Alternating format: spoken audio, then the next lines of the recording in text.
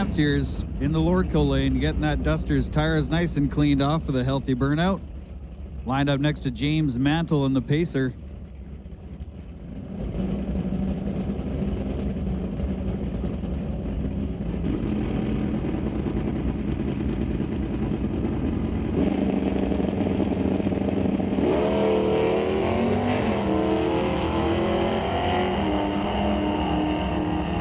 Big wheels up launch for Pete.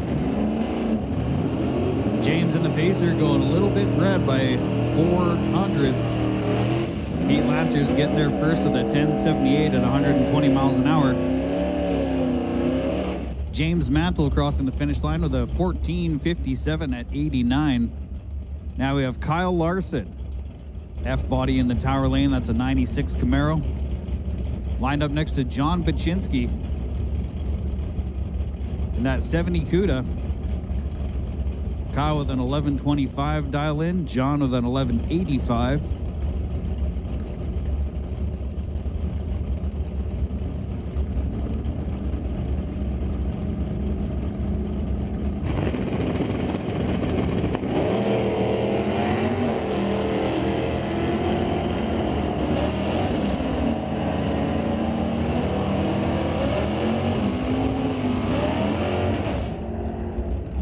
John Baczynski, better reaction time of 033. Crossing the stripe at 1083 at a $120. Kyle Larson with a 1089, also 120 miles an hour. Now we have Steve Hahn in the CUDA. In the tower lane, lined up next to Angela Bushmaker out of Buckley, Washington. 1285 is her dial in. 1125 in the tower lane.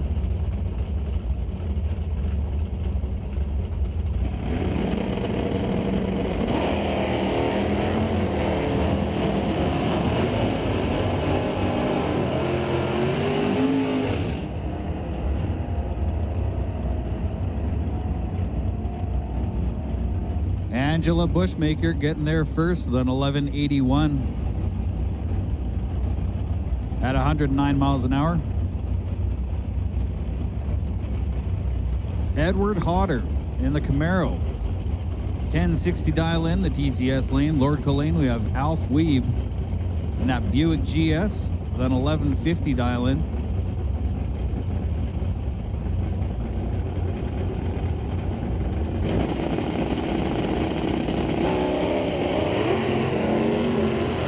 Edward Hodder, bit of a creep through the line at the tree there. Crept through the starting line, went a little bit red. Alf Weeb runs at 1052 at 126 miles an hour. Greg Marshall in the G-body. 1988 Cutlass Supreme. 1265 dial in, the TCS lane. In the right lane, we have Gregory Keelman from Vancouver, Washington, in that 1969 Camaro.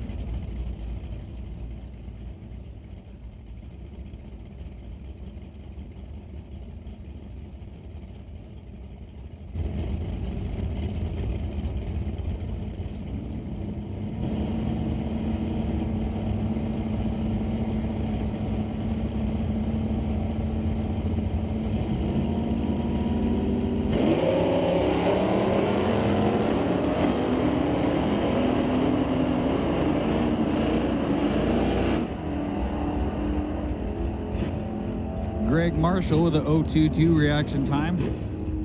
Gregory Keelman getting there first with an 1158, 112 miles per hour. Greg Marshall putting down a 1302 at 69 mile per hour. Pete Oliviero, the 79 hatchback Fox body.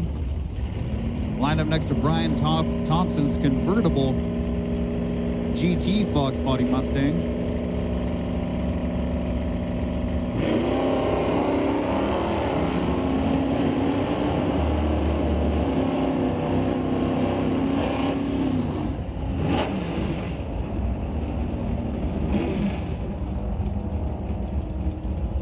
right lane, Brian Thompson getting there first to the 12.94 at 100 miles per hour. Pete Oliviero putting down a 13.17 at 98 mile an hour.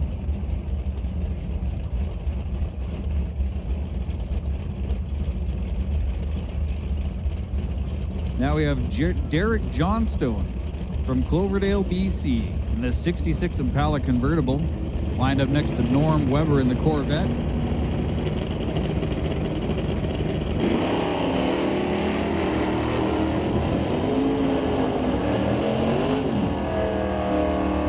C3 Corvette going a little bit red at the starting line. Derek Johnstone getting off the line of the 072 reaction.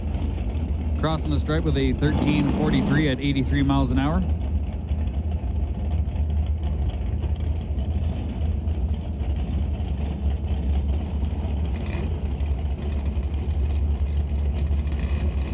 Barry Sheesgreen in the left lane.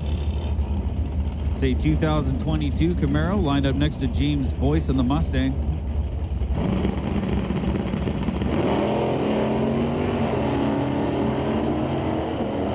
James Boyce getting off the line with a 0.16 reaction time.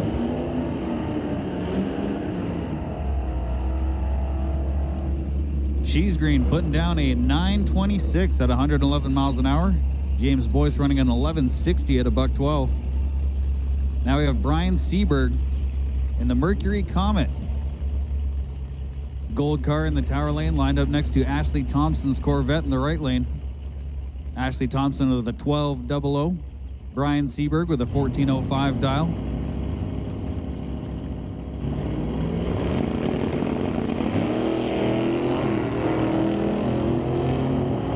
Brian Seberg getting off the line with a trip zip.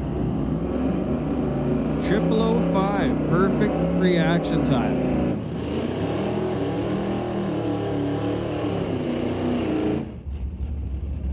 Attention in the pits, attention in the pits. This is your call, Super Comp, to lanes 3 and 4. That's Super Comp. Please come on down to lanes 3 and 4. Thank you. And if you're in the Super Shootout, bring your $20 USD. That's Super Comp lanes 3 and 4. If you're in the shootout, bring 20 bucks.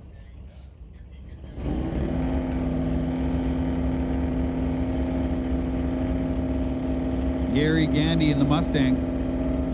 That's a 1979 hatchback flavor. Lined up next to Jody Lang in the wagon.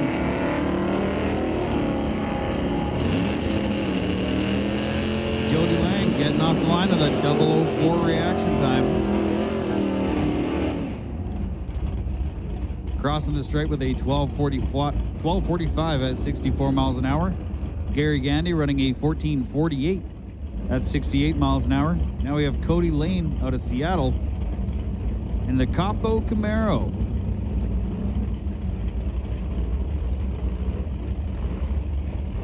Lined up next to Brad Burton in the red Pontiac.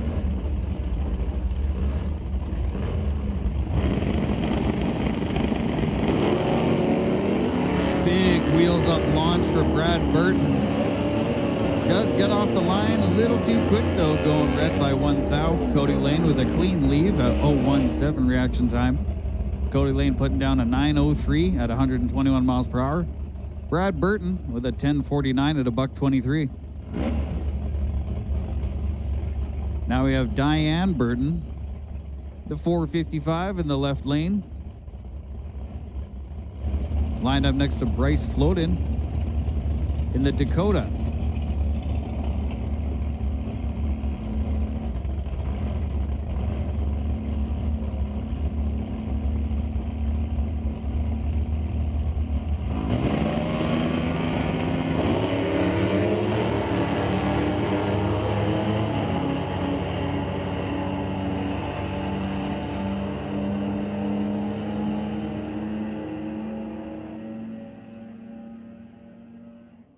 Diane Burton getting there first with a 10.67 at 121 miles per hour. Bryce Floden with a 12.92 at 99.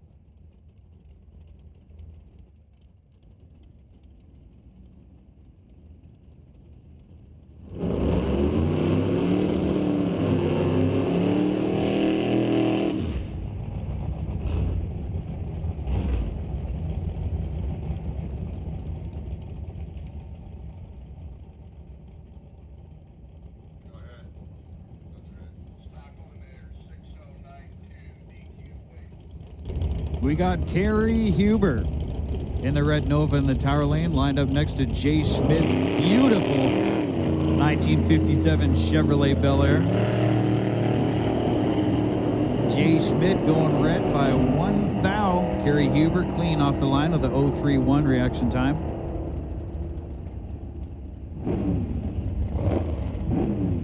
Carrie Huber getting there first with a 1089 at a $132. Jay Schmidt putting down a 1090, 143 miles an hour.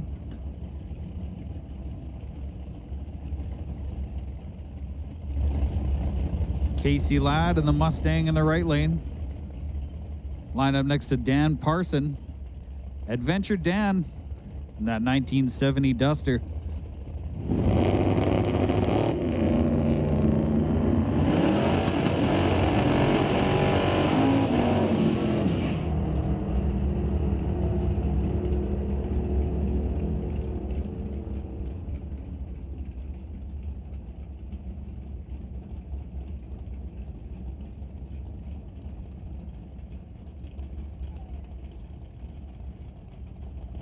Casey Ladd putting down a 1091 at a $145. We got Dan Parsons ran a 1092 at a $130. Stephen Veach, the bright blue 72 Duster in the tower lane, lined up next to Doreen Dix Camaro.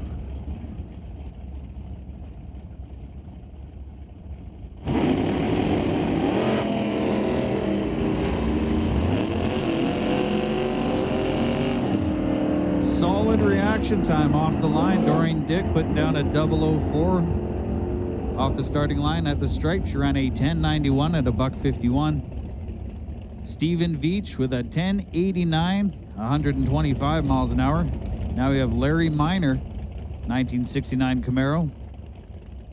Lined up next to Fred Hoffman, 67 Camaro.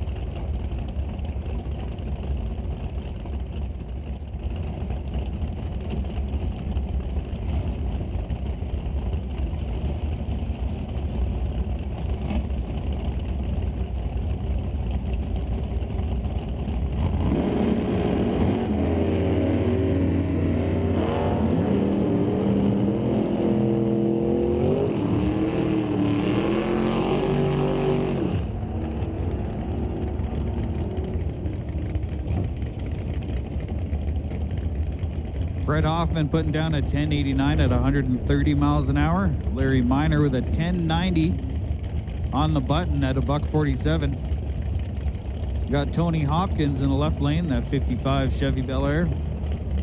Lined up next to Alan Machem in the Nova. Alan Machem in the Lordco lane, Northwest Nationals champ from 2011.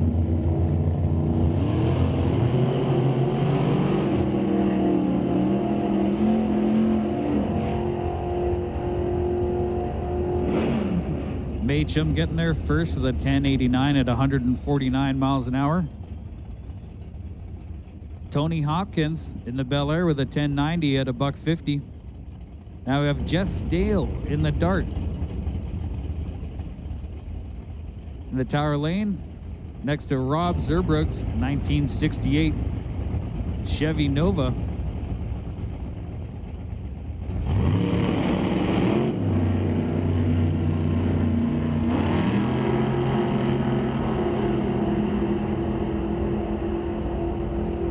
Rob Zerbrug itching to get to that finish line, leaving early by 2 thou. Jess Dale putting down a clean run with a 1090 with an O at 147 miles an hour. We got Brian McGinnis, that 1956 Chevrolet 210 in the Tower Lane. Black on black, clean looking unit right there. Line up next to Nikki Brown in the Roadster Camaro.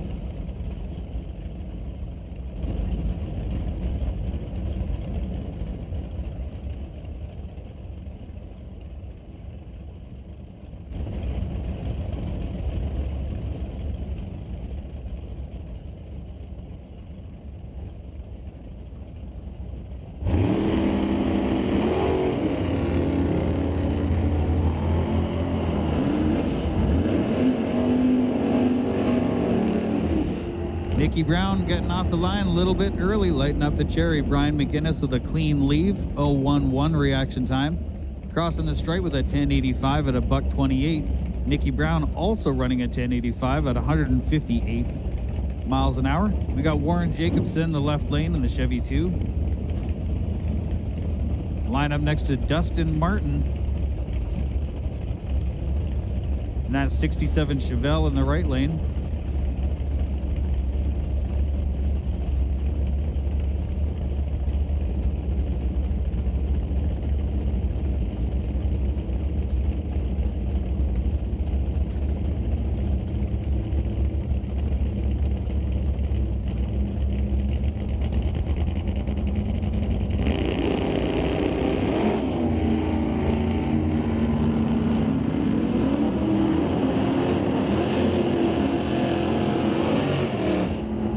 Clean launch for both drivers. Got a 0.17 in the left lane, 0.13 reaction time in the right lane. Dustin Martin getting there first with a 10.90 with a 7 at 151 miles an hour. Warren Jacobson putting down a 10.93 at a $1.40. We have Aaron Durham in the Nova. Beautiful looking car in the tower lane, lined up next to Herman Chan's first gen Camaro. Herman Chan driving along with Lordco Auto Parts. Aaron Durham putting down a 0.06 reaction time off the line. Herman Chan with the 0.17 reaction time, put down a 10.87 quarter mile ET at a $1.31. Aaron Durham running a 10.91 at a $1.31. We got Zach Rice in the left lane out of Tacoma. That's 63 Nova. Right lane, Matt Keelman, 1970 Nova.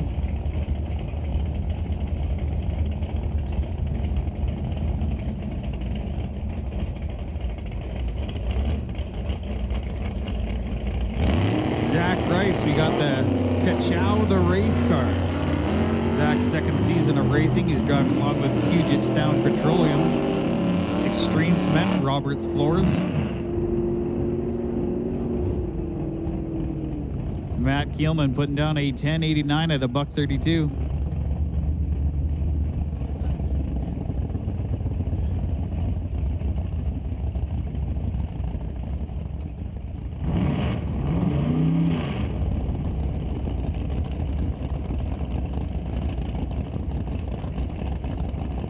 Brad Vinci in the left lane out of Langley, BC. That blue 68 Camaro lined up next to Lane Savar. Lane Savar out of Washington.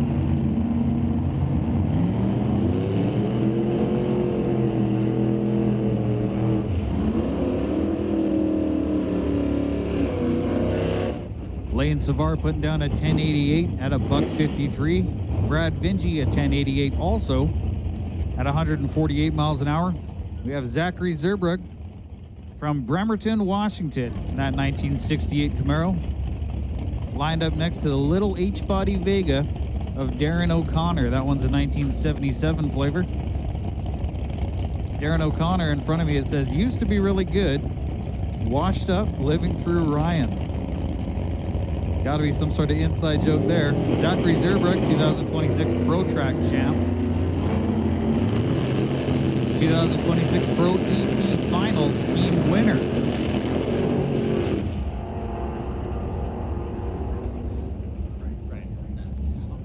That would be 2025 Pro Track champ.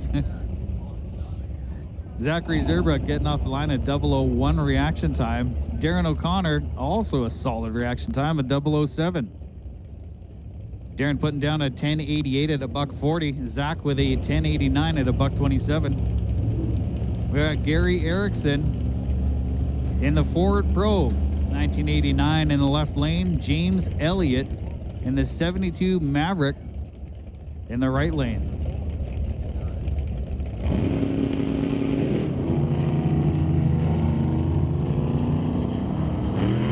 Attention in the pits, attention in the pits. Super stock.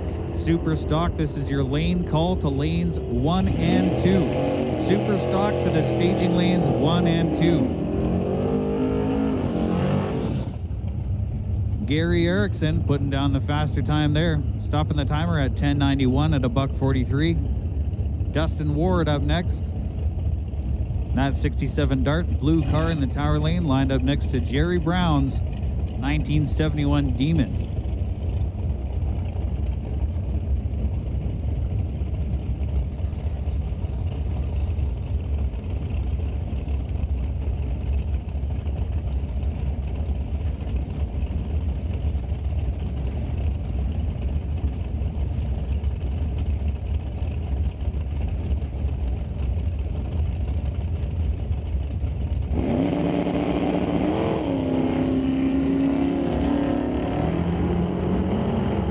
Dustin Ward leaving red by 5 thou. Jerry Brown getting off the line with the 022 reaction time.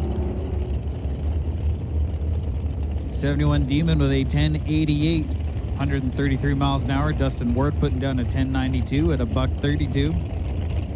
Now we have Justin Bond in the dragster. In the left lane, lined up next to Warren Keene.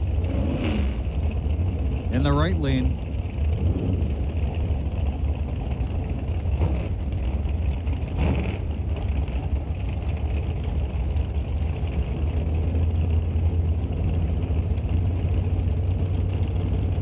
Justin Bond with a 615 cubic inch V8 monster thumping away behind his back.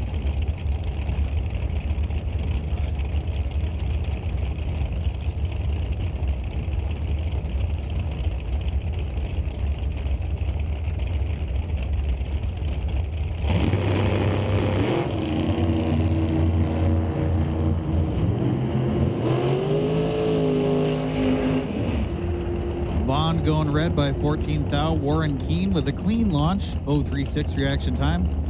Stopping the timer at 8:99 at $1:72. Justin Bond putting down at 8:91 at 181 miles an hour. Now we have David Archambault. 1991 Ford Probe in the left lane. Emmett McKillop driving a Diamond Dragster chassis.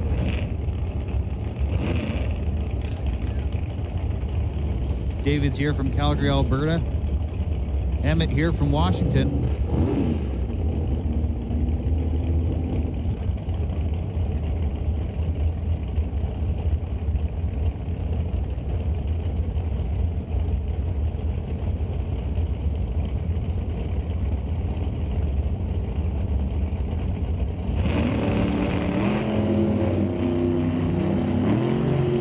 David Archambault in the Pro with a 0006. A perfect reaction time for David Archambault. 3 zeros and a 6. Putting down an 887 at 157 miles an hour.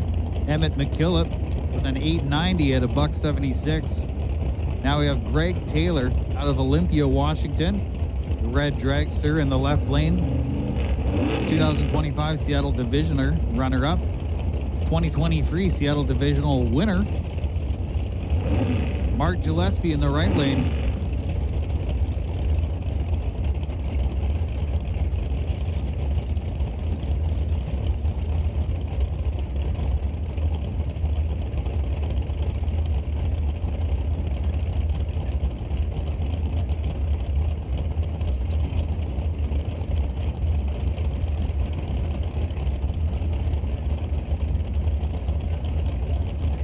Attention in the pits, attention in the pits. Top dragster. This is your call to the staging lanes 5 and 6.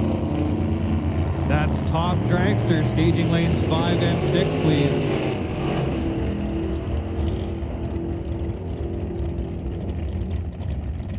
Once again, top dragster. Come on down to lanes 5 and 6, please. Greg Taylor putting down an 888 at 174 miles an hour. Mark Gillespie running an 890 at $1:78. Reed Holland in the left lane in the Worthy Dragster. Line up next to Dale Green in the right lane.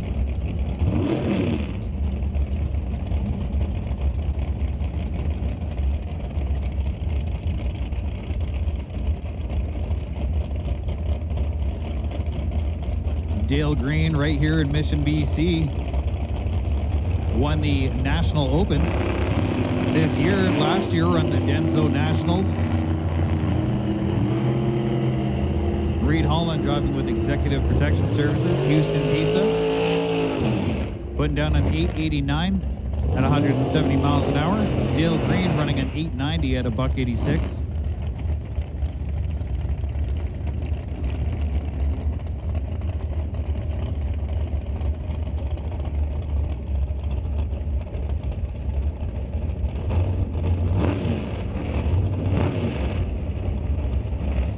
Rod Belsham in the Shorty Dragster in the Tower Lane.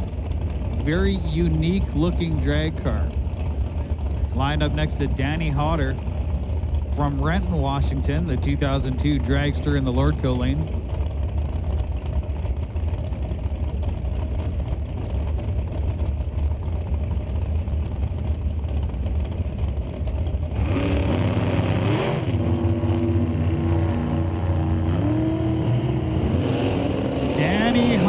Getting off the line of the 006 reaction time. Solid lead for Danny.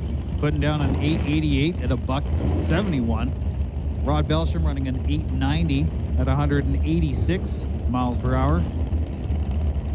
And we got Emily Gerard, black dragster in the left lane, driving along with Rad Torque Systems. Lined up next to Randy Beck, black dragster in the right lane.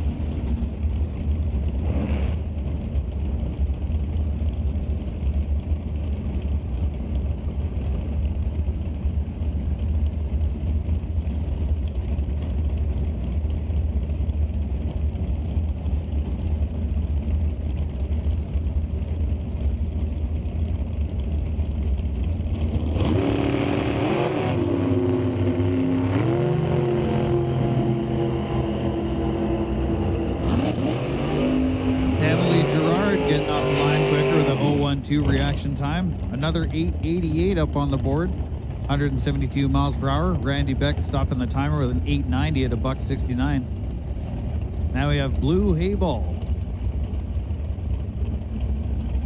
in the Tower Lane, lined up next to Andrew Morris in the Lordco Lane.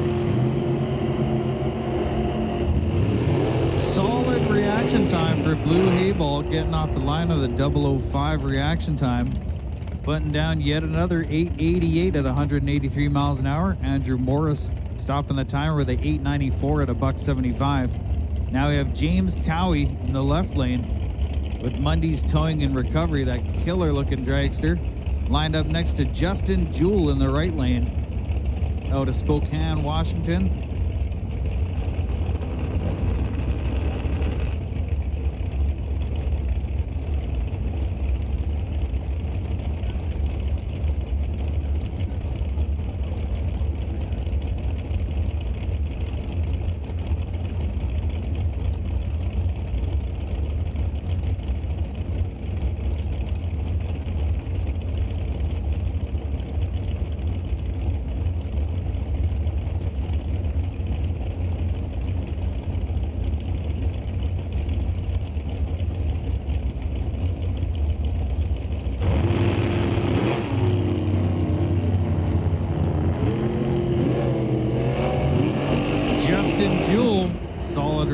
Time 3,000 getting off the line,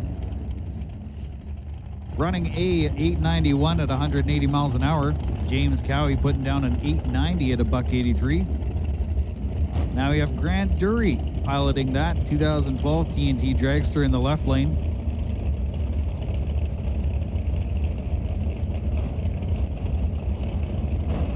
That car is powered by a 583 Chevy. Ryan O'Connor in the Lordco lane. Here from Alberta, driving along with Floors with Flair, Rad Torque, Tech Forestry, Bent Racing, and Caribou Electric.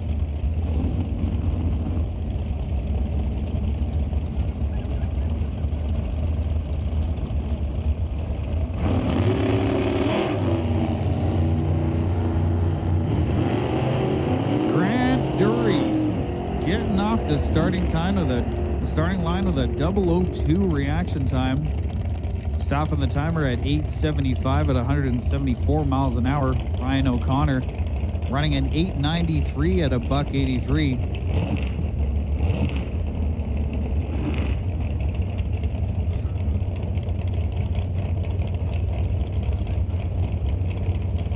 Another dragster pair up, pulling up to the staging beams. We have Selena Lenihan from Kirkland, Washington.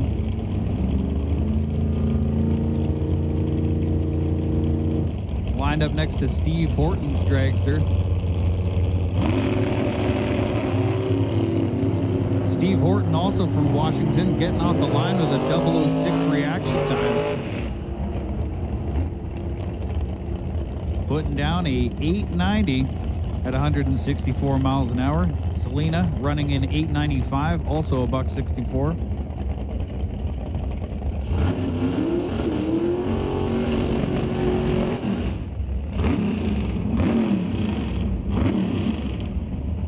Chris Cannon in that bright orange Roadster Corvette in the left lane. Lined up next to Tori Lee from Arizona.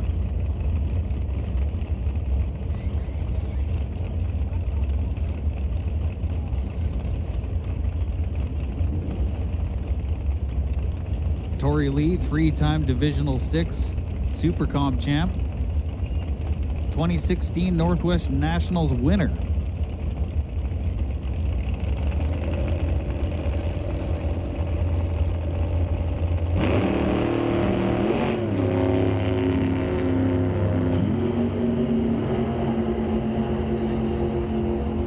Tori with a solid launch, 004 off the starting line, stopping the timer at 890, 175 miles an hour. Chris Cannon putting down an 894 at a $1.85. We got Mark Loftus in the black and green machine, Loftus Racing. Lined up next to Bobby Gordon, black dragster in the right lane from Anchorage, Alaska.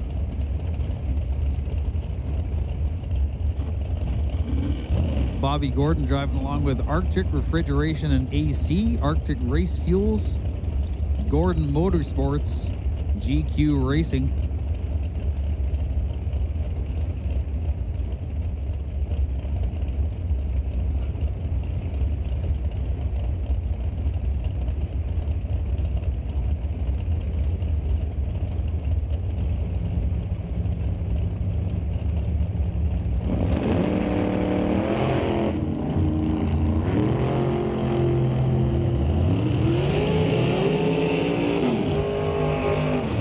Mark Loftus getting off the line with a cleaner 011 reaction time.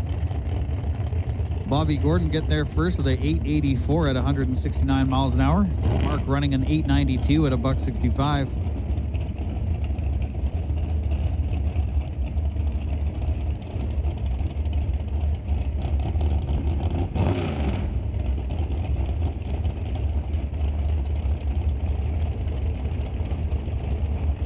Dylan Howe in the right lane out of Junction, Oregon.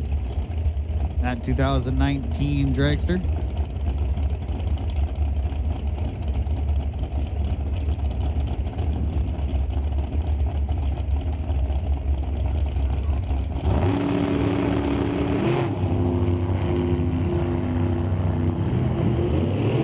Dylan getting off the line with a 008 reaction time. Paul Nero is in the left lane. Paul Nero putting down an 885 at 181 miles an hour. Dylan Howe with an 891 at a $1.84. We got Brian Hutchinson for a solo pass in the Shorty American 2022 dragster.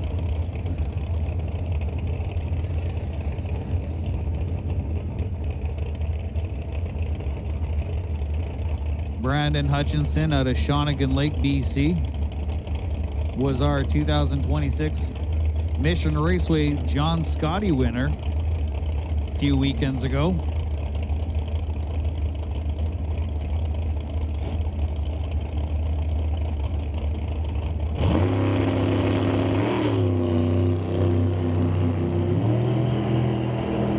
Attention in the pits, attention in the pits. Comp, this is your call to 3 and 4. That's comp to call to lanes 3 and 4. Junior Thunder, Junior Lightning, you guys are on standby.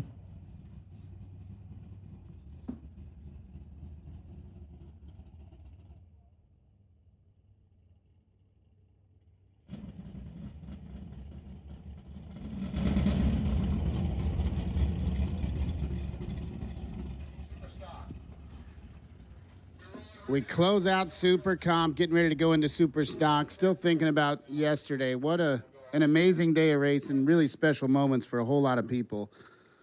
Etching their names in the history book. The first national event winners here at Mission Raceway Park. The Jewell family having one heck of a Friday. Doubling up yesterday. Ashley Thompson, her first national event, final round.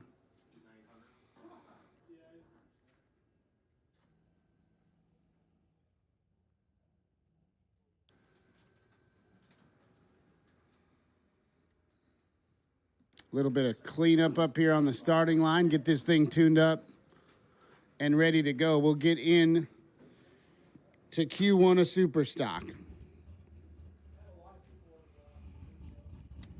We'll have one more shot to get into the shootout. So if you were 007 and 8th thou under, like Matt Keelman, you've still got a chance. And Dustin Martin's like $6 richer. Little side bet in the pits.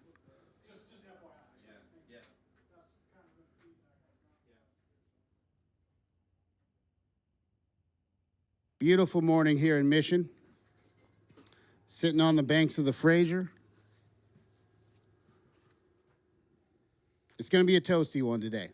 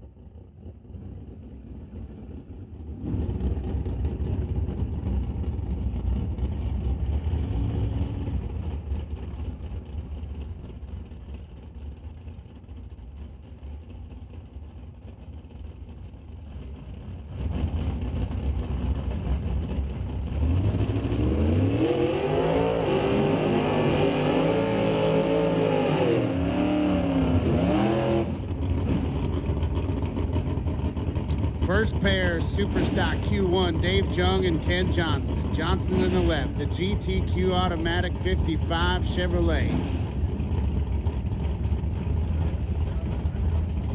The K Super Stocker at Jung, right-hand side out of Surrey, BC.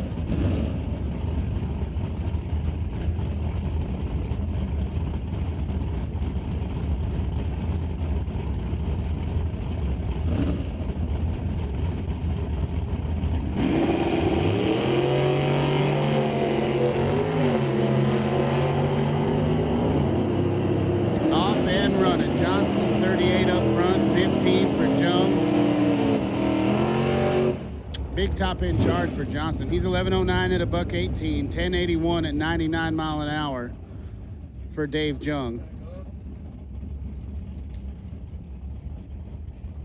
So Johnston sets the bar at 65 under. Take a screenshot. For a brief moment, you are the number one qualifier. My man, Daryl Stobie. The 64 Chevelle out of Abbotsford, BC. That's a J Automatic Superstocker, and he still starts it with a key. Rick McKinney to his right had a heck of a day yesterday.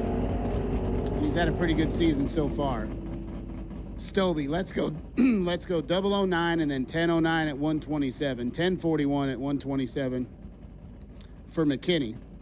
So Stobie moves to the top of the sheet.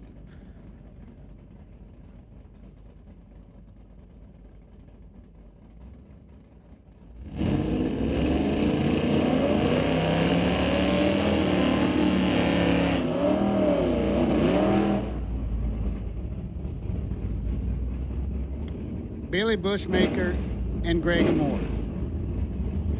I try to be Switzerland up here and keep it neutral, but it would have been really cool to see Bushmaker park it in the winner's circle. He came one win light short. The M Automatic 74 CUDA, a Moore to his left, the factory D Superstock Mustang out of Regina, Saskatchewan.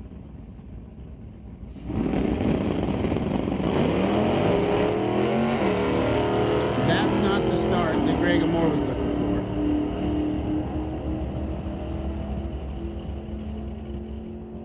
Turned the tires, shook him a little bit. He's pulled over to the left-hand side of the track here. Bushmaker, 11:02 at 119. Slide him into the 3 spot for now.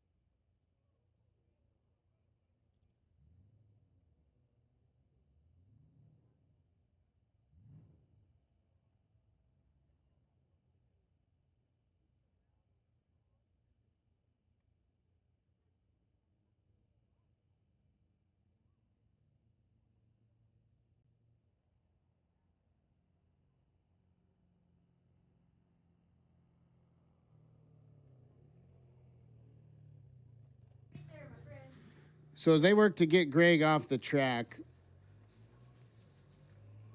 want to once again thank Rad Torque Systems for all the support here this weekend. The inaugural Canadian Sports Nationals. Not just a proud sponsor of that event, but a proud partner to drag racing in this part of the world and beyond. They've been doing this thing for more than 30 years, designing and manufacturing high-performance torque wrenches trusted by industries all around the world. Built locally but sold all over the globe. Very proud to be supporting racers, fans, and the future of drag racing right here in Canada.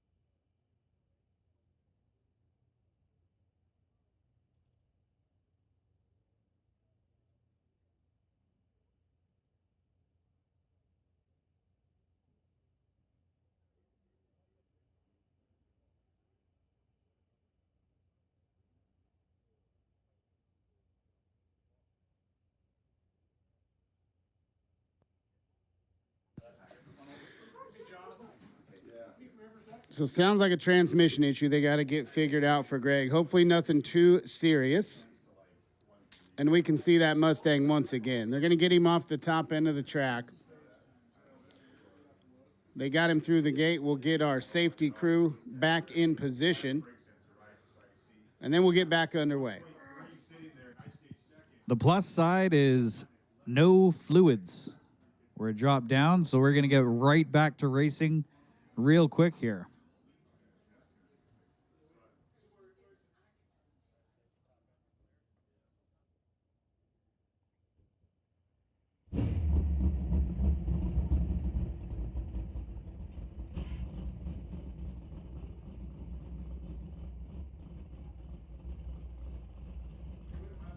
Top end clear, fire in the pipes, Nick Shepard and Burke Taylor.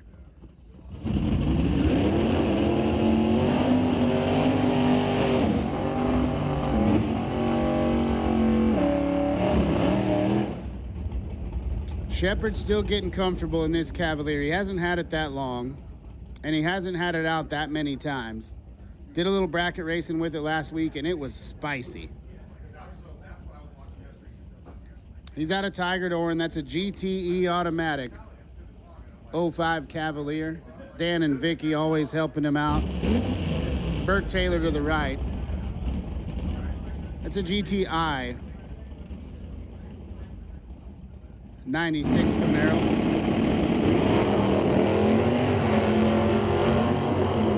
Neither one of them stellar on the tree, but they did turn it green. Headed down to the big end. Scoreboard says 929 at 141 for Shepard, 1023 at 128 for Taylor. That'll slide Shepard into the 4 spot. Taylor tags the bottom of the sheet at 41 under. So for the moment, Daryl Stobie at 90 under in the J Automatic Chevelle is still at the top. Alan Marshall and Scott Burton now. Also learning the ropes of that new Sunfire. It's new to them. It's a pretty sweet hot rod. GTD Automatic 05 Sunfire. Marshall, the O Superstock 55 Chevrolet, turns a little bit red. 903 at 129 for Scott Burton. He'll move straight to the top of the sheet at 96 under. Marshall, 1156 at 113. We'll slide him into the 7 spot for now.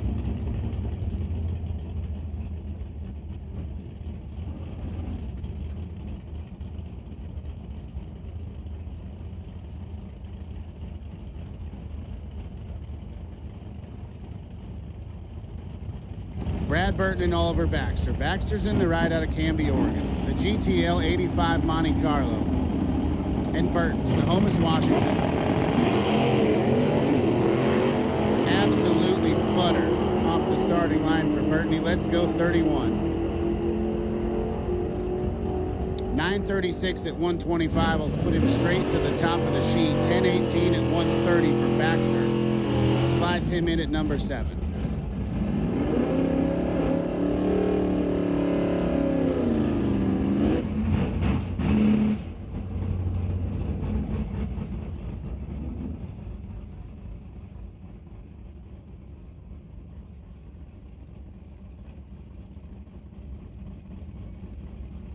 Rod Stoltz and Brian Thompson now. Thompson in the notchback Fox body. That's a Super Stock M automatic car out of Federal Way, Washington. Stoltz out of Marysville. The GTS 10 pickup.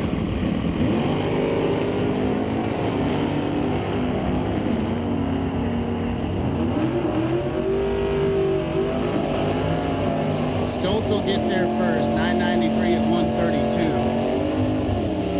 Thompson trips the beams, 1185 at 91 mile an hour. So Thompson tags the bottom of the sheet. Stoltz puts it in the number 3 spot for now as Ty Gaynor and the Dougal Thomas come to the starting line.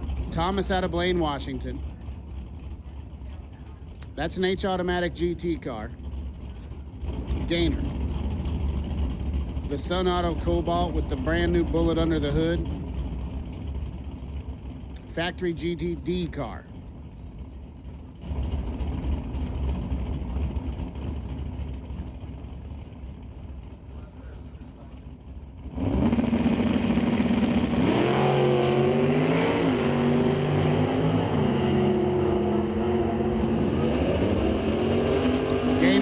charge, and he'll get there first. 9:10 at 147. 9:98 at 130 for Dougal. So Ty Gaynor slides into the 8th spot. The real Dougal Thomas sitting at number 12. And that'll bring up the final pair of super stock. Troy Olszanowski and Jody Lang. Jody had himself a heck of a weekend so far.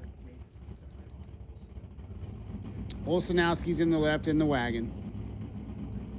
The Malibu of Lang sits to his right.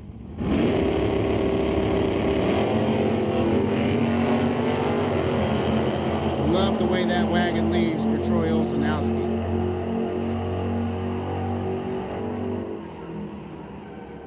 $11.15 at 84 for Jody Lang. $11.62 at 93 for Olszanowski.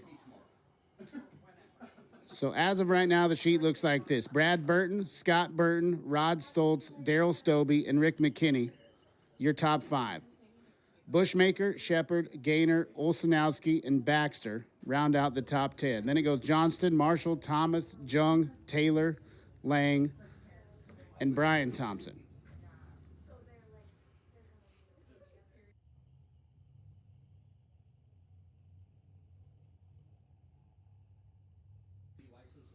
So that'll take us into top dragster.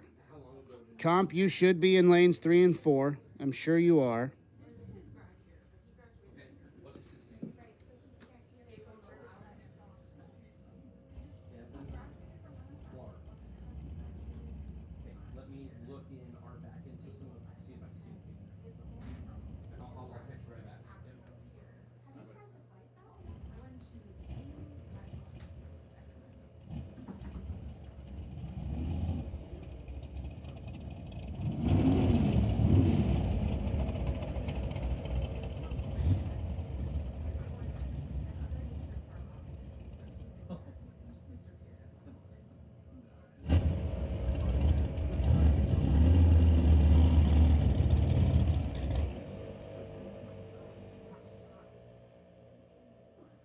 Hot mic.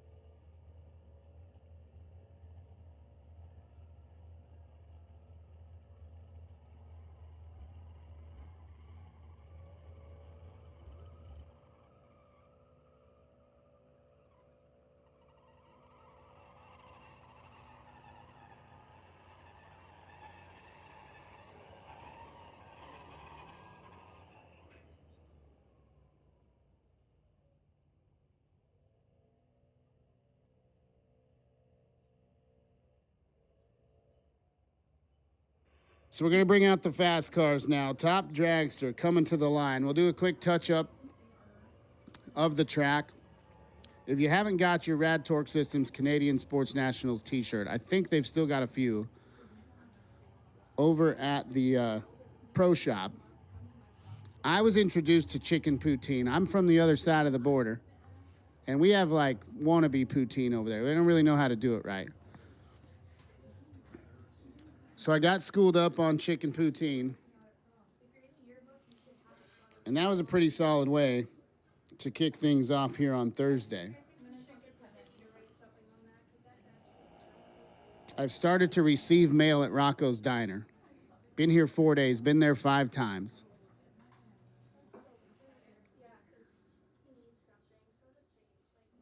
Appreciate all the hospitality.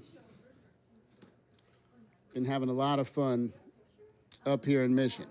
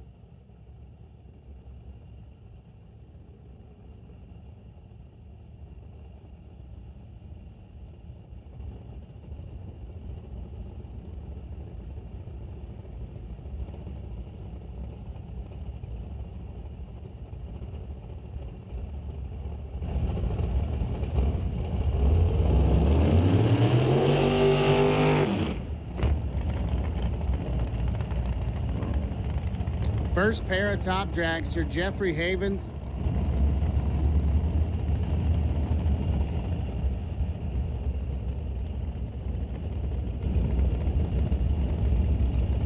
And Dan Rodriguez.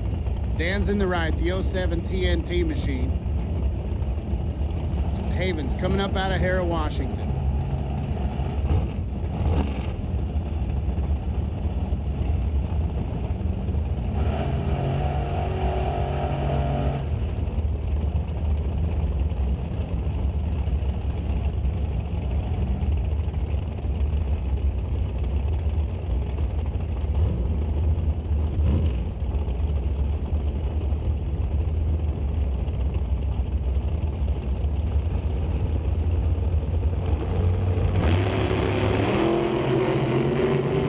Attention in the pits, Junior Thunder to staging lane number 1, Junior Lightning to staging lane number 2, please. Thunder to lane 1, Lightning to lane 2. 712 at 186 for Dan. 720 also at 186 for Jeff Havens. Brad Powell and Justin Dalhanick. Dalhanick in the right. The 06 machine, R&D trailer rentals on board, MKS trailer equipment and repair. Brad Powell coming out of Linden, Washington.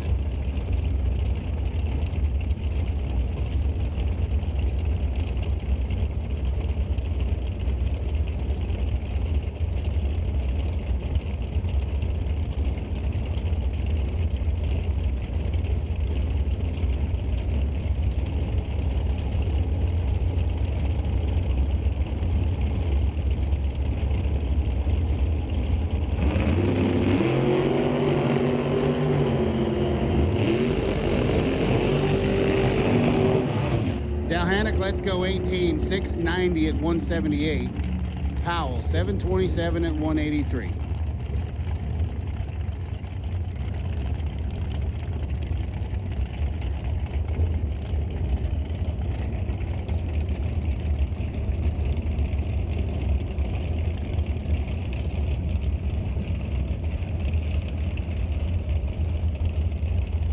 Ed Vanderkoy and Justin Bond. Justin had some personal business to tend to this weekend, so he skipped Bristol, make it out here to hang out with us in Mission. The blown 632 sitting behind the cage for Bond, Barnwell, or Vanderkoy out of Barnwell, Alberta, Spider Electric, IMEX RV, and my man George LeBlanc helping him out.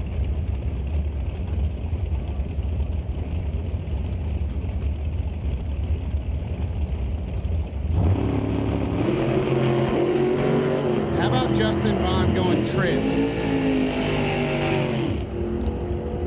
And then 692 at 196. 743 at 176 on the scoreboards for Vanderkoy.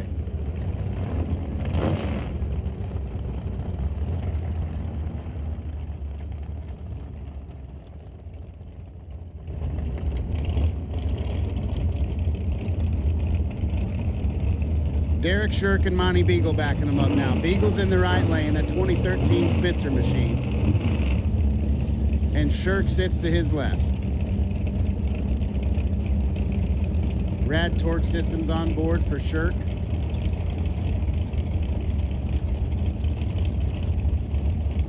Monty Beagle puts on a lot of miles over the course of a race season. You'll see him up here, of course. You'll see him in Vegas, all over the West Coast. They both turn it pink up here. Top end says 694 at 193 for Beagle, 766 at 172 for Derek Shirk.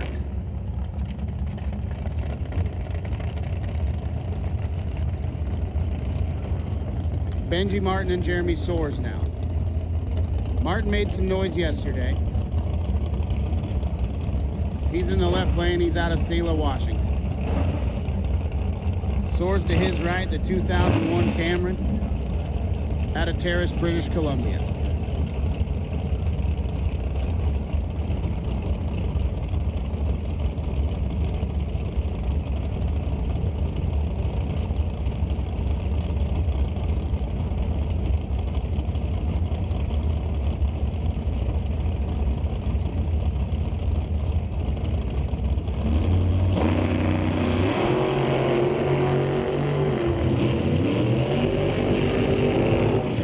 do a 21 up front. Big N says 675 at 197 for Benji Martin. Soars clicks at 735 at 179.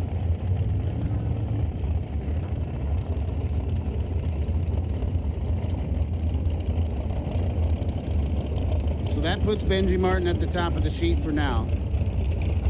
He will not stay there, but he's there for now. Tammy Peugeot and Cody Baker. Tammy's in the ride out of Abbotsford, BC, just up the road, Rad Torque Systems machine. Baker from High River, Alberta.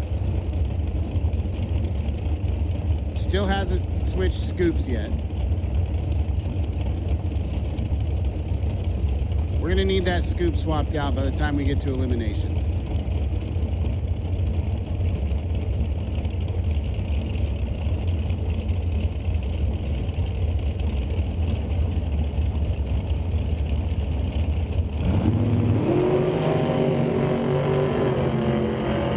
Baker's up on the wheel. He's 001 on the tree to the top end, 707 at 187. Tammy clocks it in 716 at $185.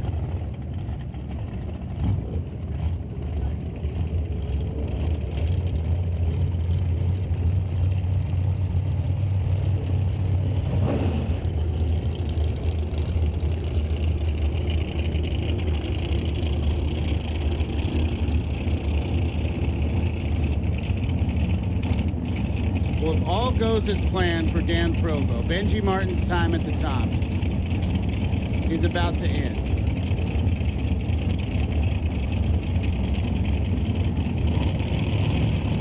The Rad Torque Systems machine sitting in the left, the other, or another, there's a lot of Rad Torque Systems hot rods up here. Zach Clark, right-hand side. Zach clicks it a little bit red.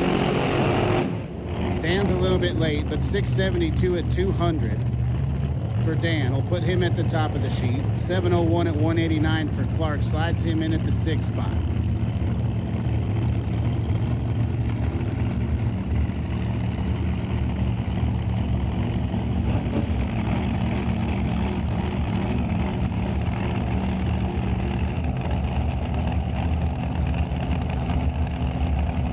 Willie Oliver and Grant Derry now. I've been told that Mr. Oliver called his shot. He said he's going to be 10 or better right here.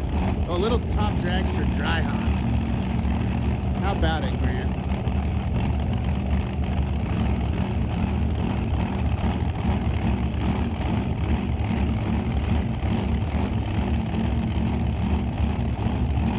Grant's had a heck of a season so far. Got the win at the Phoenix Division. Got the win at the Winter Nationals. Well, he was 10. He was just 10 red. So I don't know if that counts, Billy. 653 at 216 for Grant Derry puts him at the top of the sheet. Oliver, 702 at 190.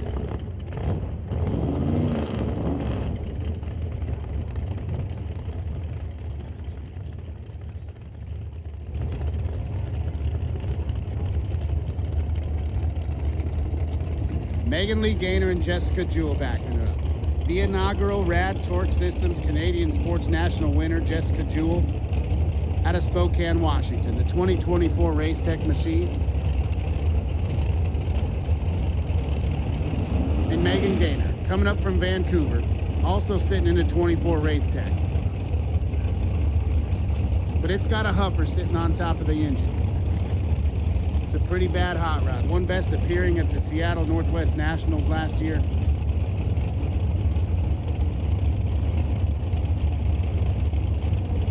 Madcap powered machine.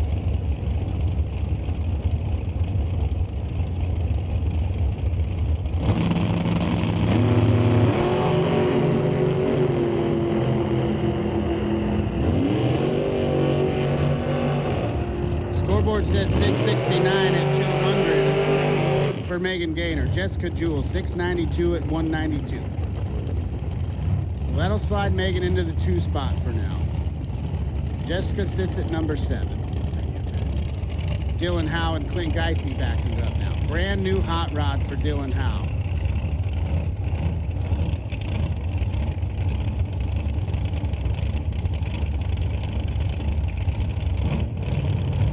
charge of the nitrous for Geisy, the Road to Paint machine, right-hand side.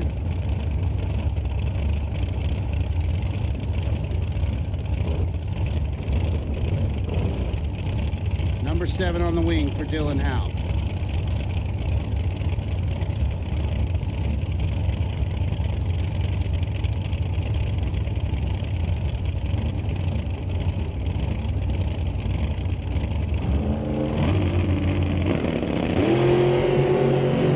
Dylan Howe is 000 with a 3. And then 663 at 202.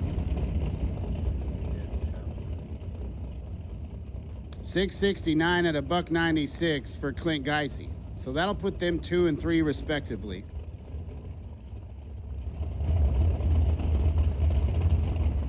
Chris Barton and Andy Morris now.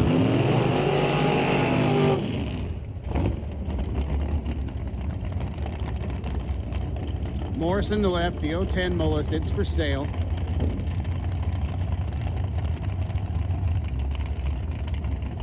No low balls. He knows what he's got.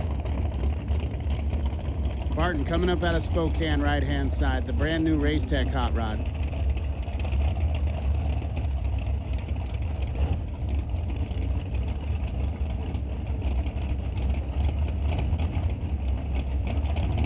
Couple big carbonatas on top and a whole bunch of spray. That ain't no boat motor.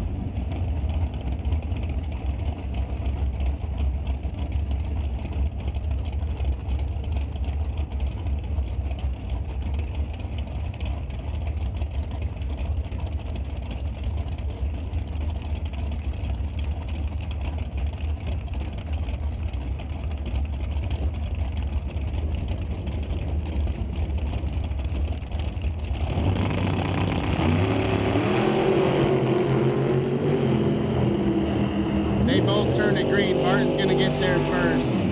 658 at 202 for Chris. 755 at 140 mile an hour for Andy Morris. So Barton goes to number 2.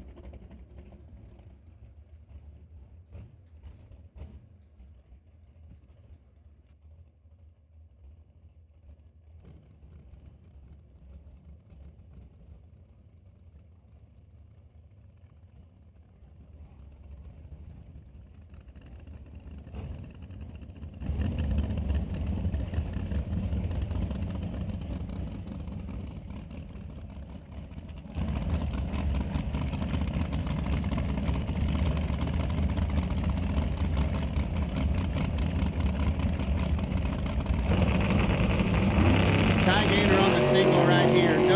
006 on the tree. The young fella knows how to lead. 749 at 177 for Ty Gaynor.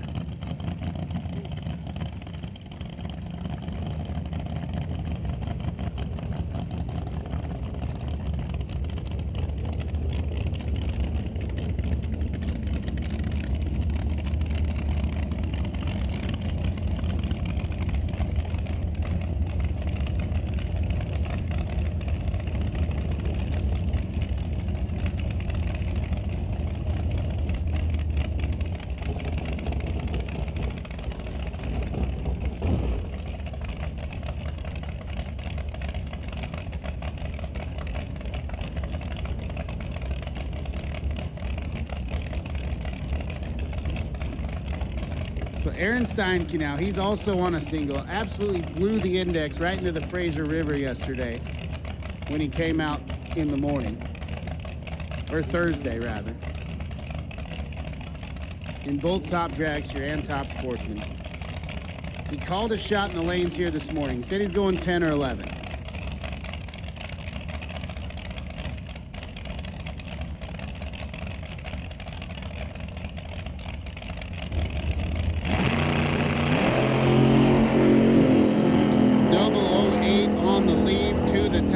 Scoreboard says 607 at 227. Super Gas. We will take you to the staging lanes at this time. Super Gas.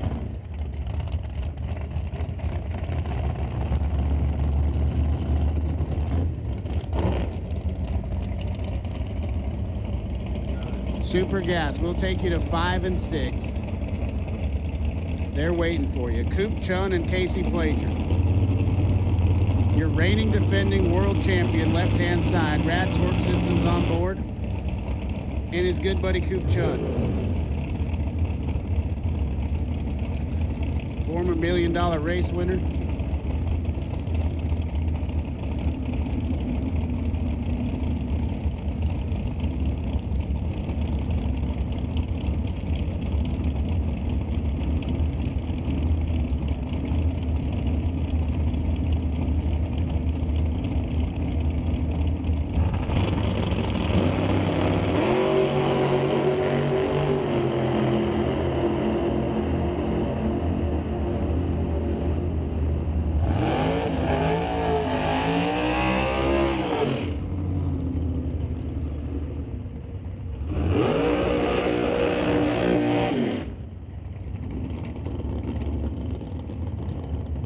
Plager goes 737 at 148.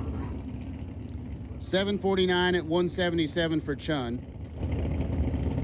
So it goes Grant Dury, Chris Barton, Dylan Howe, Clint Geisey, Megan Gaynor.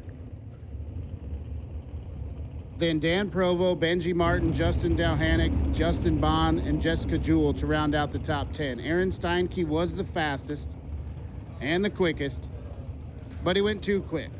So he'll go to the bottom of the sheet for now as we move into Super Gas. I mean Comp Eliminator. When I say Super Gas, what I mean is Comp Eliminator. I saw a couple Roadsters. You know, I just glanced over, I saw a Roadster.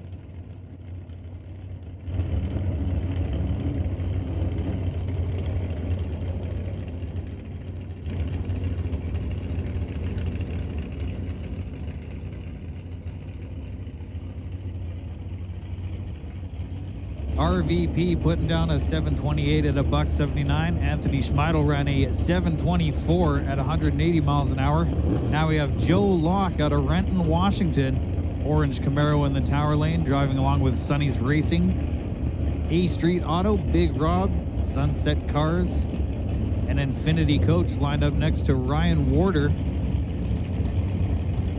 Also out of Washington in that Sunfire. 5 times national event winner. 3-time divisional champion.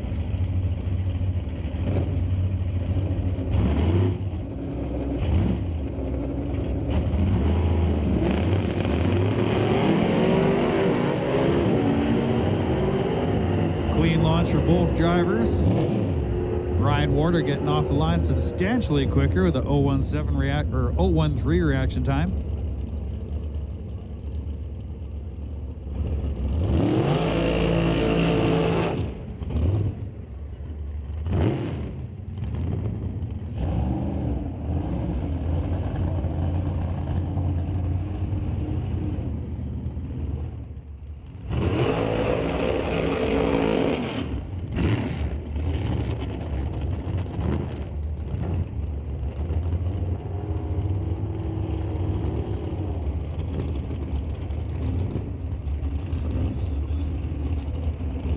Joe Locke in the left lane putting down a 662 at 209 mile an hour. Now we have Dean Carter. Red Dragster in the left lane.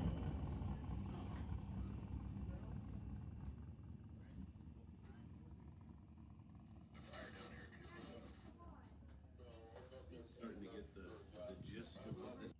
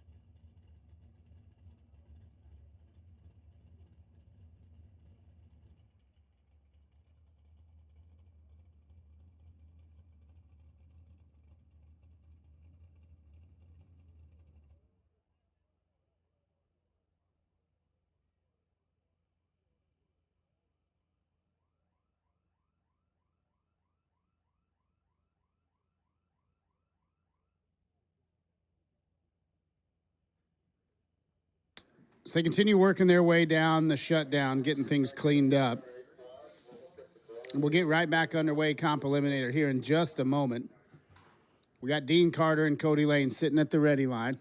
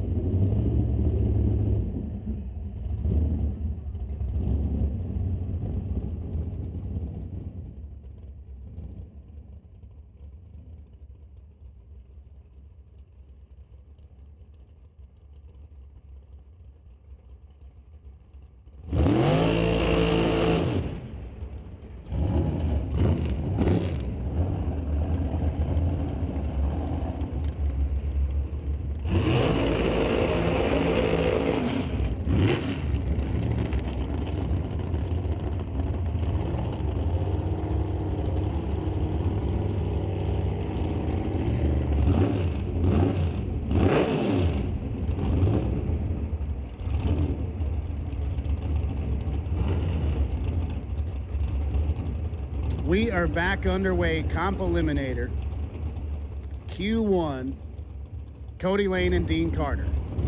Cody's in the right, Dean's in the left. The AE Econo dragster of Carter. Finished number 2 in Division 7.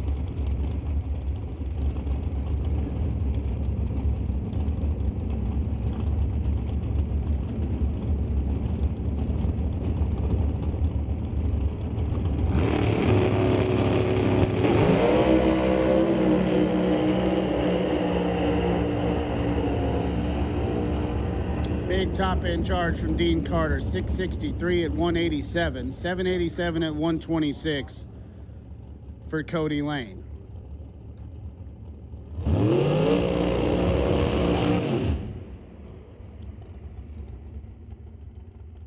You want to hear something singing? Listen to the burnout that you're about to hear from Kevin Perkin.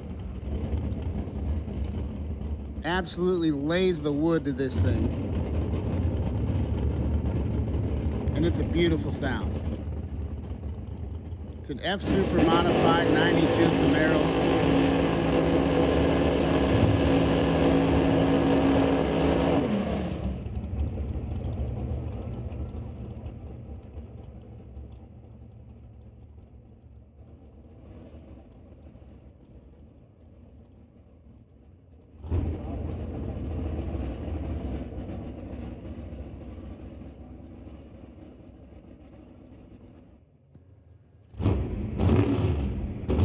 So Kim Carter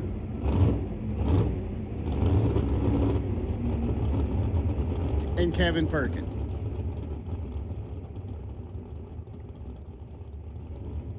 The C Dragster, the F Super Modified. Ralph Van Papigan currently sitting at the top of the sheet. Anthony Schmeidel, Ryan Warder, Dean Carter, Joe Locke, and Cody Lane.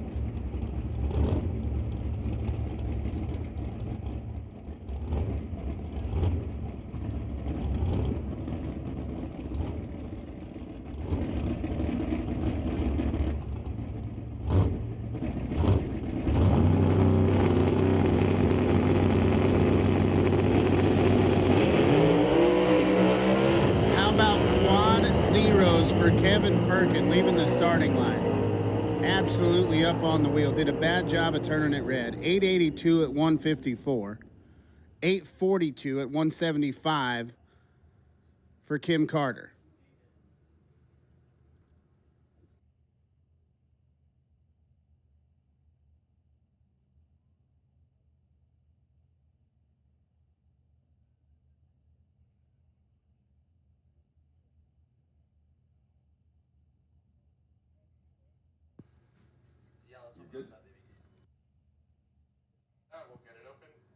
Hanging out with your familiar voice, John Tabak, up here in the tower. He's going to get himself something to eat, which is a good reminder for all y'all. If you're getting hungry, the concessions are open. They make some really great food over there.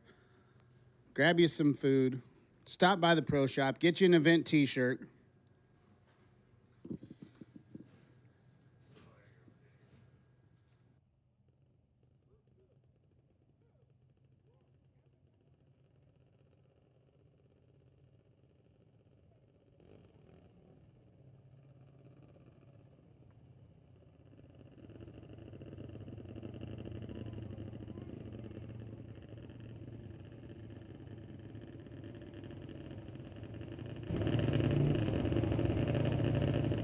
So we'll get ready to move into our junior dragsters. Pretty cool to have them on the program here for the Divisional.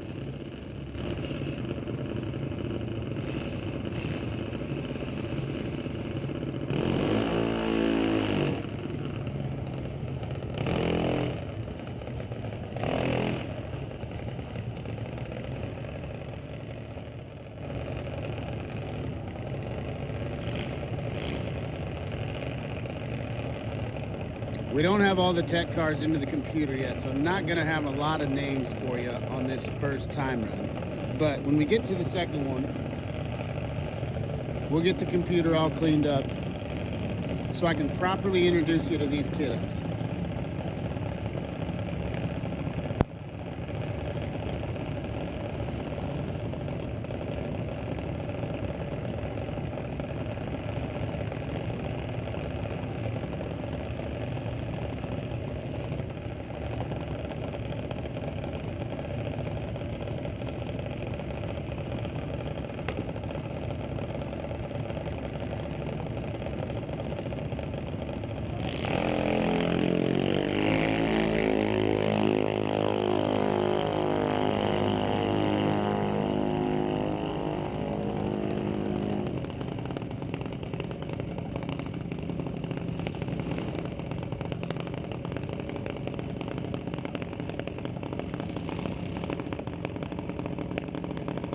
This is Junior Thunder, the youngest competitors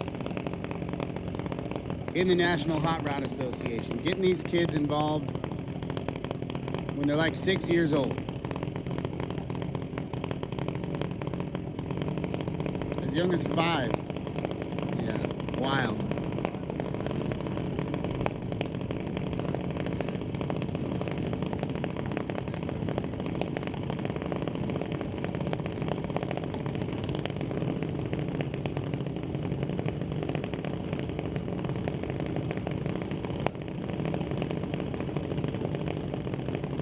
This class has came a long way. Maybe you still can, but back in the day, you could buy a full turnkey Jakester right out of a magazine. They just ship it to your house. Back in the day, everyone had little 5-horse pull start rigs. We've moved all the way into billet blocks, full billet stuff. And as you'll see when we get to Junior Lightning, some of these things can haul the mail. Great way to get kids involved, get them into the sport, get them exposed to some really good people. And we put them on the big stage here at the Lucas Oil Divisional Series.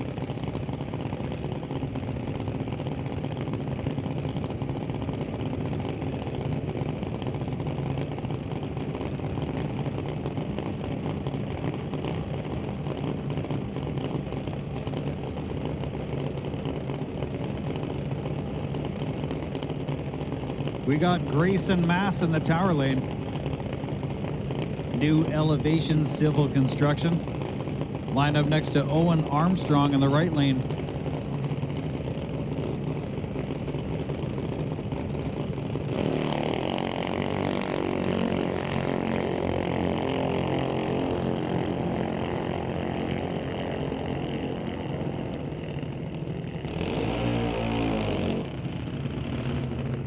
Both drivers excited to get to that finish line, going red. Owen Armstrong, the lesser offender, putting down an 11.89 at 53 miles an hour. Grayson Mass with an 8.89 at 70 miles an hour to the 8th. Now we have Cadence Rodrigue in the flamed out blue junior dragster in the left lane.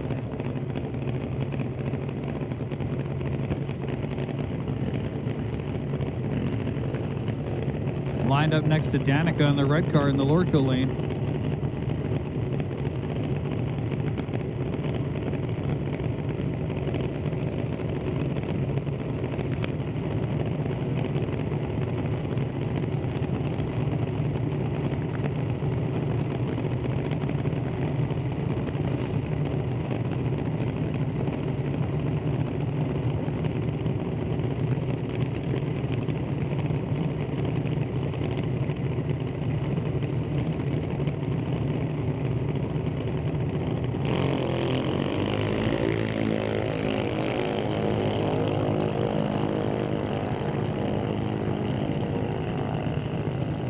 Danica going red. Cadence getting off the line with 59 up front, putting down an 8.91 at 73 miles an hour. Danica with the 12.03 at 53 miles an hour. And that run put Cadence Rodrigue into the number 1 spot qualifying today.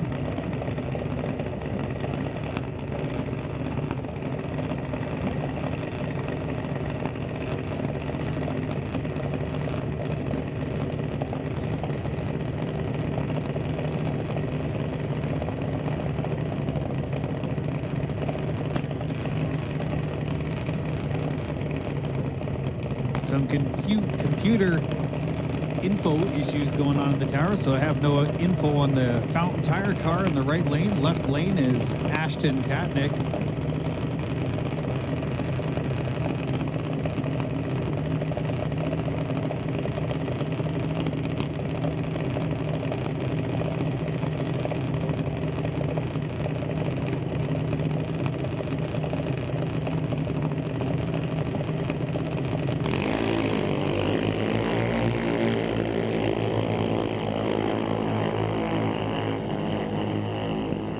Ashton Katnick getting off the line quicker with a 063 reaction time, putting down an 882 at 72 miles an hour.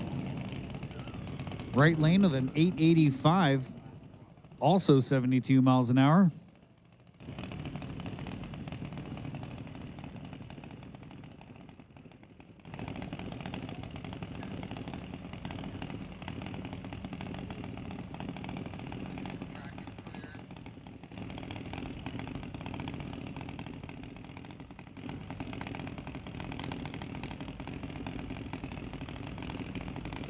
Now we have Grayson Mass, brother, Pearson Mass in the right lane.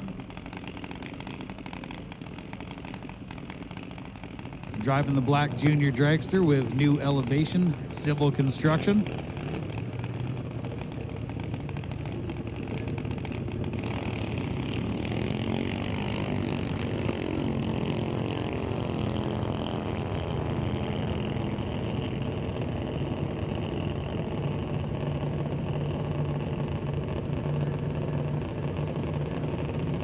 Pearson Mass with a 1200 at 52 miles an hour.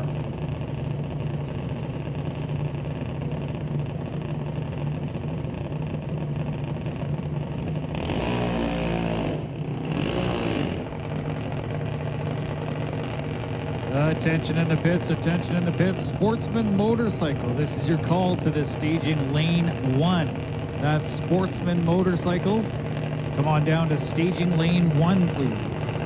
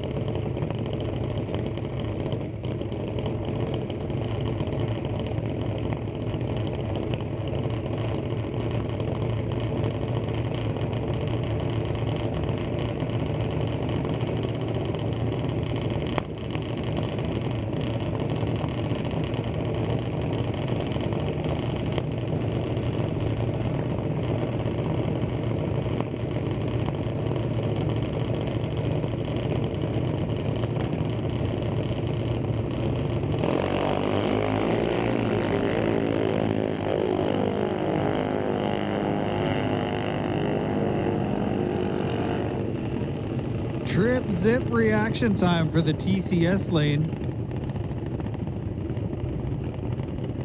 Perfect light, 000 with a 5. Putting down a 788 at 81 miles an hour.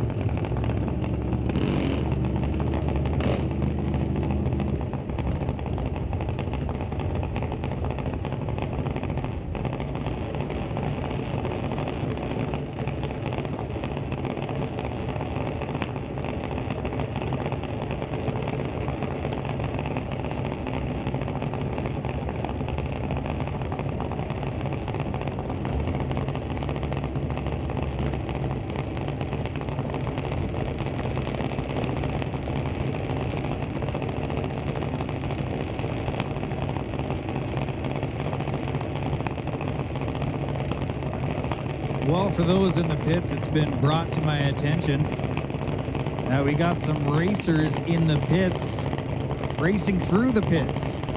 10 miles per hour in the pit lanes, please. Try to take it easy. Also, if you're riding a vehicle that has less than 4 tires, so all 2-wheeled vehicles or 3-wheeled vehicles, you got to be wearing a helmet. Got to be wearing a helmet on the pit roads if you're on a bike or a trike or a unicycle. And anyone driving a golf cart must have a driver's license.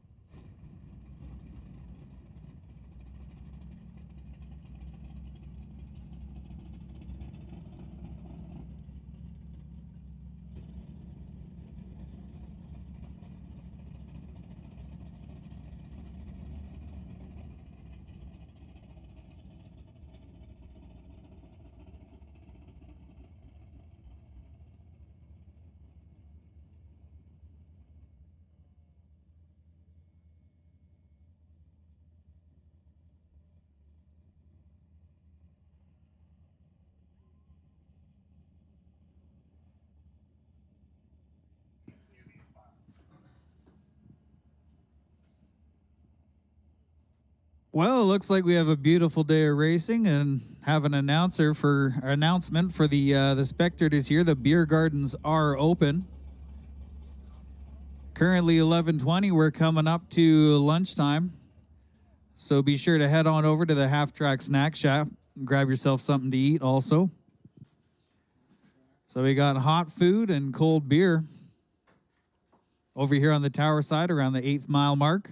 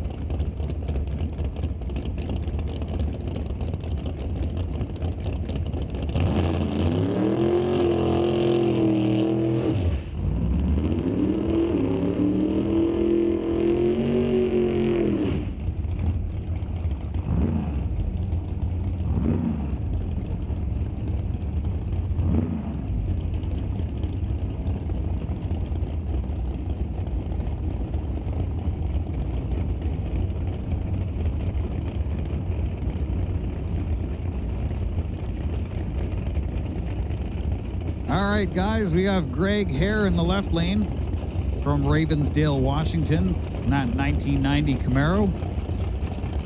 Lined up next to Kirk Lance in the right lane. Kirk Lance getting off the line with a 003 reaction time. Crossing the stripe with a 992 at 172 miles an hour.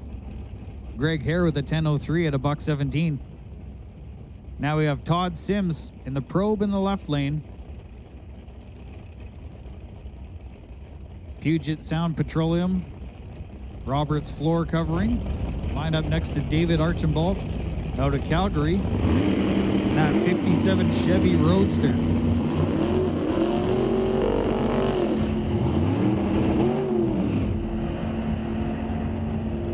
Archambault leaving early by 24. Todd Sims clean off the line with 16. Crossing the finish line with a 990 at 161 miles an hour. David Archambault putting down a 995 at $1.61. We got Dan Davis in the Orange Machine, the Corvette in the right lane. Lined up next to Daryl Baker.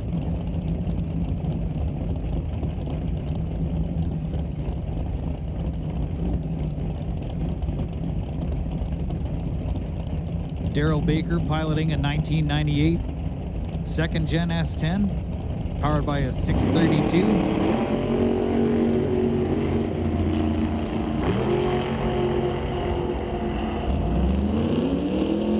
.03 reaction times on both sides of the racetrack, and Dan Davis getting there first with a 991 at 165 miles an hour. Daryl Baker putting down a 994 at $1.54. Andrew Sargent in the right lane out of Lethbridge in the blue Daytona, driving along with the VTAC Chassis Works. Western Canadian Rockwell lined up next to Brent McKinney from Wilsonville, Oregon in the C1 Roadster Corvette.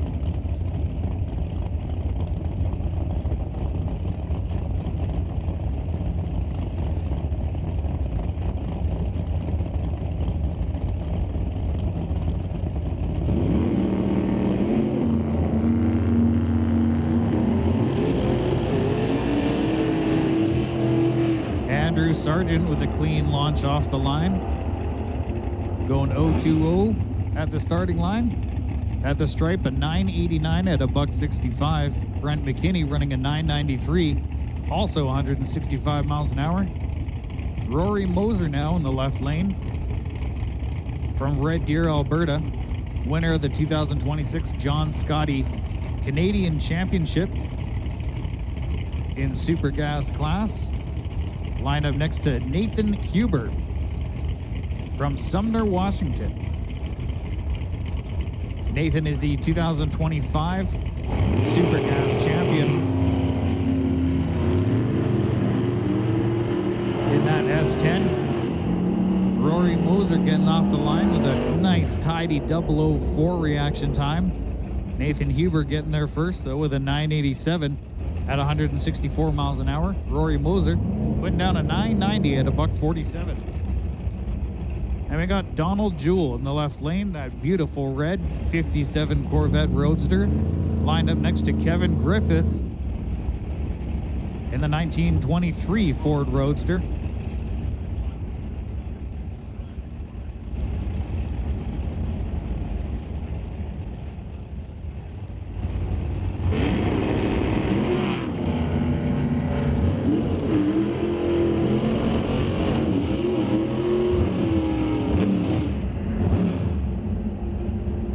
Kevin Griffiths going red, lighting up the cherry by 21 thou. Donald Jewell, 025 reaction time, crossing the stripe with a 993 at $1.67. Kevin Griffiths running a 989 at $1.52. Now we have Chris Cannon, the multicolored 63 Corvette in the left lane, lined up next to Steve Lowe in the 92 Firebird in the Lordco lane.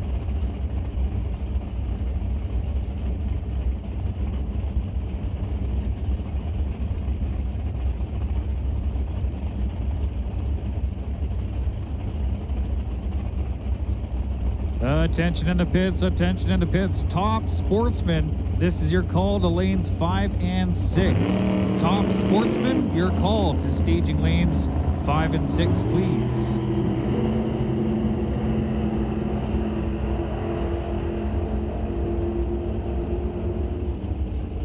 Chris Cannon getting off the line with a 10th-hour reaction time, putting down a 985 at 177 miles an hour. Steve Lowe getting off the line with a 013, putting down a 989 at 167 miles an hour.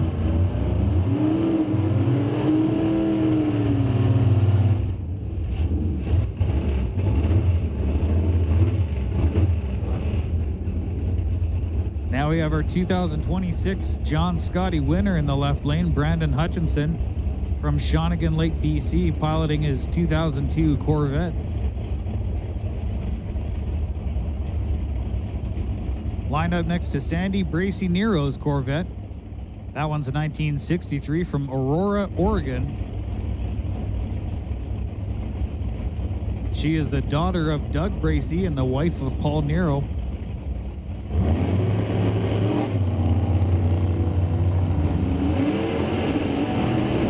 Solid reaction time for Sandy in the right lane, a 008 reaction time, putting down a 987 at a $170. Brandon Hutchinson, the left lane, with a 991 at 159.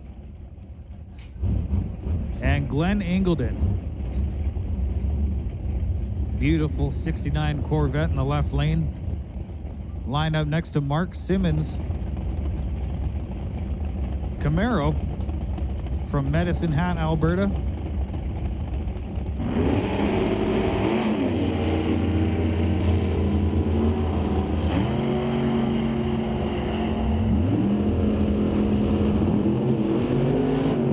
Mark Simmons lighting up the cherry by 77. Glenn Ingledon clean off the line, putting down a 992 at 141 miles an hour.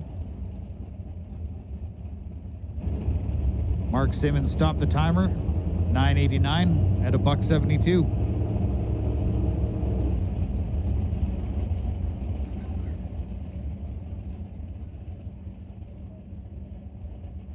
Josh Melliff in the right lane, 57 Corvette Roadster, lined up next to Keith Peterson in the vibrant green 2008 Mustang.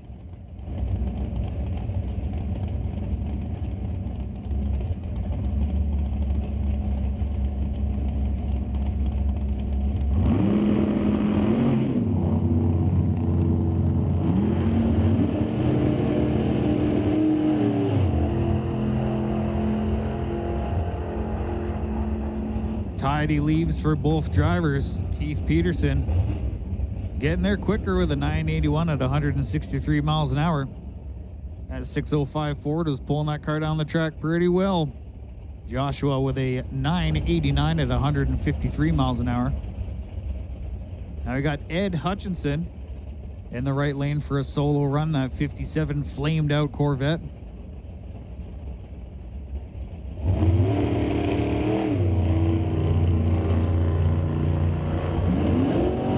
Tidy leave for Ed, 004 off the line. Stopping the timer with a 992 at a $160.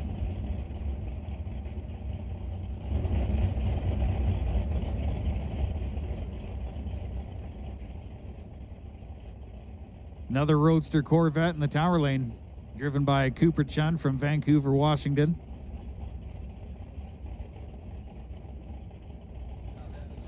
Right lane, we have Eddie Plazer from Edmonton. Nice looking two-tone black on red 56 Chevy Bel Air. He's driving along with Rad Torque. Impact powder coat, DC signs. Puts down a 989 at 145 miles an hour. Cooper Chun running a 991 at a $156.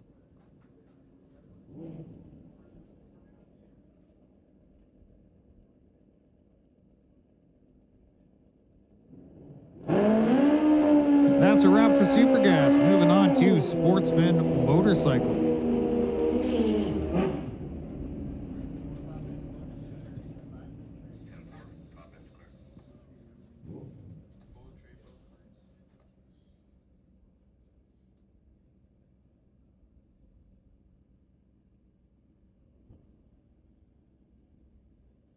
Cody Compton in the left lane, 2008 Suzuki.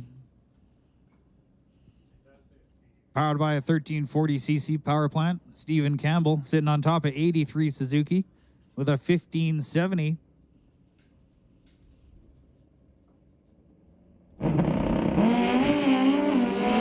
Stephen Campbell getting off the light with a trip zip. Another perfect reaction time. Triple O with a 4. Puts down a 8:12 at 158 miles an hour. Cody Compton running a 9:38 at a $141.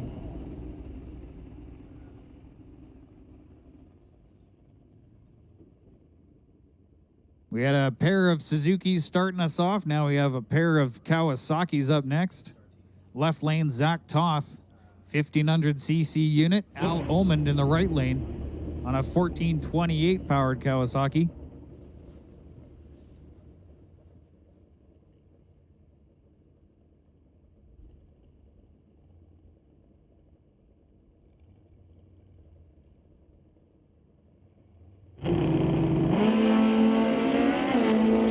Bulbs and then 2 red lights. Al Omond was the lesser offender, getting off the line 11th hour early. Zach Toth putting down a 861 at 150 miles an hour. Al Omond with an 899 at a $142. Now we have Dave Toth in the left lane, riding a Kawasaki, next to Steve Miller in the right lane, 2006 Suzuki.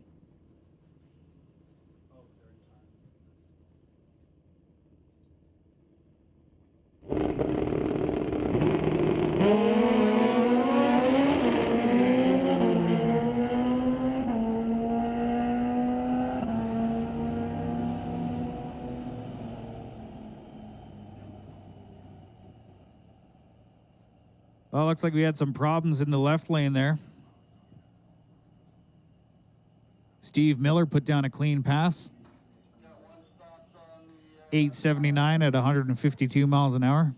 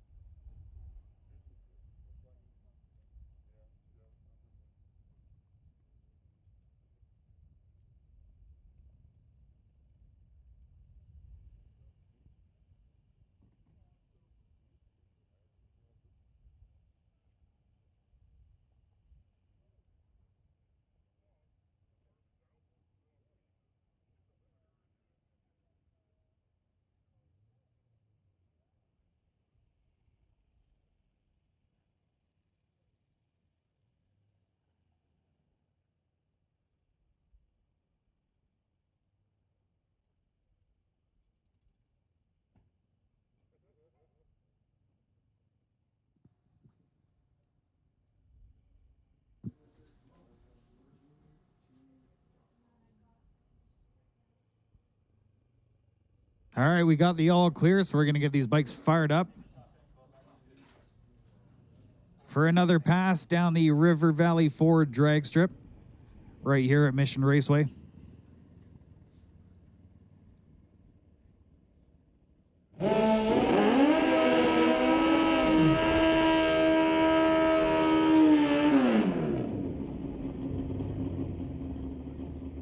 Riley Toth in the left lane. Riley's riding a 02 Kawasaki. Lined up next to Lindsey Miller in a 2009 Kawasaki. Mike, you know what Lindsey Miller was doing like 2 years ago? What's that? Driving a junior dragster. Junior dragster to a sport bike with a 1400cc engine. And straight to a Division 6 championship. Gotta love it. Sat in the final round last night, the national event.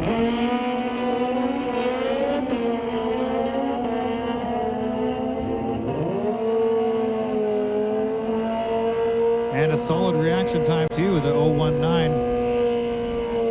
Riley Toth getting there first there with the 866 at a $146. Lindsey Miller ran a 920, 145 miles an hour. Now I got Jay Dudley in the left lane. 2005 Yamaha, 998 flavor. Clayton Potter in the right lane, 2012 Kawasaki, powered by a 1441.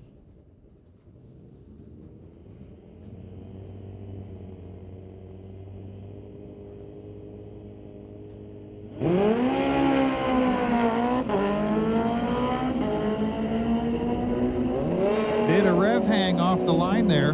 Jay Dudley going red by 31 thou. Clayton Potter with a 012 reaction time, putting down a 911 at a $149. Jay Dudley with a 980 at 137 miles an hour.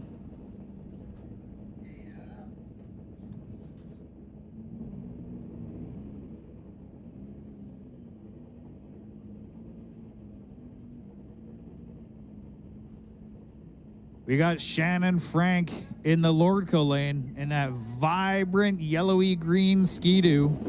That's a 1000cc turbocharged sled, lined up next to Cody Minor.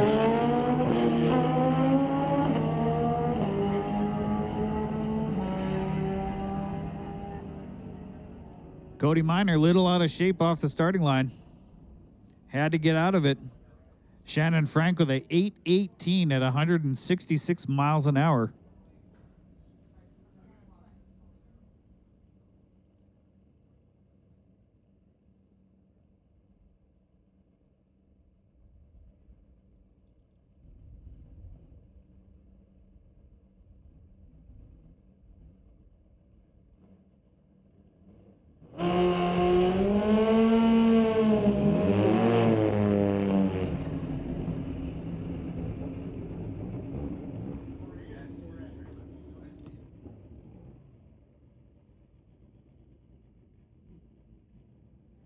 We got Miles Hodder on the Suzuki motorcycle in the left lane, lined up next to Doug's Arctic Cat sled. 1570cc in the left lane, 1000cc in the right lane.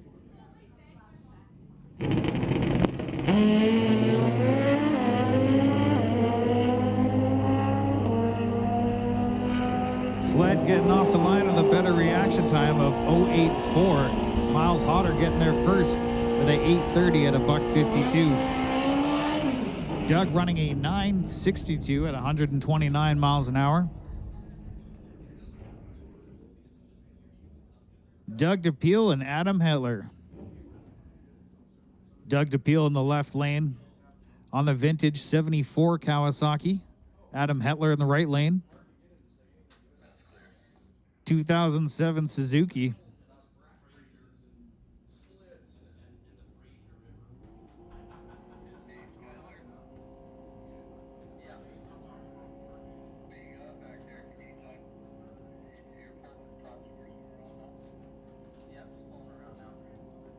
Four staging bulbs lit and 2 green lights.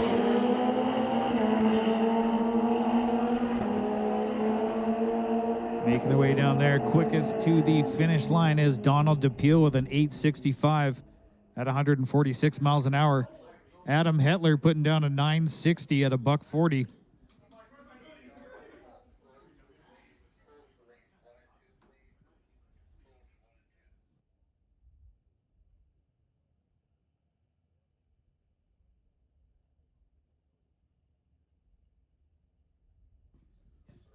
Attention in the pits, attention in the pits. Pro, this is your call to the staging lanes. Pro, we need you guys in lanes 1 and 2.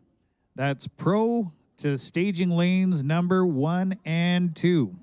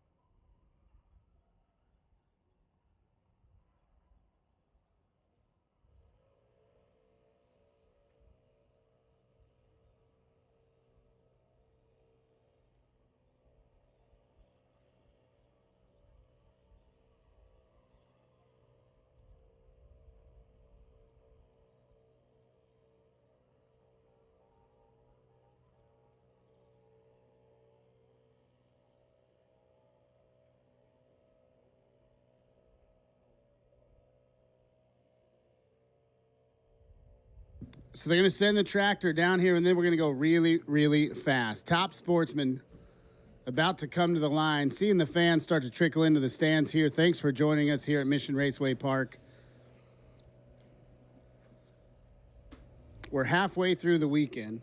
The inaugural Rad Torque Systems Canadian Sports Nationals. The last 2 days did not disappoint. Some amazing performances, some really great storylines. We put a bow on it last night. We'll follow it up with the Divisional. Starting here today, time trials and qualifying.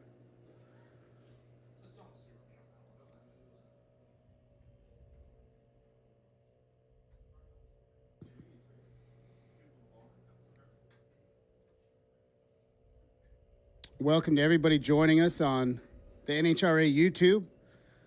Thanks to the Mission crew for patching in an amazing live feed. Really, really awesome setup they've got here. I sit down in Oregon just about every weekend and tune in for at least a half an hour.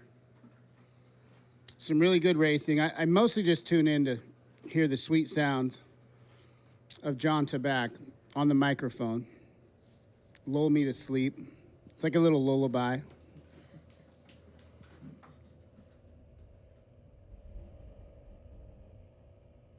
Yeah, some people listen to rain sounds or white noise, and some people listen to John speak. It works, man.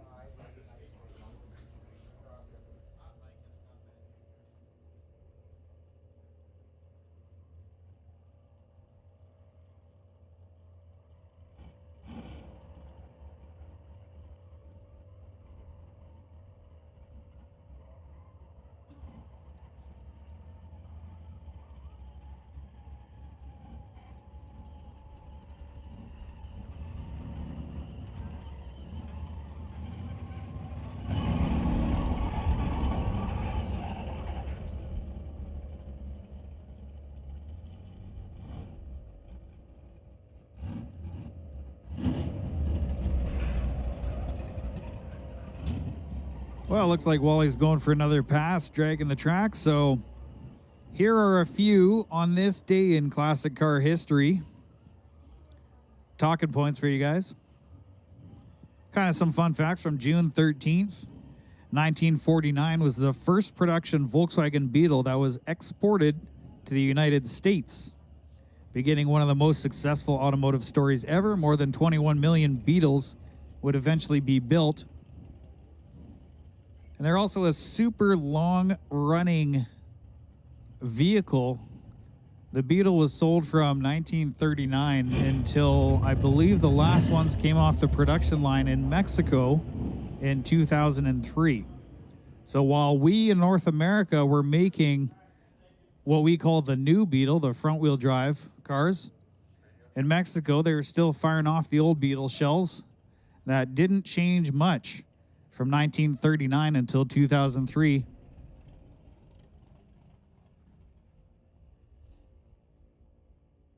(1983), the final DeLorean DMC-12 rolled off the production line in Northern Ireland, ending one of the most famous automotive startups in history. The car would later become a pop culture legend thanks to Back to the Future, so that may have been 1983. It may have been 2083. John DeLorean, a lot of people don't know, is he worked for General Motors. He was head of the Chevrolet division from 69 to 73. So he was the executive directly responsible for launching and managing the production of certain cars like the GTO Firebird Grand Prix and Chevy Vega.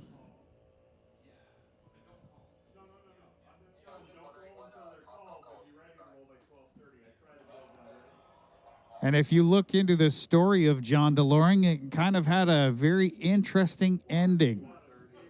One that I cannot speak of over the microphone here, but something to look into. Pretty neat. June 13th, 1965, Langley Speedway officially opened. Little 3rd Mile Oval, which is now in the Campbell Valley Park in Langley. Beautiful little spot. Langley Speedway opened, giving BC stock car racers a new home. The 1/4 mile oval, oh, my mistake, it's a 1/4 mile oval, would host local legends and even NASCAR Winston West events before closing in 1984. And fun fact, my wife and I got married there, actually, in September 2015. We are the only people to ever have gotten married in the middle of that track, so kind of a neat patch to sew on my vest.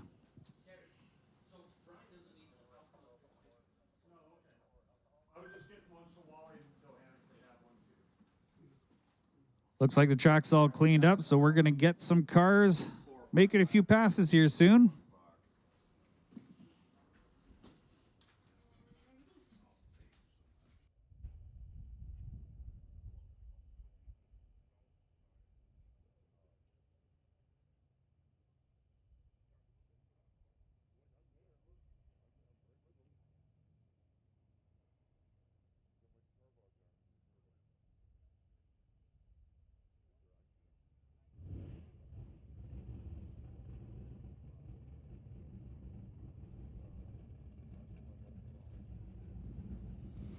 I hear fire in the pipes, and that means it's time for Top Sportsman, the fastest door cars on the property right here.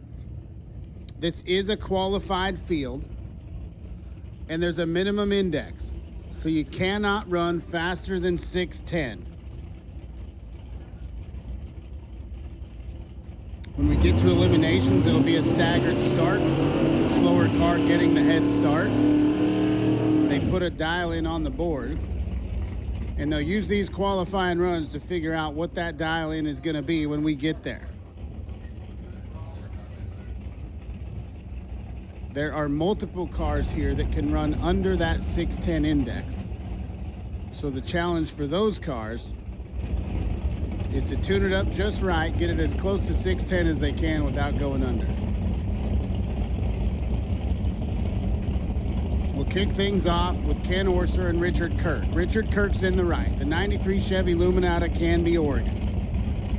Orser's in the left. The 2006 GTO JS Power Sports on board TCS out of Abbotsford, British Columbia.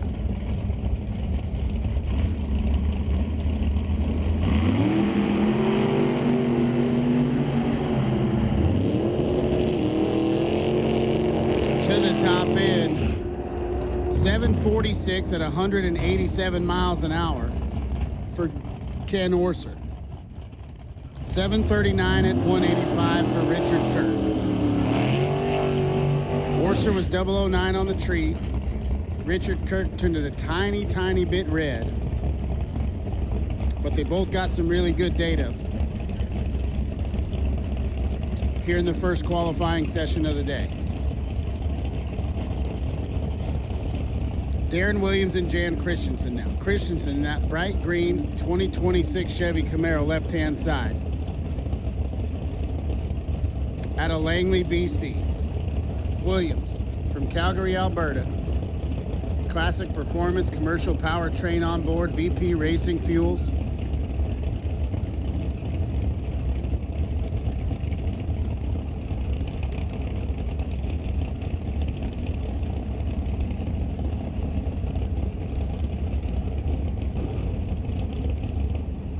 Brand new hot rod for Christensen. Been getting that thing worked out, getting comfortable in the seat.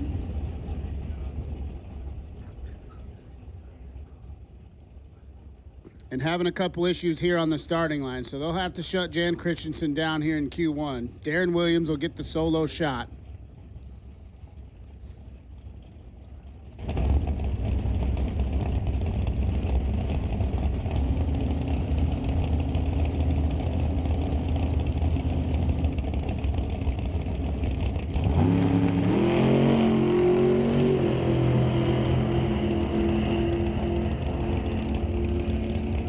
Williams through the trap, 7:22 at 191 miles an hour. For the time being, will put him in the #1 spot.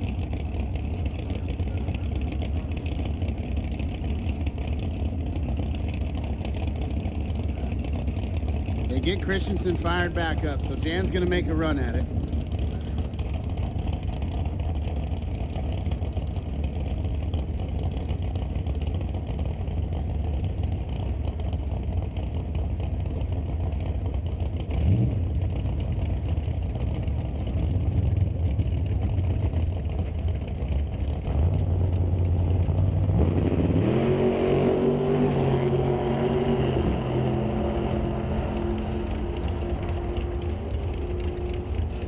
Christensen, 19 on the tree, runs it down there, 7:09 at 191 miles an hour, and that'll put Jan in the #1 spot for the time being. It will not last, but it'll be fun while it does. Kevin Shearer backing it up right-hand side, the gorgeous 2017 Chevy Camaro out of Pasco, Washington. Scott Robinson from Chilliwack, British Columbia, rad torque systems on board in the 94 Beretta, old school pro stock looking machine.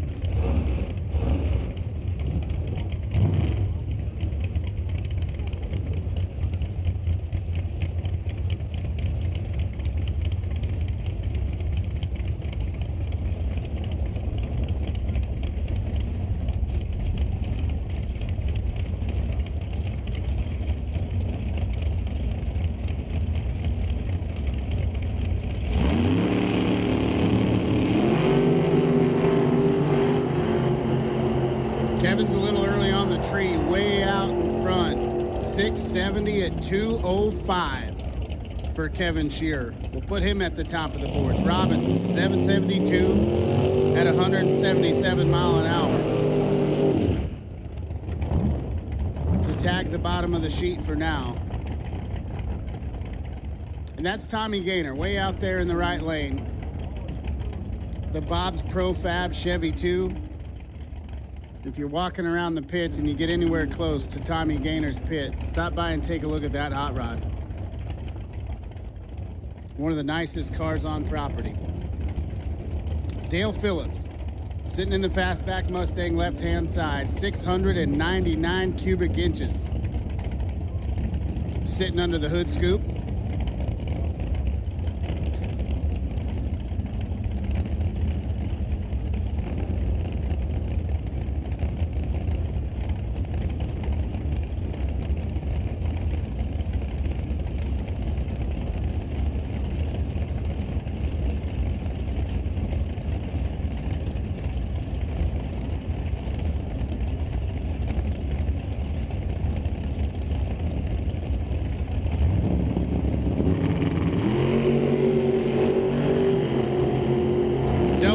For Tommy. Phillips is 29 up front through the traps. 748 at 180 mile an hour for Dale Phillips. Gaynor, 755 at 182. So Gaynor slides into the 7 spot. Phillips right ahead of him in the #6. As Barry Stetner and Bill King back him up. King's in the right out of Sandy, Oregon, the 2004 Chevy Cavalier. He was the 2023 Division 6 champion. Finished #10 in the world last year after a really, really strong start to the season.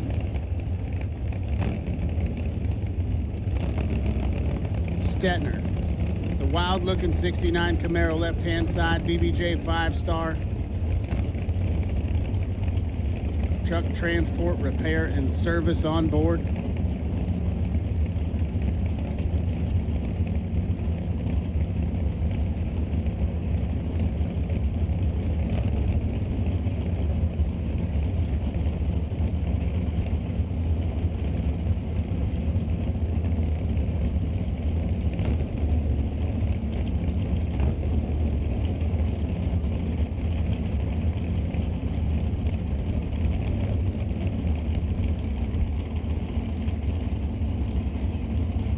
So Bill King will get the single. He's 18 on the tree. Shakes on him a little bit at 300 feet. He stays in it. 693 at 202 will put him in the number 2 spot for now. He's down about 8 miles an hour over yesterday. So Bill's got a little more left in it if he can keep it straight all the way down.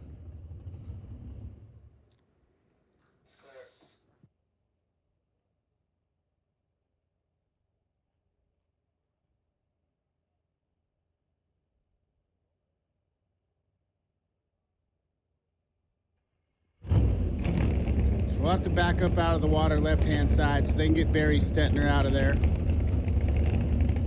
Unfortunately, with some issues, unable to make the run.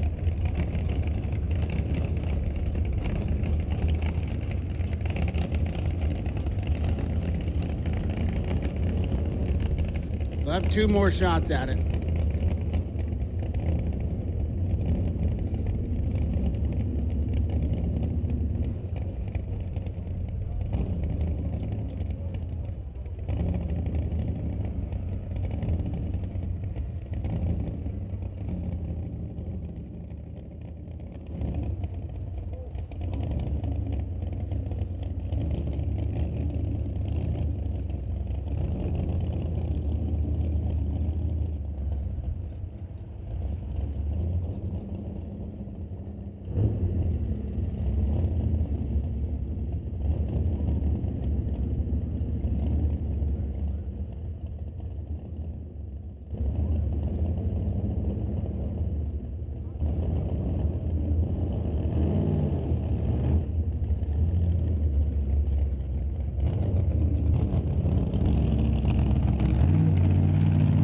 Little game of musical hot rods is complete, and we're going to pull Jeremy Waterman and Mike Lucas into the water. Lucas in the right, the low slung 68 Camaro with the tin carburetor sticking out the hood, and Waterman, the flamed out Pontiac Grand Am left hand side out of Harrow, Washington. Flamed out indeed. Those red seaweed flames just jump off of that blue car. Mike Lucas in the Camaro. Classic black with the white Super Sport stripes.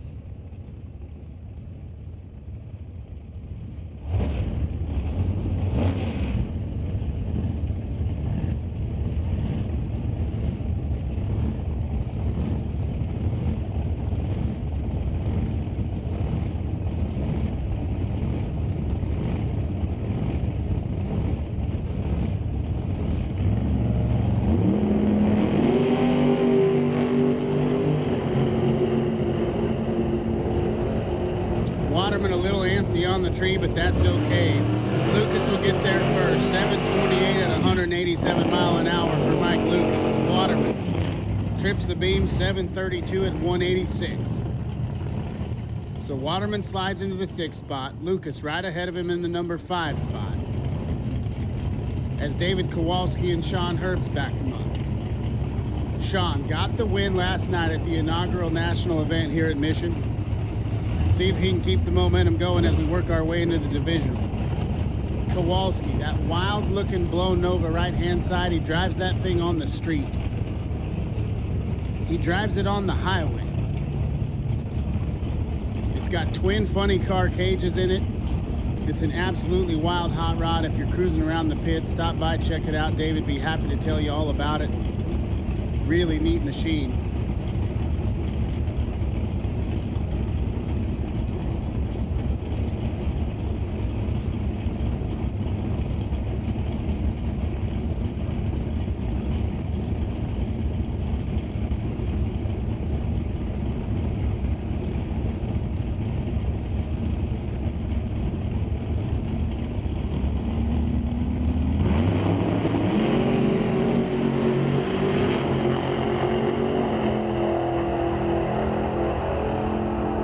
Top end, 690 at 199 mile an hour for Sean Herbst will slide him into the 2 spot.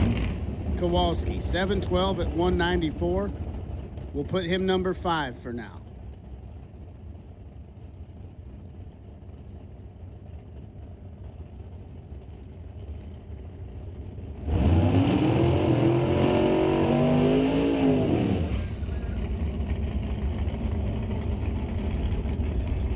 Benji Martin and Paul Soares. Benji's in the left. The 68 Camaro. Benji pulling double duty here this weekend. Comes up from Selah, Washington. Soares in the Chop Top 55 Chevy out of Terrace, British Columbia. Attention in the pits, Super Pro, Super Pro. We'll take you to lanes 5 and 6, please. Super Pro, we will take you to staging lanes 5 and 6.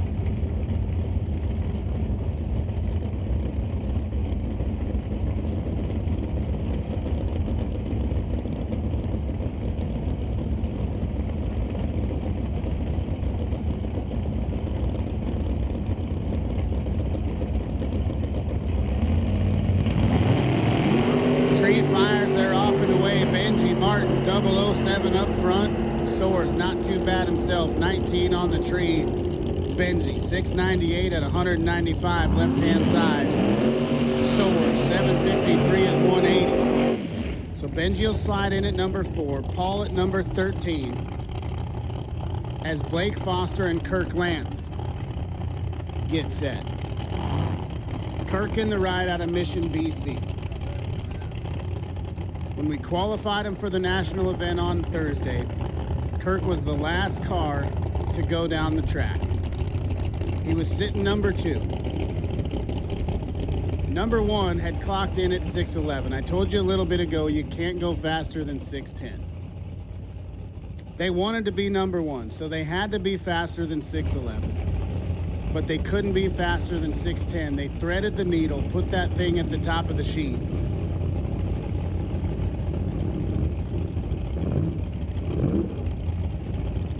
Foster. Been trying to get that hot rod figured out here this weekend, coming out of St. George, Utah.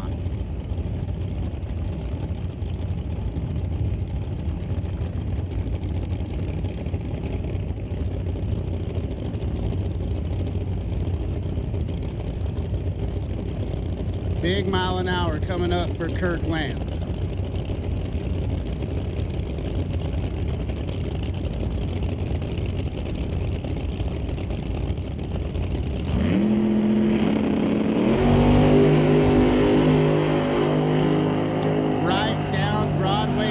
Top end, 610 at 238 miles an hour puts Kirk Lance to the top. Foster, pretty good on the tree, and then 789 at 169. That is not the number they're looking for, but they'll keep working. Kirk Lance, 610 with a 5 at 238. That's one bad, fast hot rod. And so's this one in the right-hand side. That's Will Yakum. It's out of Vergerville, Alberta. The 69 Camaro, he's your 2024 division champ. And Brody Soares, the 03 Cavalier out of Terrace, BC.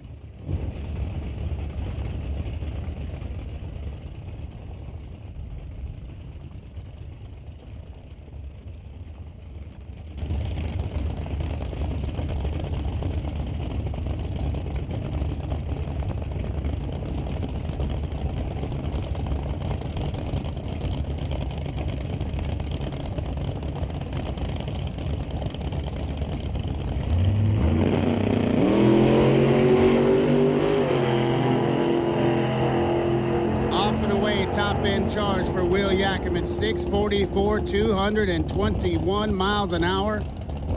We'll put him number 2. Brody Soares, 770 at 180. We'll slide him in the 17 spot.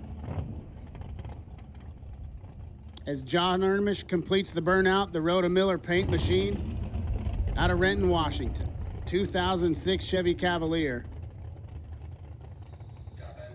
With a whole bunch of Chevy power under the hood.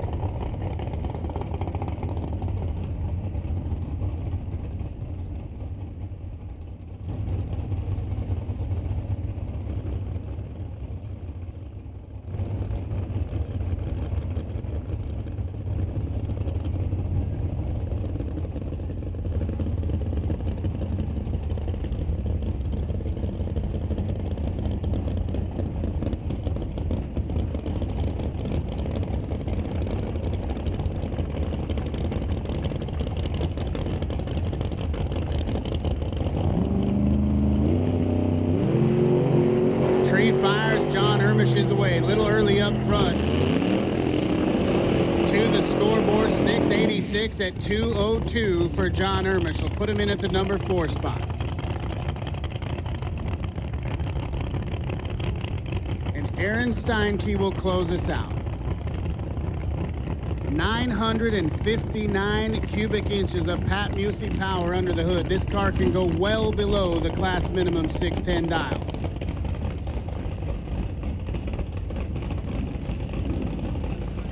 He's got 5 thousandths of a second window to put that car inside of if he wants to take the number 1 spot here in Q1.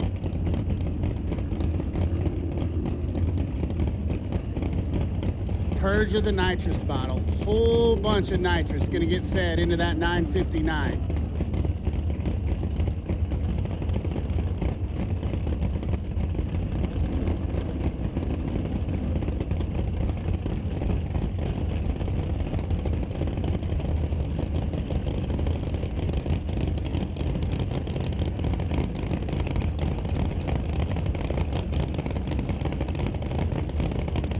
Here we go.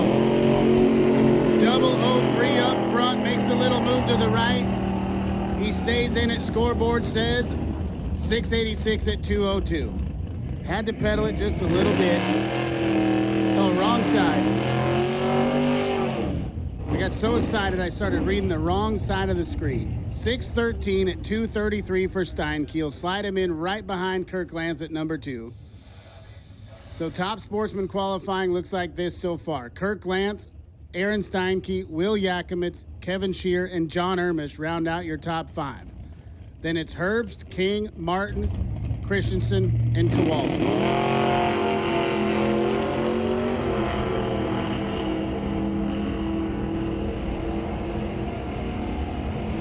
We turn and burn right into Pro ET. One of the unique opportunities out here in Division 6 where our Pro and Super Pro Summit ET competitors can race at the divisional level. So these are the folks that are out here banging every weekend, trying to earn points and make the team to head to the World Finals. Get a chance here for a big NHRA divisional wally.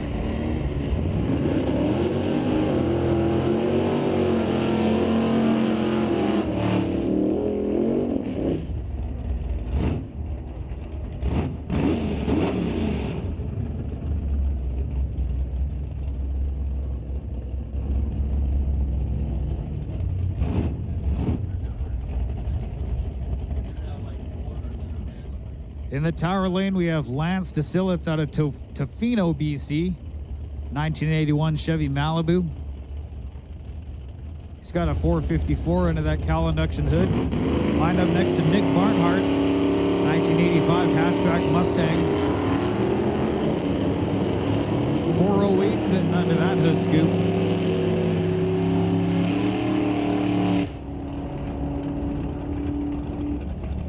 Lance getting there first with a 1068 at 123 miles an hour. Nick Barnhart putting down a 1096 at a $122. We got Richard Ray in the limey green metallic 71 Dart, powered by a 426. Lined up next to Ryan Warnke in the 83 white S10. Extra cab pickup truck powered by a 355. Ryan Warnke getting to the end of the track with an 1158 at a $115. Richard Ray stopping the timer at 1279 with a $102. Now we got Dennis Winton out of Abbotsford, the Lost in Time 1966 Chevy Bel Air, a 4-door car with only 2 door handles, powered by a 427. Line up next to Steve Baskerville. That's 79 Malibu, powered by a 454. Steve Baskerville, often see him driving a Volkswagen Golf R. I believe he's bought that 79 Malibu off of Bill Wells. Dennis Winton making his way down to the end of the track with a 1058 at 115 miles an hour. Baskerville putting down a 13:33 at 96. Now we have Daryl Tippy in the left lane. 62 Chevy 2 lined up next to Cassie Tippy in the right lane. Cassie driving her Patina 1965 Nova wagon. Daryl getting off the line a little bit quicker at 31 thou. Crossing the stripe at 10:50. Buck 26 miles an hour. Cassie Tippy putting down an 11:55 at a buck 16. Now we have John Taback in his black 1988 Chevy S10. Driving along with Rad Torque next to Tyson Lowe in the third gen 1984 Chevy Camaro, powered by a 350.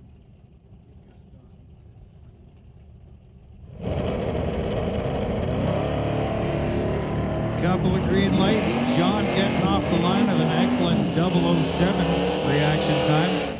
Tyson Lowe, 89 thou off the green light. 10:51 by John in the left lane, 126 miles an hour. Tyson Lowe putting down a 12:43 at a buck 07. Now we have Chris Stone. Chris Stone in his 1968 Dart with Stone Cold Racing. 446 Mopar powered car.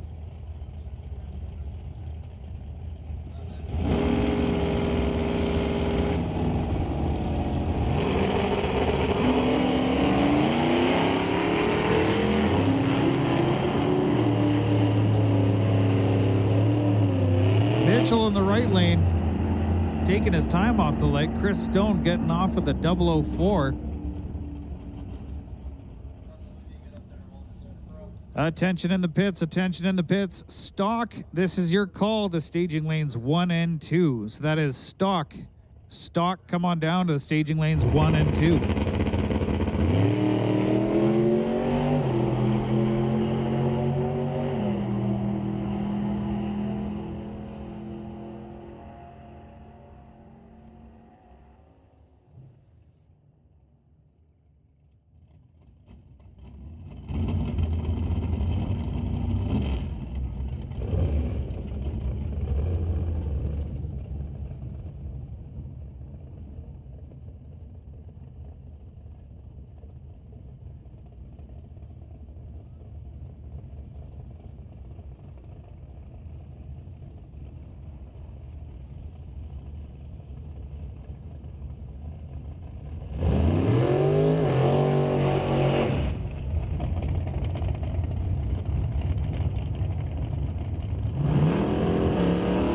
Attention everybody, Stacy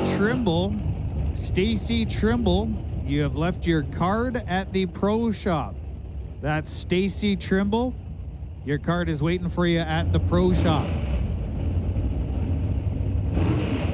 Visa card, debit card, something like that. Stacy Trimble at the pro shop.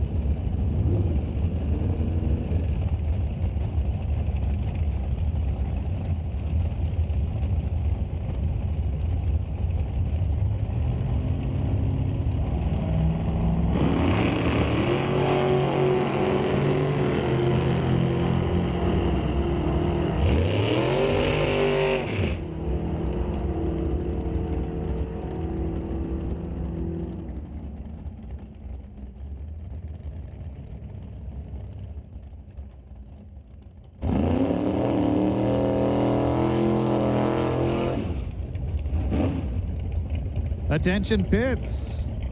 I've made a call for stock to lanes 1 and 2. Super Street, this is your call for lanes 3 and 4. So stock should be making their way down to 1 and 2. Super Street, this is your call to staging lanes number 3 and 4. Now we got Ron Fawcett lined up next to John Jenkins. Ron Fawcett in the 1923 slightly altered Model T. John Jenkins in the yellow 88 S10. Fawcett leaving 19 thou early. John Jenkins 10 thou up at off the tree, putting down a 10:13 at a buck 29.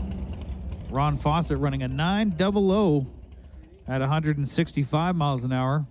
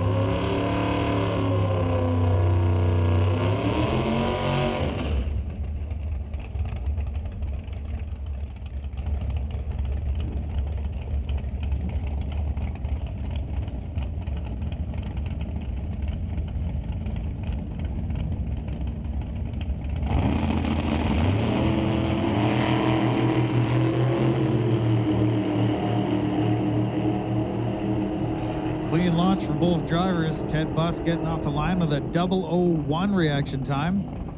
Right lane putting down a 8:29, 161 miles an hour. Buss with a 9:07 at a $140.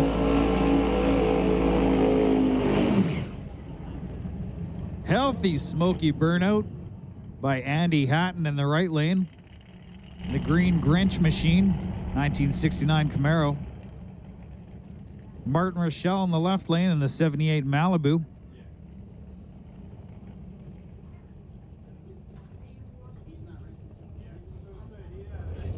Martin's got a 468 Chev under that hood scoop. Andy Hatton with a 588 under that massive cowl induction hood in the right lane.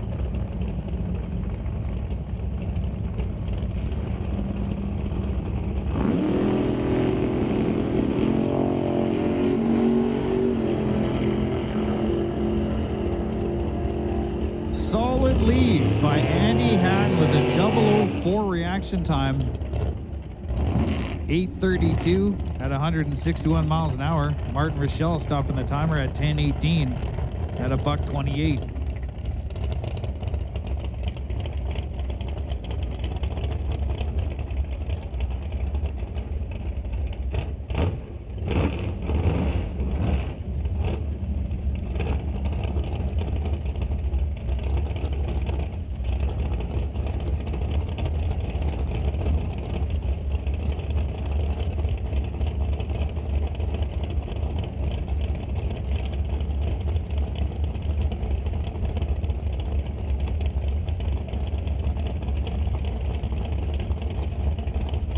We got Cade Shirk in the right lane.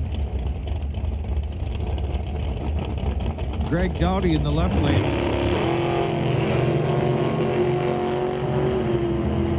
Greg going a little bit red on that run. Cade Shirk slow off the line, but getting off the line clean with a green light at any rate. Putting down a 772 at 174 miles an hour. Greg Dowdy running a 807 at a $162.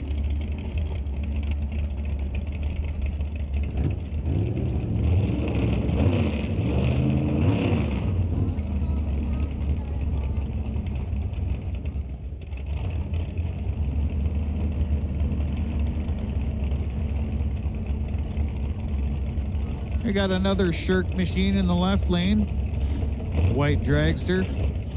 Line up next to Baskerville, back around again in that 79 Malibu.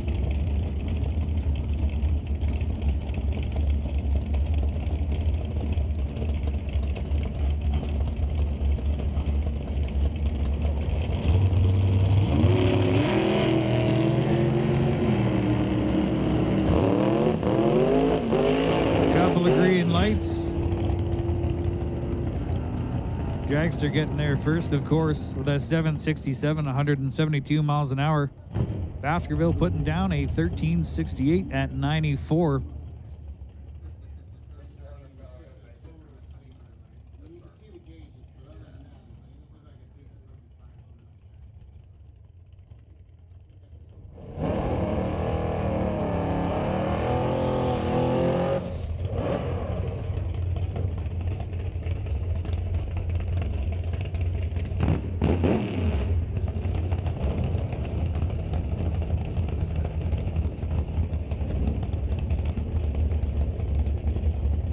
Zach Joyce in the tower lane. The 48 Austin, powered by a 512 Dodge. He's here out of Langley, BC. Lined up next to John Tabak in the 1988 Chevy S10. John driving along with Rad Torque today.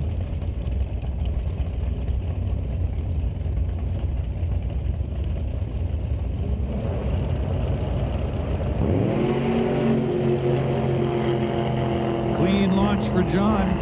Zach going a little bit red on that one.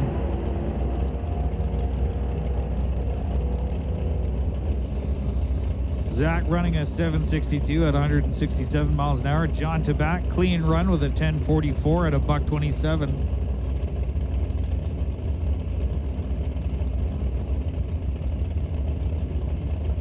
Which places him in 5th, number 5 qualifier.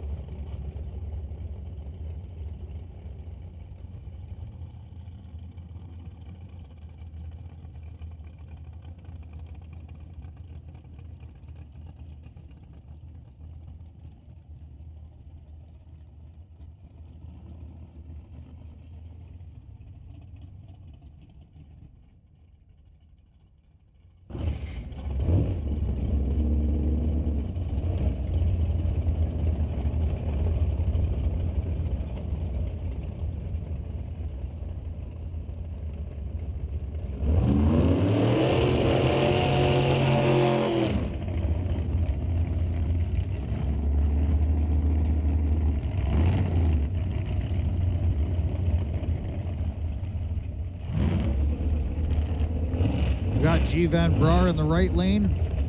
Gray 2016 undercover dragster. He's got a 582 Chevy in that unit with a big old spray bottle. Aaron Young on the left lane. 2007 PSP dragster powered by a 498 big block Chevy.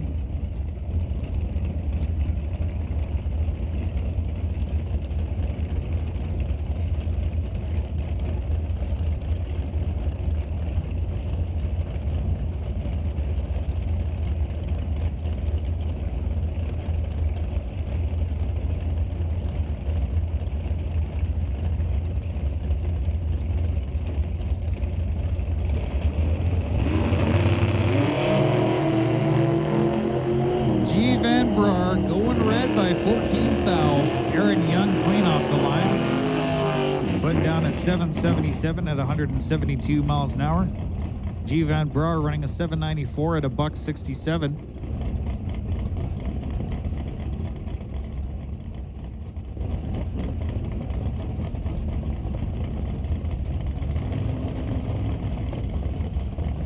We got Doug Clausen in the left lane.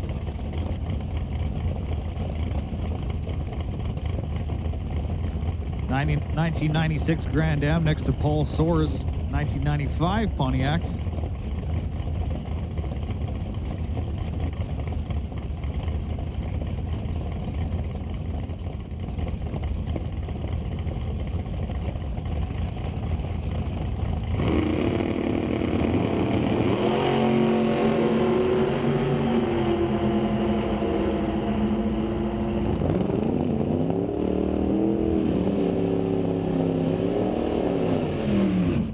Similar reaction times off the green, but Paul Soares gets there a lot quicker with a 8:12 at 168 miles an hour. Doug Klassen running a 9:71 at a $1:35.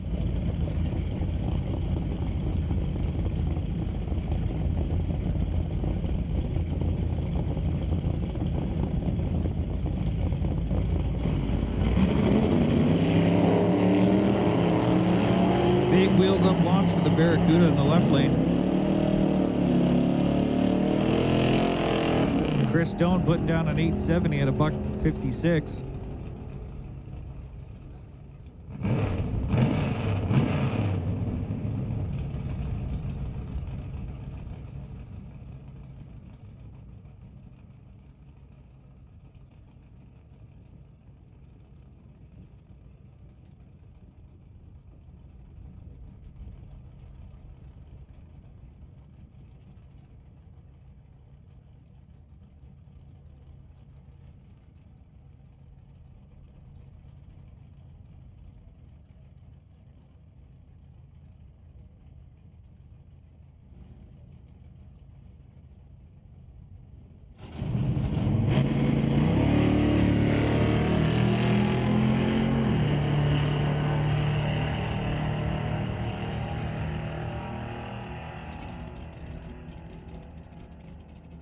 Attention in the pits, attention in the pits. Super Comp and Super Stock, you guys are now going to run after Top Alcohol.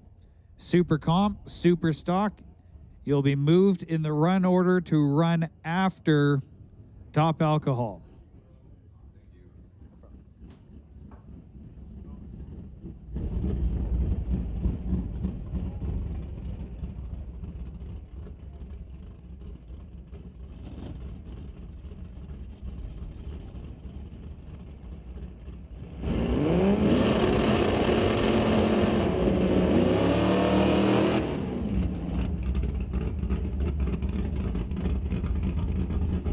Pete Lancier's 1973 Duster in the left lane, lined up next to James Mantle in the 77 Pacer.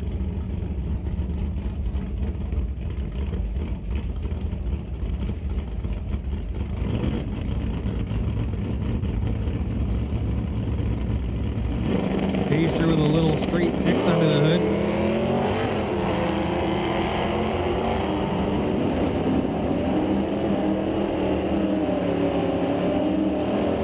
James Mantle getting off the line a little bit early, going red by 63 thou. Pete Lancers, clean launch, putting down a 1085 at a $1:19.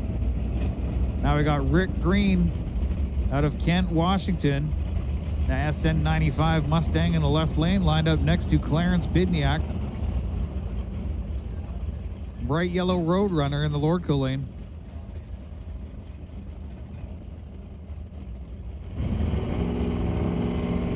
Rick Green, 1315 dial. Clarence Bidniak with an 1125.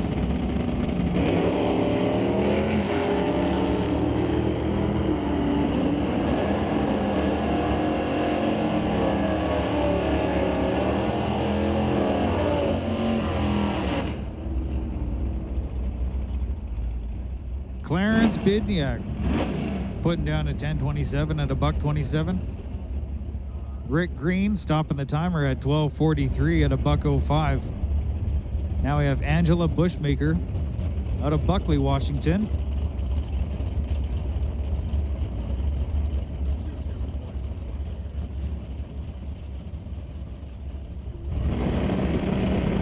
Lined up next to James Boyce.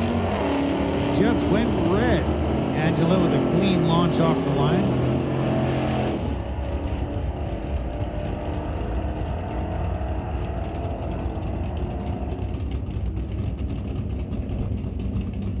Bushmaker putting down an 1186 at a $1:08.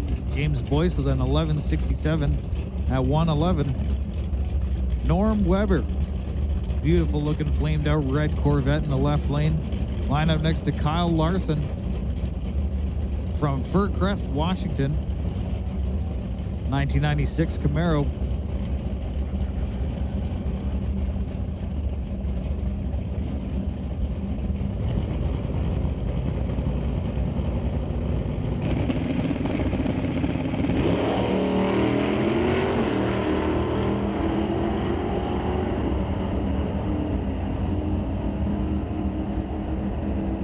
couple of green lights off the starting line. And it's Norm Weber who got there first at 10:57 at a buck 24. Kyle Larson putting down at 11:09, 108 miles an hour. John Baczynski in the CUDA in the left lane. That's a 1970 CUDA next to Steve Hahn's 1970 CUDA in the right lane.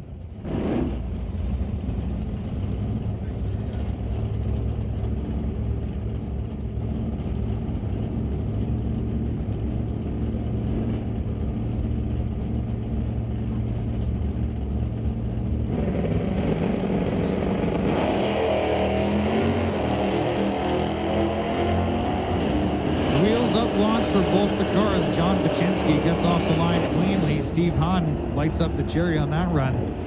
John running a 10.91 at 119 miles an hour. Steve Hahn putting down a 10.42 at a buck 25.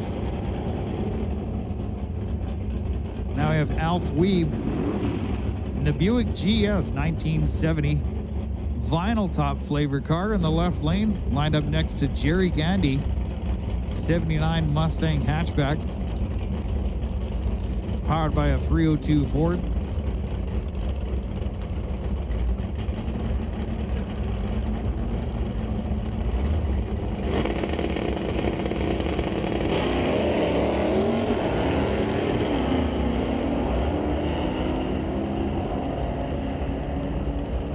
Gary lighting up the cherry on that run. Alf Weeb putting down a 10.58 at a buck 25. Gary with a 14.29 at 77 miles per hour.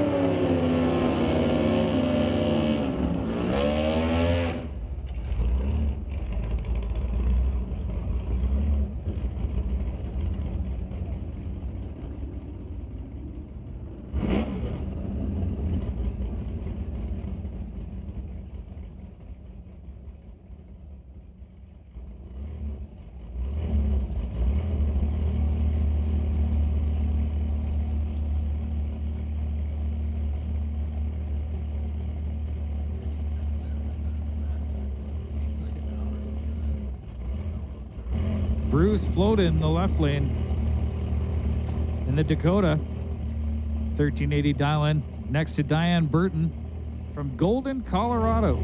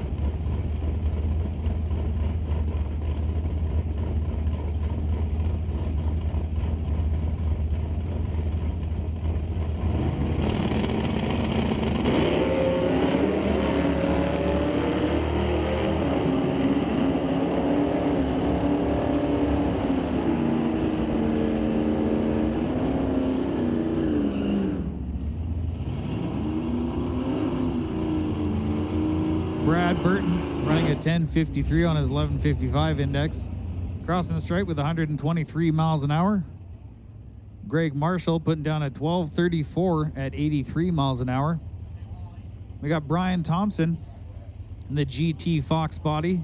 Convertible car in the left lane. Brian Seberg in the right lane. Little Mercury Comet.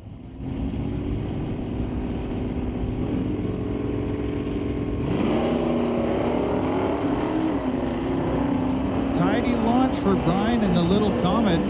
005 reaction time off the line.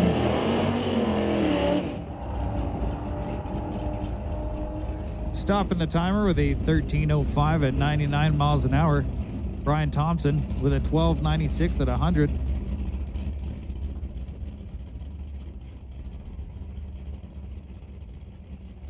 Peter Oliviero, 79 Capri. Hatchback car in the right lane. Gregory Kielman, the Camaro, in the left lane.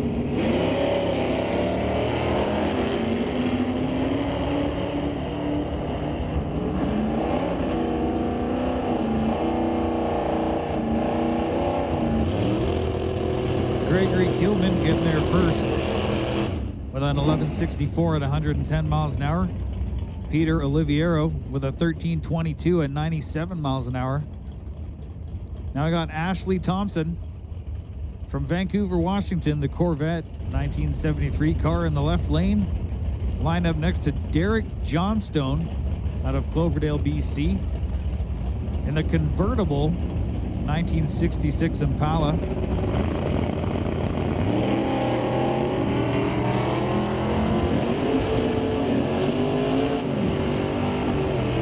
Derek Johnstone clean off the line. Ashley Thompson going red by 3 thou.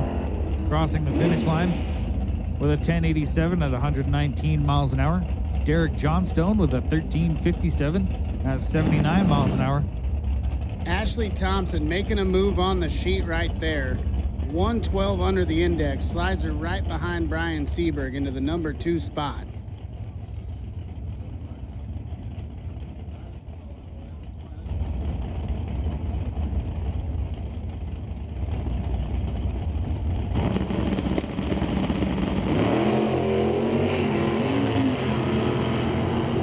Big wheels up launch for those two Camaros. Clarence Bidniak with a 001 reaction time, putting down a 10:34 at a $1:32. Barry Sheesgreen in the left lane with a 9:07 at a $1:43.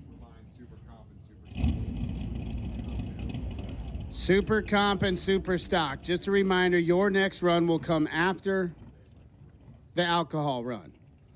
So Super Comp and Super Stock, you will come after the alcohol run. That'll close out Stock Eliminator Q2.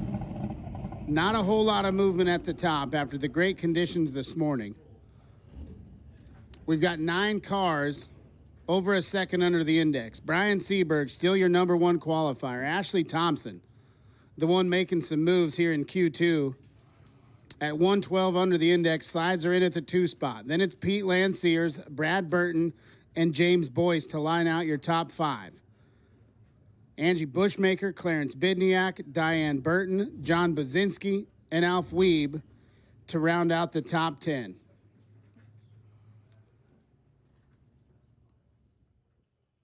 They found a little something over in the Thompson camp.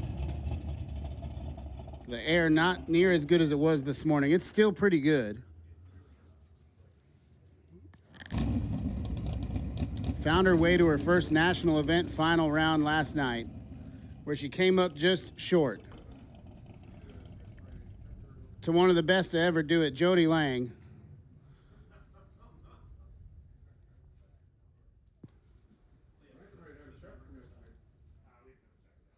And we'll get ready to move in to Super Street. So if you're new to Lucas Oil Divisional classes, you saw indexes on the board in Stock Eliminator. You'll see the same thing in Super Stock. In qualifying, they leave at the same time. They're qualified by how far under the index they can go. The further under you can go, the better you qualify. Those qualifying spots will determine who you run in eliminations. As we get into now what we call our super classes, Super Street, Super Comp, and Super Gas, they all race on an index. So where a lot of our classes are measured in performance, these classes are measured in precision. They use performance as a tool to achieve that goal, but everybody's trying to run the same number, 1090 in Super Street. Most of these cars can run well under that 1090 index.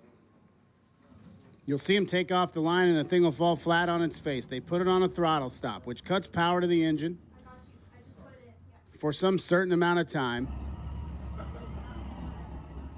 And then it goes wide open again. So you'll see these cars run some wild mile an hour compared to the elapsed times that they run at the top end.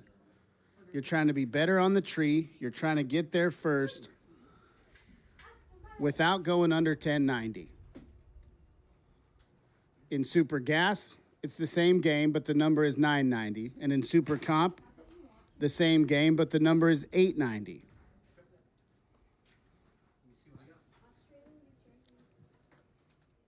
Since it's 12:45, we could probably make a first call for top alcohol dragster. Are they running first and then Funny Car? Oh, yeah. Yeah. I mean, I've got somebody that's telling them when to go, but it doesn't hurt to do it. Yeah, we're just running Super Street, right? Super Street and then alcohol, yeah.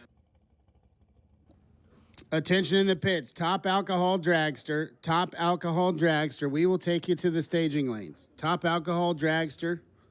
You can start bringing them up. We're going to run Super Street. And then we're going to go to you.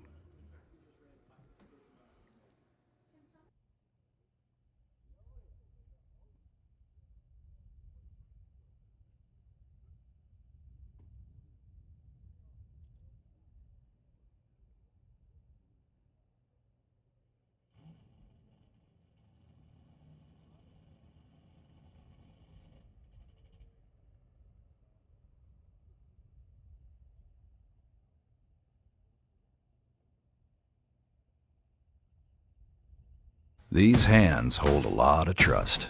They keep engines running and tires turning. People depend on these hands, and these hands depend on Interstate.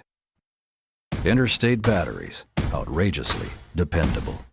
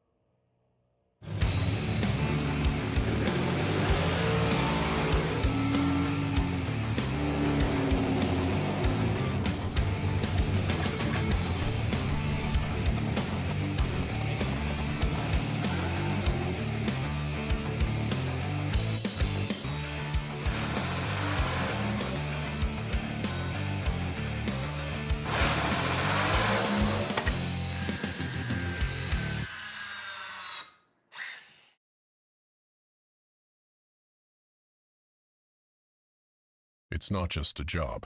It's JBS equipment. People work here because they're proud of this equipment. And customers are buying this equipment and they're proud of it. When everybody gets around a piece of JBS equipment, there just becomes that feeling in your gut where you're like, this stuff is really awesome. It's built by good people. That's how we can move mountains, and that's what we do here.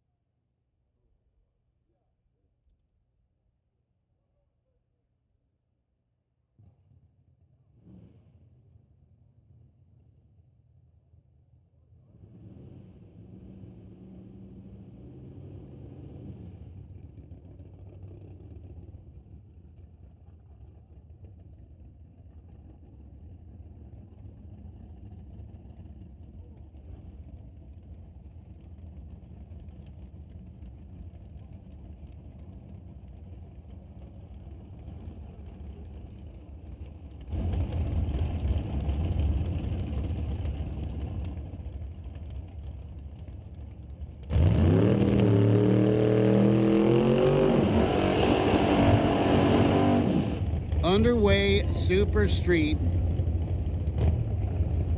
with Alan Macham and Doreen Dick. Super Street has become one of the stronger classes in divisional racing. Stock Eliminator no longer the entry-level class to get into with something off the factory floor. But Super Street is one that just about anybody can get into. Building a 1090 car, there's a lot of ways to do it. And a lot of these folks you see in Pro and Super Pro, they can throw a throttle stop on there and run 1090. Alan Macham in the left, the reigning D6 champion, and Doreen Dick in the right. Rad Torque Systems on board for Doreen. 1092 at 148 for Alan Macham. 1097 at 150 for Doreen.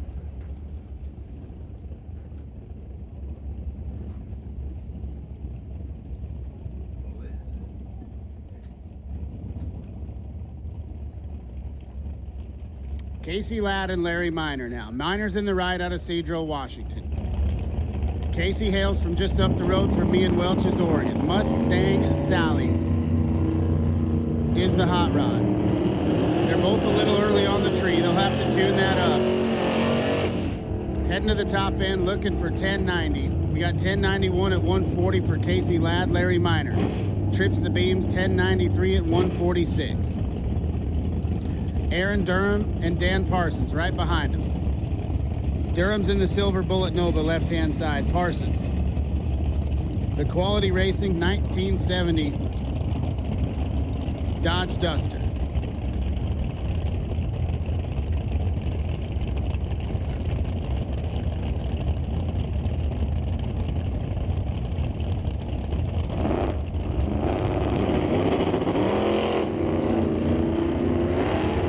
Leave the line on the stop, off the stop, and headed to the top end. Pouring on the coals.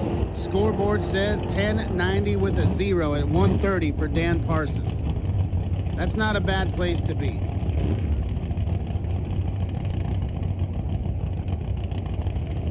Aaron Durham, 1099 at 129. Gonna need to quicken that thing up just a little bit if he's gonna have a shot here this weekend.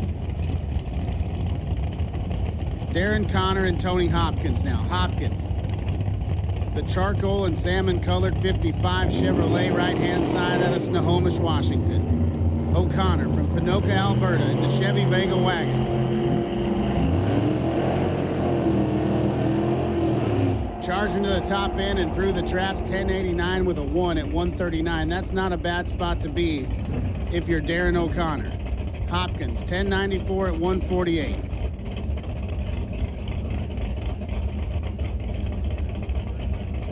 Zach Rice and Gary Erickson now. Erickson up from Vancouver, Washington. Rice from Tacoma.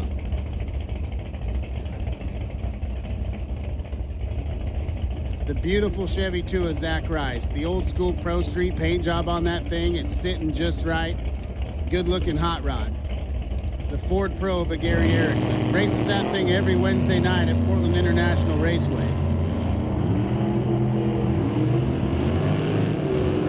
Rice is 007 up front. That's pretty good. And 1098 at the big end at 147. Gonna need to clean that up a little bit for Zach Erickson. 1091 at 142.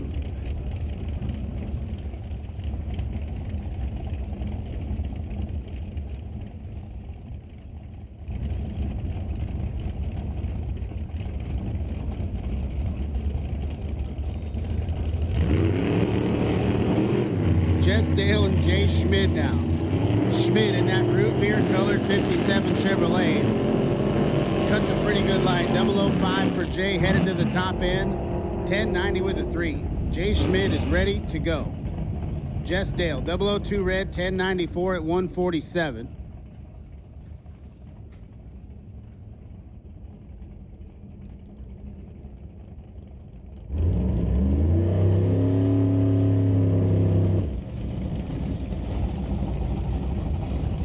James Elliott and Brad Vinci now. Elliott. That's one good-looking Ford Maverick right there. Got it sitting just right. And Vinci, the 68 Camaro. They're both off the stop and headed to the top end.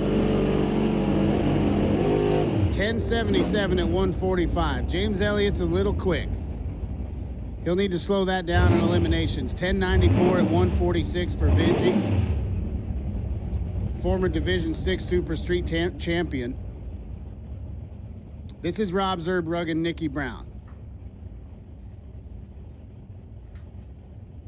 The Super Gas Style 69 Camaro Roadster and Nikki left-hand side. And Zerbrug.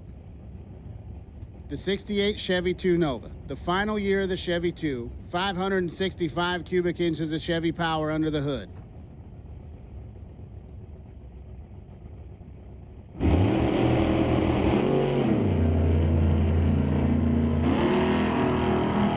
.003 lights looking pretty good for Rob Zerbrug. See what he can put on the boards at the top end. Heading through the traps. 1095 with a 3 at 138. 1094 for Nikki in the Roadster at 156. That'll bring up Kerry Huber and Dustin Ward. No strangers to one another. Ward, a former Division 6 Super Street champion, finished number 2 in Division 7 last year. That 67 Dart's got a Gen 3 Hemi under the hood. Huber, the 70 Nova right-hand side out of Tacoma, Washington. Slammed on the ground, some drag lights on it. Just the way the good Lord intended. Ward's 007 on the tree, off the stop and making the charge to the big end. 1090 with a 5. 007, 1090 with a 5 will win you a lot of drag races in Super Street. Hubert, 10 red, 1097 at 131. Got to clean it up on both ends if Kerry wants to go some rounds tomorrow. Jerry Brown and Fred Hoffman now. Fred Hoffman's been racing that Camaro since the 40s out of Shoreline, Washington. Jerry coming over from Sherwood, Alberta. The 71 Demon.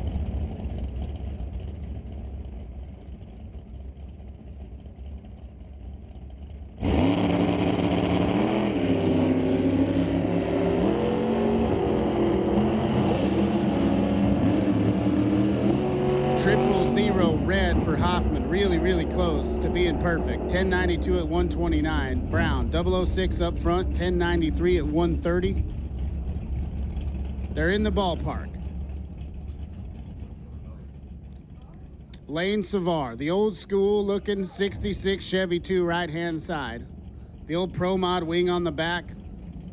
The swoopy Pro Street paint job. That thing speaks to my heart. The 72 Duster of Veitch out of Courtney, British Columbia.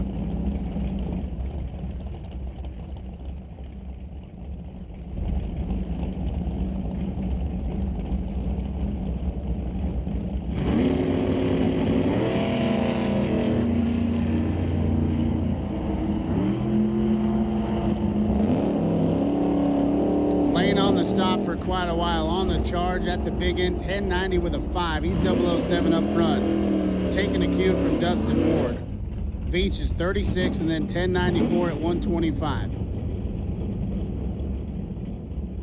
Now Zach Zerbrug and Warren Jacobson. Zach's in the left out of Bremerton, Washington. If there's a drag race happening on the weekend, Zach is probably at it, unless it's my race, and then he's racing points at Bremerton. 2025 track champ up there, won the team race at ET Finals right here at Mission Raceway.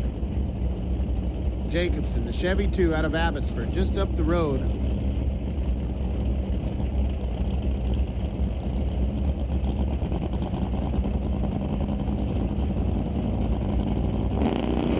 Zerbrug's had him a pretty good racing season so far this year. He runnered up down in Tucson at the Big Money Race. Went deep at the Spring Fling down in Las Vegas. Trying to make some noise here this weekend, 1094 at 127. Jacobson clicks at 1092 at 140. And that brings up Dustin Martin and Herman Chan.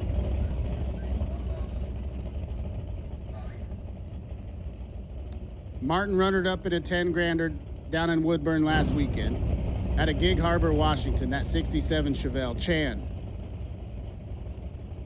From across the way in Vancouver, British Columbia, Lord Co Auto on board.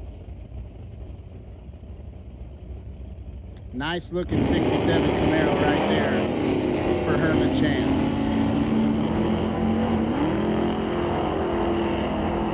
The last chance to get into the shootout. Dustin Martin already got in Q1.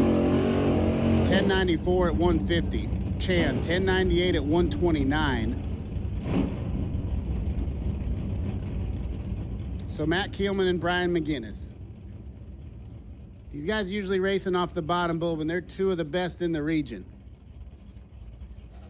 You won't see the buttery wheel stand that you're normally accustomed to from Matt Keelman on the throttle stop here today.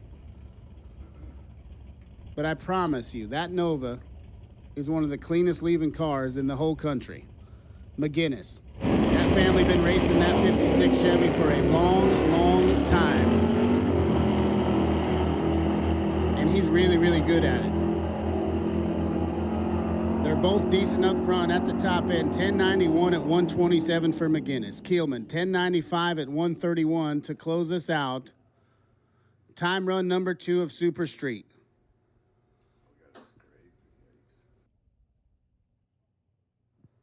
So we're about to bring out the loud and fast. Top alcohol dragster waiting in the lanes, which means they got to get this track just right. So they'll go to work, getting the track ready to go, and then we'll move in to top alcohol dragster.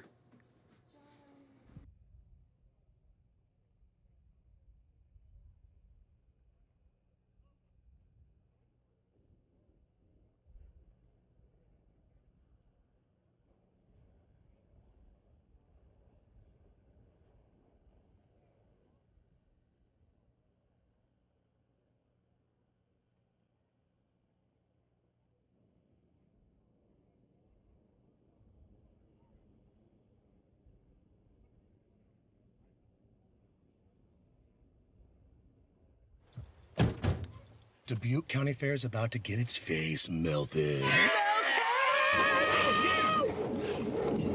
1 second. I guess their faces are safe. Shut up, Jeff. Yeah, Jeff, shut up. Shut up, Jeff. I don't need your help. This is just like what happened in Pittsburgh. Never mention Pittsburgh! When you need to be there, you need an Interstate. The car battery auto techs prefer. Hi, I'm Devin Handel. I'm with Tristan Plumbing. I'm the lead foreman here. You need people that you can trust. We like to promote within our company because we know we can trust the guys that are within it. We do have a good competitive wage program. I was working for another general contractor and I wasn't really having the best time. I talked to the foreman there. I saw opportunities with the Tristan. I decided to take them and it's been great. Workers.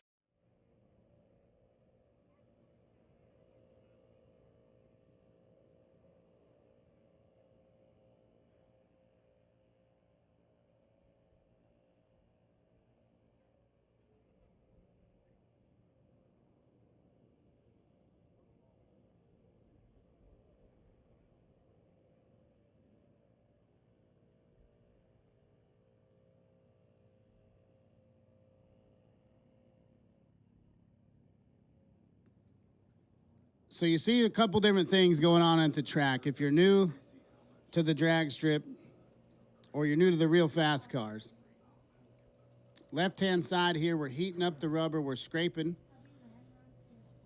to make a nice, clean, smooth surface. So they got the torch out. They heat up the rubber. The guy with the scraper scrapes it off so we can lay down fresh rubber.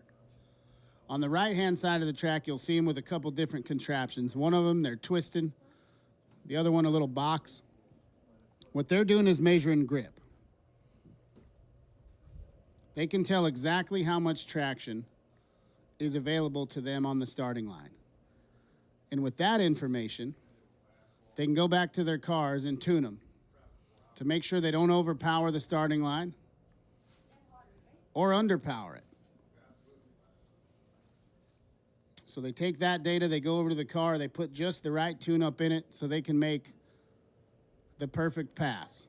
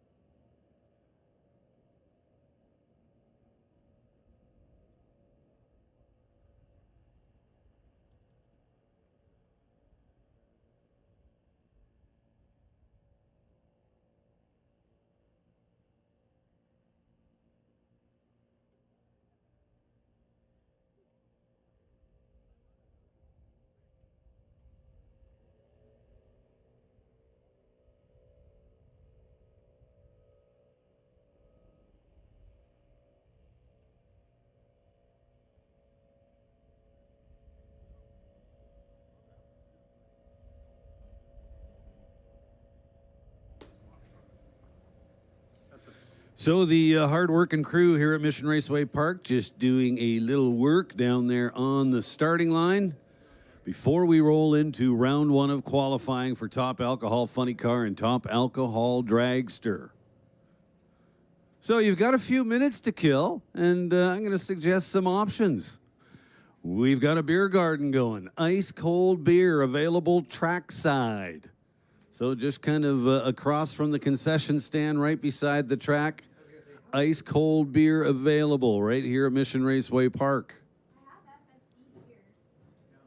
Concession stand is also open. They've got all kinds of lunch options ready to go for you. Barry and Shelley are here with us this weekend. Hot and cold coffee products, some of the best you'll find anywhere, and those amazing mini donuts. The B&S Espresso Shop, located right underneath the pitside grandstands. Can't miss them. Pro Shop, with all kinds of cool stuff in there, including this weekend's event t-shirt. So you can commemorate your visit here today with an event t-shirt. How cool is that?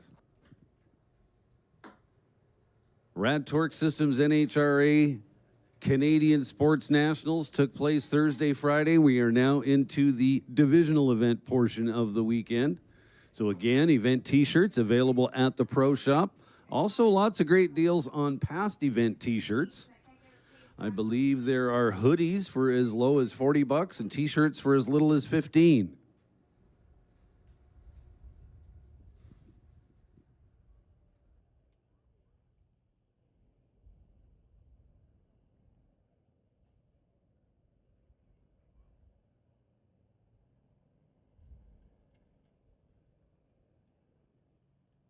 What a beautiful, beautiful day here at the River Valley Ford Drag Strip at Mission Raceway Park.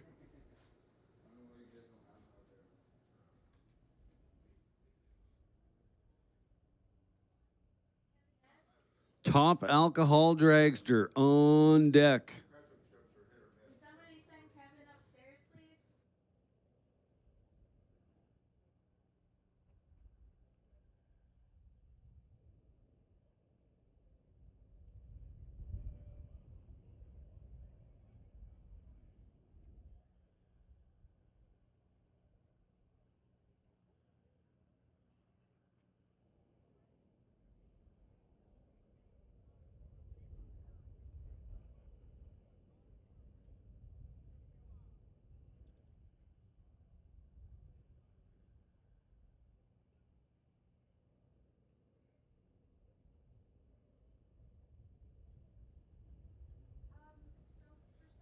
So yesterday afternoon, for the first time ever at Mission Raceway Park, we awarded National Event Wallies.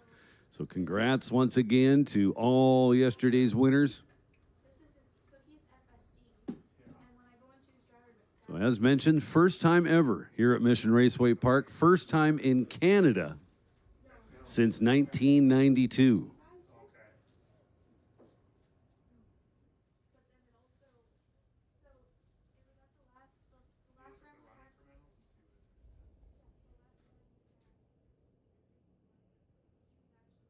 So I want to welcome everybody watching the live stream, whether via Lordco TV or NHRA Live.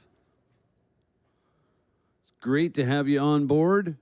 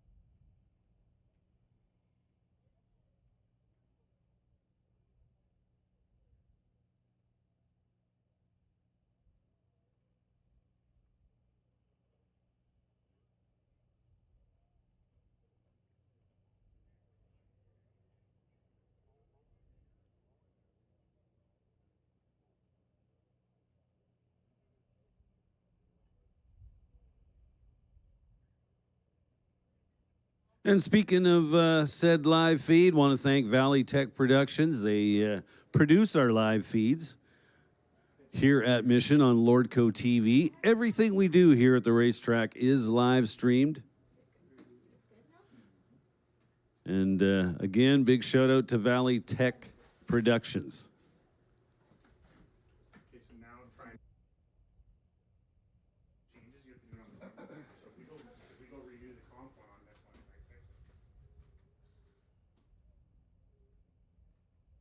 So a steady stream of cars rolling into the parking lot. That is good to see. You race fans out in the stands, you are looking fantastic. Thanks for coming out to Mission Raceway Park today.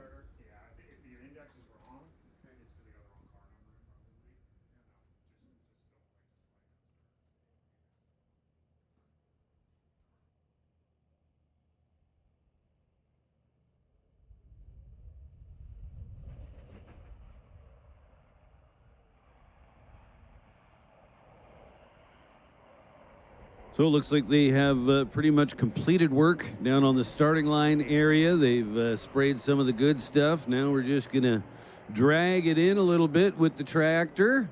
Shouldn't be too much longer before we give the signal to fire the first pair.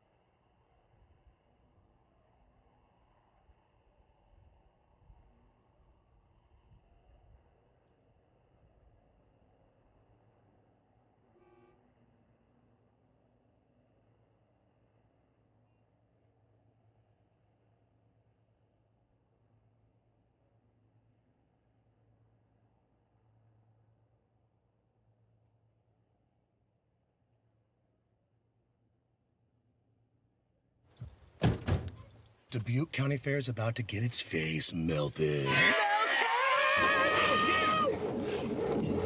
1 second. I guess their faces are safe. Shut up, Jeff. Yeah, Jeff, shut up. Shut up, Jeff. I don't need your help. This is just like what happened in Pittsburgh. Never mention Pittsburgh! When you need to be there, you need an Interstate. The car battery auto techs prefer.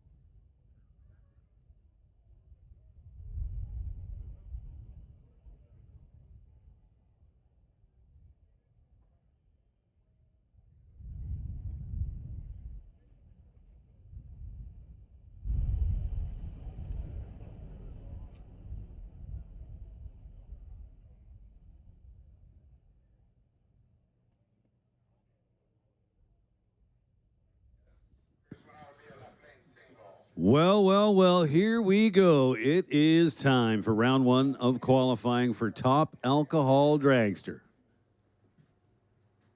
Top Alcohol Dragster at a divisional event here at Mission Raceway. It's been some time since we've done this.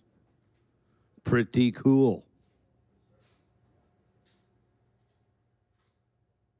Now, what we don't have in this weekend's fields are big numbers as far as the amount of cars, but we've got a strong field nevertheless.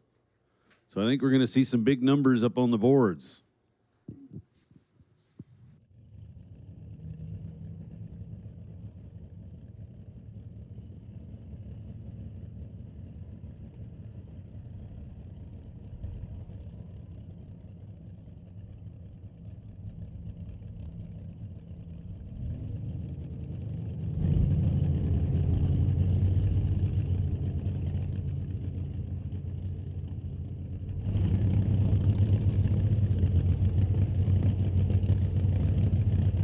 So within the class of Top Alcohol Dragster, you kind of have two subcategories, we'll call them. This one here is the one that burns nitromethane. alcohol. Yes, it is in the class of top alcohol.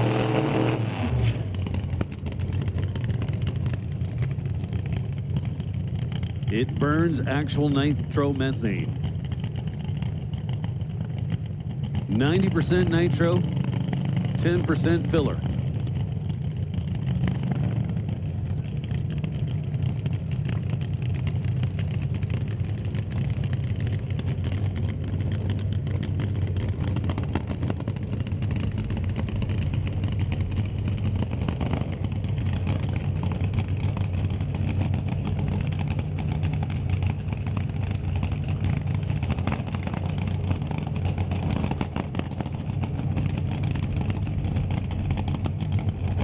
So naturally aspirated nitromethane combo. So just prior to the car staging, you're going to hear them engage the second fuel pump. And as Randy Parker once told me, it's at that point the engine's trying to turn the crankshaft in two different directions.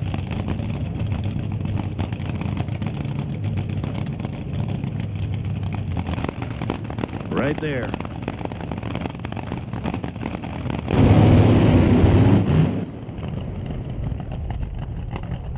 Almost. So still goes 951 to the 60 foot with a little bit of smoke coming off the back tires. Then looked like it was going to go into shake. So Mike Quayle deciding, no, that's enough for me. I'm going to get out of this early, somewhere around the 100-foot mark or so. So he coasts across with a 1042. He'll go on the sheet with that. Obviously not what they were looking for, but it gives them a baseline with which to start off their weekend.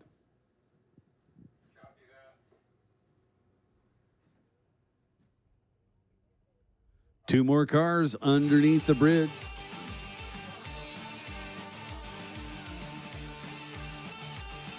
Mission Raceway Park race director Wally DePerrin gives them the signal to fire up the cars.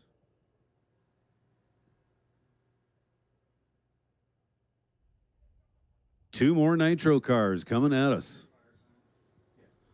It's going to be Mike Austin and it's going to be Mitch Myers. Mitch Myers in the right lane out of Hermiston, Oregon. 2004 NHRA World Champion. Has been doing this for a little while.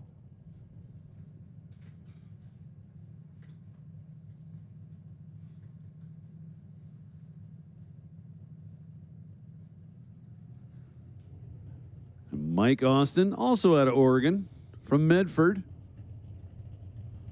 For LAD Automotive, coming up in the left lane.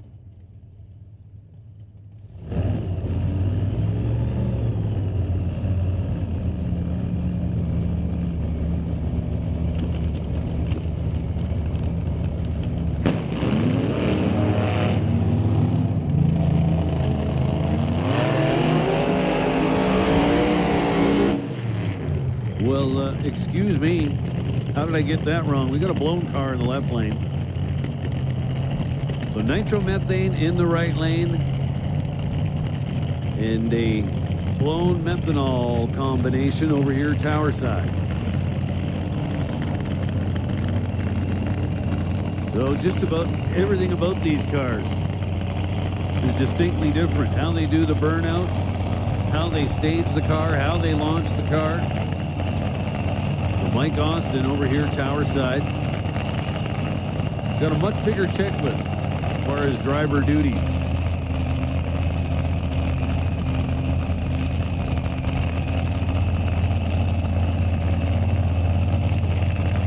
Mitch Myers will stage the car at an idle and basically just hammer the gas pedal when he sees the tree come down. Mike Austin's going to have to do things decidedly different. Going to pre-stage the car, build up some RPM, get it dragging against the clutch, and bump it in there with the handbrake. Then he's got to swap feet and let go. Well, this is looking pretty good. How about 535 and 533? Check out those reader boards, ladies and gentlemen. Two nice looking side-by-side runs here in round one of qualifying.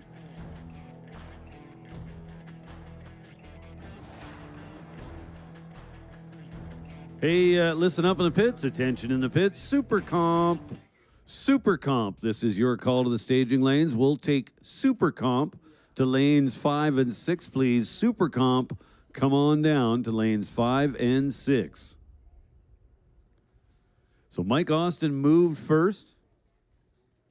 Was .933 to the 60-foot mark. Mitch Myers hanging with him with a .950 60-foot.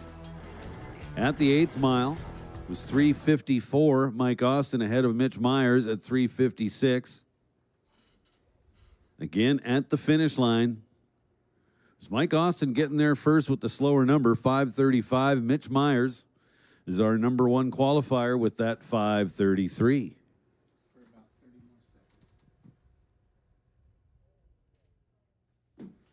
Mike, did you send super comp? I did. Thanks. So 2 more coming up.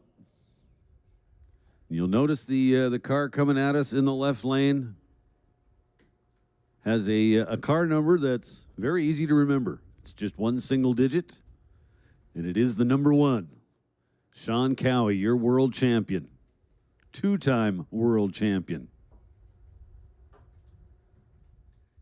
He'll be coming up in the left lane behind the wheel of his dragster. That has made the quickest and fastest runs ever for a blown alcohol combination.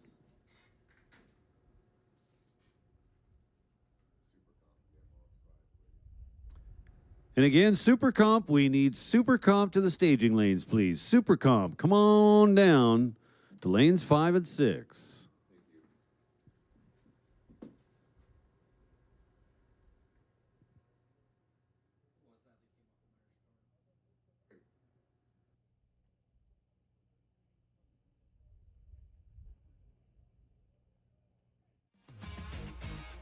No safety out there, just checking the track surface, making sure all is good.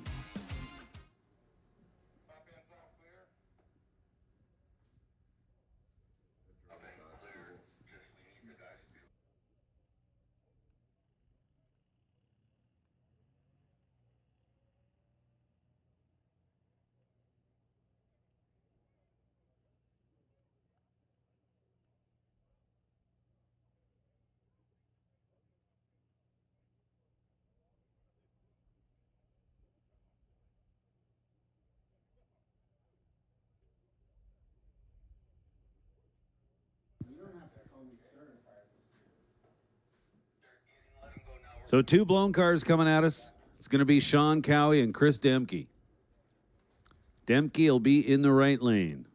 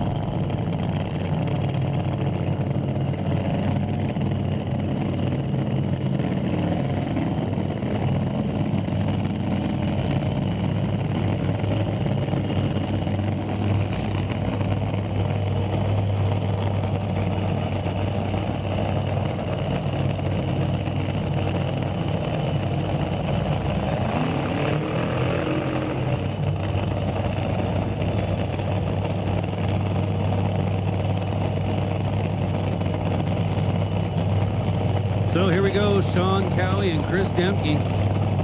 Sean Cowie, the reigning world champ. So Cowie and the Monday's towing team brought out the new car on Wednesday just to do a little shakedown run on it. Went 5:12 at 280 miles an hour in the first full pole ever on that car. After that, they put it away and pulled out what we have now, Old Reliable.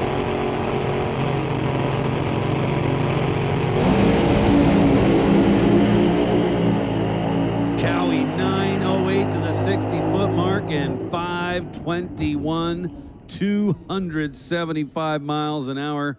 Chris Demke hanging with him. How about 5:26 at 276? Well, ladies and gentlemen, it's not going to get much better than that for side-by-side runs down the strip here at Mission Raceway Park. Outrageous. 275 for Sean Cowie and team, 276 for Chris Demke and team. Nicely done. Congrats to both teams. Well done. So the 5-car field looks like this. Sean Cowie, number 1. Chris Demke, number 2. Mitch Myers, number 3. Mike Austin, number 4. And Mike Quayle is in the number 5 spot for now.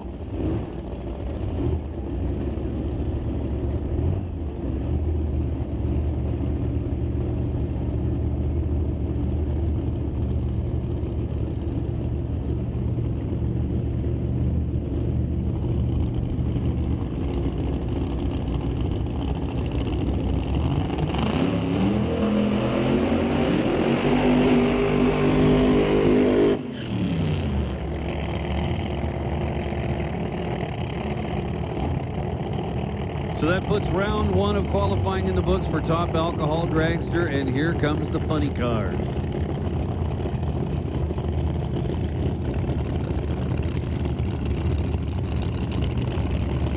So just 2 funny cars on the property, but they are 2 high-end ones, if you know what I mean. Shane Westerfield and Brian Howe. Brian Howe, number 2 in the world last year.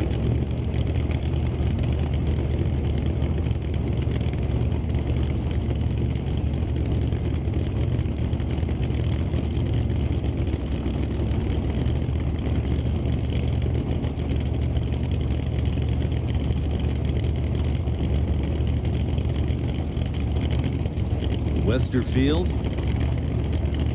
we call Division 7 home, hails from California.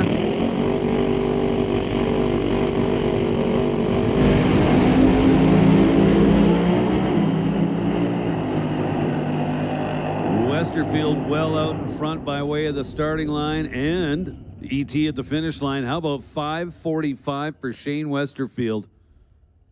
Straight out of the trailer, nicely done. 267 miles an hour, was 942 to the 60-foot. Brian Howe matched the 60-foot number, .942.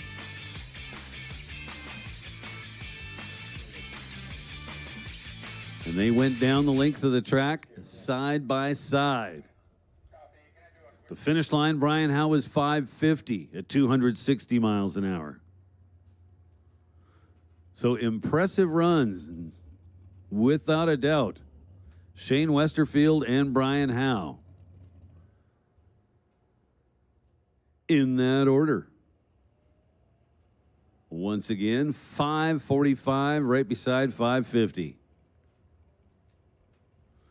So as I said at the beginning, what we lacked in car count numbers, we were going to make up with big numbers on the reader boards, and we did. Great job to all. These shocks have really impressed me. First of all, the clearance. I didn't expect it to be that good. I feel like I'm actually driving a truck. The suspension has made a huge difference for off-roading. I feel like with these shocks, I can go anywhere, and I'm really excited to go venture out and do some trails that I was maybe not so sure about before. I feel like now I can go anywhere and do anything.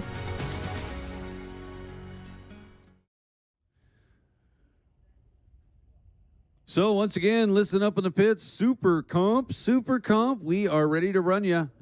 If you're not in the lanes, you're late. So we'll make this your final call. Super Comp, we need you now. Lanes 5 and 6.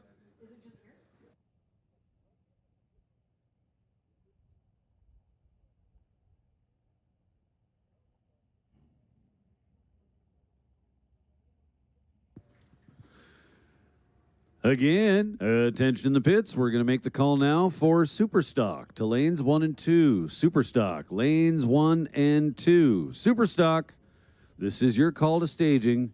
Superstock, please report to lanes 1 and 2.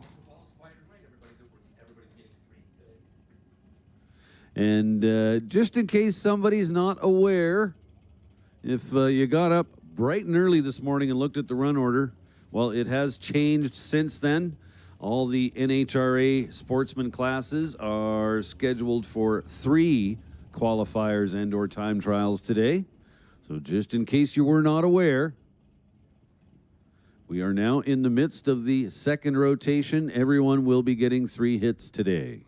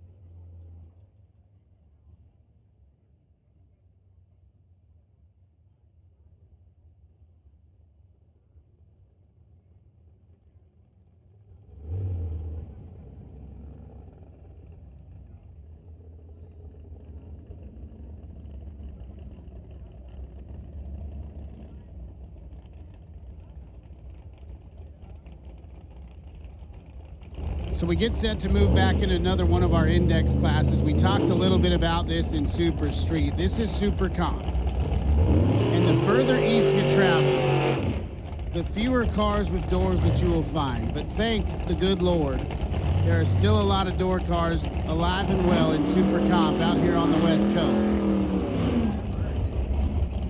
I like dragsters too, don't get mad at me. But Super Comp door cars are pretty cool, and David Archambault's sitting in one right now. The 91 Ford Pro, right-hand side out of Calgary, Alberta, Canada. Mark Gillespie to his left in the Dale Green powered dragster. Coming to you from the great state of Washington.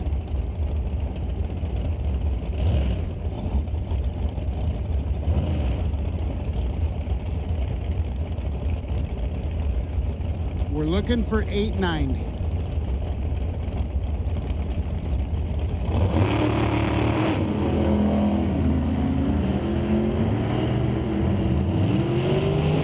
Archambault off the stop first. 889 with a 0 at 156 for Archambault. That's not a bad spot to be in Super Comp. Gillespie, 897 at 177. Gonna need to tune that up if he wants to go some rounds here this weekend. Paul Nero and Greg Taylor now. Taylor's in the ride out of Olympia, Washington.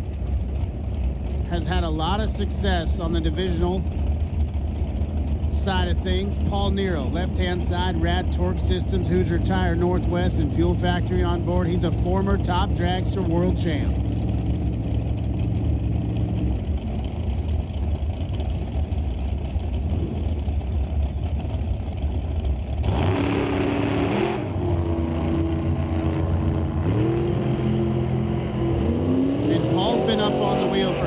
Weeks now. He's 005 on the tree at the big end, 894 at 179.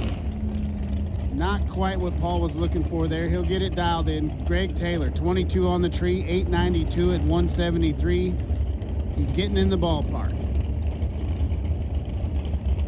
Danny Hodder and Emily Gerard now. Hodder's in the left out of Renton, Washington. The 2002 chassis. Gerard from Chilliwack, British Columbia. Rad Torque Systems on the side of that undercover hot rod.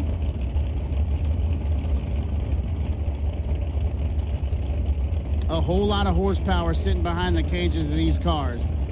In order to run 890, they got to slow them down. So they chop the throttle as soon as they leave the starting line. The shifter knocks it into high gear, and then it comes off the throttle stop. And you hang on.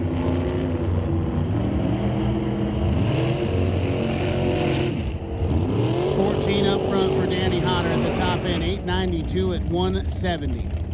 Gerard, 894 at 171.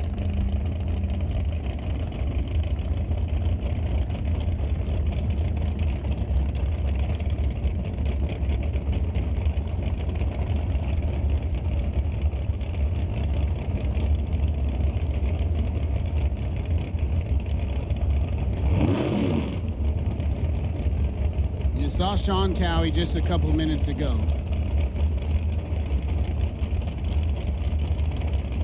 James Cowie now right-hand side. The Mondays Towing and Recovery hot rod. And Reed Holland, the 04 Worthy chassis out of Martinsville, Saskatchewan.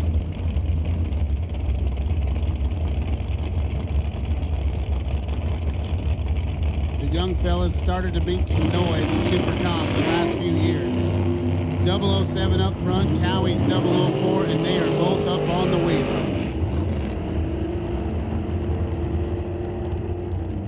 $892 at 169 for Reed. 889 with a 9 at 182, and 004 up front puts you in a real good spot in Super Comp.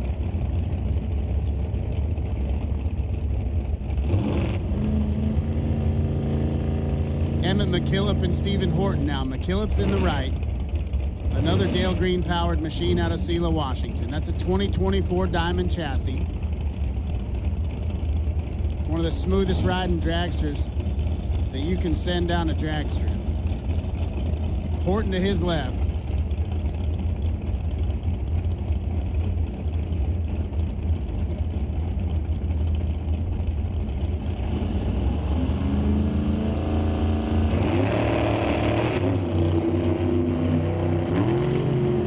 McKillop's a little red, Horton's a little bit late. They're off the stop and headed to the top end, looking for 890 And neither one of them are going to find it. 899 at 163 for Horton, 895 at $1.75 for Emmett McKillop. To bring up Mark Loftus and Chris Cannon now. Cannon's in the right, that 63 Chevy Corvette Roadster, 615 cubic inches sitting under the hood scoop.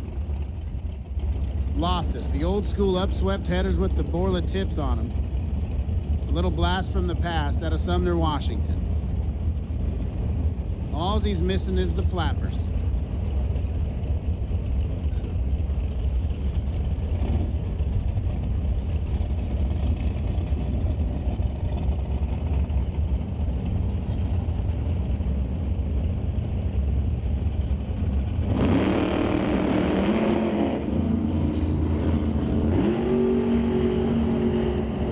Has the box set up just right. 005 up front. At the top end, 892 at 165. Cannon was 31 on the tree and then 889 with a 5 at 183. So he needs to clean it up here. He's pretty good down there.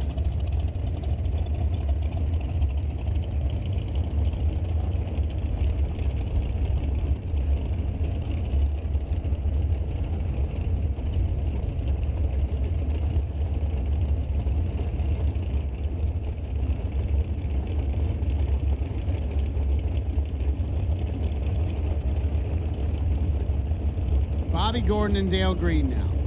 Dale Green got the win at the Northwest Nationals in Super Comp in 2024. He won the Denso Sonoma Nationals in Super Comp in 2025.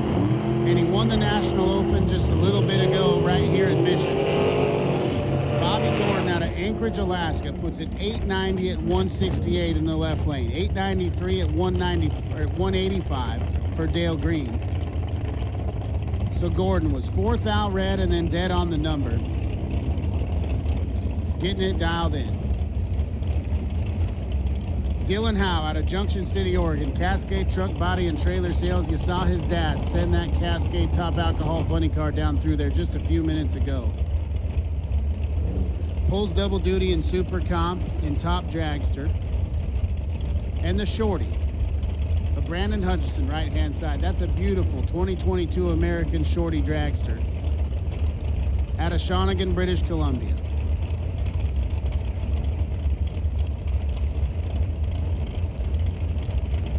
It was a Wally winning car just 2 weekends ago. How about trip zip for Dylan Howe? That'll work. 91 with a 5 at the top end. 15,000 total package. Hutchinson winds up 893.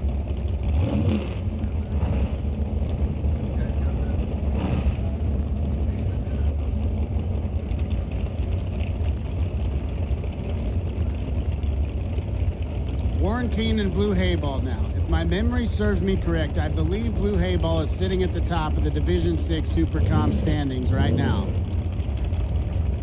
The 2017 Mondin machine, right-hand side, Warren Keene. The twin strut hot rod from right here in British Columbia.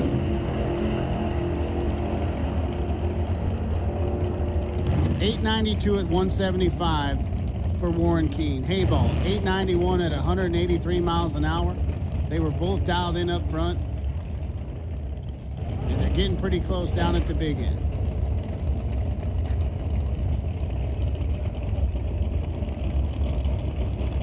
Randy Beck and Selena Linehan now. Selena's in the right out of Kirkland, Washington. The 2008 American chassis. Was in the top 5 for the 2020, or is maybe, for this year. For Jake's All-Stars selection. Randy Beck. From just up the road in Tacoma, Washington.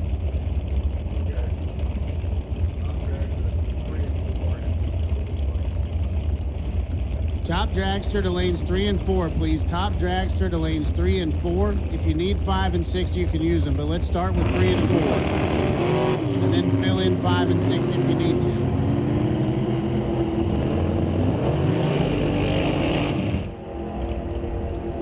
Top drop in. Selena Lanahan puts it 890 with a 9 at 164. She was 9th red up here, right in the zone. Beck a little late on the tree at 53, and then 892 at 168.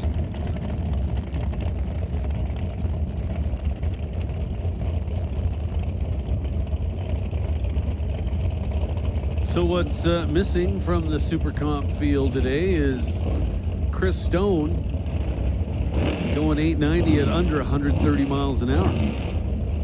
That was a lot of fun to watch yesterday.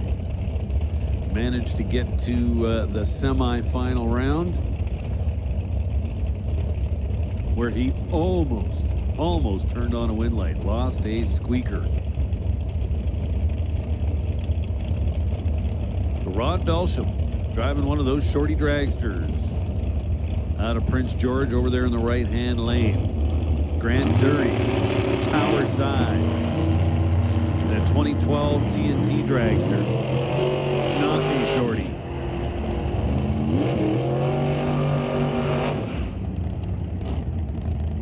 Dury is well under 886 with a 0. Belsham on the safe side with an 892. That's going to bring up Ryan O'Connor and Tori Lee. All O'Connor in the right-hand lane. For Rad Torque Systems, Floors with Flair, Tech Forestry, Bent Racing, and Caribou Electric. Tori Lee in the red, black, and white car. TCS side of your racetrack. 3-time Division 6 Super Comp champion. Won the Northwest Nationals back in 2016. Q2.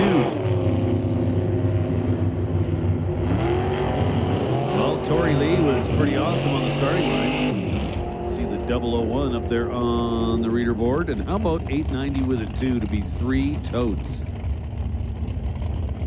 Total package of just 3 thousandths. Nice work.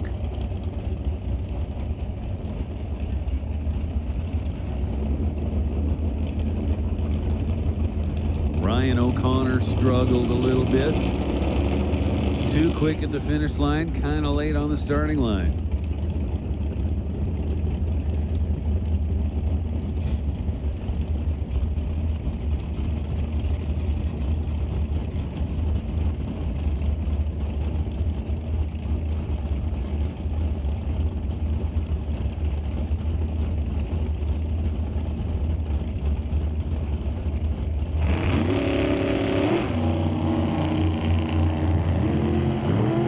So Justin Bond in the right lane.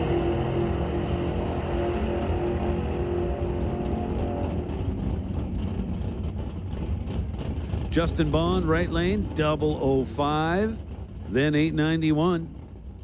That's pretty good. Andy Morris with an 894. And that was our final pair in Super Comp.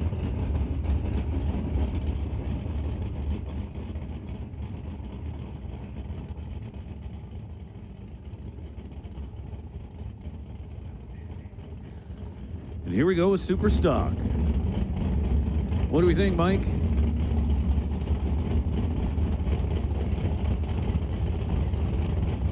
I think we got some beautiful Chevys down there, John. That we do.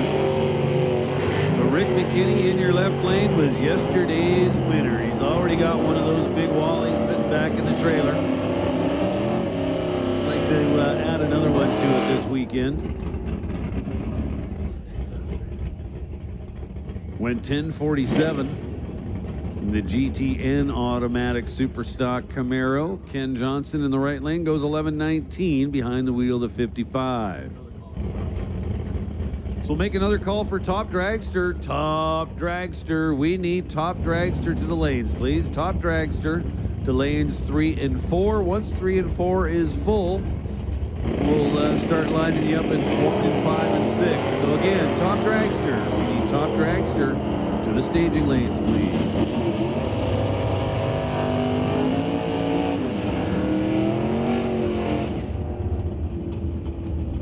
So Bill Bushmaker left side goes 11-11.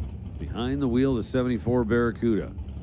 Bert Taylor driving the Camaro goes 10:32.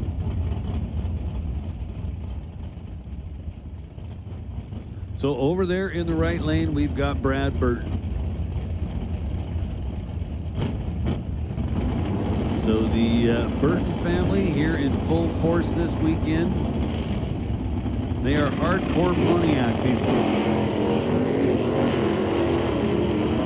Loving the big wheels up launches.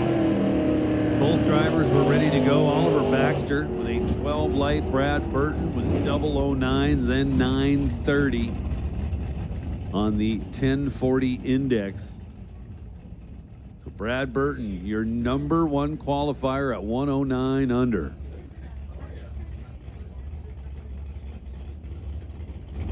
We got Brian Thompson in the tower lane. In the Notch Fox body, lined up next to Daryl Stobie.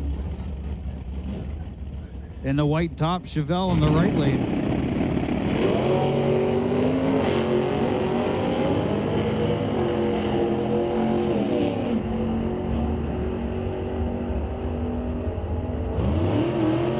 Stobie putting down a 10-12 on the 1100 index. Brian Thompson stopping the timer at 1177. 111 miles per hour. We got Ty Gaynor in the tower lane. Sun Auto Tires and Service in the 2008 Cobalt with a 990 index. Lined up next to Alan Marshall from Okotoks, Alberta.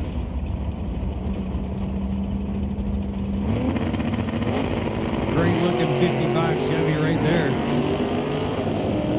Alan Marshall going red. Ty Gaynor getting off the line clean with the 048 reaction time, putting down a 918 at 146 miles an hour. Marshall dropping at 1160 at a $112.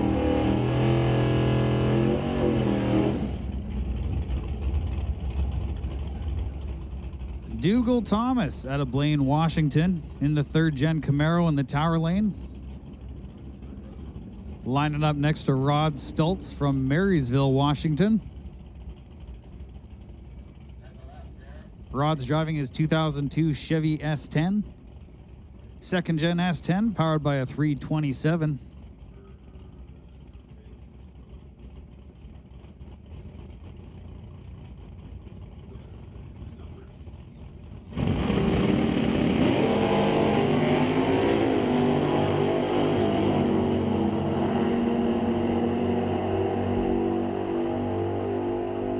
Similar reaction times from both the cars. Rod Stultz gets across the line with a 10-00 at a $131. Dougal Thomas running a 10-05 at 130 miles per hour. Now we have Nicholas Shepard, 2005 Cavalier in the tower lane. He wanted to give a thanks to Dan and Vicky Shepard.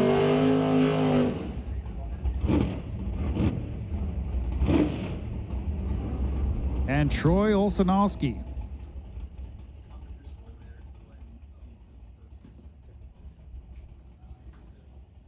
Attention in the pits, attention in the pits. Competition eliminator. We need you guys in lanes 1 and 2.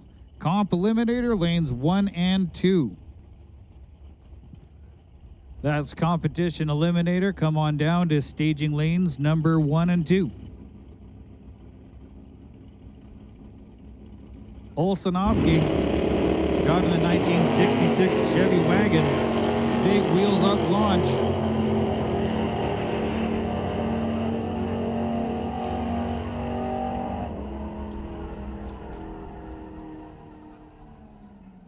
Nicholas Shepard in the Cavalier putting down an 1123 at 93 miles an hour. Olsanowski with a 1164 at 95 miles an hour.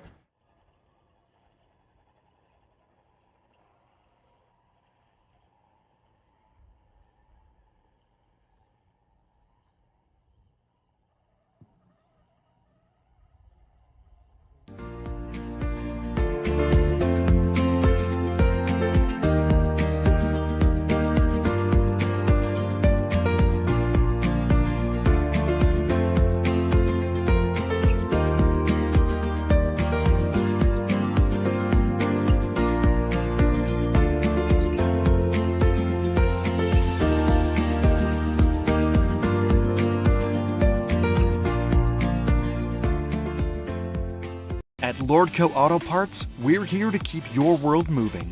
From our fully stocked aisles to our friendly staff, we've got what you need for every project, big or small. Our team works hard to ensure that the right parts are ready when you need them. Whether you're tackling repairs at home or keeping your business running smoothly. With fast deliveries to local shops and expert advice, we're proud to be your trusted partner on the road ahead. Lordco Auto Parts, driven to keep you moving.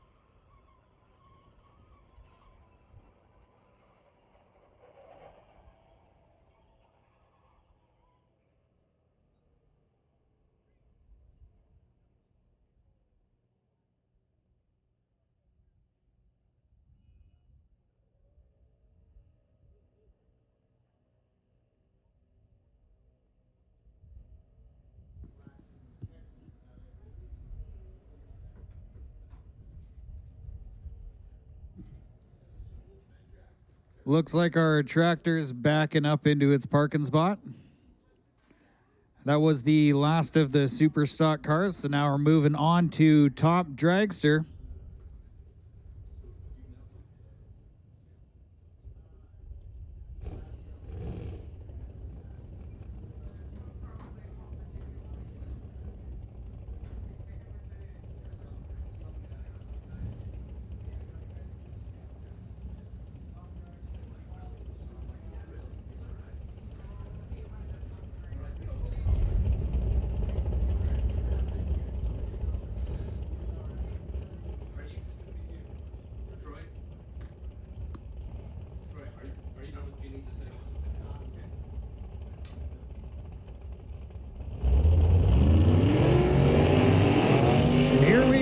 Couple cars heating up their tires. Getting them nice and sticky for this run. We got Dan Rodrigue in the left lane, 2007 TNT Dragster.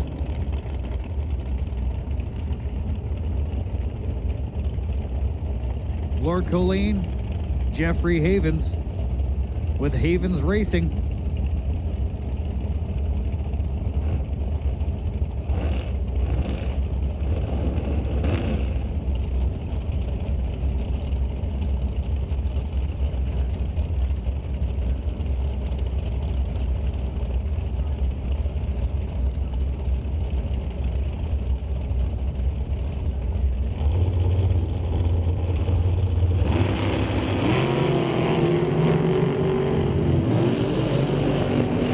Jeffrey Havens getting off the line, a little bit red on that run.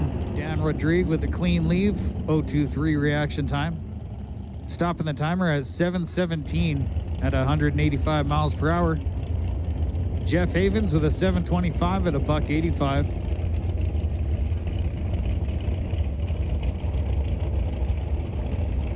Tammy Piggle out of Abbotsford. Tammy Peugeot out of Abbotsford, BC, driving along with Rad Torque Systems in the Tower Lane. Lined up next to Ed Vanderkoy.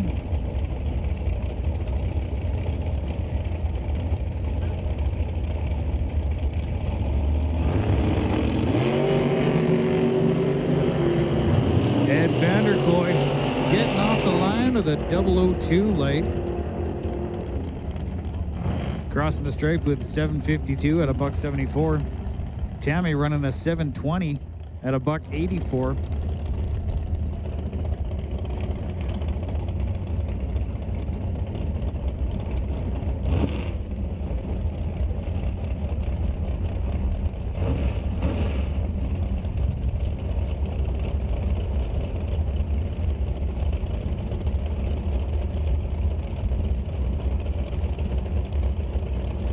We got Justin Dohanek in the left lane, here from Spruce Grove, I believe, Alberta, in the 2006 Dragster.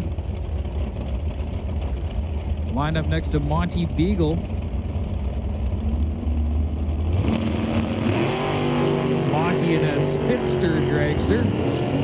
Both cars getting off the line with some solid reaction times. 005 for Justin in the left lane. Monty, 008. Justin putting down a 694 at 178 miles per hour. Monty Beagle with a 700 at a $191. Now we have Jeremy Soares from Terrace, BC. 2001 Cameron Dragster in the left lane, driving along with Quick Tech race cars. Cody Baker in the right lane, High River, Alberta driver.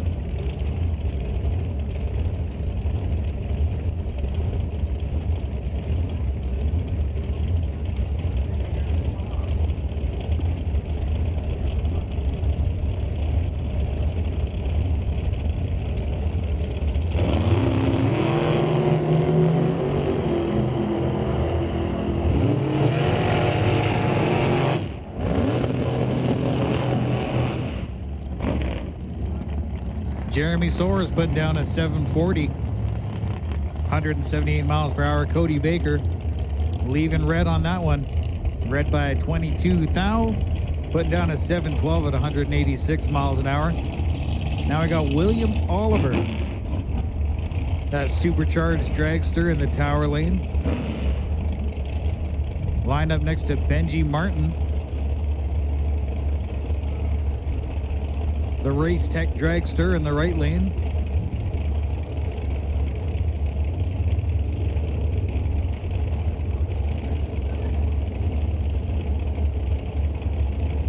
Forced induction in the tower lane. Naturally aspirated in the Lordco lane.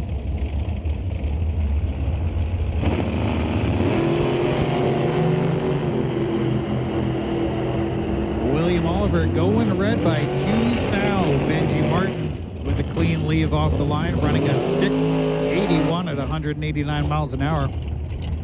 William Oliver a 705 at a $189.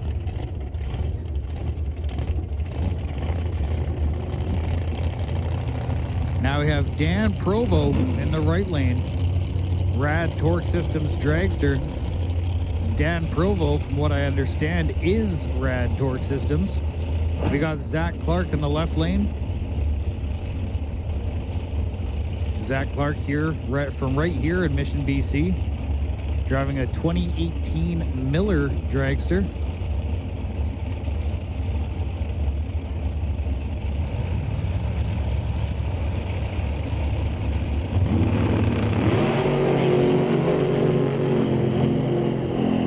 Zach Clark going red by 1 thou. Dan Provo getting off the line 048. Crossing the stripe with a 670 at 203 miles an hour. Zach Clark putting down a 736 at a $144.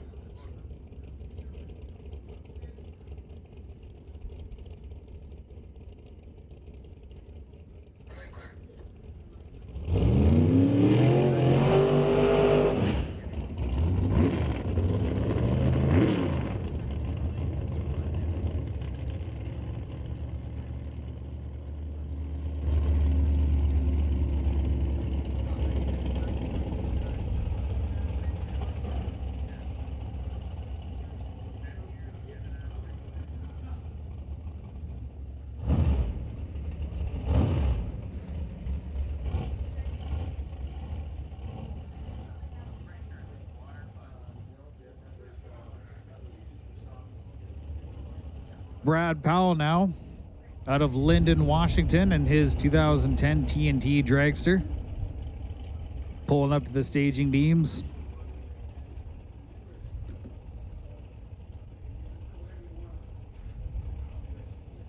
Brad Powell's got a 598 Chevy, something away behind his back. Clean launch off the line with a 011 reaction time. Stopping the timer with a 7:32 at 182 miles per hour.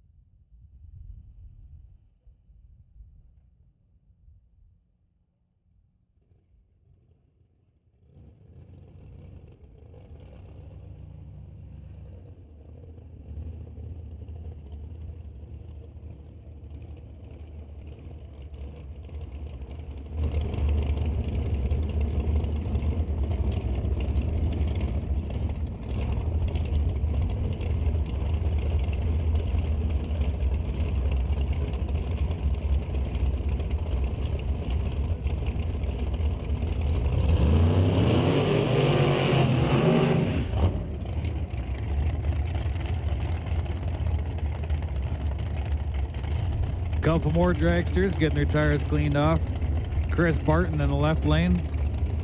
The black car up from Spokane, Washington. That's a 2026 Racetech dragster. Brand spanking new. In the right lane, Justin Bond driving a 2021 Miller, powered by a 632.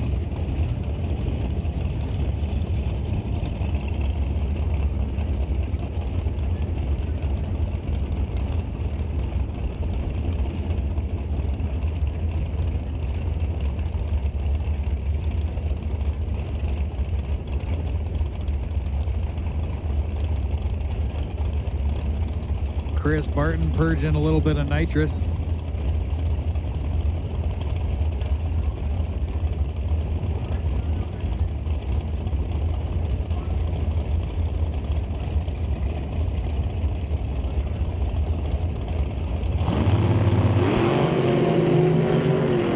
Chris Barton getting off the line with a 008 reaction time. Stopping the timer at 6:64, 200 miles per hour. Justin Bond running a 695 at 194 miles an hour.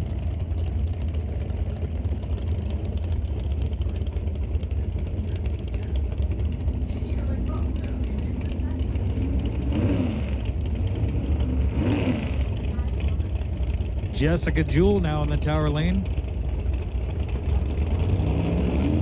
2024 Race Tech Dragster. Raw carbon fiber look on that car. Lined up next to Derek Shirk in the right lane, the white dragster.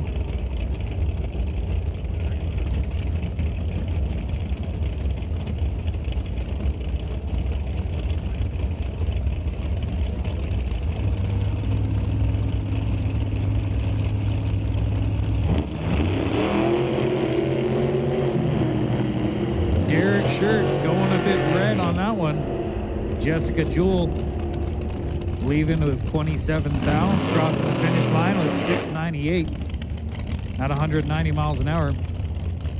Derek Shirk putting down a 774 at $170.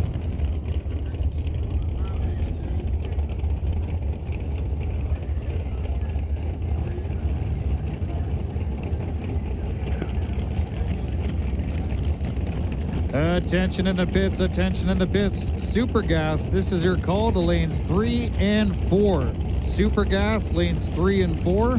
Juniors, you're on standby.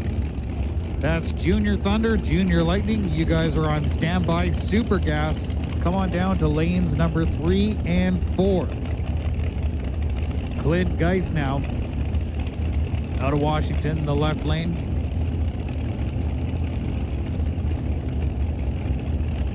Clint's driving along with Rada Miller Paint. In the right lane, Aaron Steinke, 2026 Race Tech car, with a 959 cubic inch V8 thumping away behind his cage there.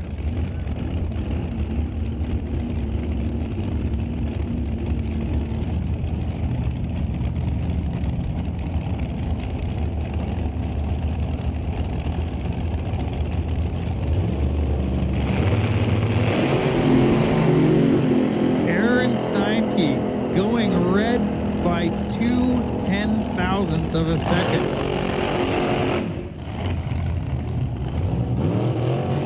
Clint putting down a 674 at 194 miles an hour.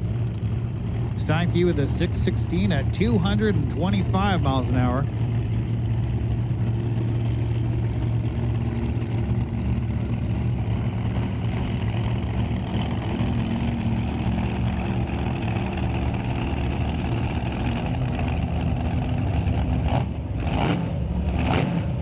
We got Grant Dury in the left lane.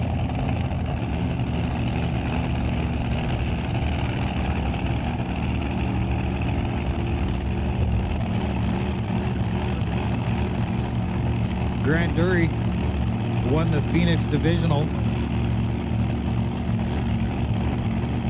this year, lined up next to Andrew Morris.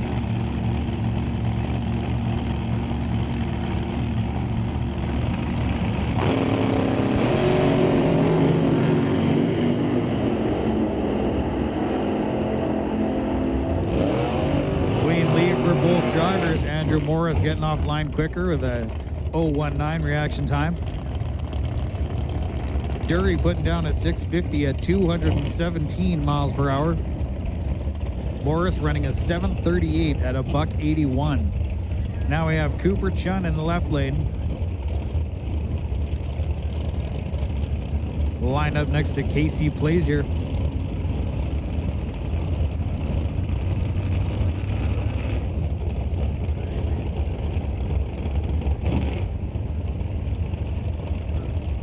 Cooper Chun driving a 2001 Mullis Dragster. Casey Plazier, a 2008 Mullis Dragster.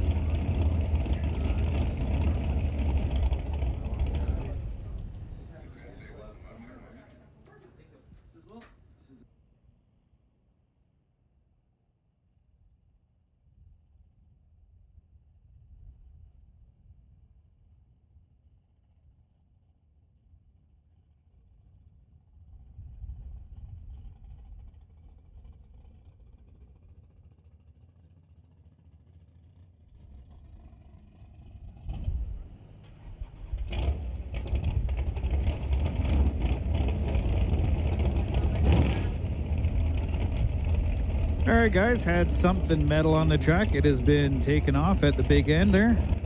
So we are good to go to run these cars down the drag strip.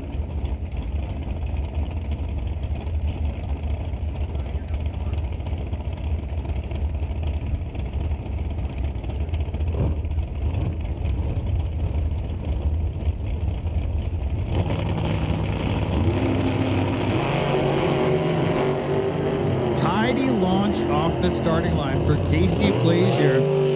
006 reaction time on that run, putting down a 7:44 at 145 miles an hour. Cooper Chun running a 7:53 at a $1.76.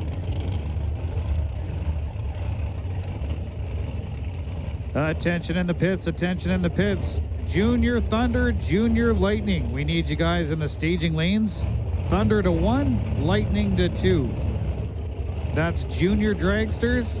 Thunder to 1, Lightning to 2. Come on down to the staging lanes, guys.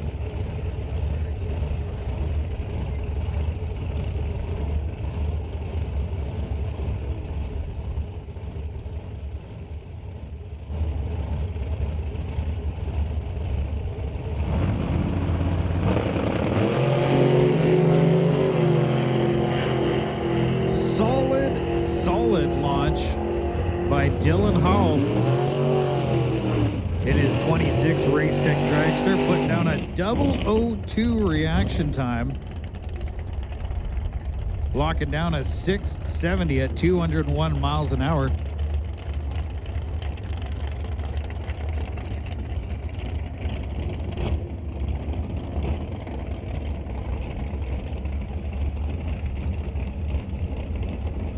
So that run put Dylan Howe in number 4 qualifying position.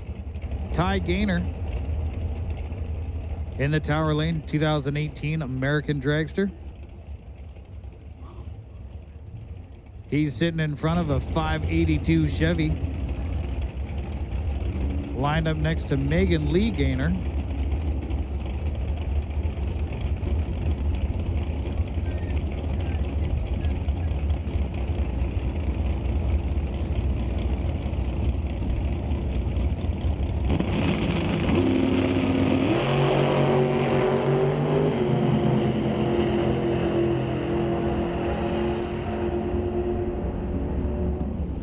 Ty Gaynor getting off the line cleanly with a 023.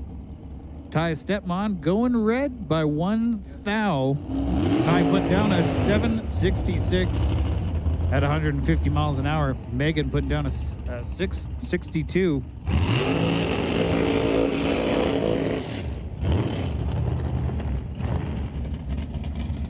That closes out top dragster qualifying. Aaron Steinke able to get it on the sheet, and he is number 1. Grant Dury right behind him. Chris Barton, Megan Lee Gaynor, and Dylan Howell round out the top 5. Clint Geisey, Dan Provo, Benji Martin, Justin Dalhanick, and Justin Bond round out the top 10.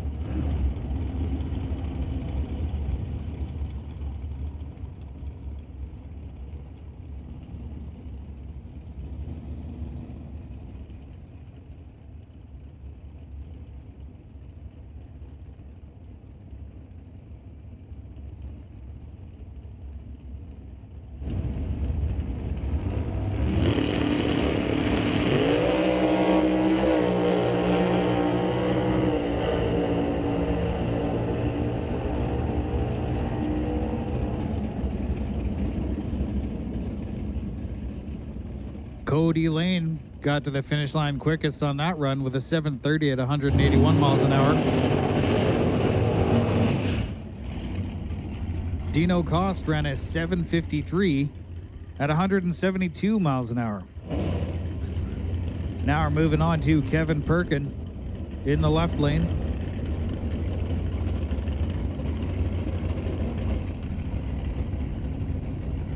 Lining up next to Joe Locke in the right lane.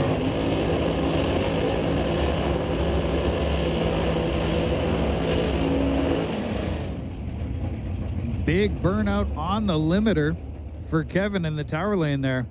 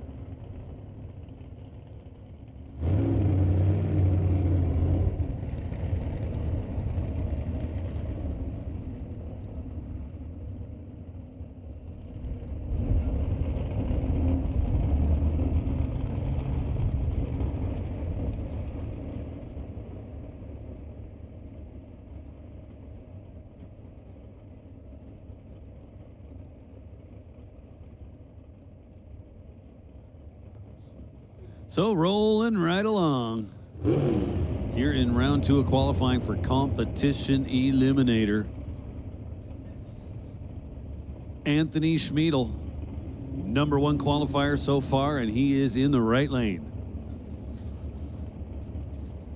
On the sheet with a 7:24. Now, as we move into what'll likely be the hottest part of the day, not likely we're going to see much in the way of improvement for most of these cars. Ryan Warder, tower side. Warder gives up on the run. He's off the gas and coasting. Schmiedel goes 7:26.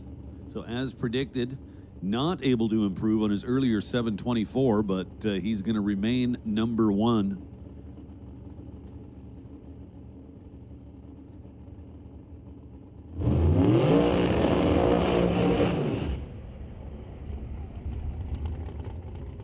Kimberly Carter coming up now. Mom of 7 kids with 11 grandkids. And by her own words, crazy as a hoot owl.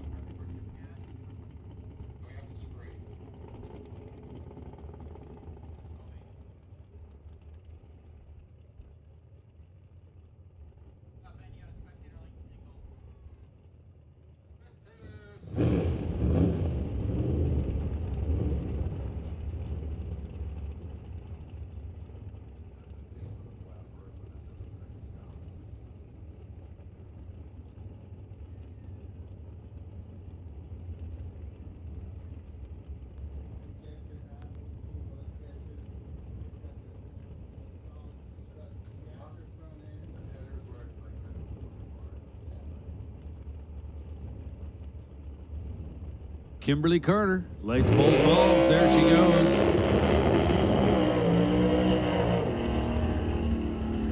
Leaves well ahead of schedule. I'm not sure what happened out there. Possibly car not shifting. I don't know. Off the gas, coast through the finish line. We'll call that a throwaway run. Kimberly currently sits number 9 out of 9 cars.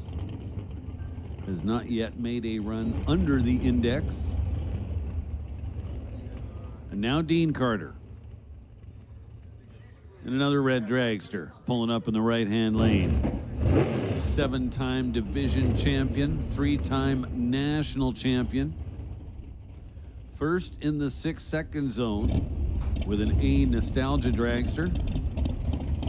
We'd like to thank Rick Waters and Quality Floors.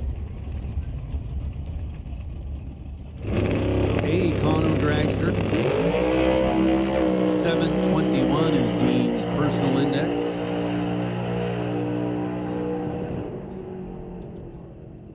How about 663 and 196 miles an hour?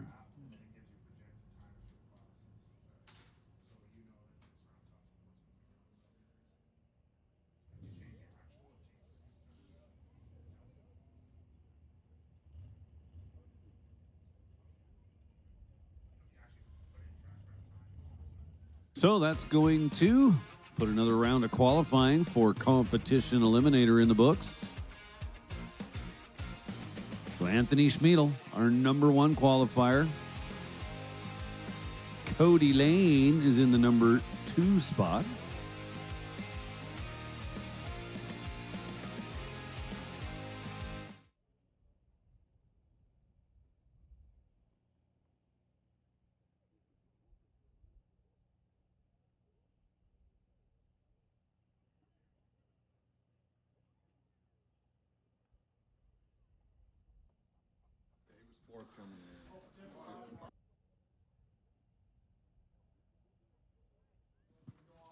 So as I was saying, Anthony Schmiedel is our number 1 qualifier so far. Still another round of qualifying coming up, however. Cody Lane, number 2. Ryan Warder, number 3. Dean Carter in the number 4 position. And Ralph Van Papagam is the number 5 qualifier. Again, 9 cars on the sheet.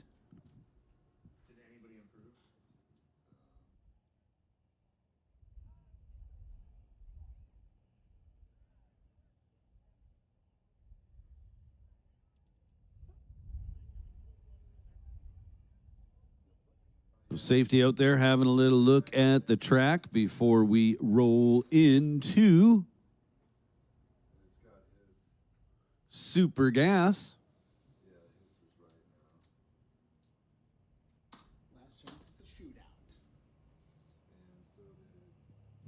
So as part of qualifying here in Divisional 6, we have 8 car shootouts for the super classes. So the top 8 cars in Super Street, Super Gas, and Super Comp get a little mini race within the race weekend. So we'll be working that in as part of qualifying. So the fields are set for Super Street and Super Comp at this point. Super Gas, Q2 coming up, so this will be the last chance to try squeak into that top 8 and get yourself a spot in said shootout.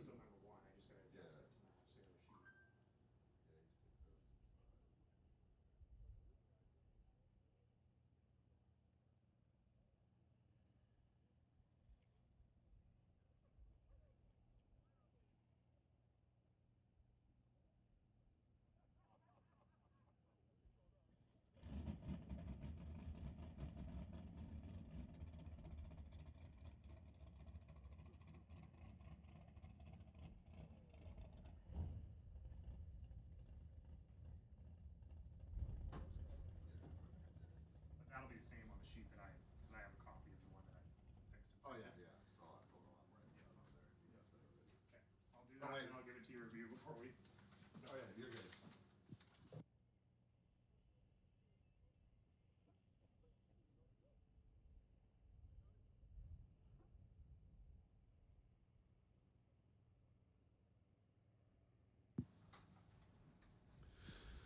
And once again, I want to thank everybody for coming out to Mission Raceway Park. Absolutely love having you. Couldn't really ask for a nicer day.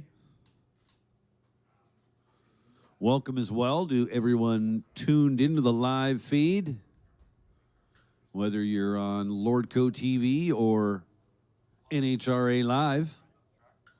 Thanks for joining us.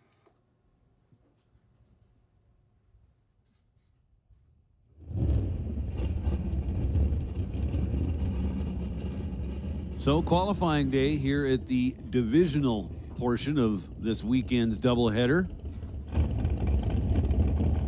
Here comes round 2 of qualifying for Super Gas. Kirk Lance, Sandy Bracy Nero.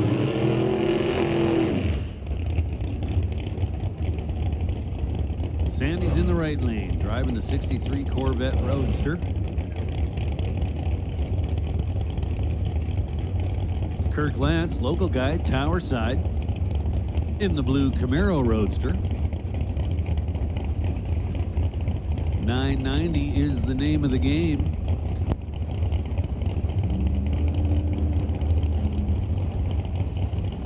So unlike what we just saw in Competition Eliminator, nobody's trying to go quicker than 990. Well, maybe a little bit quicker than 990, but not much.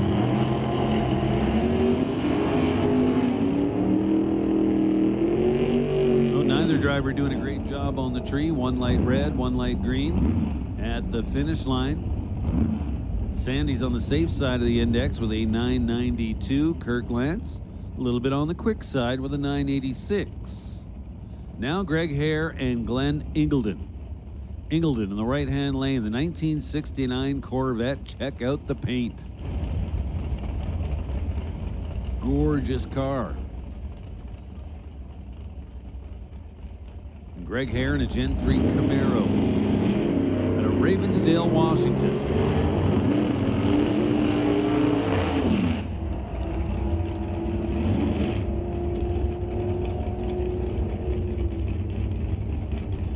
Greg Hare, 992.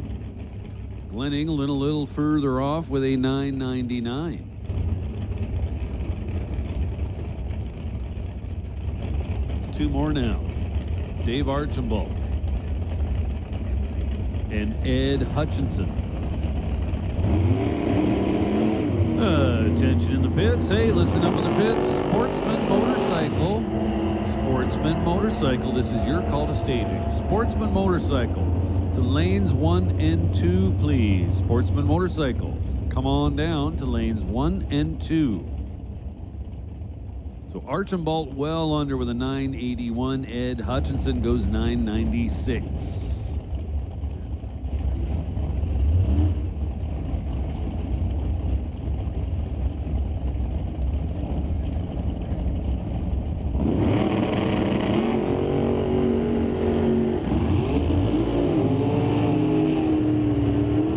Dan Davis, 023 up front. Left side, 988 at the finish line. Little S10 pickup truck goes 996. Daryl Baker.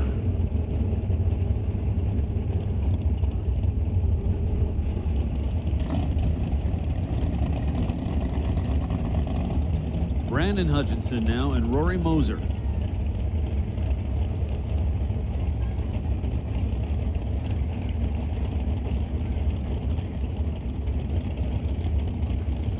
Hey, listen up in the pits. Top Sportsman. Top Sportsman, this is your call to staging. Top Sportsman, this is your call to the lanes. Top Sportsman to lanes 5 and 6, please. Top Sportsman, lanes 5 and 6. Brandon Hutchinson, Rory Moser. Couple of 3 lights up front, 1 red, 1 green. Hutchinson, 003 and 989 with a 3. I'm gonna say he's ready to go. He's in the shootout. The 991. We'll see him back up for round 1 of that. Of course, everyone not making the shootout will get their 3rd qualifier. Rory Moser was 994. Now Andrew Sargent and Keith Peterson.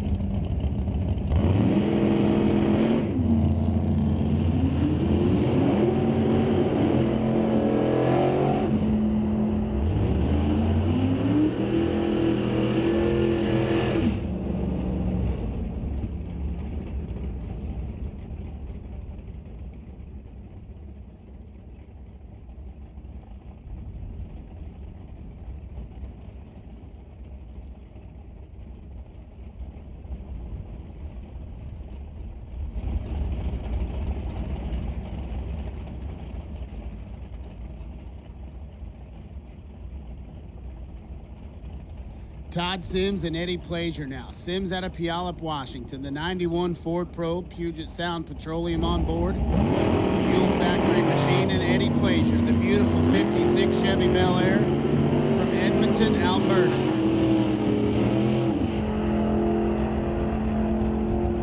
.990 with a 3 for Eddie. That will do it.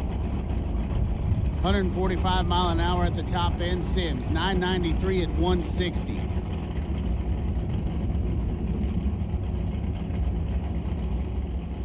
And the super cool 23 Ford Roadster of Kevin Griffiths out of Fruitland, Idaho. From just over the hill of my hometown, all the way up here in Mission, BC. Steve Lowe to his right, the 92 Firebird from Langley, British Columbia. Kevin leaves before the tree fires,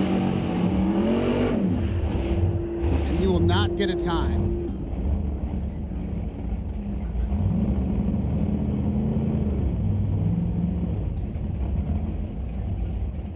.991 at 167 for Steve Lowe.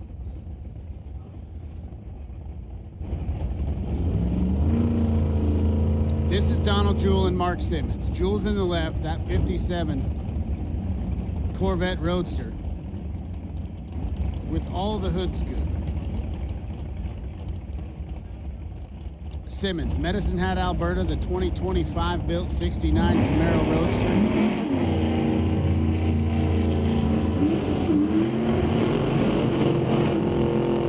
Stop and headed to the top end.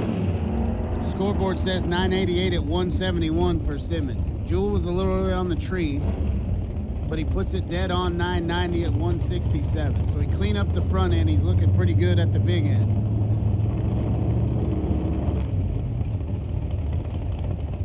Chris Cannon and Josh Meloff. Meloff's in the left.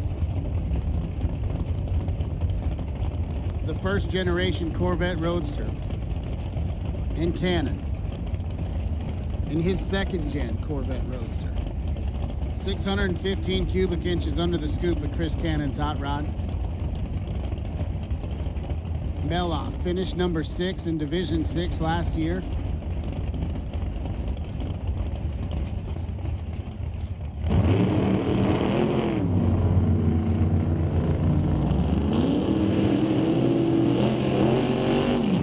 Cannon lets go 008, heads to the top end, looking for 990s, 986 at 176. Meloff puts it right on the number. 21 up front, and then 990 with a 6 at 162 mile an hour. Puts him squarely in the shootout. Nathan Huber and Brent McKinney now. Nathan, your reigning Division 6 Super Gas champion in that Chevy S10 pickup truck right-hand side, comes to you from Sumner, Washington. McKinney from Wilsonville. Just up the road from Woodburn Drag Strip down in Oregon.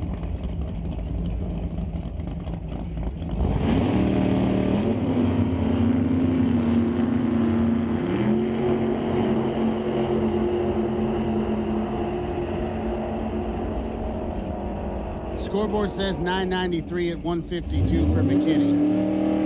999 at 163 is not where Nathan Huber wants to be. So he'll need to make some adjustments.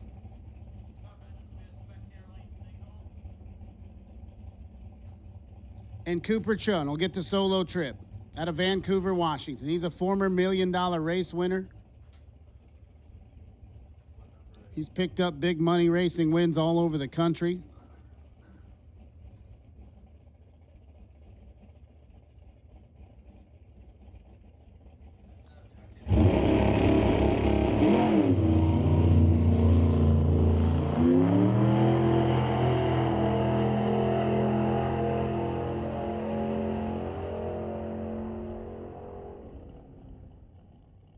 $992 at 156 for Cooper Chun to close us out here in Super Gas.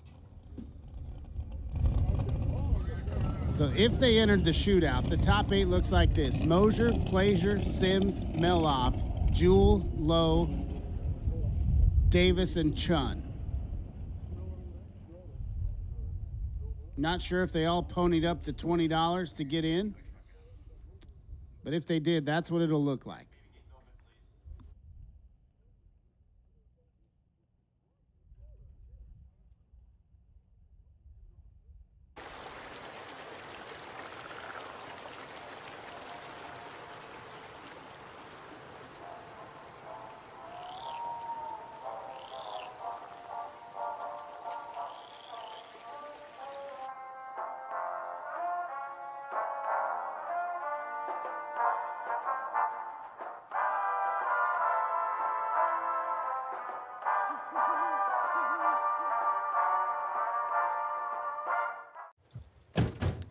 Dubuque County Fair is about to get its face melted. 1 second. I guess their faces are safe. Shut up, Jeff. Yeah, Jeff, shut up. Shut up, Jeff. I don't need your help. This is just like what happened in Pittsburgh. Never mention Pittsburgh! When you need to be there, you need an Interstate, the car battery auto techs prefer.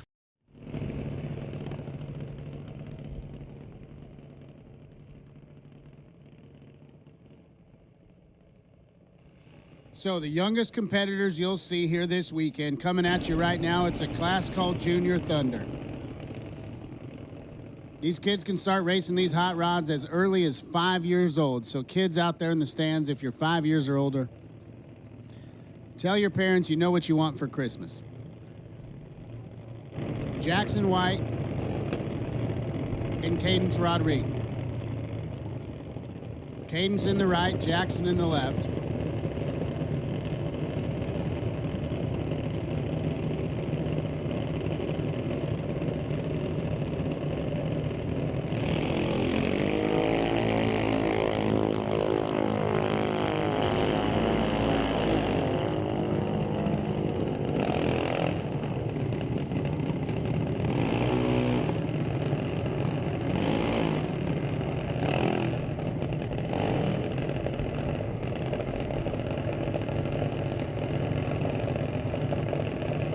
So 9:01 at 71 miles an hour for Cadence Rodriguez. 14:37 at 42 mile an hour for Jackson White. They picked up about 5 mile an hour over their first pass of the morning. As Alex Green and Wesley Armstrong now. Armstrong's in the ride out of Chilliwack, British Columbia. Mountain Tire on board, Armstrong Family Racing. Green from right here in Mission. The 2017 Mike Boss machine. They don't get much nicer than a Mike Boss hot rod. Abstract Glass, True North Mechanical, and Lordco Auto Parts supporting young Alex.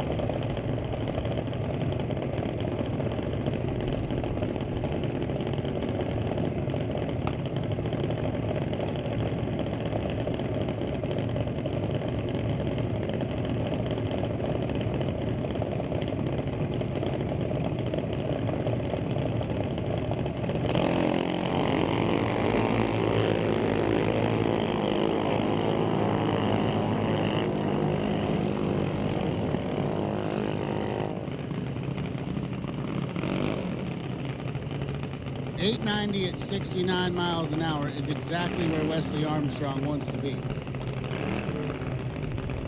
Alex Green, 899 at 72.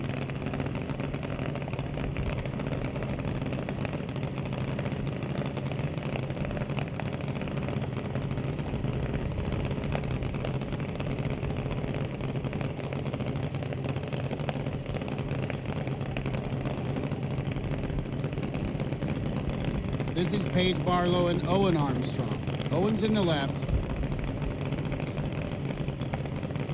Another one of those Armstrong Family Racing contestants here this weekend, Barlow. Getting a bunch of help from Mom and Dad in the right. From right here in Mission, BC.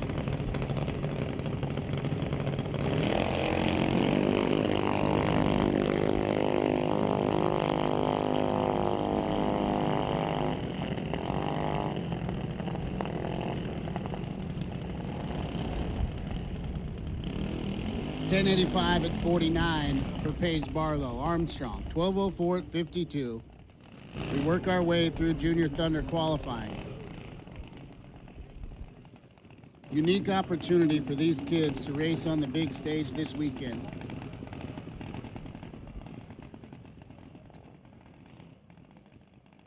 The Junior Drag Racing League, a really, really cool program of the NHRA. They put them on the big stage at the national events. You've started to see them at big money racing events all over the country, trying to foster this next generation of our great sport. You'll see their crew chief standing behind there with their hands on the motor. They're turning screws on the carburetor, trying to get that RPM dialed in just perfect.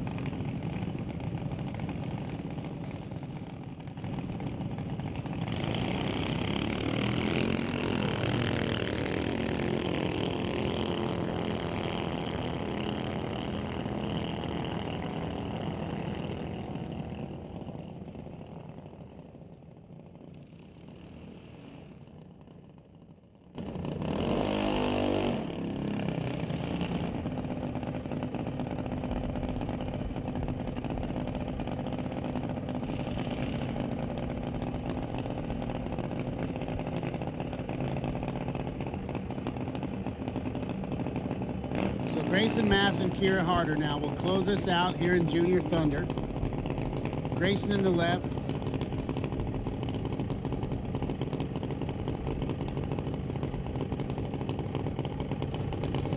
Kira's in the right. Anderson A1 Auto House and Elevation Real Estate. New Elevation Civil on board for Grayson Mass.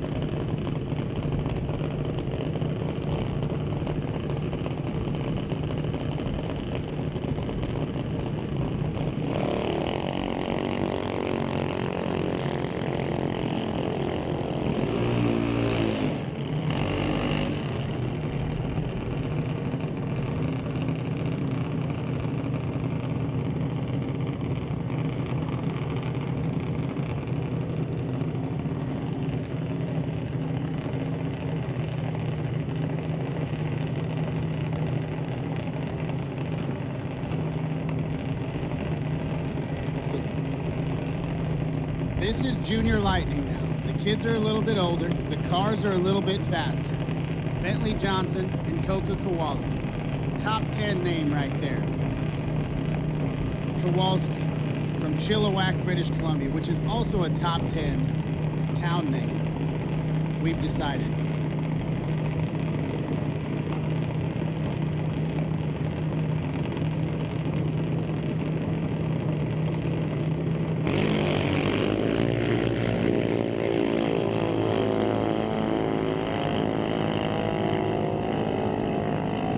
Race to the 8th mile, 794 at 82 mile an hour for Kowalski, 805 at 80 miles an hour for Bentley Johnson.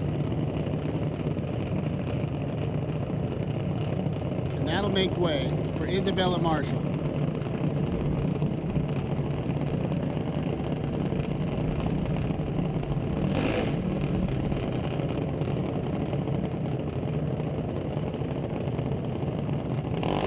And Hunter Thompson.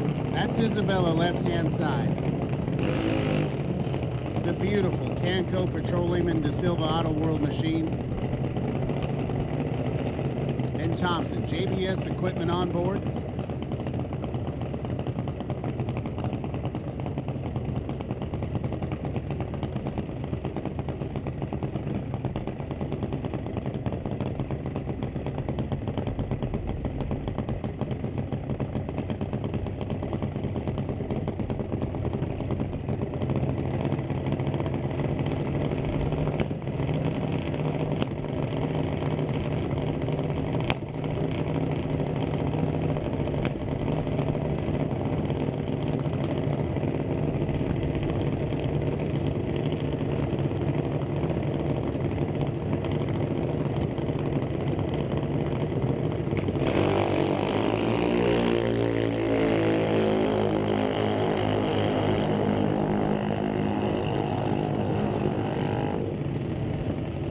Isabella Marshall, left-hand side, 807 at 81 miles an hour. Hunter Thompson, 8.0000 at 81 miles an hour. April Bond and Connor Jackson now.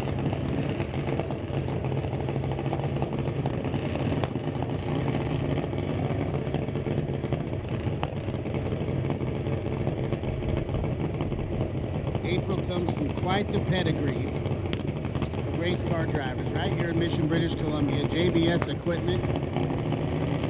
Connor Jackson, the 2014 Mike Boss machine, TKO Hot Rods, Amsoil, Fitness Lab, and Rodrigue Family Racing, all supporting young Connor here this weekend from Abbotsford, British Columbia.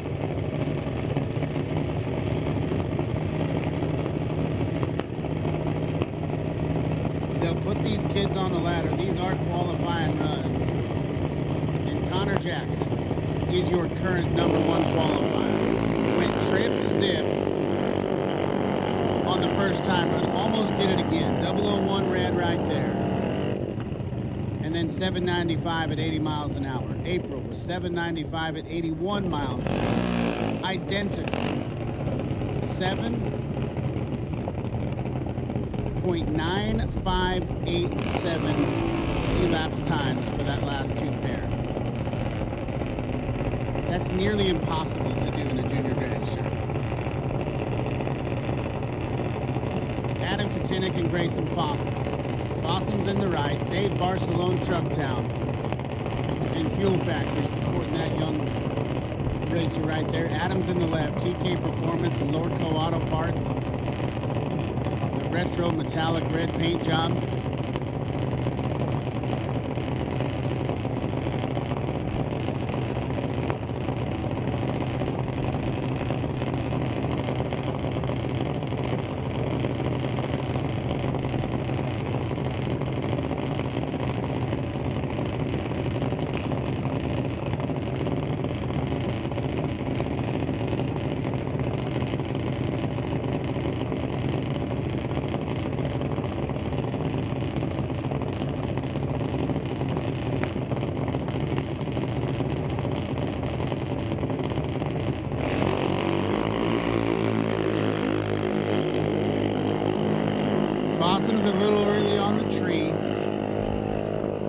help qualifying, but 797 at 79 miles an hour is a pretty good run. 781 at 81 for Adam.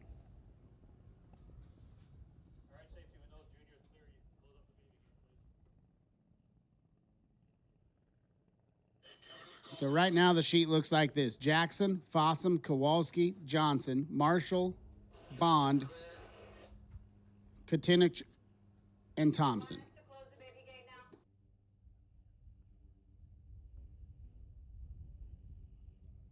We've got Sportsman Motorcycle at the ready line, top of staging, and ready to go. These hands hold a lot of trust. They keep engines running and tires turning. People depend on these hands, and these hands depend on Interstate.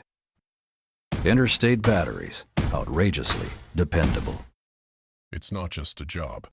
It's JBS equipment. People work here because they're proud of this equipment. And customers are buying this equipment and they're proud of it.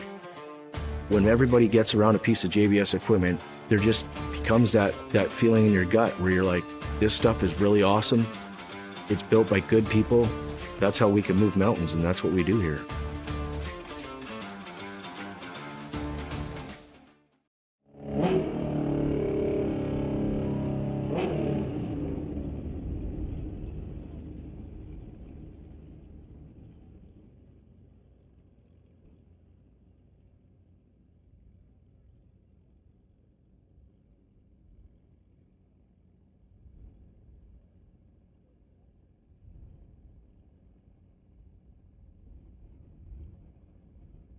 So we move into Sportsman Motorcycle here. Steve Miller and Stephen Campbell. Miller's in the left, Campbell in the right. We almost had a father-daughter final round yesterday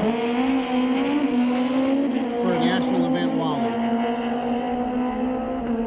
Miller's 008 red, Campbell's 39 green, and then 813 at 156. 891 at 147 for Steve Miller. Qualify off reaction time here. Currently, Stephen Campbell's number one, and he was trip zip with a 4. So going to be pretty difficult to knock Stephen off the number one spot.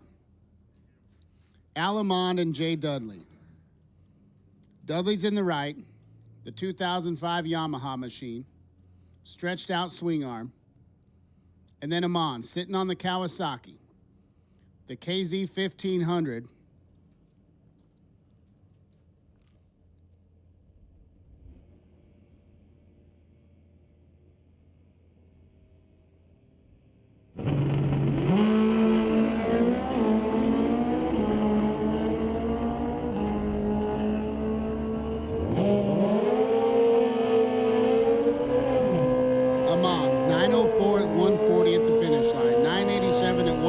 On the boards for Jay Dudley.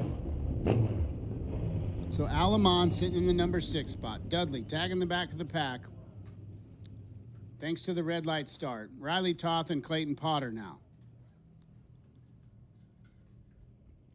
Toth in the right, the 2002 powered Kawasaki machine. And Potter, 1400 cc's of Kawasaki power left-hand side.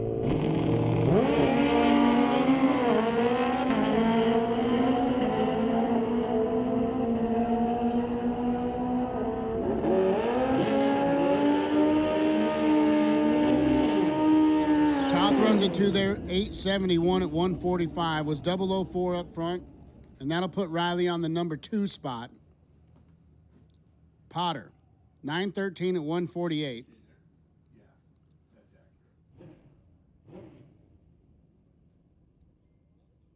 Late on the tree there, but had a 12 light earlier today, so sits number 3. This is Lindsey Miller, the reigning D6 champ. Left-hand side, the 2009 Kawasaki ZX-14. You just saw those junior dragsters going down the track. Lindsay was driving one of those just 2 years ago. Zach Toth sits to her right.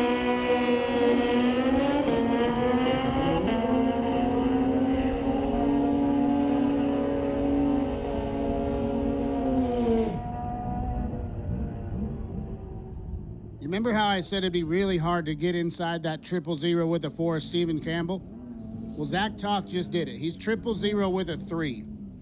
So that puts Zach in the number 1 spot. Lindsay was 33 red, then 929 at 145. Currently sitting number 5. Cody Compton going to get the single here, the 2025 Summit ET winner.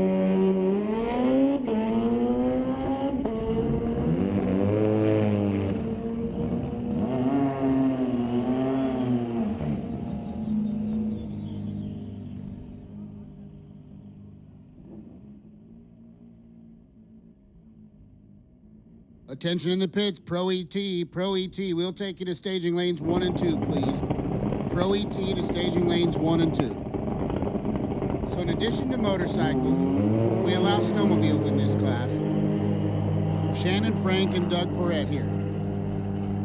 Perret's in the right, Frank in the left, 825 at 165 for Shannon Frank. 998 at 126 for Doug.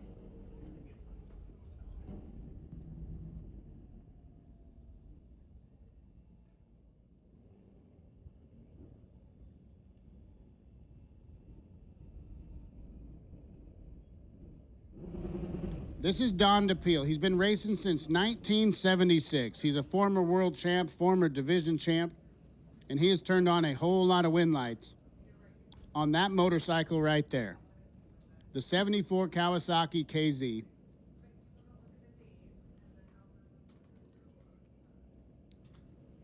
Get the Super Pro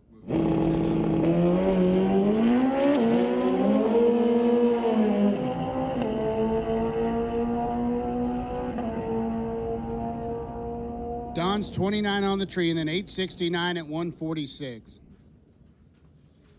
Slides in at the 8 spot. And Miles Hodder. Get the single right here. 1500cc Suzuki. Currently sitting 14 on the board.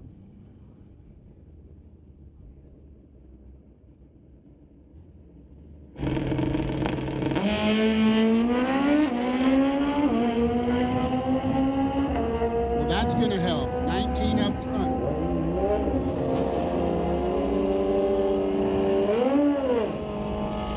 And then 832 at 150. That'll move Miles all the way up to the number 6 spot.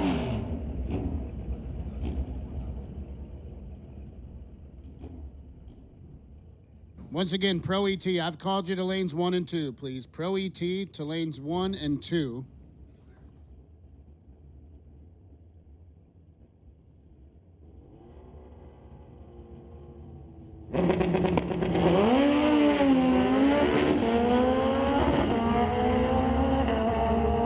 Adam Hetler and Cody Miner now. Hetler's 25 on the tree, and then 958 at 139. Miner. Super late up front, 923 at 144 miles an hour.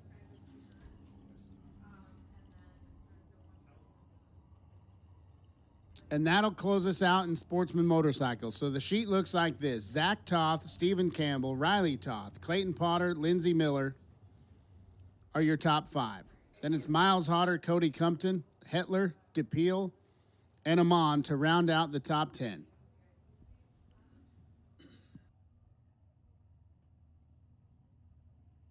So they send the tractor out there, going to get this surface primed up, tuned up to give the absolutely most competitive and safest racing surface we can provide, because we're about to go really, really fast. Top Sportsman.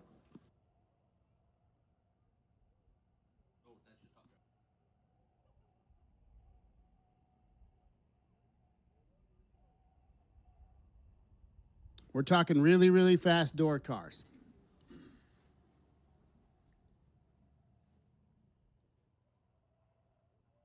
Some of them have superchargers. Some of them have a whole bunch of nitrous.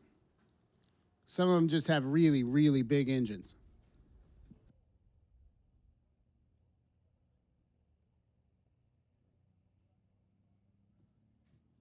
While it is a little quiet, if we could have everybody's attention in the pit area, please. Top Sportsman is back here at the ready line. Then it will go Pro, and then Super Pro, then the 3 Super Shootout categories. and then alcohol. Stock eliminator, qualifying session number 3 will follow the alcohol cars. So once again, the rotation here for the next, 40 minutes. Top sportsman is back here at the ready line, getting ready to go. Then pro, super pro ET, and then my 3 super shootout categories, super comp, super gas, and super street. Alcohol will follow that. Then stock eliminator will follow the alcohol categories for their 3rd and final qualifying session. Troy, tell me something amazing. You're amazing, Mike. I wish you announced more. Nobody wants it. We do. We want it. What was amazing was that Zach Toth got inside a 000 with a 4 reaction time to take the number 1 spot.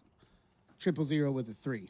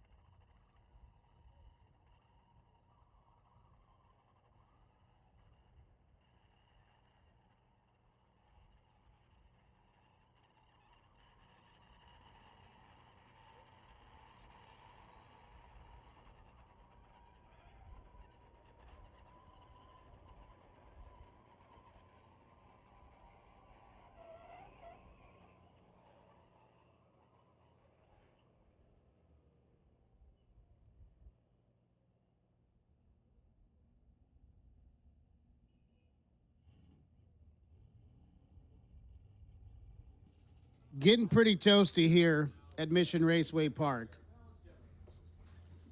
28 degrees. For my American friends, it's 83.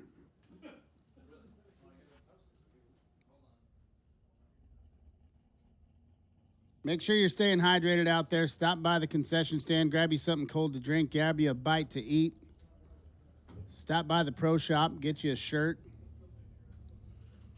Jump in the Fraser if you need to. Actually, don't do that. I didn't say that. I don't want to be responsible. It's big and it's fast and it's cold.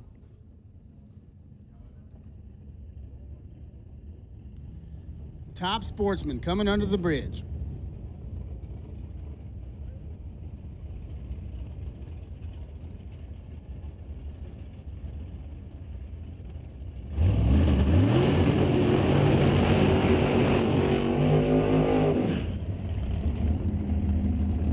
Bill King and Jeremy Waterman. Waterman picked up a win at the Vegas Divisional earlier this year. Bill been slowly working, slowly tuning and dialing in on this car, moved to a Sonny's Hemi. Whole lot of cubic inches under the hood of the Cavalier in the left lane. The Grand Am of Waterman, right-hand side, comes to you from NHRA, Washington.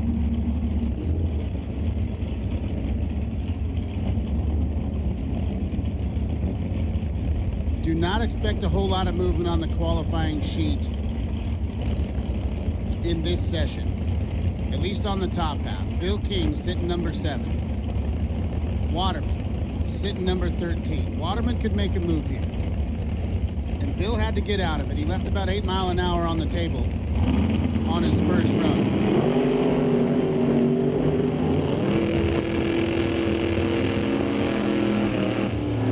At the top end, 681 at 204 for Bill King. That shoots him up to the number 5 spot. He picked up a couple mile an hour and quite a bit of ET.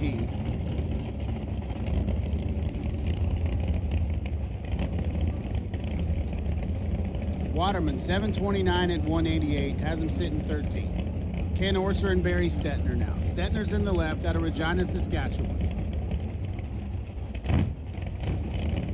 BBJ 5-star truck transport, repair, and service on board for Stetner, Ken Orser. From just up the road in Abbotsford, the 2006 Pontiac GTO, JS Power Sports TCS machine.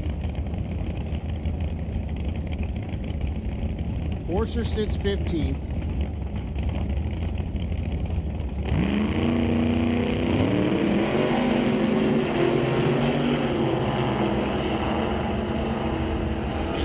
Stetner off, so trying to get on the sheet here. 764 at 176 will put Stetner in the 19 spot. Orser, 751 at 185. Firmly planted in that 15 spot for now. Paul Soares and Blake Foster now. Soares from Terrace, British Columbia. The chop top slant nose 55 Chevy Bel Air. And Foster from St. George, Utah, the 69 Camaro.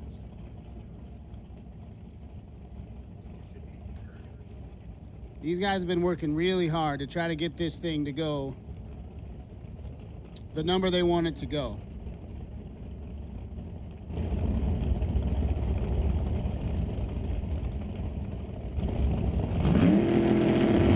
Soares currently sitting number 17. Foster tagging the bottom of the sheet. They're both away, they're both green, they're pretty good on the tree, and at the top end, 793 at 169 for Foster.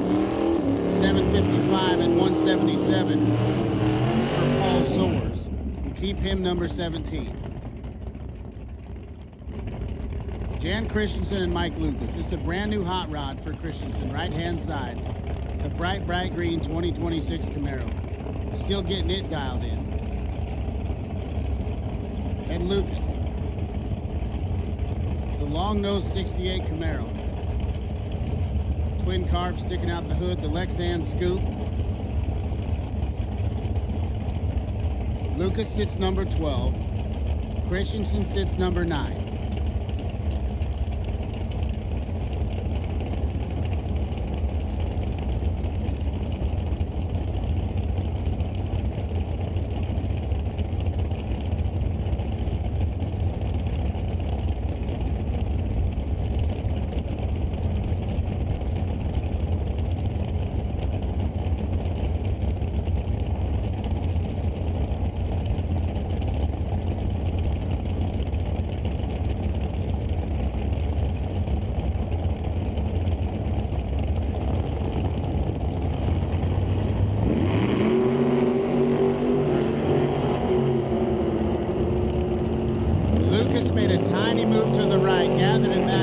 counts it down there, 732 at 184. 710 at 191 for Jan Christensen. Will stay number 9. Lucas number 12.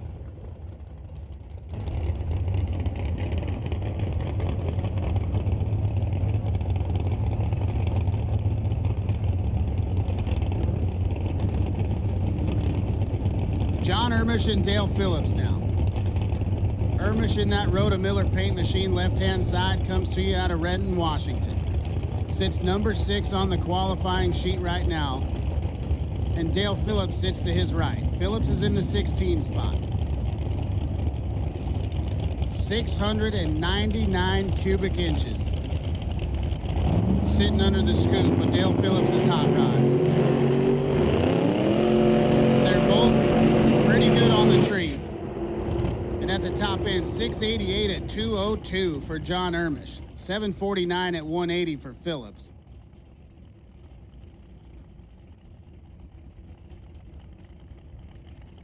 John Ermish got him a bracket car. 686 at 202 in the first one. 688 at 202 in this one.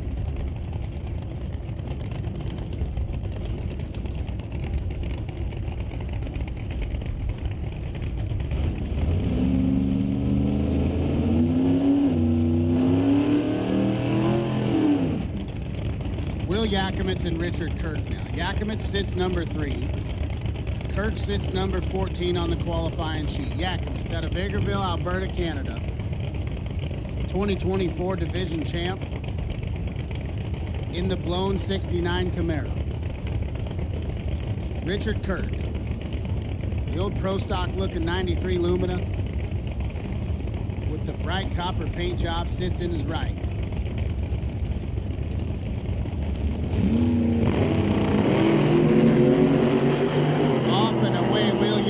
On a pass right here. 649 at 219. So a few hunt off his pass from earlier this morning. 644 at 221. Yakimitz will stay in the number 3 spot.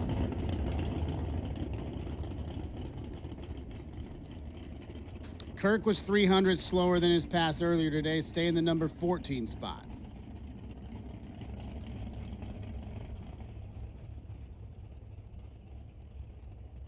Tommy Gaynor and Sean Herbst. That is your first ever national event champion here at Mission Raceway Park. Sean Herbst, right-hand side, comes to you from Selah, Washington. The 68 Firebird and Tommy Gaynor. This car's got about 60 runs on it. And Tommy's put about 10 of them.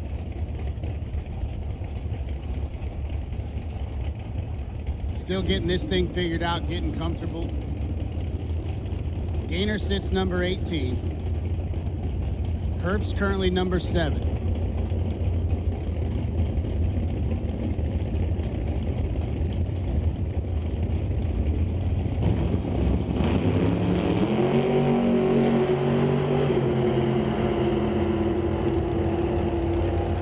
Both a little early on the tree. Sean Herbst, 694 at 198. Tommy Gaynor, 757 at 179.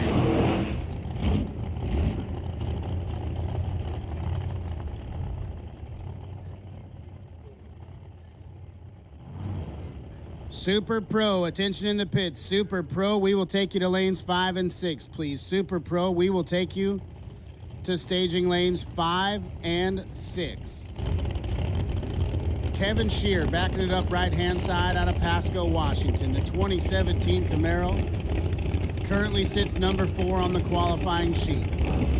To his left, the current number 1 qualifier. It's Kirk Lance from Mission, British Columbia, the PSA Hot Rod. Yesterday, he ran 6:10 with a 3 to put it number 1. This morning, he ran 6:10 with a 5.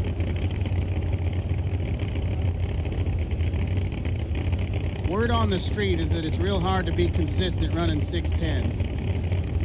But Kirk Lance doesn't seem to have any trouble.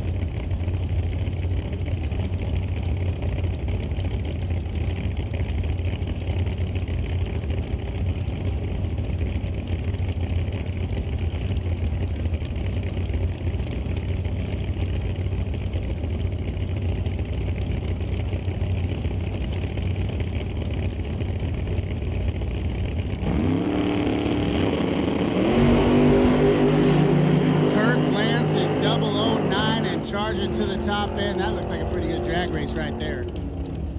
Lance off the gas, 674 at 148. Shear, 670 at 205. Will stay in the number 4 spot. Brody Soares and Scott Robinson. These are two racers that could make a move on the sheet right here. Sitting number 20 and 21. Soares is in the left. The 2003 Chevy Cavalier out of Terrace, British Columbia. Robinson, the Rad Torque Systems machine from Chilliwack, BC. Postma Farms, JS Power Sports and Speed Shop, Lordco Auto Parts. A whole lot of help in the Robinson camp.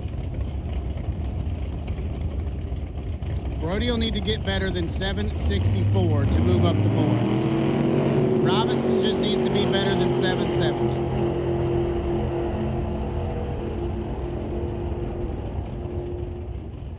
And neither one of them will do it. Soares, 772 at 179. Will keep him number 20. 775 at 177. The same mile an hour as this morning, 300 slower.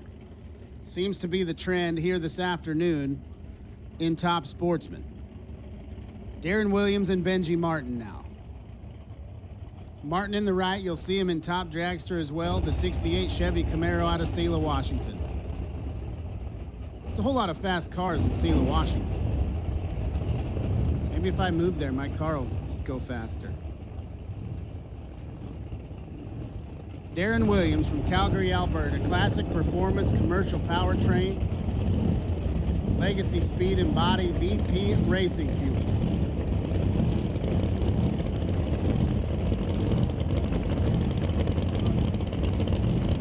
Williams, right in the middle of the qualifying sheet at number 11. Benji Martin sits just ahead of him at number 8.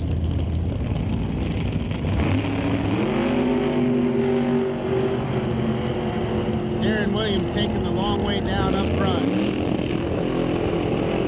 Martin, 699 at 195. Williams, 725 at 191 miles an hour. So Martin stays in the 8 spot, Williams stays in the 11 spot. As David Kowalski and Aaron Steinke back it up. If you're thinking you might have seen that blown Chevy Nova left-hand side cruising down the highway, your eyes do not deceive you. My man drives that car down the highway. It's got a full double funny car cage, so both people are fully protected. It's got power windows, remote start, all the creature comforts of a 6-second hot rod. Aaron Steinke sits to his right, currently number 2 on the boards, 959 cubic inches of Pat Busey power, and a whole lot of nitrous.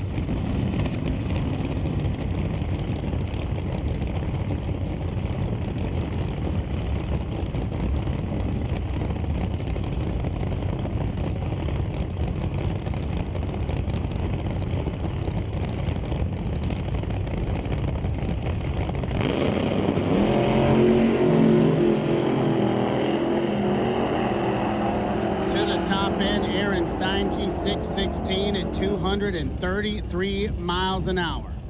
He'll stay number 2. Kowalski, 718 at 192. Has him sitting in the 10 spot, and that will close out Top Sportsman. The sheet looks like this. Kirk Lance, Steinke, Yakimitz, Shear, and King, your top 5. Ermish, Herbst, Martin, Christensen, and Kowalski round out the top 10 as we move into Summit Pro ET. And starting us off is Lance DeSillitz, 1981 Chevy Malibu in the left lane. Lined up next to Stone Cold Racing Chris Stone, 1968 Dart, powered by a 446 Mopar. Chris Stone, anxious to get to the end of that drag strip, goes red by 5 thou. Lance putting down a 1075 at a $122. Chris Stone a 1028 at 127 miles an hour. Richard Ray He's piloting the limey yellow metallic-y 1971 Dart in the tower lane. Lined up next to John Tabak's 1988 Chevy S10. Round one of all. Attention in the pits, attention in the pits. Round one of all three super shootouts come down to the staging lanes. That's round one, all three super shootouts come on down to the staging lanes. Richard Ray going red on that one. John Tabak getting off the line of the 041 reaction time. Putting down a 10:49 at 126 mile an hour. Richard Ray stopping the clock with a 10:23 at a $1.30. We got Doug Klassen in the left lane, the 96 Pontiac Grand Am, lined up next to Jessica Armstrong.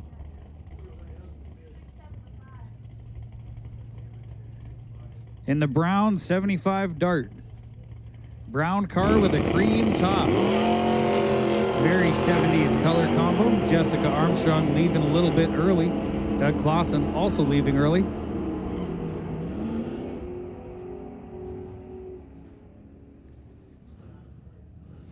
Klassen putting down a 974 at 135 miles an hour. Jessica Armstrong a 1328 at a $1.02. Now we have Steve Baskerville. Must have parked his 79 Malibu. He's back in his 2016 Volkswagen Golf R in the tower lane.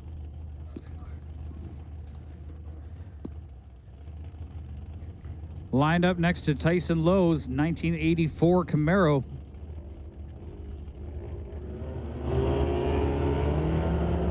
.350 small block pulling that Camaro down the strip.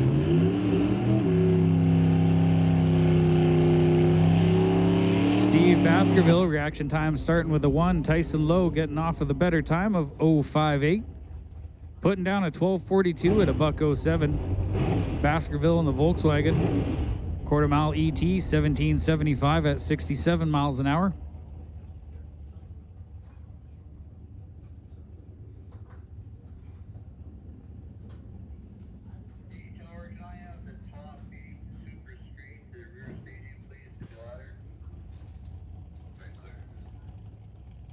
Attention in the pits, attention in the pits. We need the top 8 super street.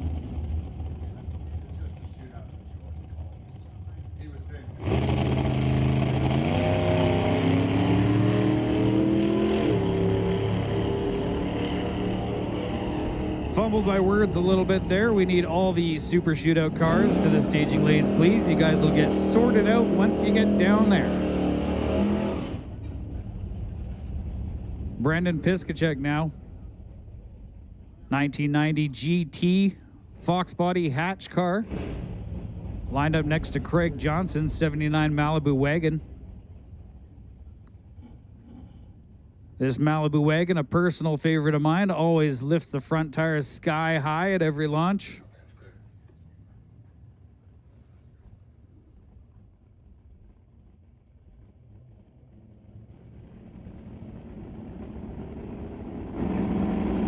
Craig Johnson driving with Johnson's Custom Exhaust.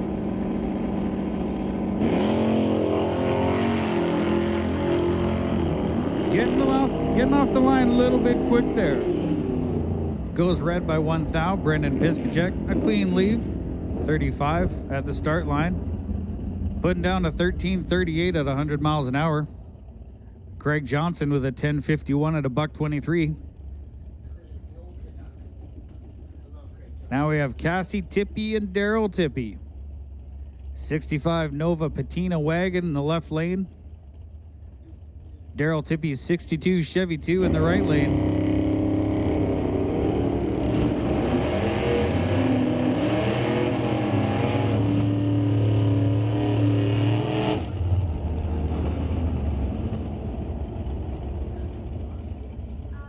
Daryl Tippy crossing the line of the 1053 at a $1.27. 1154 at a $1.16 for Cassie. We have Russ Mitchell in the right lane. Those wild intake stacks poking through the hood on that Malibu. Lined up next to Ray Bollinger. 1963 Parisienne. Ray with a killer 007 reaction time off the line. Gets down the track with a 10.68 at a $1.23.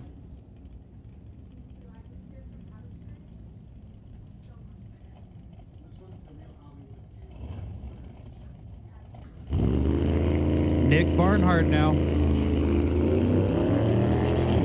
85 Mustang hatch.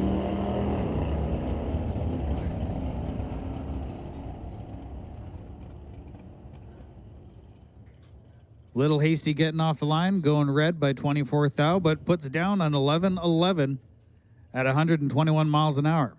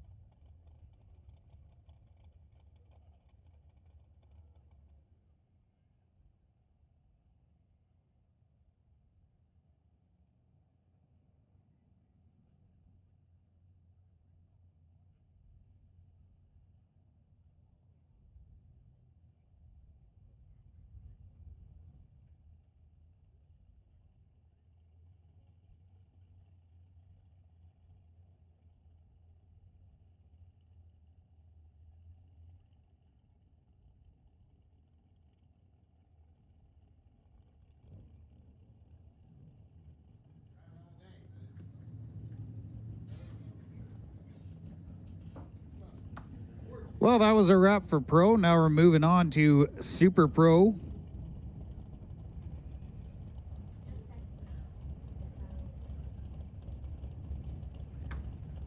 For some more time trial runs.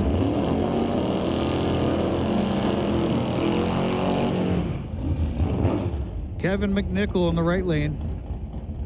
67 Nova.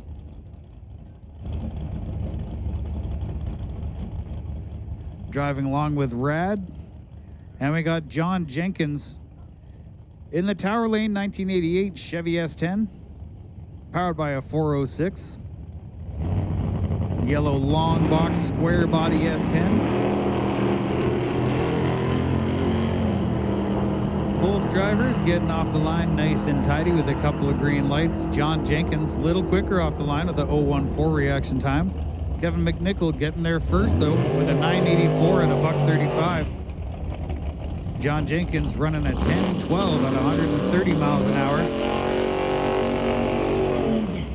Andy Hatton, another smoky burnout in the Tower Lane in the 69 Camaro Grinch Machine. Colton Warren in the right lane. Colton piloting his 2007 Race Tech Dragster. He's sitting in front of a 615 Chevy.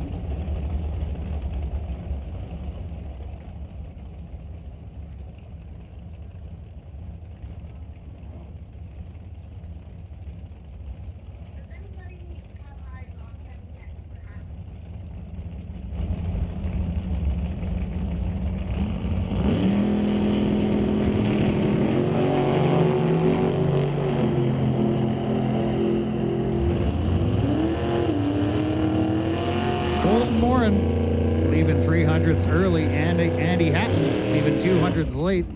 Crossing the finish line with a 8:30 at 161 miles an hour. Colton putting down a 772 at a $173.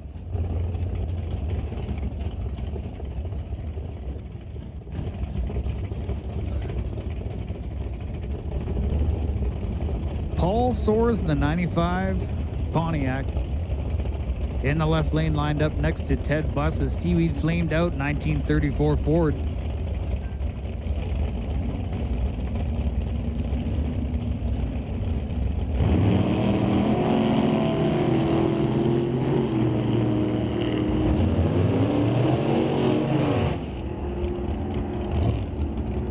All Soars getting there first, the 812 at 167 miles an hour. Ted Bus putting down a 911 at a $142. Ted Bus still our current #1 qualifier for Super Pro.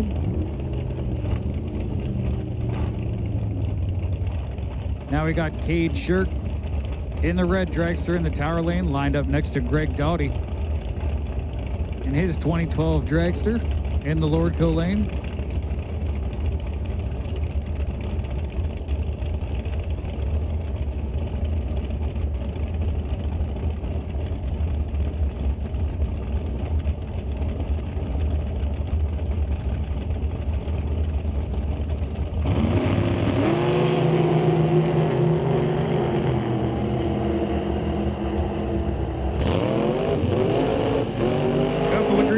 Off the line, and Cade Shirk in the TCS lane putting down a 770 at 174 miles an hour,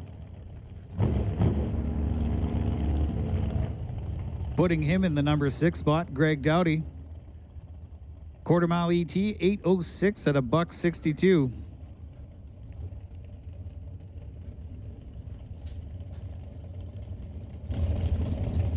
And that bumps him up into the #9 spot. We got Zach Joyce, 1948 Austin, in the tower lane, powered by a 512 Dodge, lined up next to Ron Fawcett in the slightly altered 1923 T.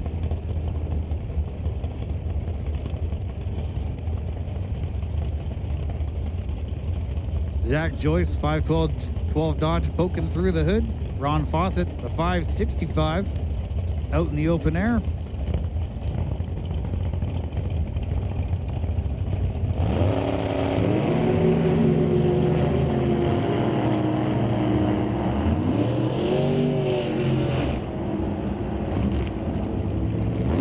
Zach Joyce with a 763 at 175 miles an hour. Ron Fawcett putting down an 898 at a $165.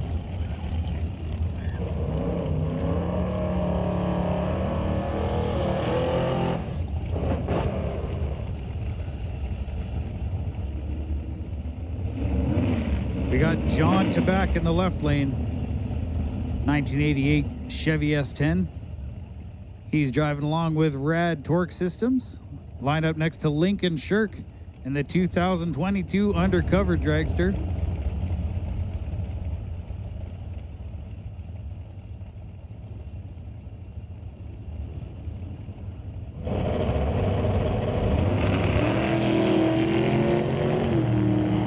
John getting off the line with a 003 reaction time.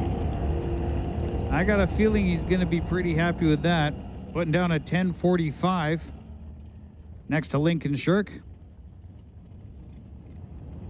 11th Thou off the starting line, putting down a 770 at a $171. John Tabak, he's got to be happy with that. Just moved up into the the #2 qualifier. That's a run he's been hoping for all day. Craig Johnson now, 79 Malibu wagon. Johnson's custom exhaust in the left lane. Lined up next to Jamie Wellwood's 32 Bantam.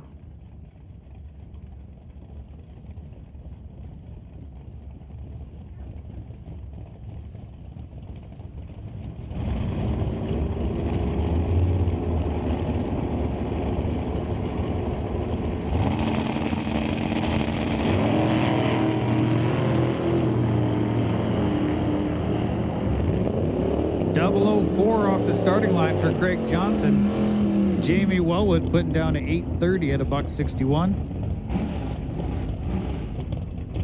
Craig Johnson putting himself in the #4 qualifier with a 1048 at 123 miles an hour.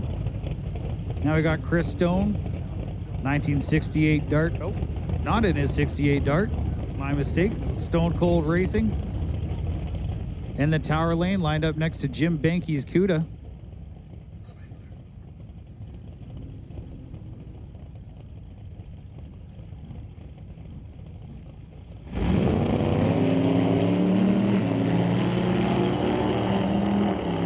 Chris Stone with a solid launch, 003 off the light.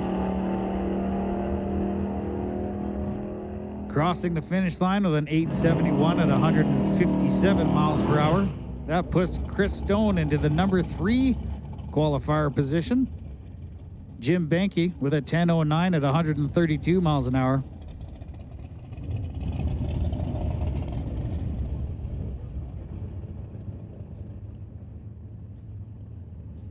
Jim Benke's number 6 qualifier now. We got Martin Rochelle, 1978 Chevy Malibu.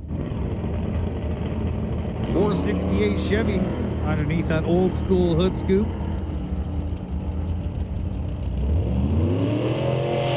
11th thou up front. 1023 out back, 128 miles an hour.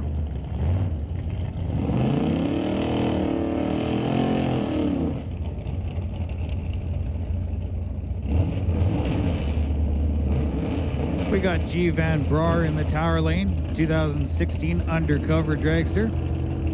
And Derek Shirk in that 3rd gen Camaro in the Lordco lane. Very, very similar colors on these cars.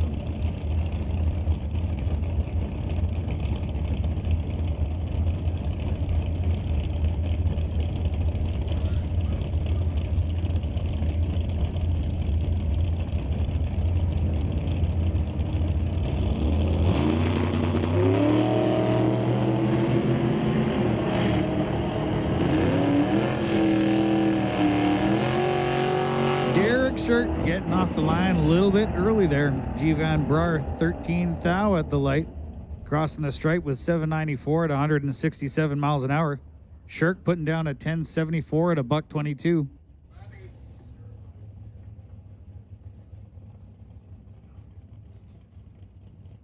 Mike, that looks a lot like the car Jeff Lane won here with 27 years ago.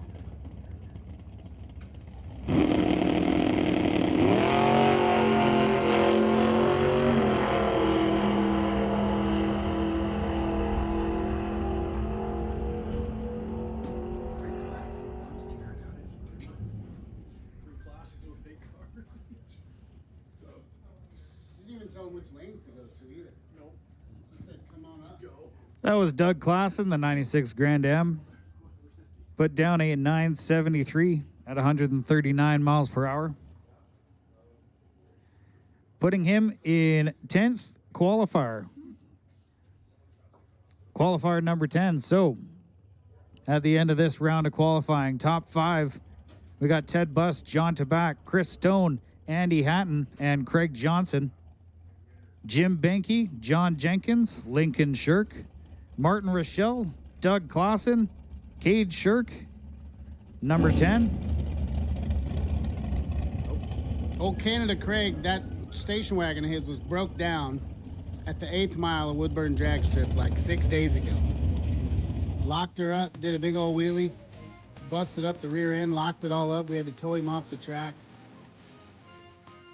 Went home, got her fixed up, and here he is. Right on. I had one of the best times with Canada Craig last week. Good dude. See, up here we just call him Craig. Yeah, Craig Johnson, one of my personal favorites to watch. Every time he leaves, he just hangs those donuts.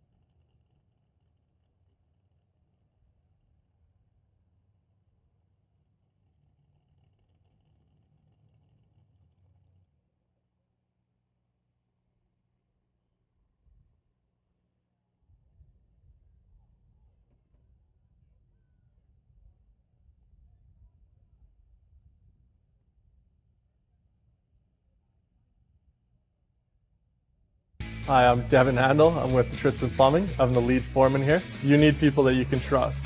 We like to promote within our company because we know we can trust the guys that are within it. We do have a good competitive wage program.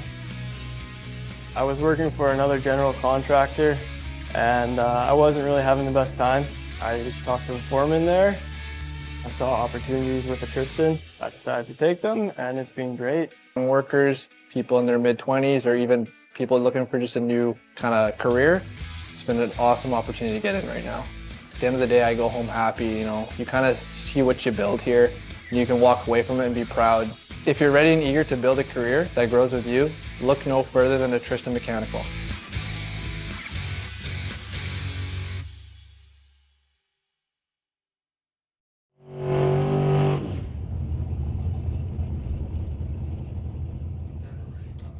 Your Super Street Shootout, round number 1.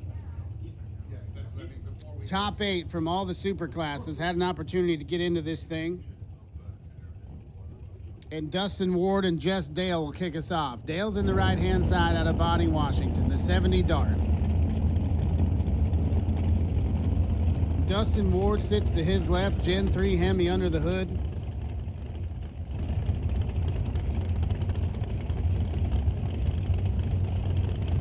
We're looking for 1090s.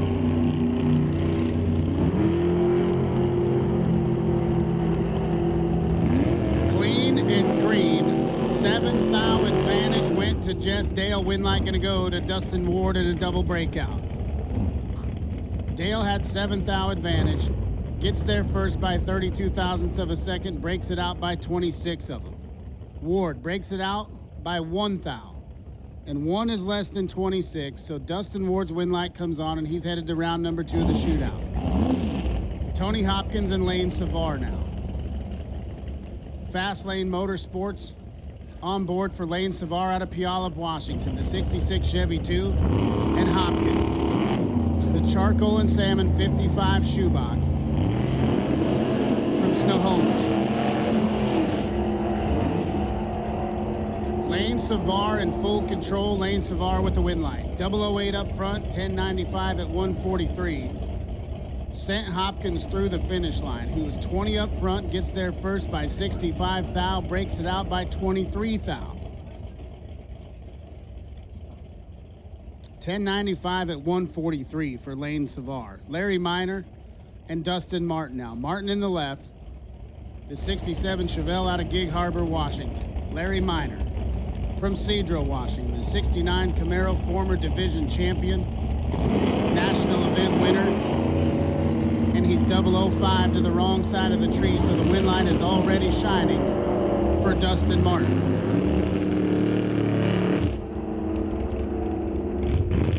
And as it would normally be, 5 thou red and dead on the number for Larry Miner.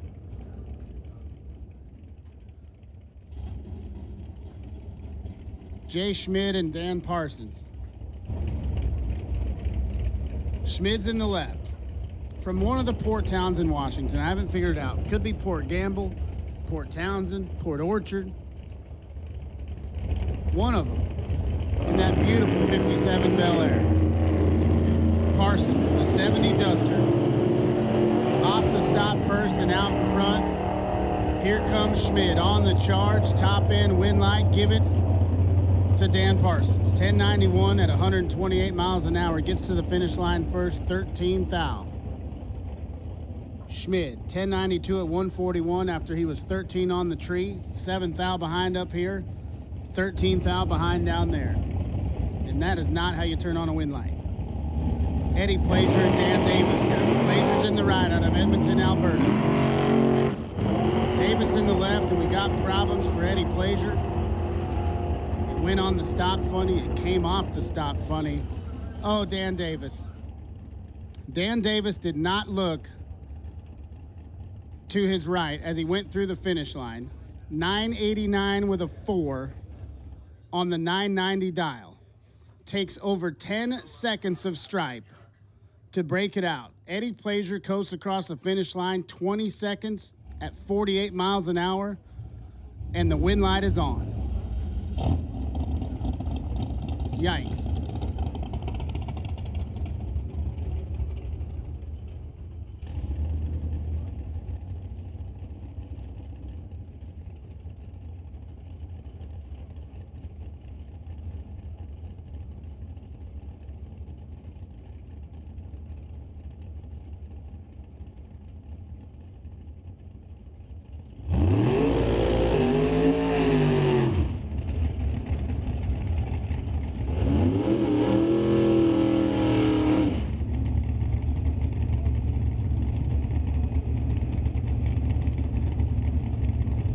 Steve Lowe and Rory Mosier now.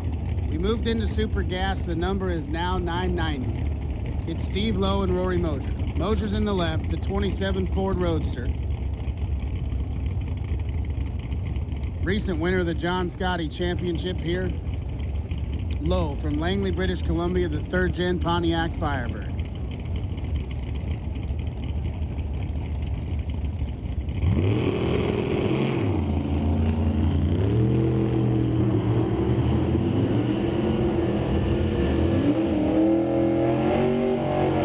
Huge starting line advantage for Steve Lowe, and he's going to get the win light. 36 up front, gets to the finish line first, 36 thou, 992 at 153.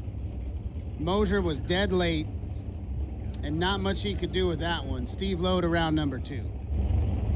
This is Cooper Chun and Todd Sims. Sims in the left out of Puyallup, Washington. The 1991 Ford Probe, Puget Sound Petroleum, Fuel Factory, and Roberts floor covering on board. Cooper Chun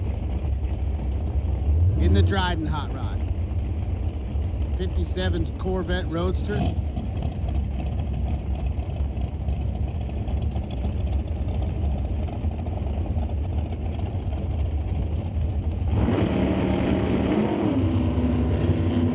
Clean and green. Off the stop and headed for the top end. They go through the traps and the wind light shines for Todd Sims. How about 990 with a 6? He's 46 up front, which is 13 thou behind as they pass the Christmas tree.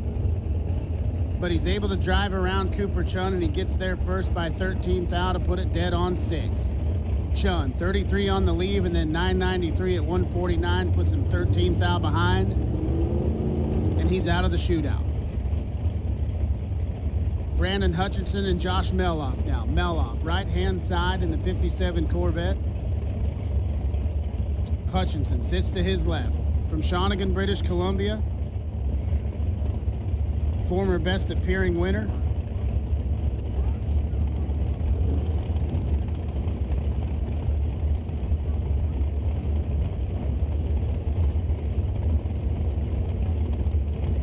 The final pair in the Super Gas shootout right here.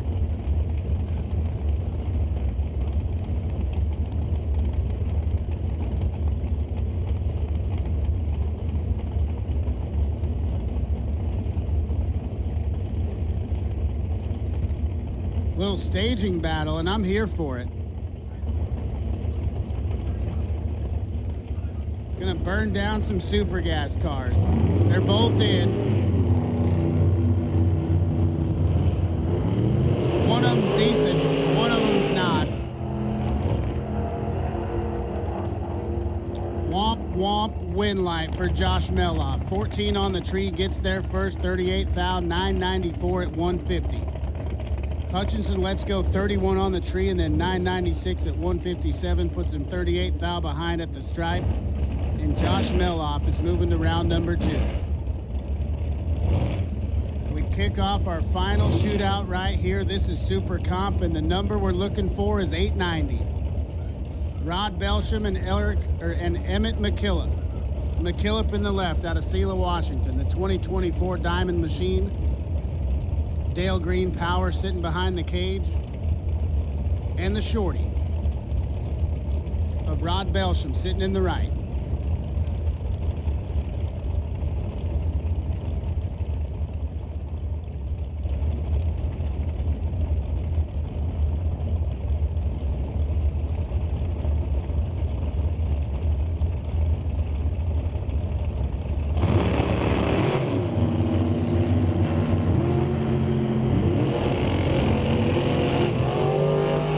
Stop and pouring on the coals. Advantage up here to Rod Belsham. Win light down there to Emmett McKillop in a double breakout.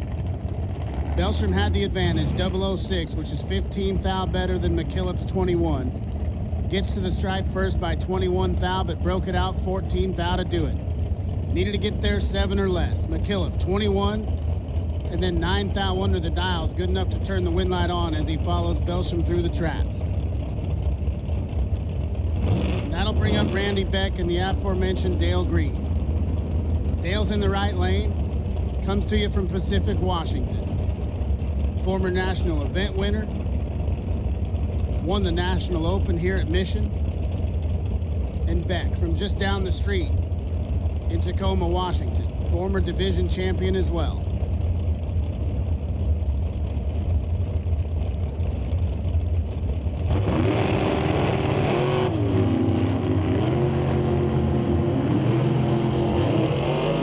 Beck's off the stop first, but here comes Dale Green, win light to Dale Green.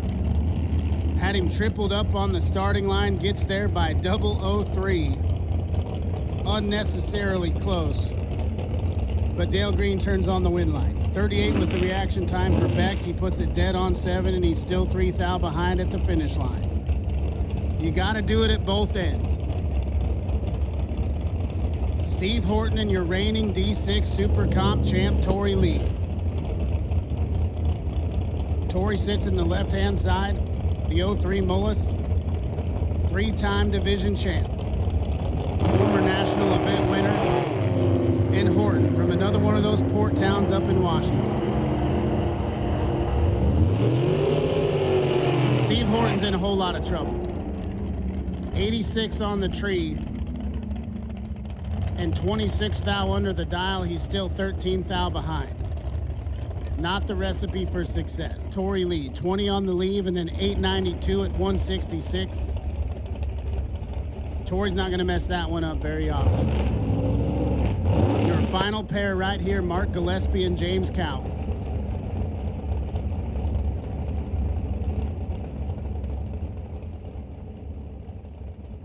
Cowie right-hand side, the Mundy's Towing and Recovery Hot Rod out of Surrey, British Columbia. Gillespie. The 2000 Dale Green powered machine.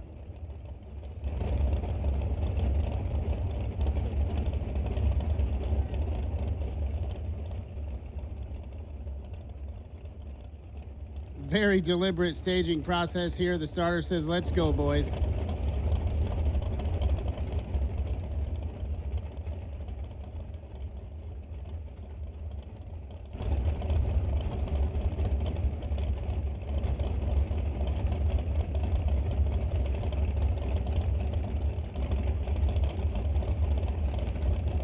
Gillespie in first.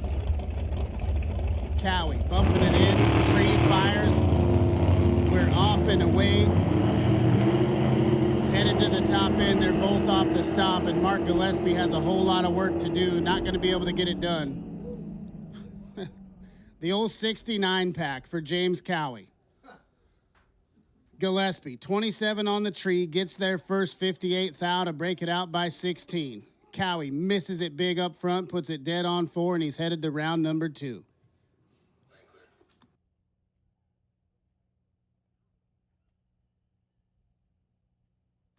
It's about to get really loud and really fast here at Mission Raceway Park. We're going to put the crew out on the track, get this thing tuned up, and then we're going to bring Top Alcohol under the bridge. So give us a few minutes. It's a great time to grab a snack, grab a drink, get freshened up, stretch the legs out. We'll get right back underway. Scheduled time 4:30, and I think we're going to be pretty close to right on time.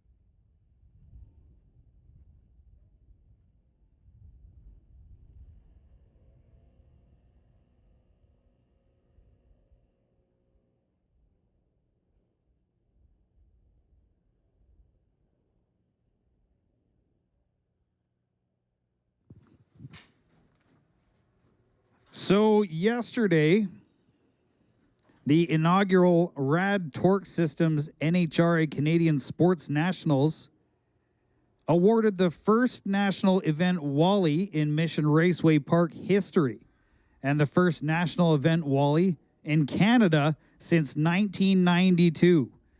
This historic race brought racers from as far away as Alaska and San Diego right here to the River Valley Ford drag strip to compete for the NHRA 75th anniversary Diamond Wallies.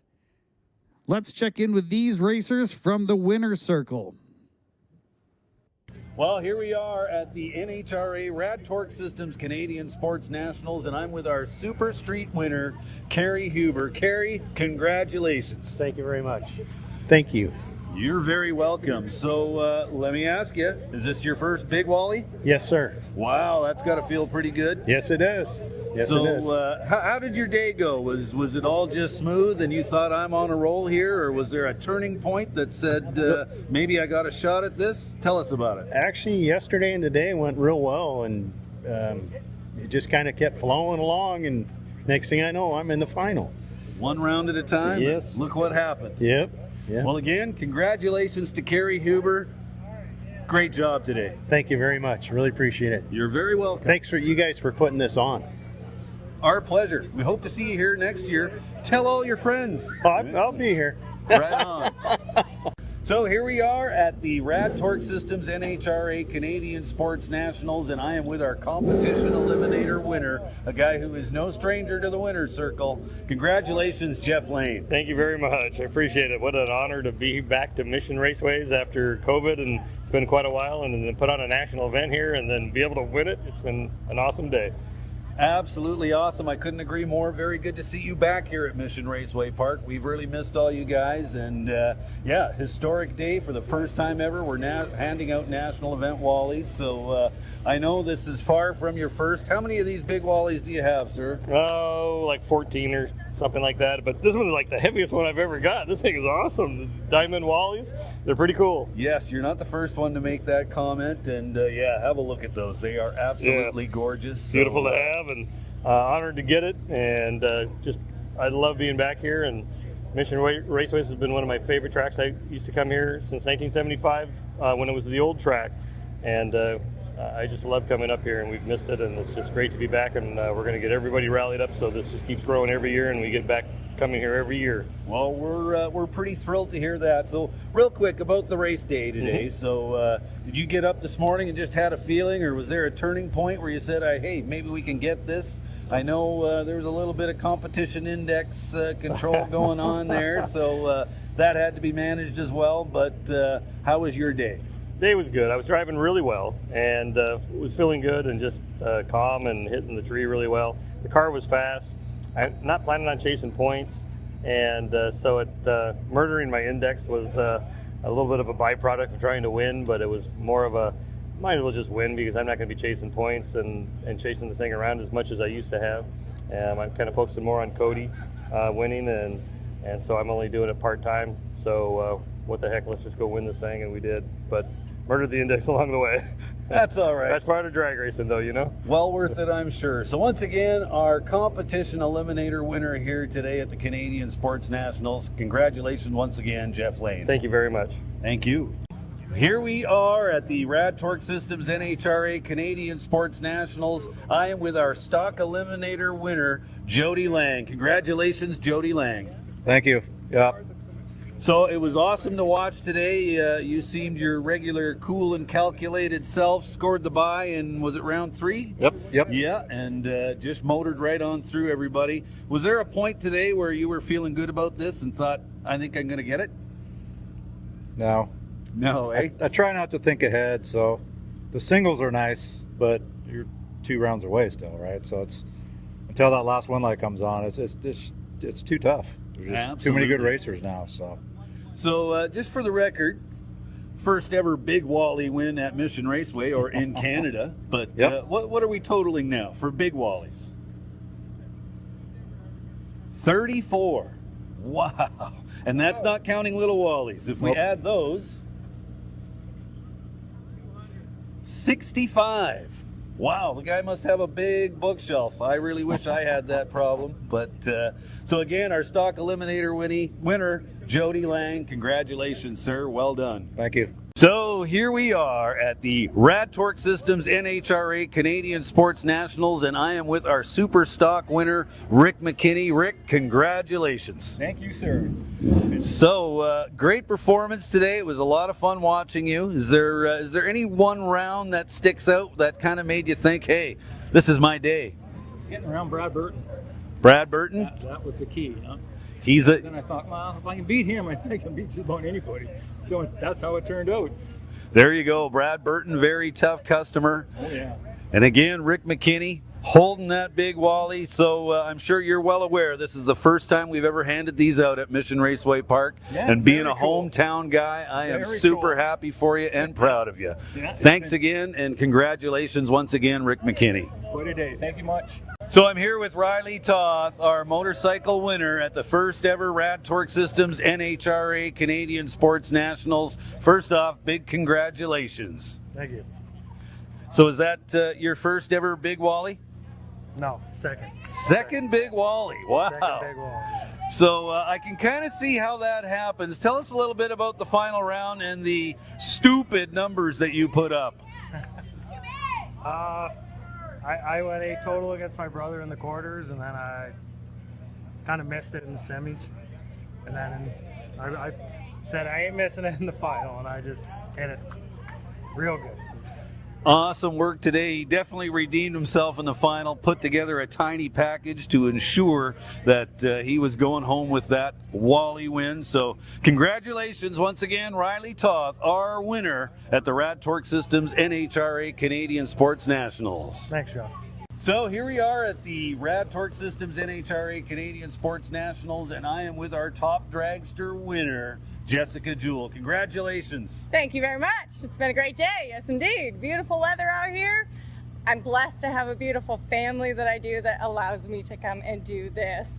Doubled up with my bro here today. Justin got super comp. I took top dragster, and yes, wow. Awesome. So is this the first big Wally? You got it. Absolutely. This is my first national event. And then, of course, with the diamond on there, it just makes it 10 times more better. But yes, absolutely. First national event for me. And the fact that there's 2 of them going home to the Are Jewell you family kidding? this weekend. It just makes it that much more on 10. It makes it that much more awesome. Like I said, I cannot believe how blessed I am to have the family I do to allow me to come and do this awesome sport we do. So thank you, family. Thank you, NHRA. Thank you, Mission.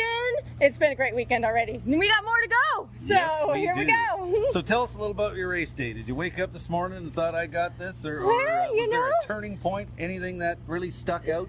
Honestly, the rounds just came to me. I cannot stress enough, it's a family-orientated thing we do here. So I base my dials, my family helps me do my dialing, and honestly, no, it just kind of came to me, and there it was. Some days it's just like that. It's rolling with it, so you just keep rolling. So. Well, awesome job today. Once again, our top dragster winner at the Canadian Sports Nationals, Jessica Jewell. I appreciate it. Thank you very much.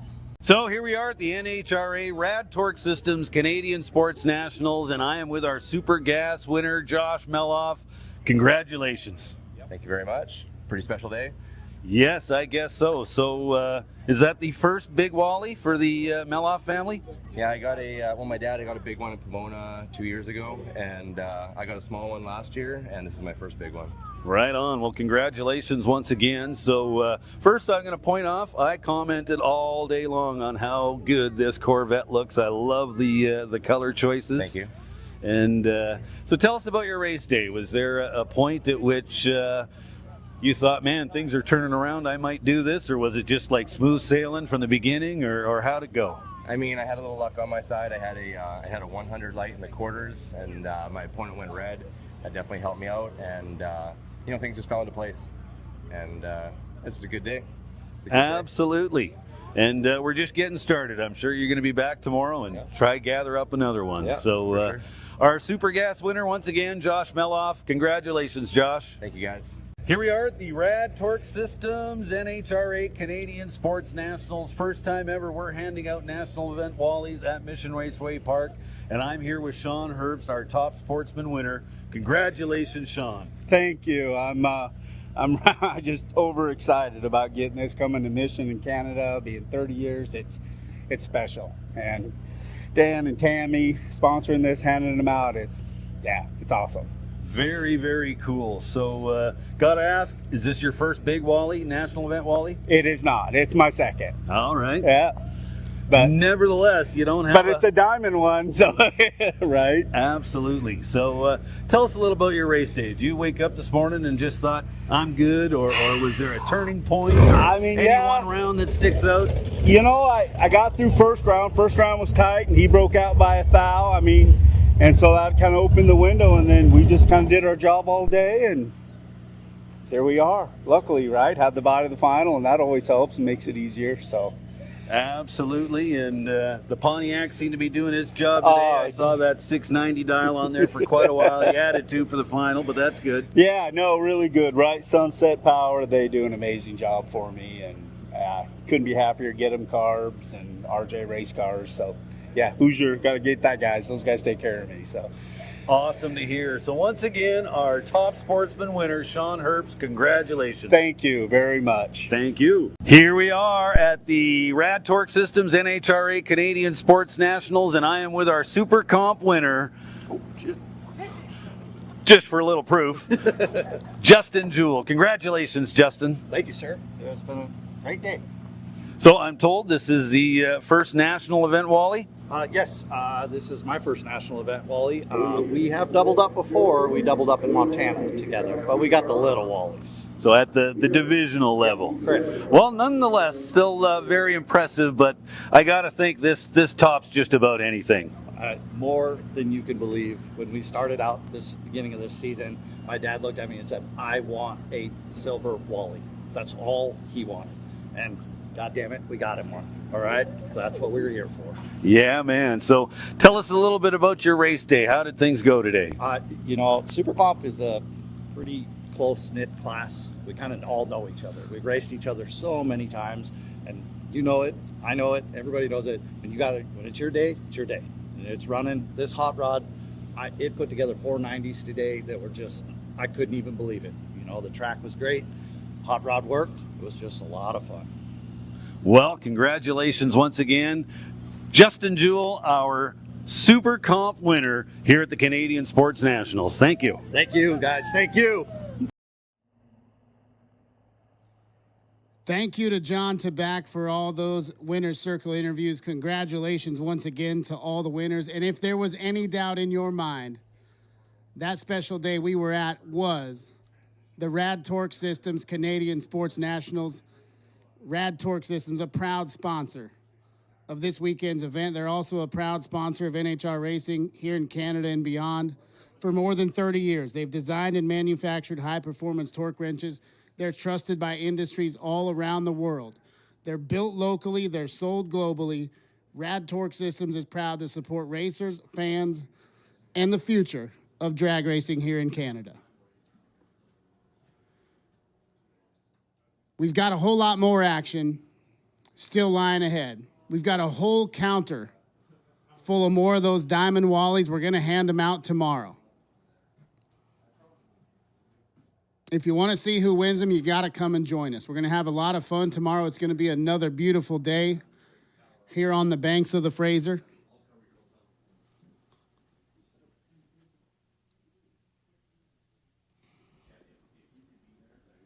Thank you again to all those tuning in online, the NHRA TV, YouTube, and NHRA TV app. The amazing live stream here at Mission Raceway Park, one of the best in the business.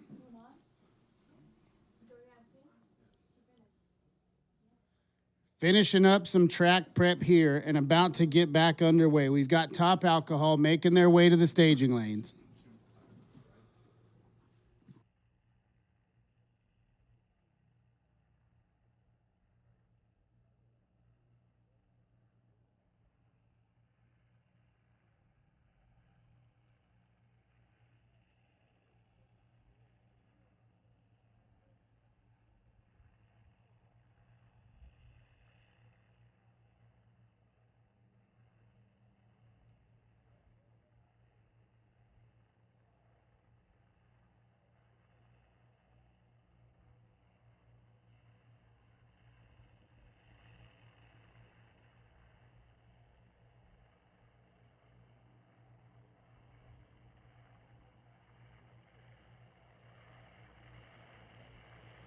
We got our crews down here measuring the grip on the starting line. They can tell just how much force you can apply to this surface before you can't apply any more.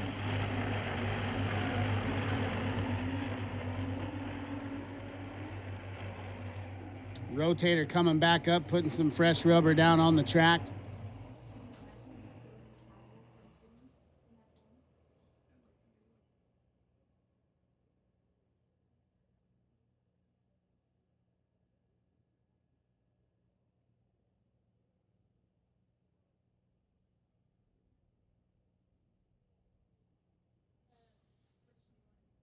Tractor going back into its slot. I see a whole bunch of fans in the stands on both sides, down on the fence. Are you guys ready for some top alcohol? What I said was, are you guys ready for some top alcohol? There we go. Now we're cooking with gas.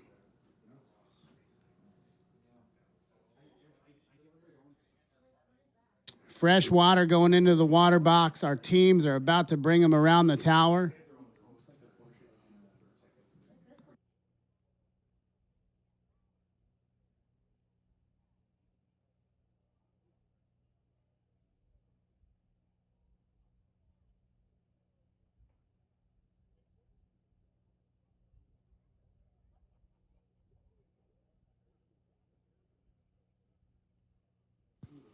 Attention in the pits, stock eliminator to lanes 1 and 2, please. Stock eliminator will take you to staging lanes 1 and 2, and you'll be right up after our alcohol classes. Stock eliminator will take you to staging lanes 1 and 2.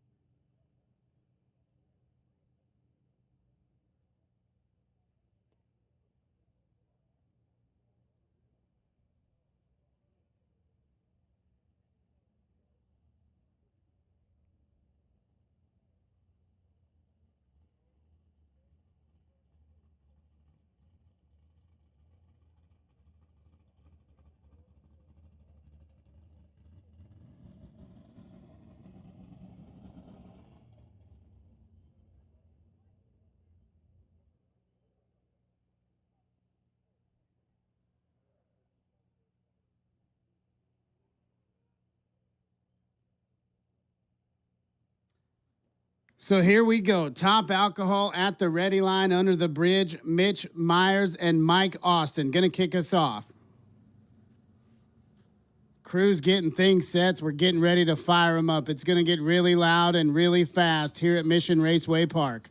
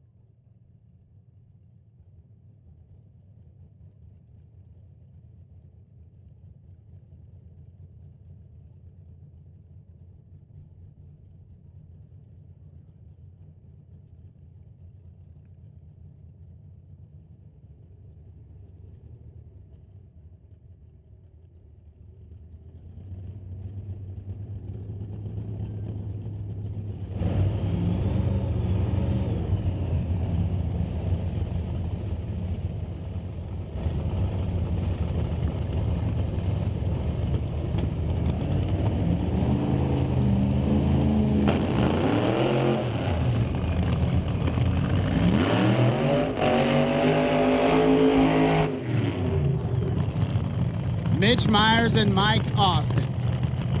Myers from Hermiston, Oregon, backing it up left-hand side, the EFA machine. He's the former world champ.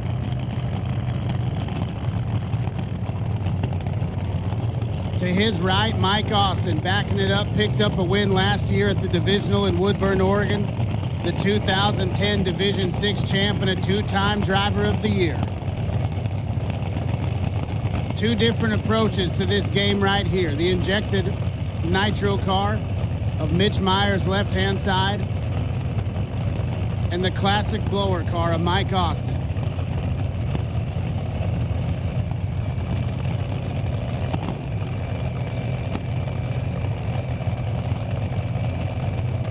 Final adjustments from the crew on Mitch Myers' car. He gets the signal and he is set.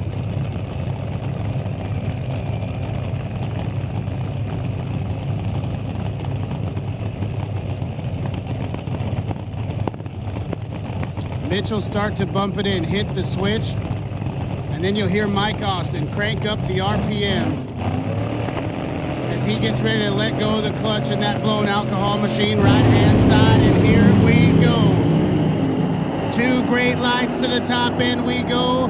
Mike Austin, 532, 270 miles an hour. 536 at 273 to Mitch Myers. They were booking. 938 to 60 foot for Mike Austin. Pretty nice short time for Mitch Myers, too. He's 956 to the 60 foot. Both well over 200 miles an hour by the time they get to half track. And Mike Austin getting there first by 22 thousandths of a second.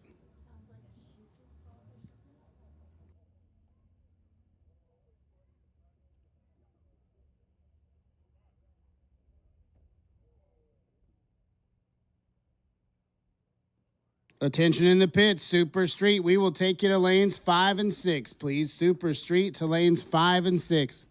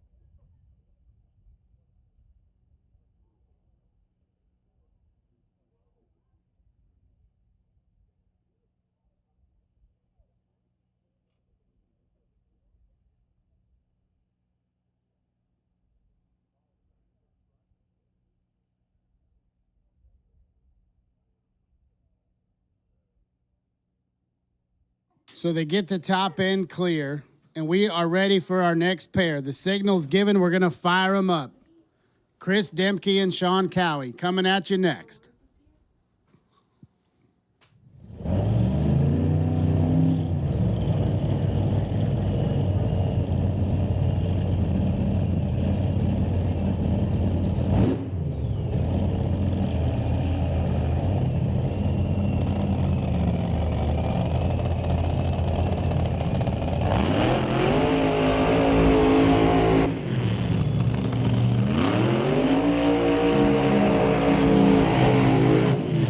That's what we're looking for right there.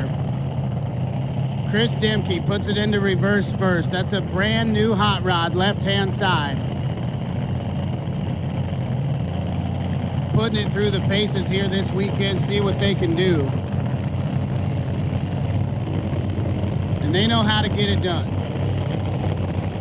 Sitting to his right.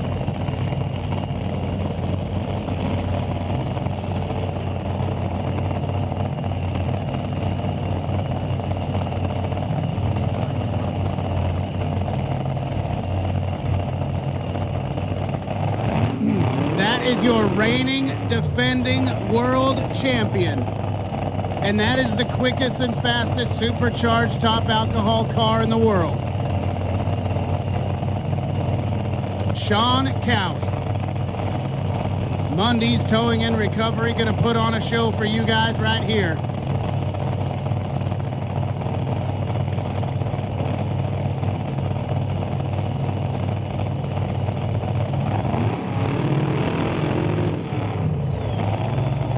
Clear out the pipes, then roll them into the beams.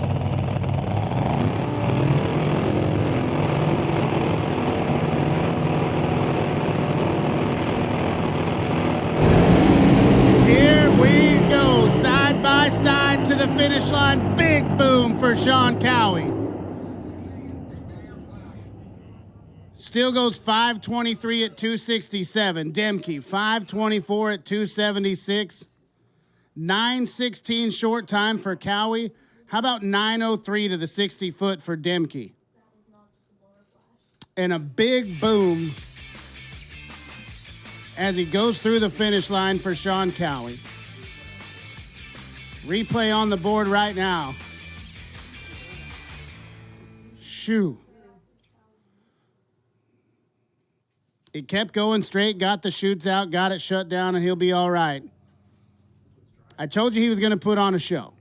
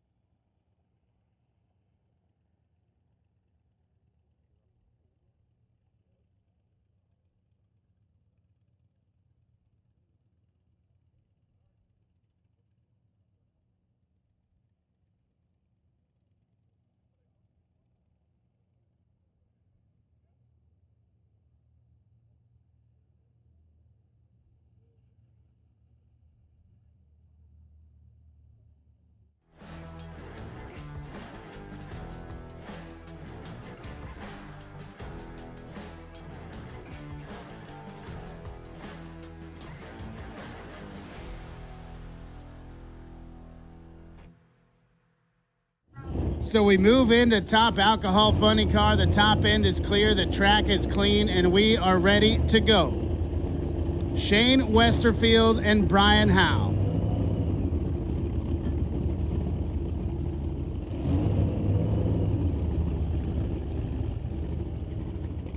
Brian Howe rolling through the water right here. The Cascade truck body and trailer sales machine. Rad torque systems on board. And another record holder. Broke his own record here on Wednesday.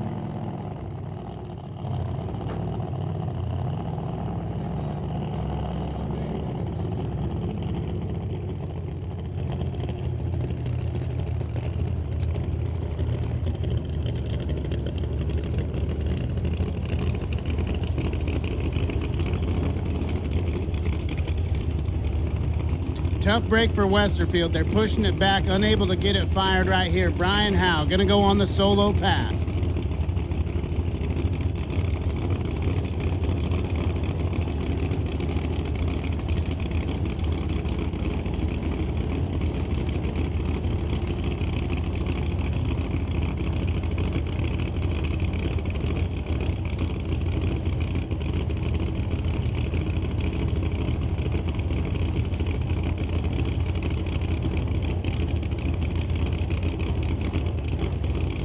Wife Mindy gives him the signal.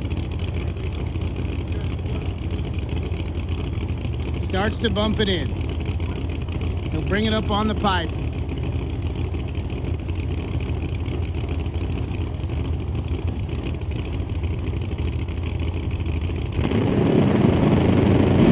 Green light. Brian Howe's off and away. 939 to 60 foot at the top end. 550 at 261 miles an hour.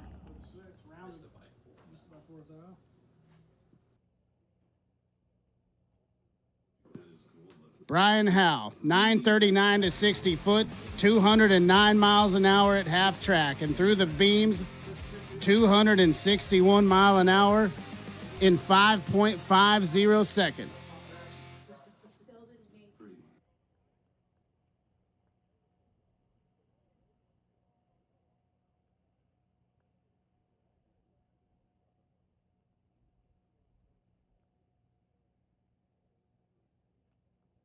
So unfortunately, we didn't get to see Shane Westerfield send it down through there. Had some issues. The helmet's coming off.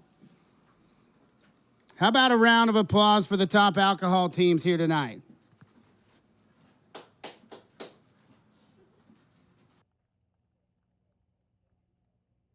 So they'll get Shane towed back to the pits. They'll get to work. They'll have that thing tuned up, ready to go next time around.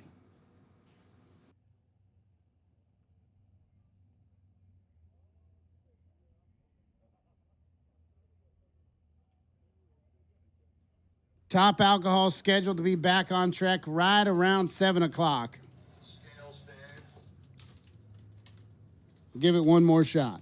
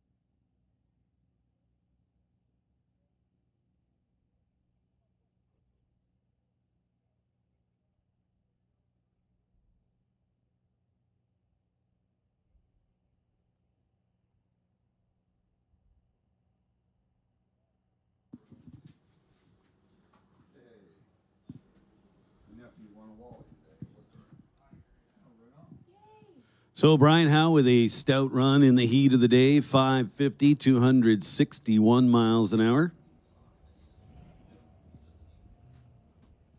And a big boomer for the Cowie team. If the chatter I heard over the radio is correct, they just rushed him by the scales because that's going to be a busy crew over there. They're going to be putting a fresh bullet between the frame rails before we roll into our third round of qualifying, which is scheduled for about 7 p.m. tonight. So they're going to be hard at it over there in the Cowie pits. Speaking of the Cowie pits, they've got merch on sale this weekend. So the reigning and two-time world champion, Cowie Racing, they've got T-shirts, hoodies, hats. Go check it out over at the Cowie pit. Speaking of merch, this weekend's event T-shirt available at the Pro Shop. Gotta check that out. And we're back to stock eliminated. This will be qualifying round number 3. The next time we see these guys following this round will be for round 1 of eliminations. First thing tomorrow morning. We're going to start things off with Greg Marshall and Cody Lane. Cody Lane in the right-hand lane. Factory stock B car.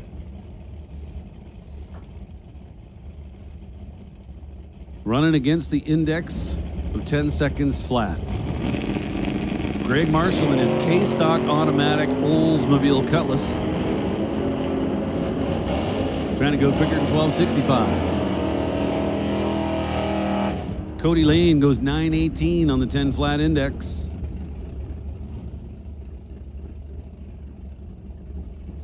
It's going to leave him back in the number 13 qualifying position. Steve Hahn and Rick Green now.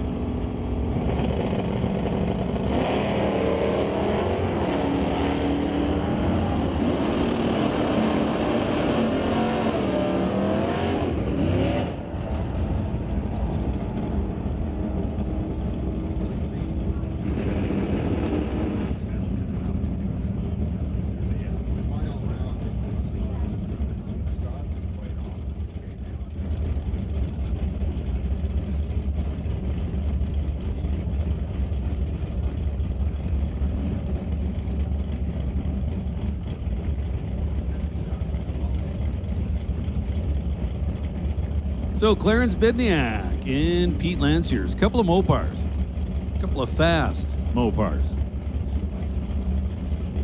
Pete Lanciers currently sits number 3 in his F-Stock automatic 1973 Duster.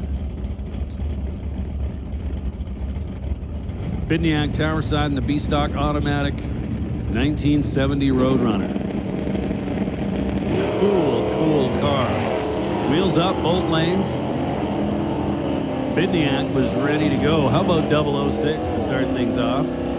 He leads the way, and at the finish line, it's Bidniak there first. Goes 10:31 against the 11:25 index. So Bidniak sits number 7.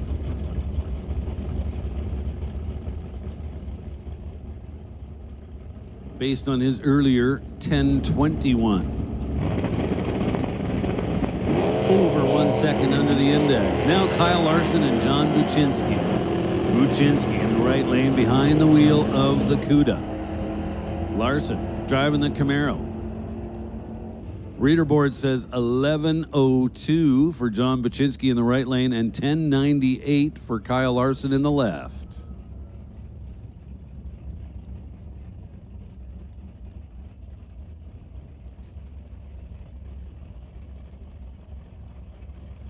And now, what is probably the slowest car in the field, James Mantle. That doesn't mean that it's not competitive. Mantle's V-Stock automatic index is 1550.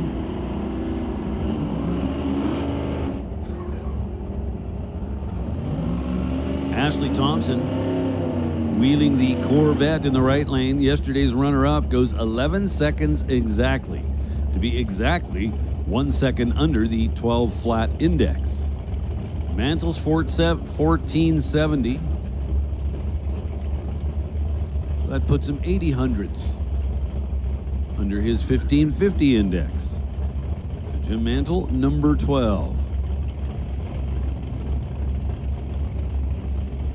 Ashley Thompson, currently number 2. Went 1087 earlier today. Now Diane Burton. In a Pontiac Super Duty. Firebird. How about 1085?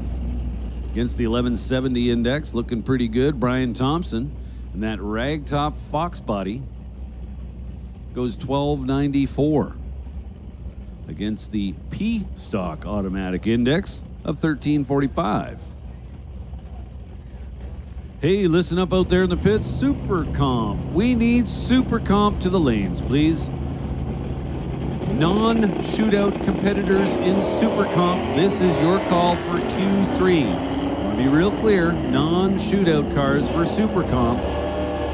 This is your call to lanes 3 and 4 for your third qualifier. Alf Weed goes 1061 behind the wheel of that Buick. Rowing through the gears. Was lined up beside Brian Seberg. Seberg wheeling the Comet to a 1294.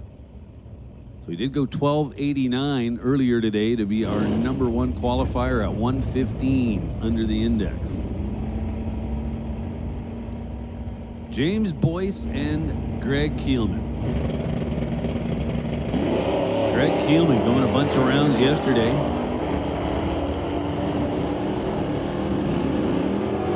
Both drivers go red, James Boyce being a little redder than Greg Keelman. And almost matching numbers up at the top end. 1166 for Greg Keelman and 1167 for James Boyce.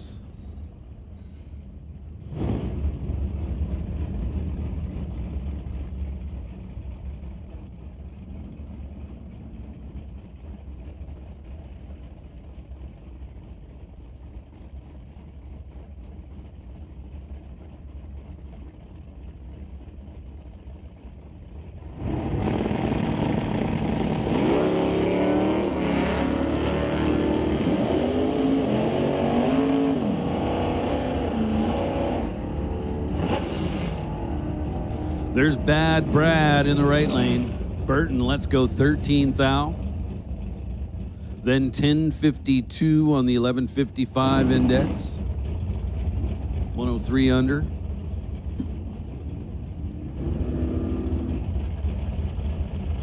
On the sheet, in the number 4 spot, based on his earlier run of 1049, putting him 105 under. Now Derek Johnstone. Barry Shays Green. Shays Green in the right lane, driving the black Camaro.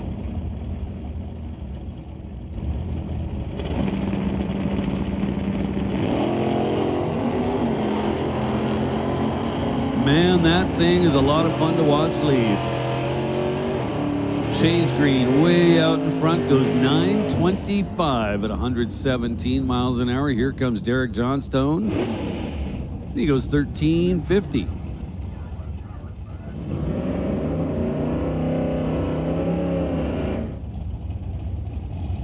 Yesterday's stock eliminator Wally winner, Jody Lang. Had the pleasure and honor of interviewing Jody Lang in the winner's circle, and I put forth the question as to how many national event Wallies he's got. I was expecting a big number, but I was kind of surprised by the number I got. Yesterday marked National Event Wally number 34.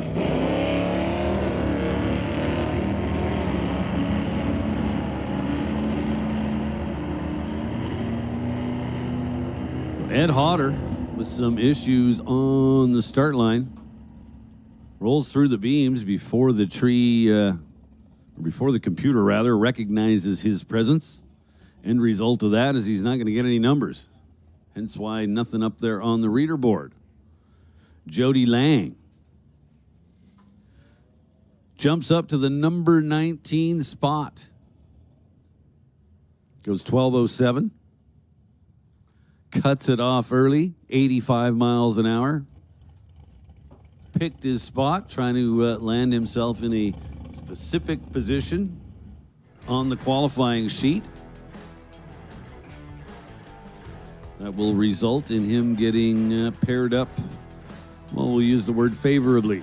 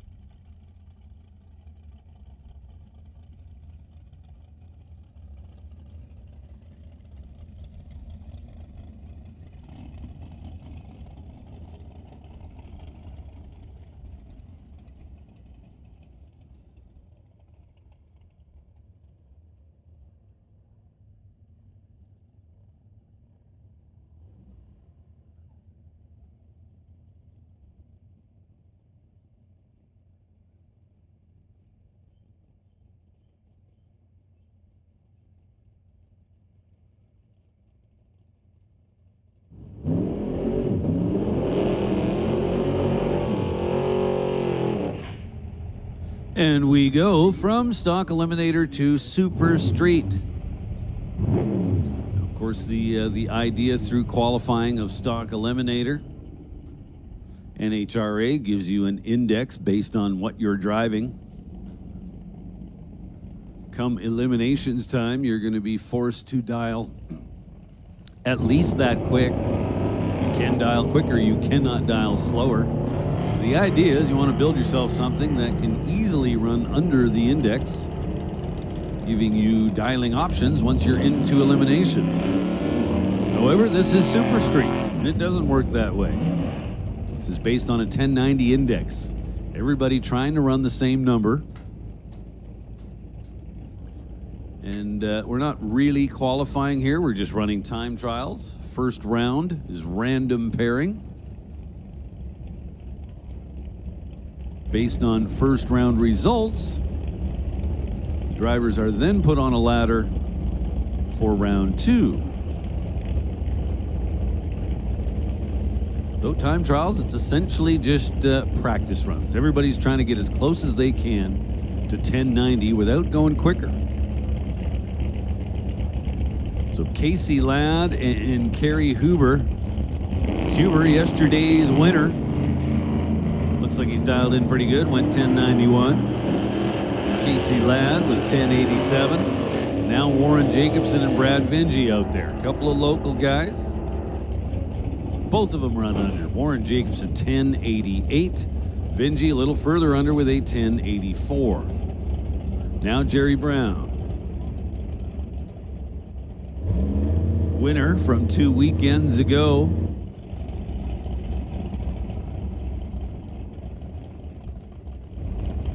Already collected a 75th anniversary Diamond Wally from Mission Raceway Park. He's after another one. Brown leaves first, but turns at 11th thou red. Aaron Durham was very safe with an 083 reaction time. Both drivers above at the finish line. 1092 for Aaron. Jerry Brown, Tower Side, 1096.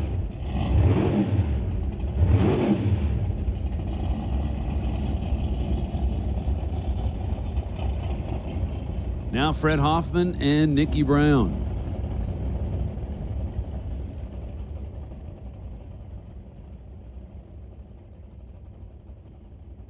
Fred Hoffman in the very familiar red and white 67 Camaro. Hoffman has been doing this a while.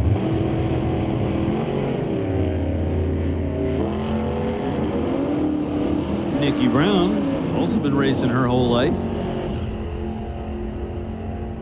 Started out in junior dragsters way back when. Matching 1089s. Looking pretty good. Now Gary Erickson. Talking about guys that have been doing this for a while. And Herman Chan. Erickson Towerside in the Ford Probe out of Vancouver, Washington. Herman Chan, spectator side in the first gen Camaro out of Vancouver, British Columbia. So a couple of Vancouverites.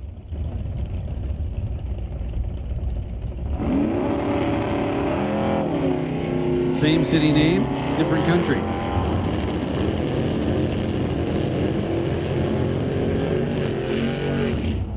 Chan turns it red by just 1,000 at the finish line. He's 1086 with a 2. Gary Erickson, 1087. Now James Elliott. The Grabber Maverick.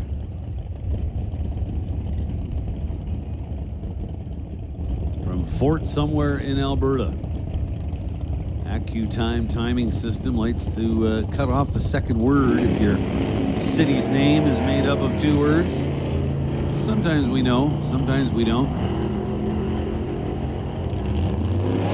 Steve Veach is in the right lane. The Blue Duster.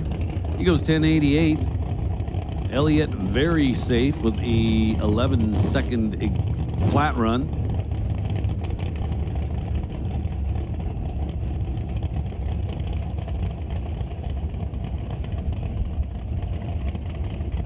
Now Darren O'Connor. Little Blue Vega wagon. According to Darren, he used to be really good. He's now washed up and living through his son Ryan.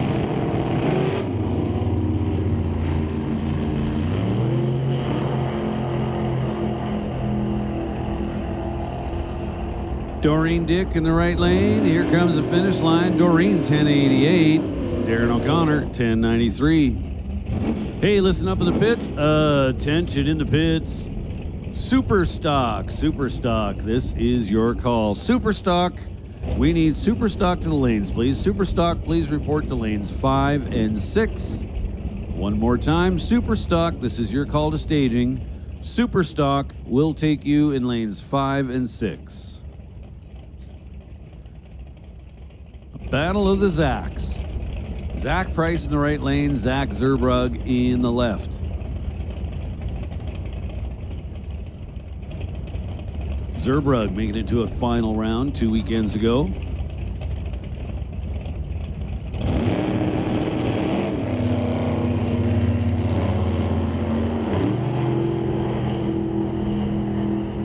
Well, Zach Rice winning the battle on the starting line, so to speak.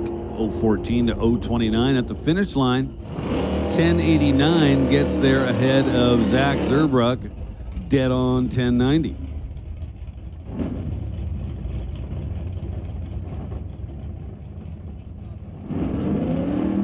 Now Brian McGinnis in the beautiful black 56.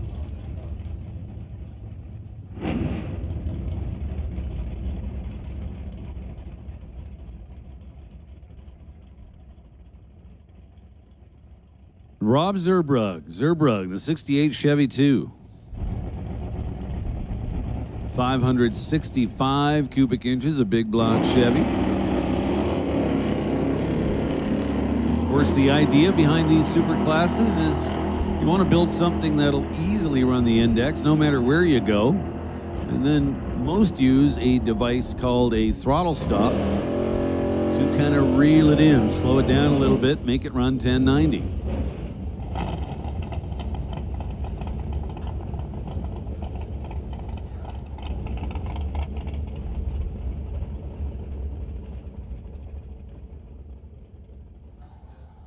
So we have made the call for super stock. We need super stock to the lanes. Well, Matt Keelman will be our final super street car to go down the track.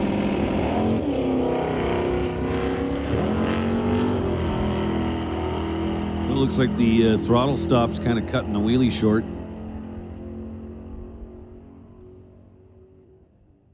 That is a car that typically trips the 60-foot number with the rear tires because the front ones are still way up in the air.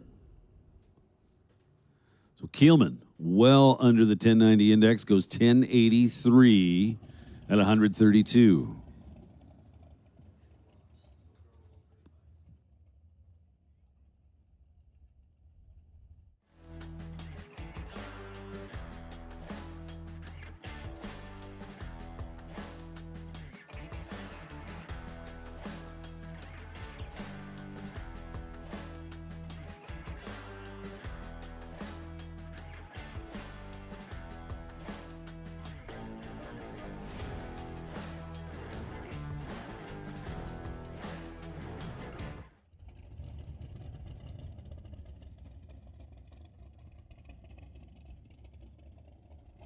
Got super comp cars coming up next. We go from 1090 to 890.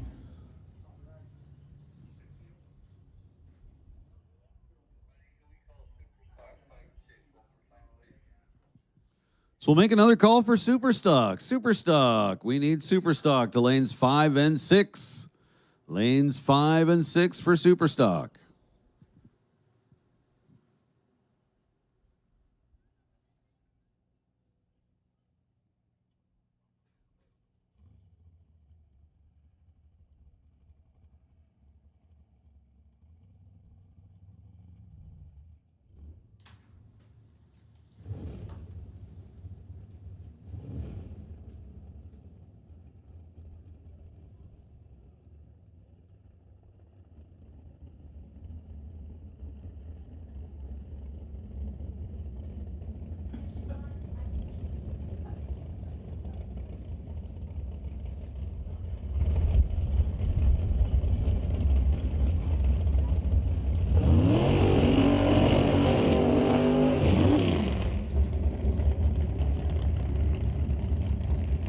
So part of the qualifying day festivities are the super shootouts. That's where we take the 8 quickest cars, or 8 closest to the index cars, through 2 rounds of qualifying. We give them a little 8-car shootout. Well, these are the remaining cars coming up for their 3rd qualifier. And we start things off with Warren Keene and Emily Gerard. Emily Gerard in the right-hand lane for Rad Torque Systems in the black dragster. Warren Keene from way up north in Prince George, British Columbia.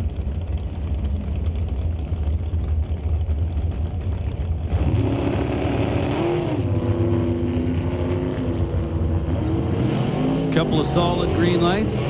007 versus 015 at the stripe. Emily Gerard gets there first, goes 887. Warren Keene way on the other side, 897.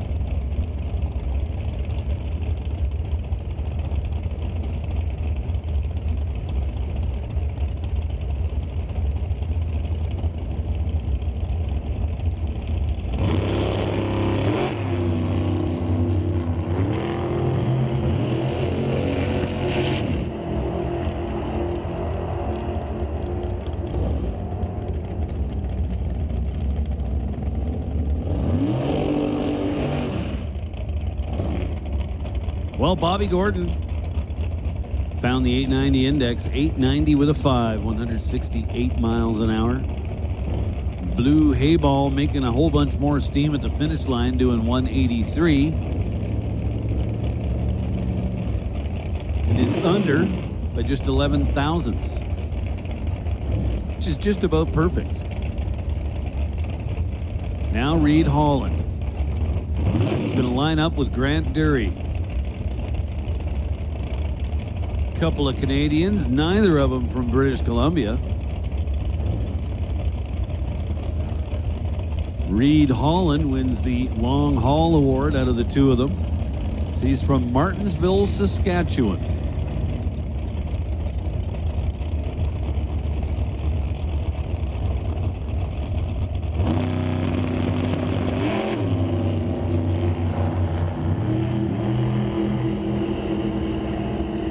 Grant Dury in the right lane from Vegreville, Alberta. So again, 1 under, 1 over. Reed Holland, 887 with a 2. Grant Dury, 892 with a 0. Now Danny Hodder going to line up beside Dave Archibald. Dave Archibald in the lone door car in this Super Comp field. He's not the lone non-dragster. We've got Chris Cannon in a roadster, but do believe he is the lone door car. Archibald, left-hand lane, obviously. Danny Hodder with the decidedly better performance on the starting line, 008, then 898 with an 8. That's just about right there. Archibald winds up 895.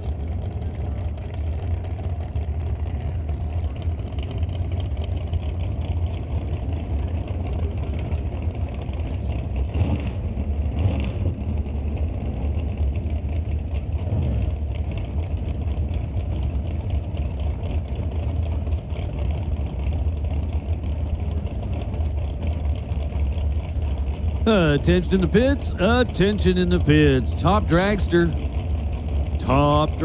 this is your call to the staging lanes. We'll take top dragster to lanes 3 and 4. Once again, top dragster to lanes 3 and 4. We'll put the overflow in 5 and 6. So, making the call for top dragster now. Top dragster, we need you to the staging lanes. Top dragster to lanes 3 and 4 with overflow to lanes 5 and 6.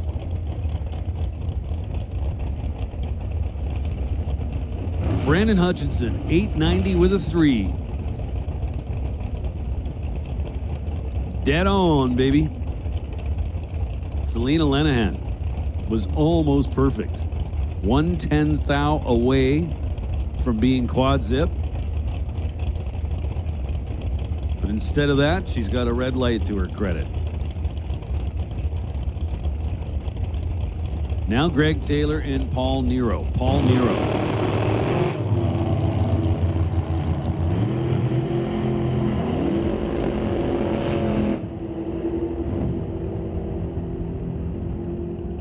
Nero, 14 up front, 890 with a 0 through the top end.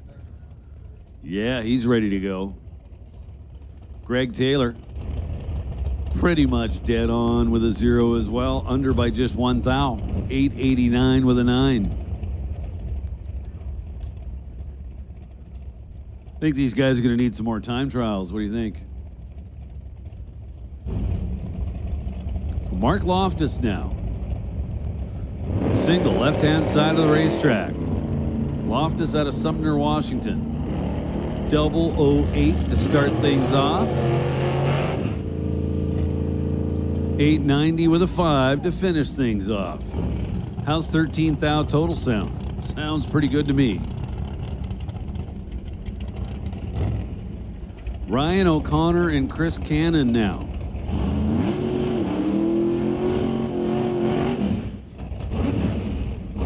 You know, had these guys done that in round 2, they'd be part of the shootout instead of taking part in Q3. So Ryan O'Connor and Chris Cannon. Chris Cannon in the non-dragster, the Corvette Roadster. right-hand side of the racetrack.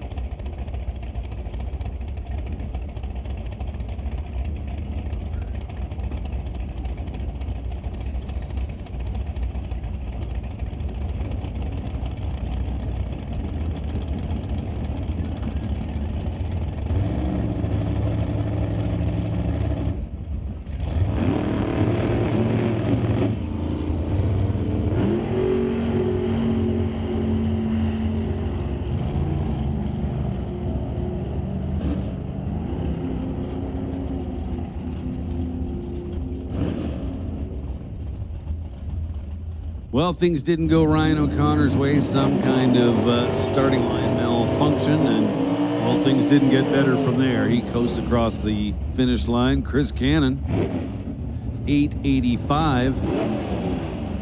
He's well under. 184 miles an hour. That brings up Superstock.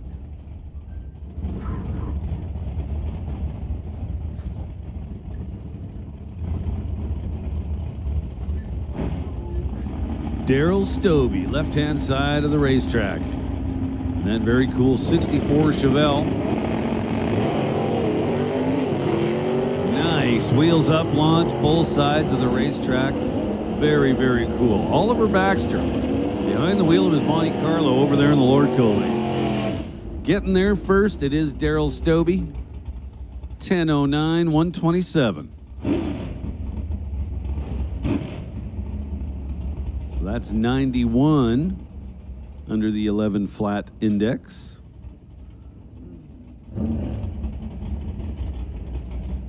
Daryl Stobie is currently our number 4 qualifier.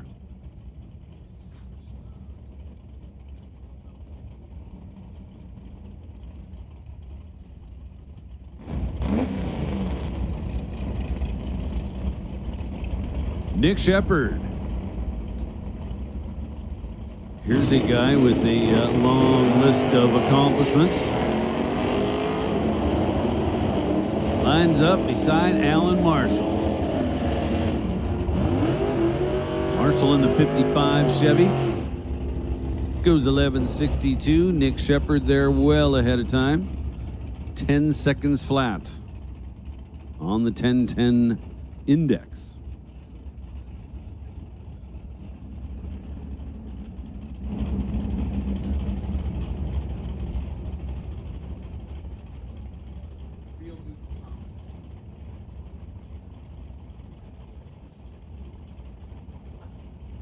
So I'm told this is the real Dougal Thomas. That's right. In the left-hand lane. The 1990 Camaro. Ty Gaynor in the right lane for Sun Auto.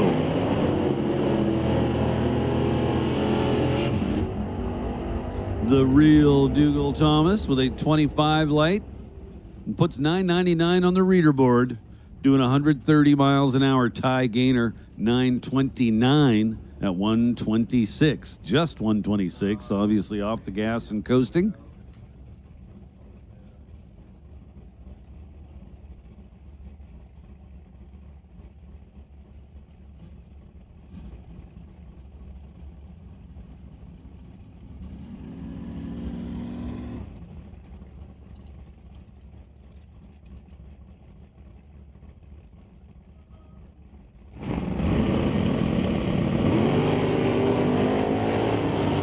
Rod Stoltz and Brian Thompson.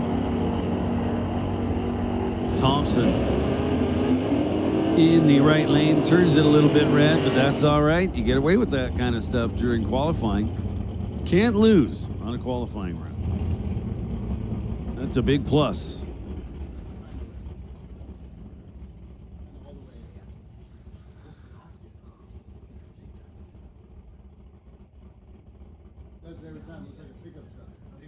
Troy Olsenowski, left-hand lane for Wagons of Steel.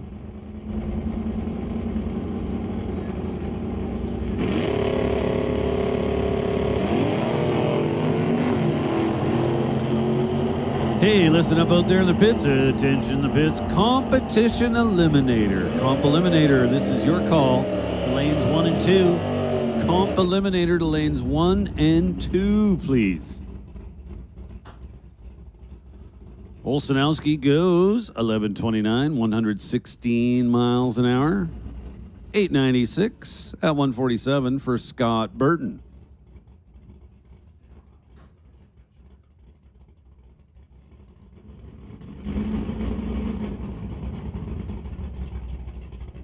And Jody Lang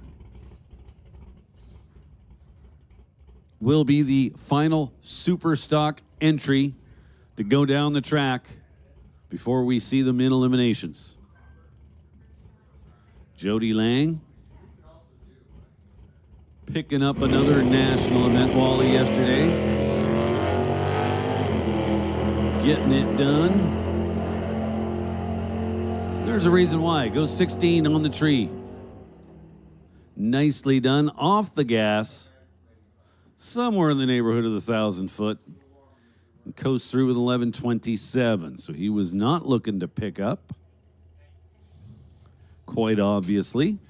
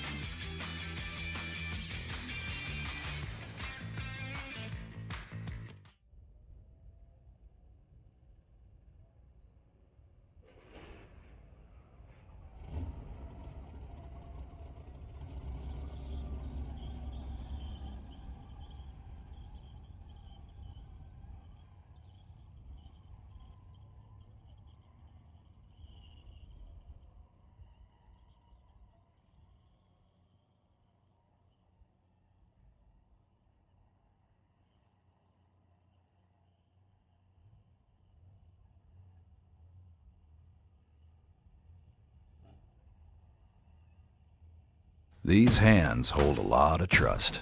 They keep engines running and tires turning. People depend on these hands, and these hands depend on Interstate. Interstate batteries, outrageously dependable. It's not just a job. It's JBS equipment. People work here because they're proud of this equipment. And customers are buying this equipment and they're proud of it. When everybody gets around a piece of JBS equipment, there just becomes that feeling in your gut where you're like, this stuff is really awesome. It's built by good people. That's how we can move mountains, and that's what we do here.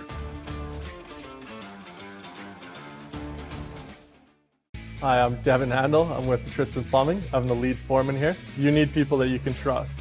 We like to promote within our company because we know we can trust the guys that are within it. We do have a good competitive wage program.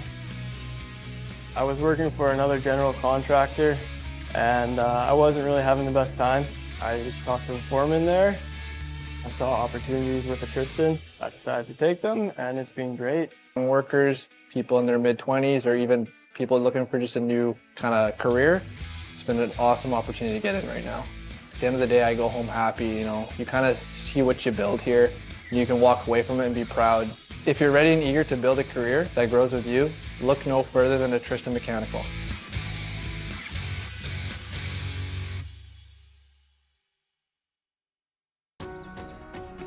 These shocks have really impressed me. First of all, the clearance. I didn't expect it to be that good. I feel like I'm actually driving a truck. The suspension has made a huge difference for off-roading. I feel like with these shocks, I can go anywhere, and I'm really excited to go venture out and do some trails that I was maybe not so sure about before. I feel like now I can go anywhere and do anything.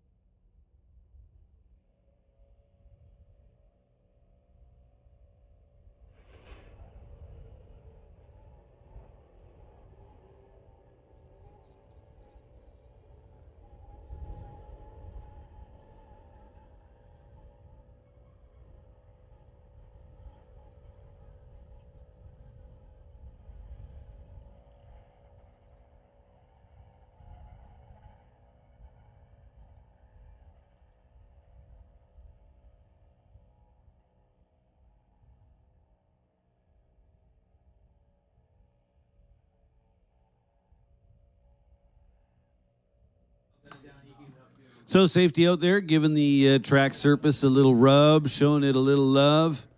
Going to make it all that it can be for this upcoming final round of qualifying for Top Dragster.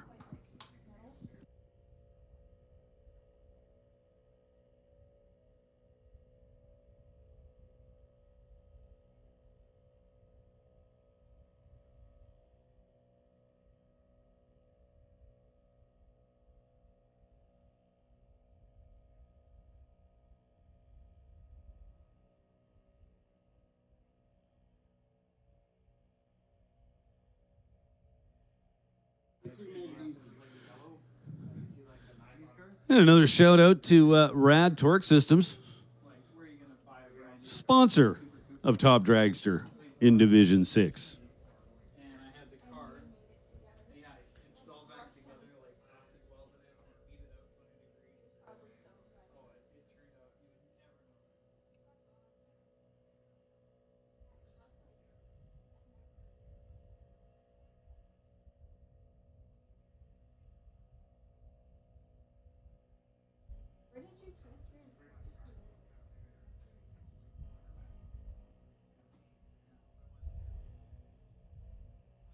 Auto body apprenticeship there. They pay for your schooling?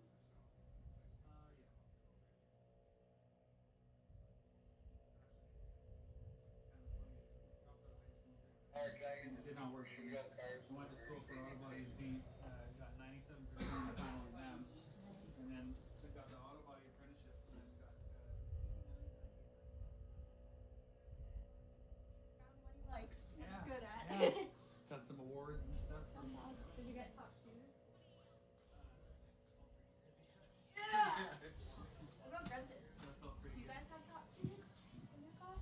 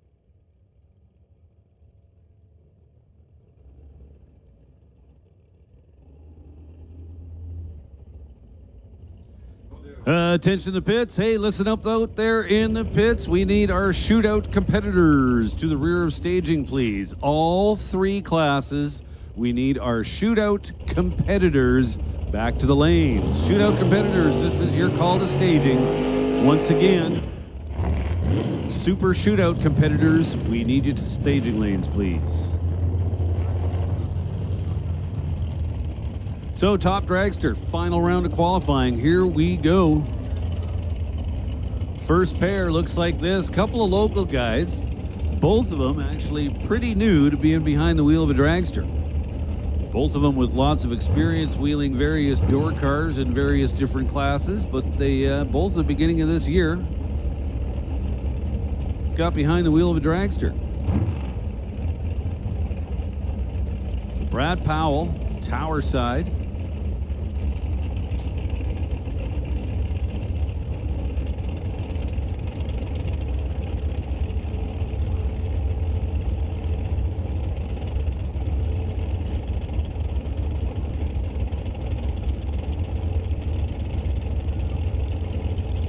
Brad Powell for Outlaw Garage Customs. Will make your semi look really cool. Dan Rodrigue.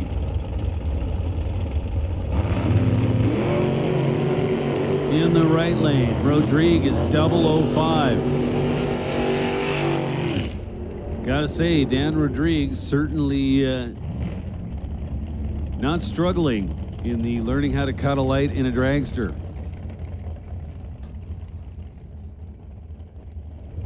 Regularly goes 00, as he just did there. 718, 185 miles an hour for Dan Rodrigue. Brad Powell in the left lane, 732 at 182. Powell, interestingly enough, with the better 60-foot number.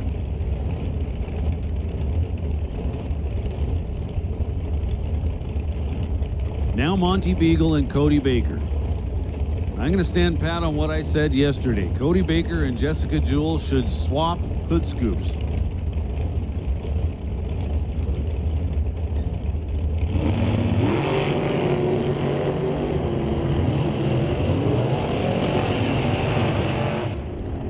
Another one of those trip zip red lights.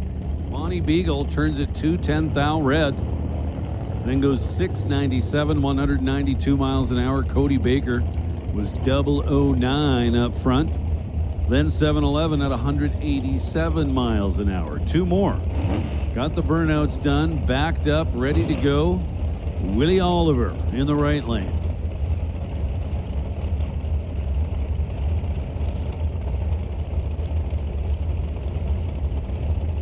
Justin Dohanik in the left lane. Willie Oliver. Young man. Was a standout in go-kart racing competition. He said he's had enough of that. Gonna go drag racing. Goes 2 thou red. I believe on his last run he was 1 thou red. I talked to him. He said he was gonna put 2 in the box. Maybe should have put 4. I don't know. So Willie Oliver, 703, 190 miles an hour. Justin Dohanik, an 023 light, then 691, 184. Now Tammy Peugeot going to take on Jeremy Soares. Soares in the right lane. In a 2001 Cameron-built dragster.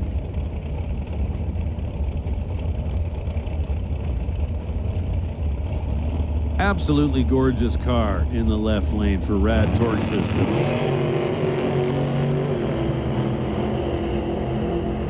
Soares turns it red by 22 thou.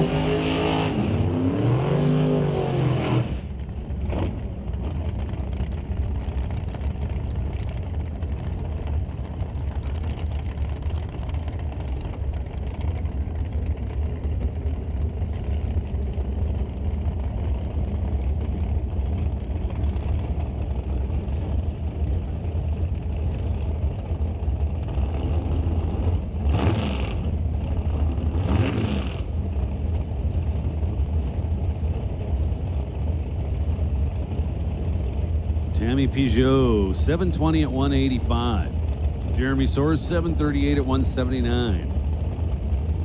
Now Jeff Havens and Chris Barton.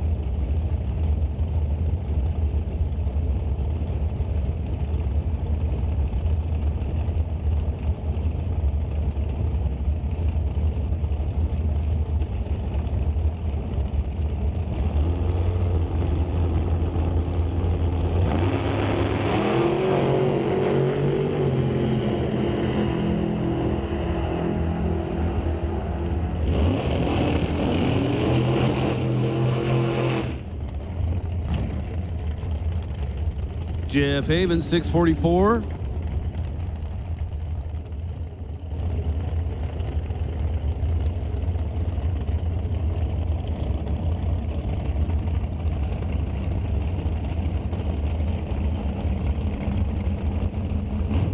Jeff Havens, 002, 722, 186 miles an hour. Chris Barton, 644, 207. Chris Barton, number 2 qualifier, with that 644. Best run of the day.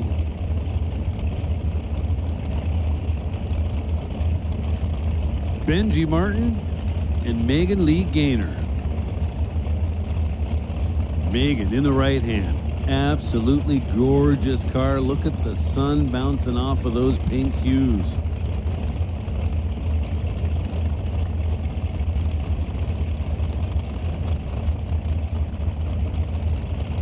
Couple of Washingtonians.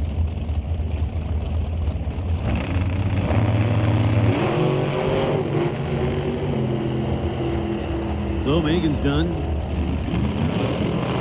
Gets off the gas very early. Benji Martin runs it out to the tune of a 679 at 196 miles an hour.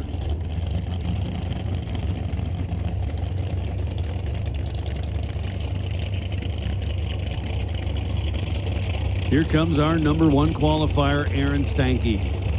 Stanky in the right-hand lane. 2026 Race Tech Dragster. 959 cubic inches.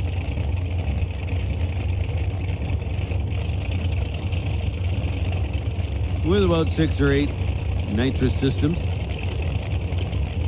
Well, I guess it'd be one system with 6 or 8 stages.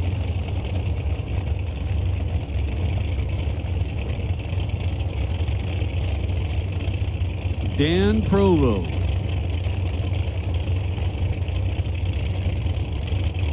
Currently sits number 7 with a 670. Right in front of him, Clint Geisey with a 669. So Provo finds a little performance. He could move up a spot here. And he does. 666, 202 miles an hour. Provo was 006 to start things off. Nicely done. Stanky, 002 red, then 614 through the top end to improve his number.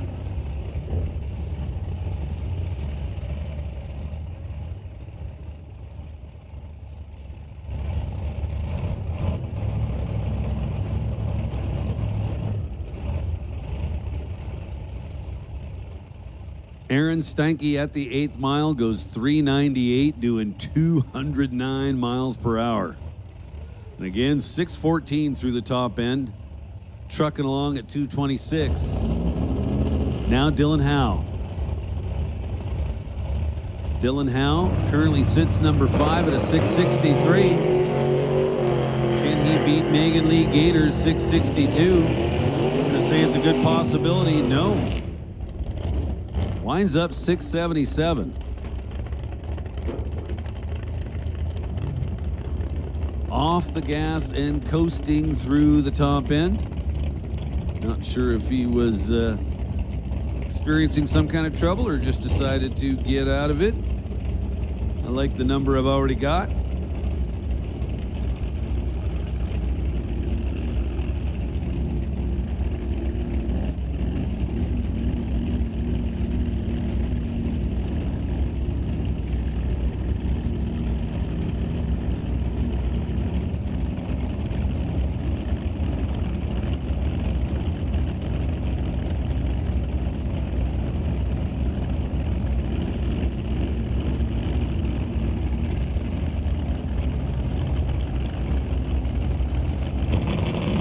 Now Ty Gaynor and Jessica Jewell.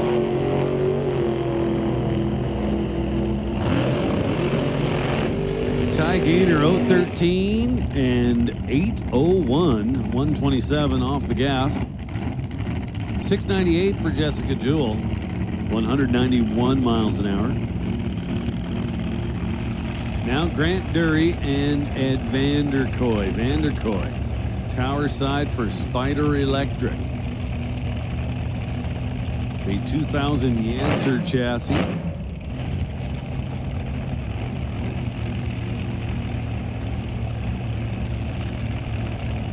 Dragster left side Yancer chassis. Got a slip joint, if you will, built into the bottom chassis rail.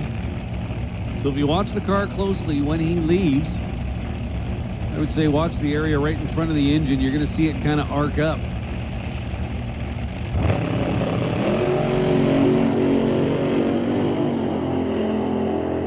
Vanderkoy with another trip zip red light. Dury 005, then 652 at 215.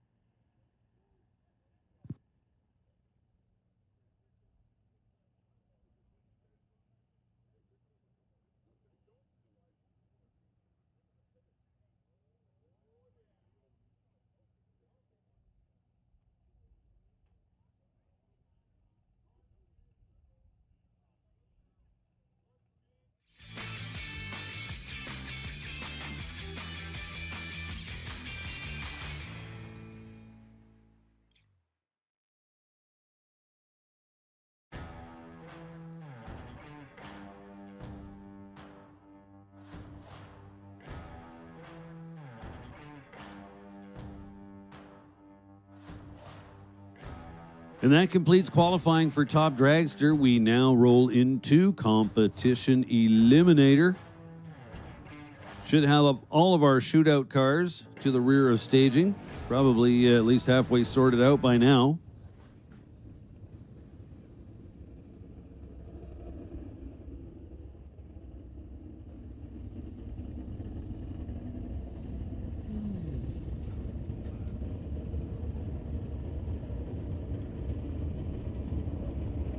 Here comes the first pair.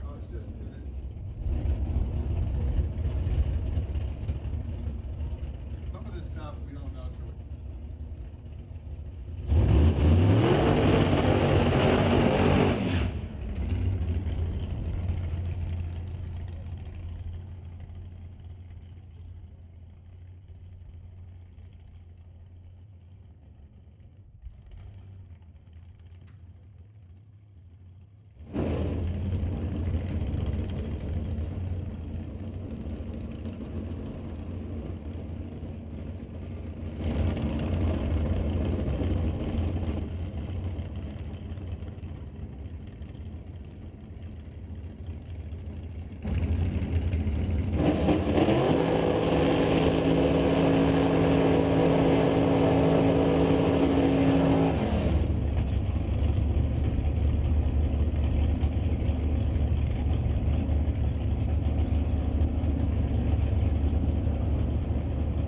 First pair up for Comp Eliminator.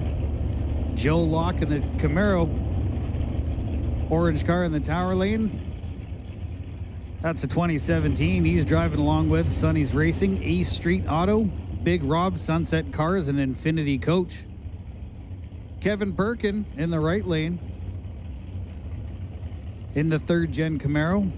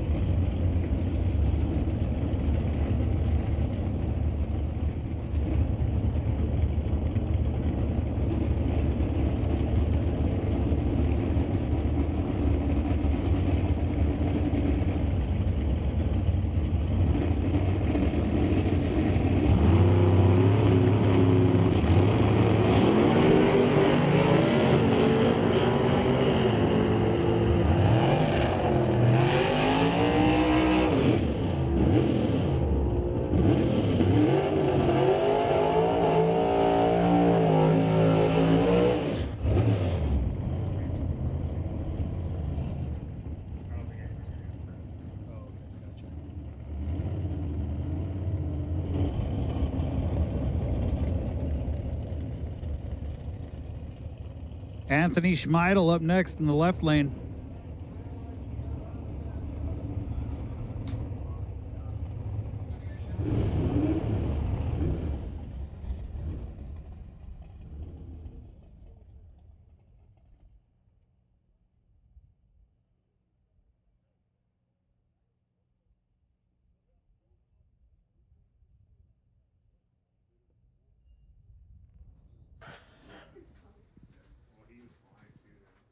Just a quick hit of the pause button. After that last race, we had a car wind down in the sand trap. Safety crews on their way down there.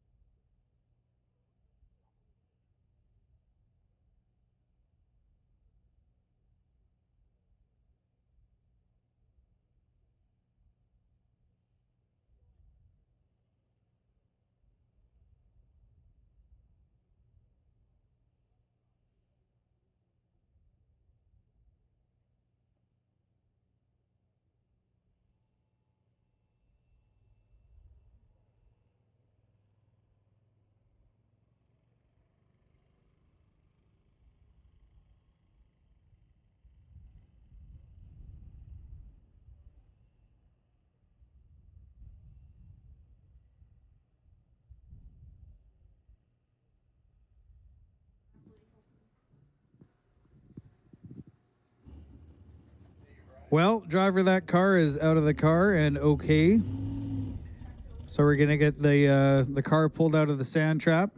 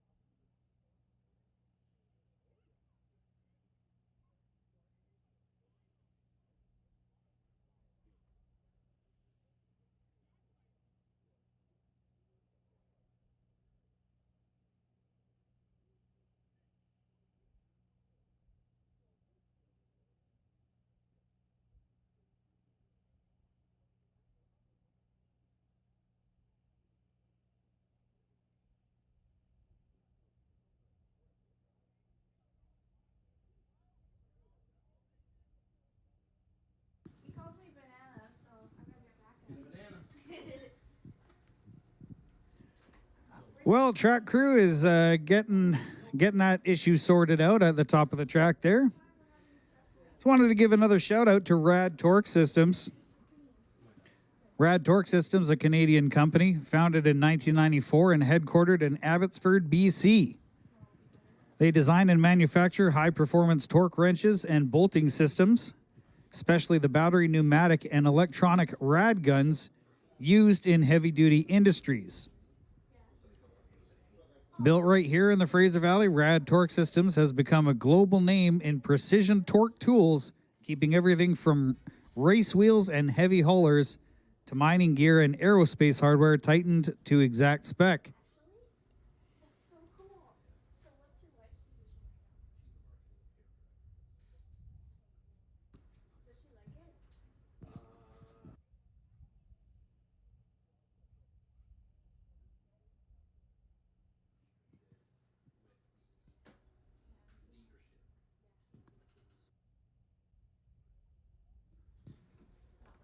Well, we got some time. I'm going to talk a little bit about the history of Mission Raceway Park.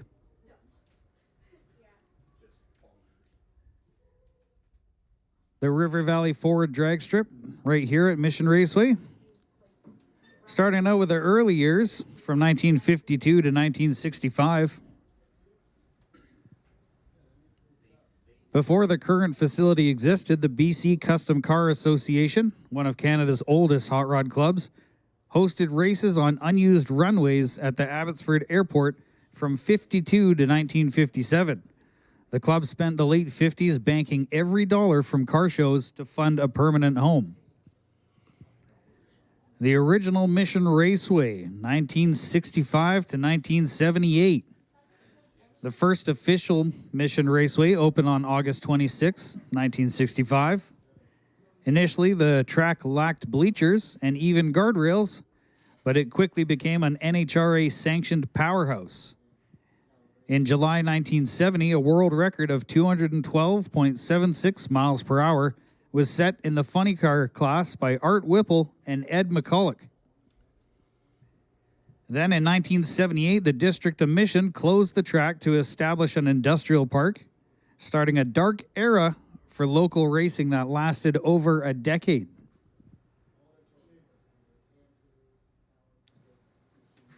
The new Mission Raceway Park, which we're all enjoying today, 1992 to present day. After 14 years of legal battles, land swaps, and a BC Supreme Court victory, the facility reopened at its current location on March 14th, 1992. And during the 1992 opening, over 5,000 spectators attended the first practice session. And this is a multi-sport venue. While famous for its quarter-mile drag strip, the park added a 9-turn road course and a motocross track.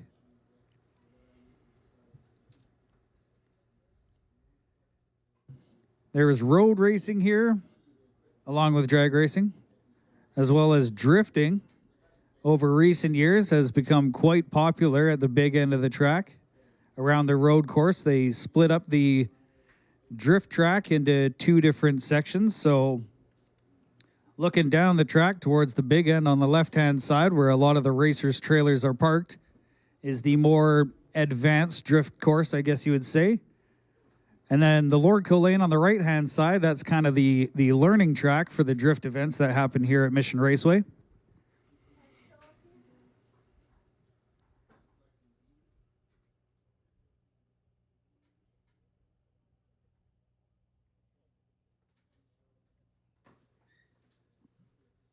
Since the rebirth of Mission Raceway, the track has won the NHRA Division 6 Track of the Year award numerous times, including 5 consecutive years from 1994 to 1998.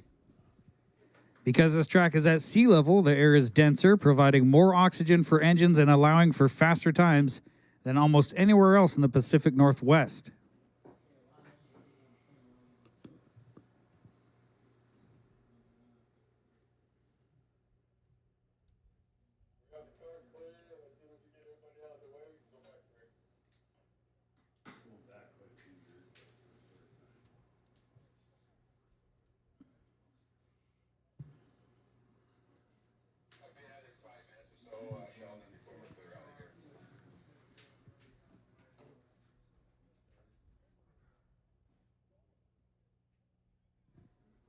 Here's some fun drag racing facts for you guys.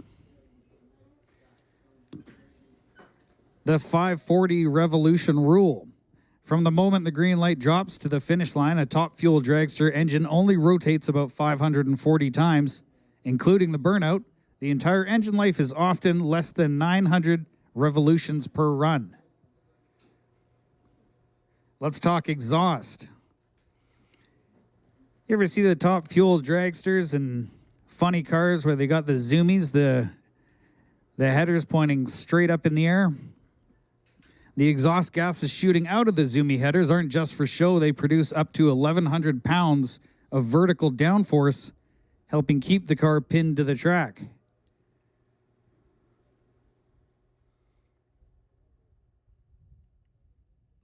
Here's a fun one for you. A top fuel supercharger takes more than 1,000 horsepower just to drive it.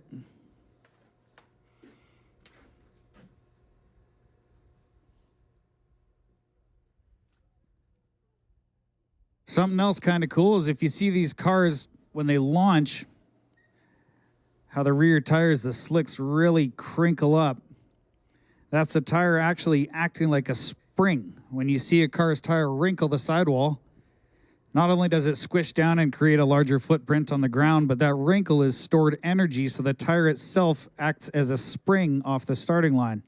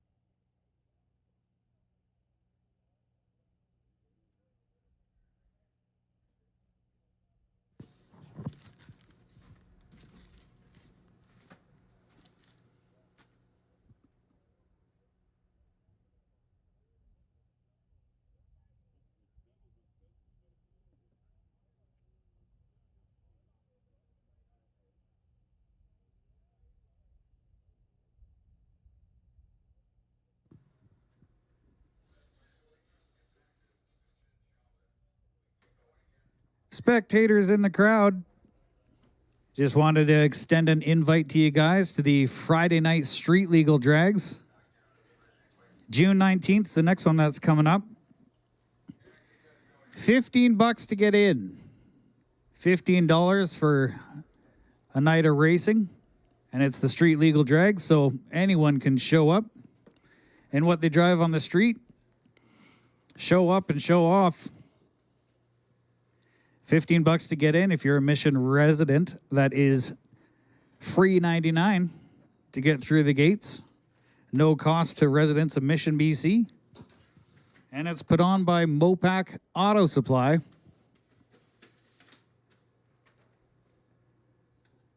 Title sponsor of the Friday Night Street Legals.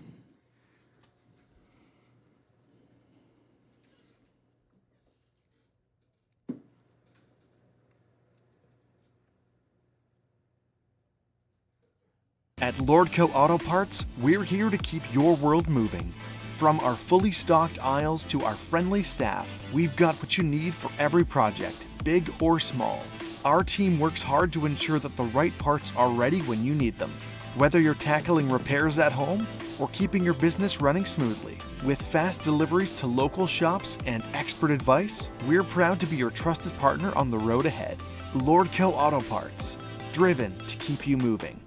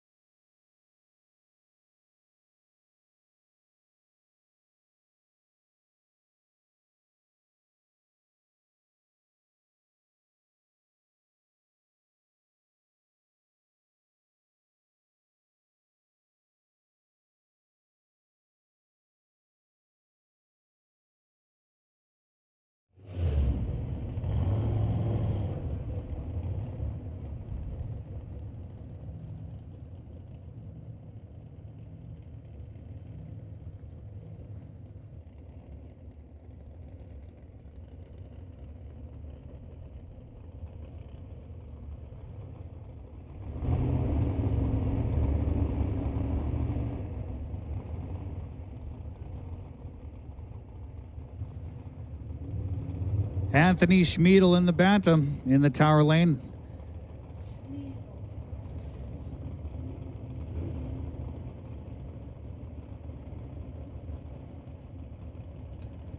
Ryan Warder in the right lane.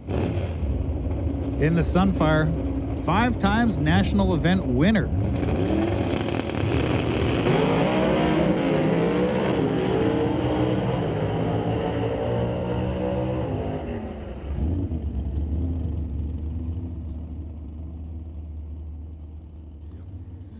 Anthony Schmiedel getting off the line with the 0:12 reaction time, crossing the stripe at 8:38 at a $1:12. Sound like he shut down early there. Dino Cost in the left lane out of Auburn, Washington, lined up next to Cody Lane from Seattle in the bantam in the Lordco lane.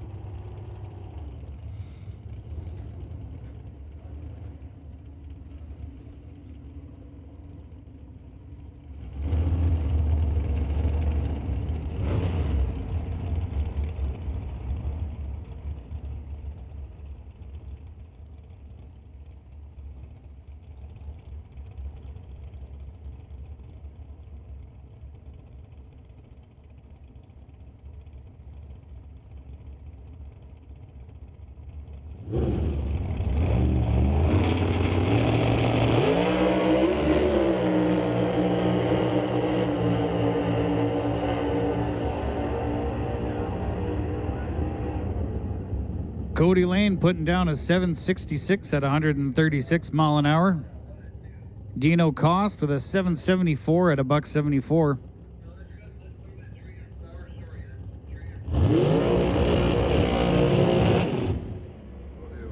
Super gas non-shootout 3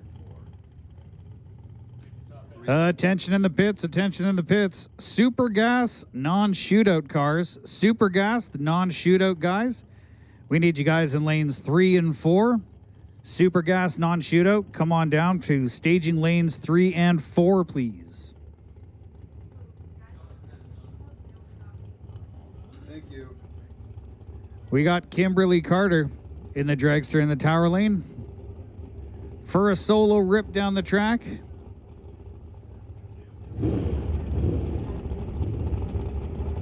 Kimberly Carter married to Dean Carter. Mom of 7 kids, 11 grandkids, and crazy as a hoot owl. That's what I got the screen in front of me.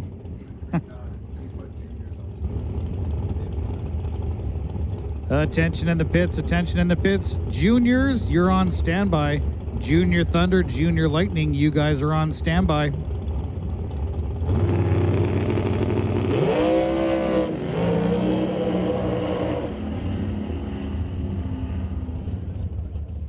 Well, that got a little bit hairy off the line for Kimberly. Went red and pulled the front of that dragster off the ground.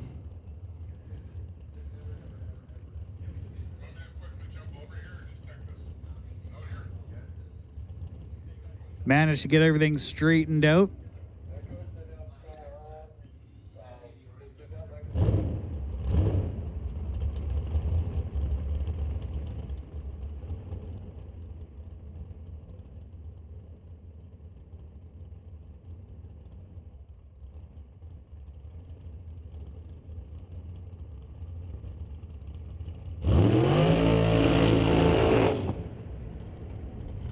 And after Kimberly Carter, we have her husband, Dean Carter.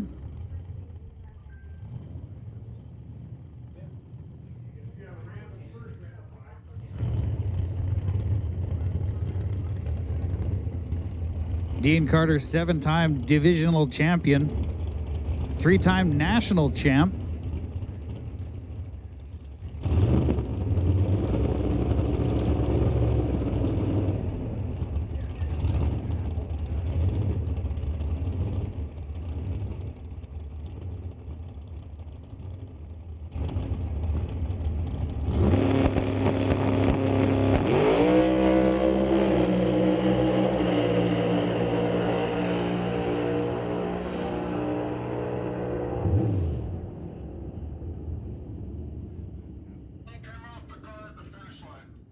Dean Carter going red by 11th thou, putting down a 660 at 198 miles per hour.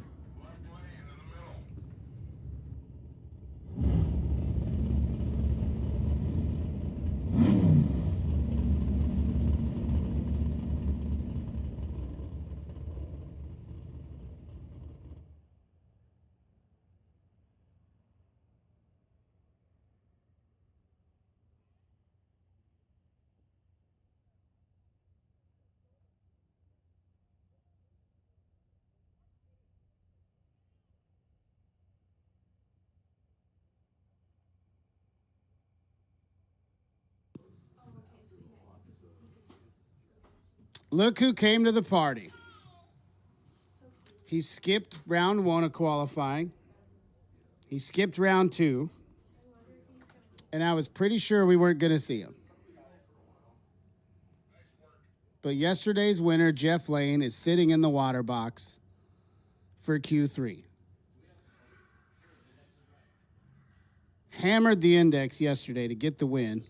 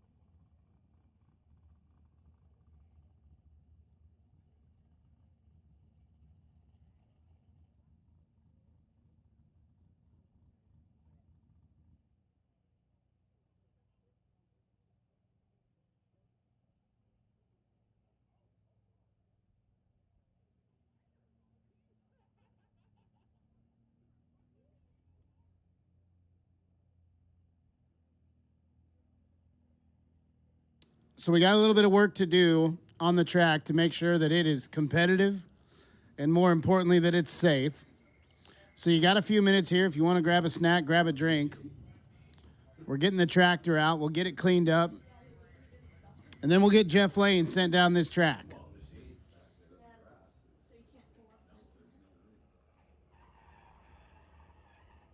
We've got our Super Gas and Super Street and Super Comp shootout cars waiting to go.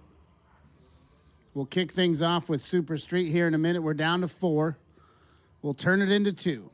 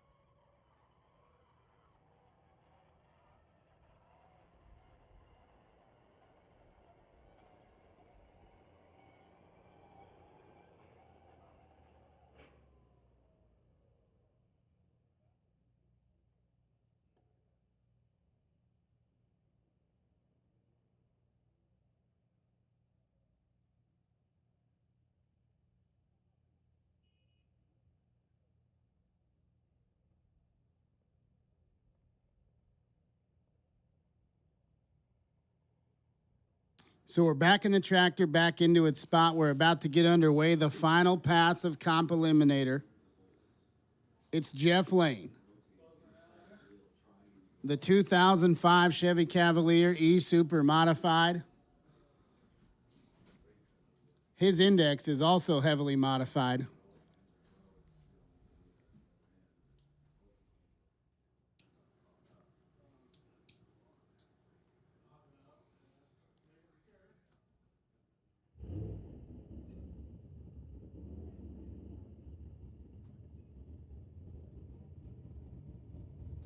Had kind of assumed we wouldn't see the other car, part of this Hancock and Lane team. Right trailer's on board, Hoosier Tire. Some of the best to ever do it in Comp Eliminator. You've seen a red and yellow Pontiac Grand Am running around in Pro and Super Pro ET. This guy won right here at Mission in Comp Eliminator in that very car way back in 1999. He'll make his sole qualifying run right here in Q3. It wouldn't surprise me if he put it straight to the top of the sheet either. Shuts it down and coasts it through. 917 on his 885 index. But he's in the field.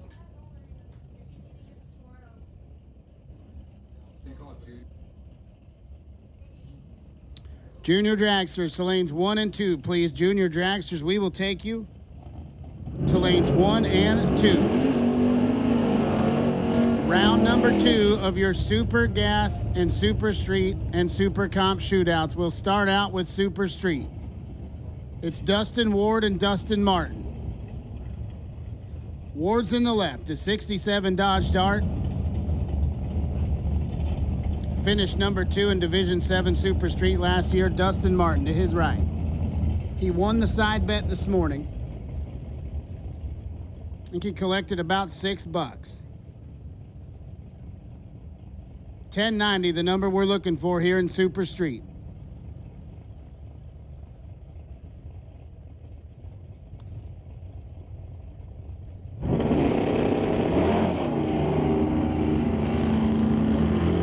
Both looking pretty good up here. Clean and green and headed to the top end. Off the throttle stop and building steam. Through the traps. Wind light gonna shine for Dusty Ward. 16 up front. Had a 7th thou advantage as they went past the Christmas tree. Gets to the finish line first by 14 thou. 1091 at 134. Martin, 23 up front. And then 1091 with an 8 at 148 miles an hour. Lane Savar and Dan Parsons. Winner here will meet Dusty Ward in the final. Savar's in the left, the 66 Nova out of Puyallup, Washington. The 70 Duster of Parsons to his right. Tree fires. We're both green. Parsons off the stop first. Here it comes Lane Savar on the charge. And at the big end, it's going to be Dan Parsons. He had Savar doubled up on the tree. 1091 with a 4 at 127 puts him there first by 22 thousandths of a second. So Dan Parsons and Dusty Ward, your Super Street shootout, final round is set. And we move straight into Super Comp. Dale Green and Tori Lee. Dale Green, right-hand side out of Pacific, Washington.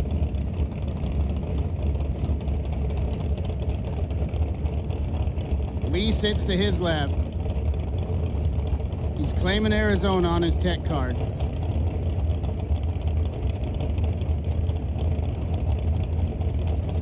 He's the champ. He can do what he wants.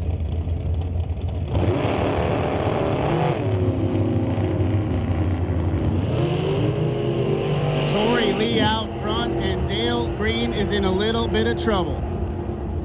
But he finds a way to get it done. Tori Lee, 009 up front, gets to the finish line first, 32 thou, to break it out by 3 thou. Green was late on the tree, but puts it dead on the number with a 1. Following Tori through the finish line, so he's headed to the Super Comp shootout final round to face the winner of this pair right here. Emmett McKillop and James Cowie. McKillop in the left-hand side, he's powered by a Dale Green machine. Big block Chevrolet. Cowie from Surrey, British Columbia to his right. Mundy's Towing and Recovery. Trying to keep the money up here in Canada.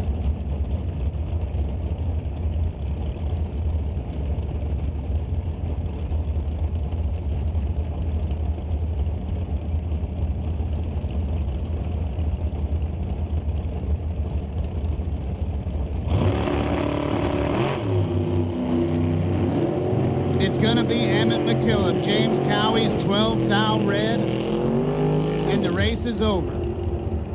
McKillop, 19 up front, runs it down there, puts it dead on with a 4 just for fun.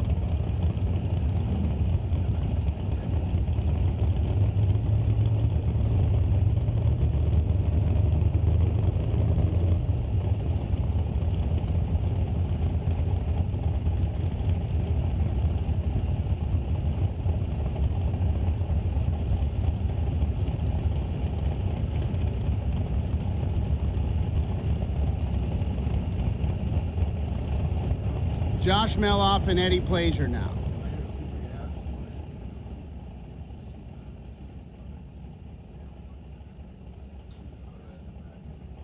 Plaisir in the right, that 56 Chevy Bel Air from Edmonton, Alberta, Canada. Meloff. From right here in British Columbia, the 57 Corvette Roadster.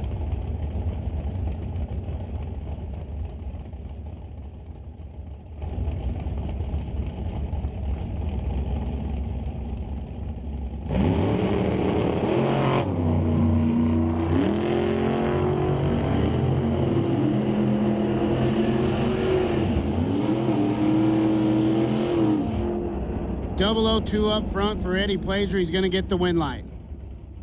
He had a 12 thou advantage on Meloff. Meloff gets to the stripe first, 44 thou, but he had to break it out 46 to do it. 12 thou package locks out Josh Meloff, who's 14 up front and has no shot to win the race. Steve Lowe and Todd Sims now.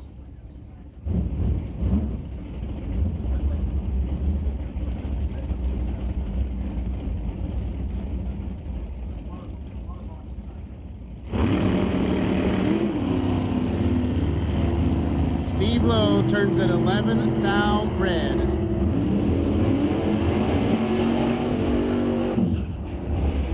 Todd Sims, 987 at 162, 992 at 158 for Steve Lowe.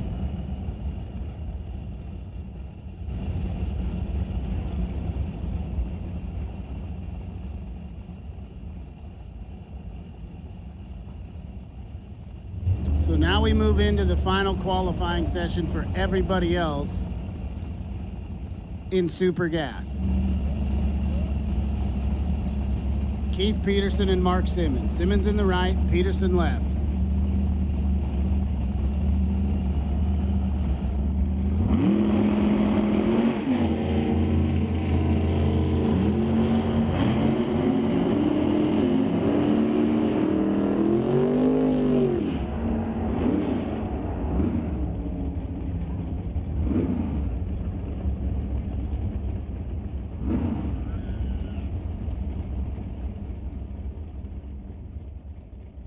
Both of them decent on the tree, both of them a little under the index.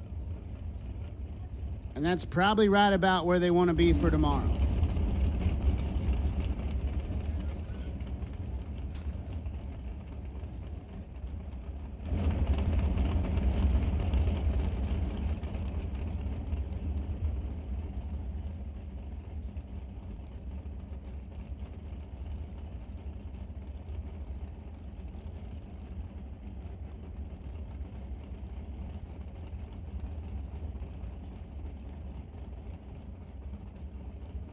Glenna Golden and Greg Hare now. Greg Hare finished number 3 in Super Gas in Division 6 last year. From Ravensdale, Washington. Glenn's out of Surrey, British Columbia. The 90s Pro Street looking 69 Corvette. 991 with a 2 at 141 for Glenn. 991 with a 2 for Greg Hare. The difference? About 23 mile an hour. There's a whole lot of ways to do it 990. And you'll see just about every way here this weekend. David Archambault and Ed Hutchinson now. Sportsman Motorcycle will take you to the lanes at this time. Sportsman Motorcycle, we will take you to lane number 2. How about Trip Zip for David Archambault?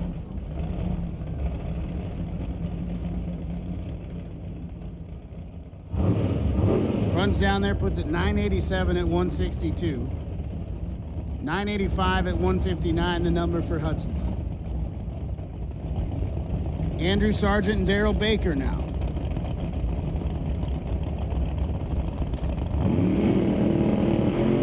Sargent's in the right in that Dodge Daytona. Baker out front, Sargent off the stop and charging to the top end. We're looking for 990 as they try to get him dialed in for eliminations tomorrow. 986 at 154 for Baker, 989 for Sargent.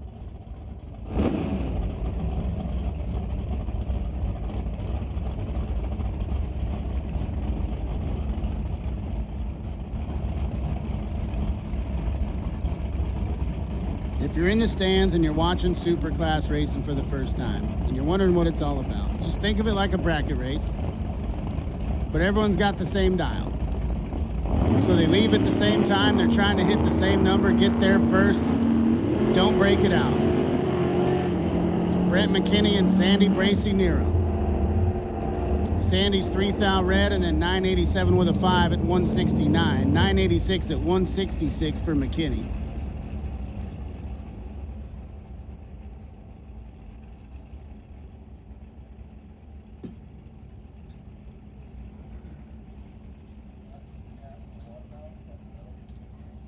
Kevin Griffiths and Donald Jewell now. Jewell family having a pretty good weekend so far. They put 2 of them in the winner's circle at the Sports Nationals last night. The 57 Corvette Roadster of Jewell off the stop second and on the chase. And at the finish line, 984 with a 4 at 168. Griffiths, 991 at 152. And your final Super Gas car comes to the line right now. It's Nathan Huber. He's from Sumner, Washington. It's a 2003 Chevy S10 pickup. And the number 61 on the window tells you that he is the reigning Division 6 Super Gas champion.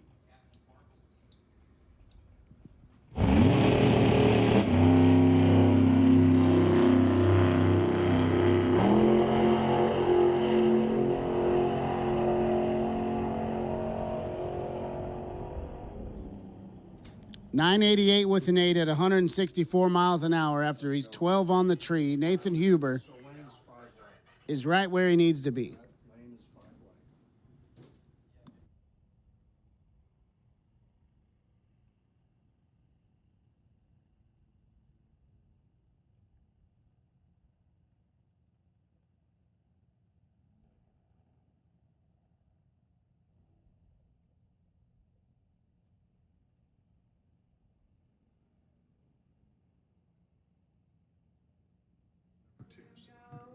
Attention in the pits, attention in the pits. Top Sportsman.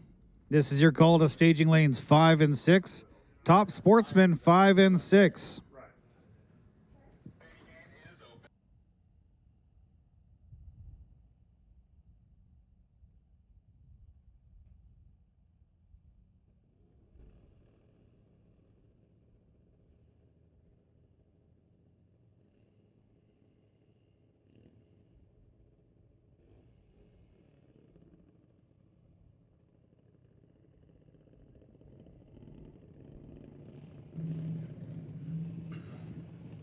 Couple juniors pulling up now.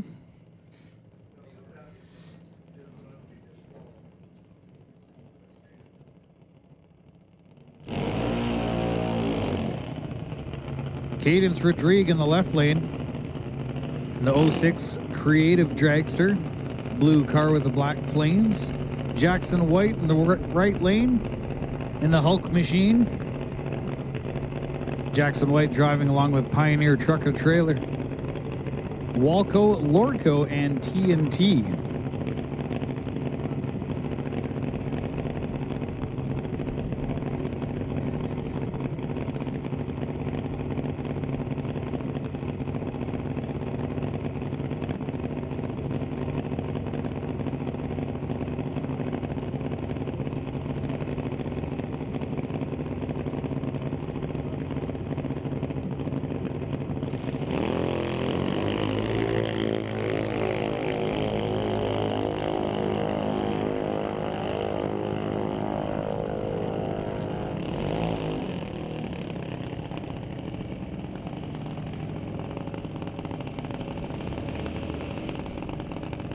Jackson White turning it red in that run. Cadence Rodrigue with a clean leave off the line.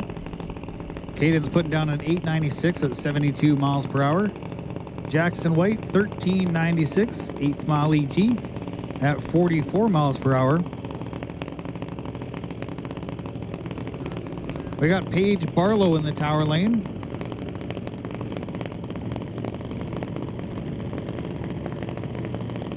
In the right lane, Kiera Harder, 2005 Creative Junior Dragster. Paige is here from Mission, BC, right here at home. Kiera Harder out of Abbotsford. Kiera driving with Anderson A1 Auto House and Elevation Real Estate. Paige Barlow with Mom and Dad.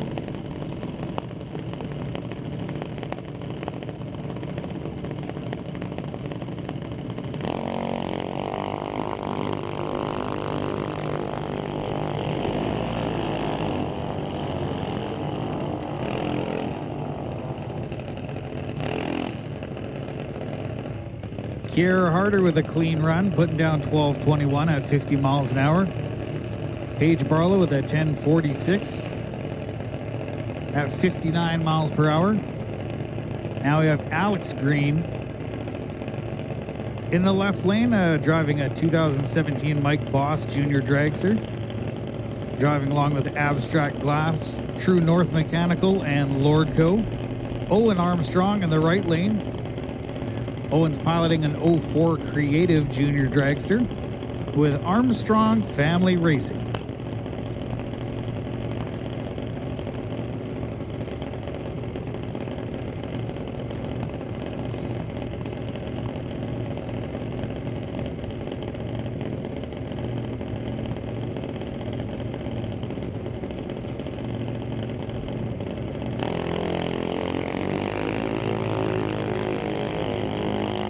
Couple of green lights on this run.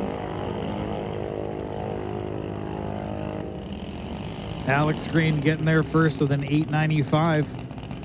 73 miles an hour. Owen Armstrong with an 1194 at 52 miles an hour.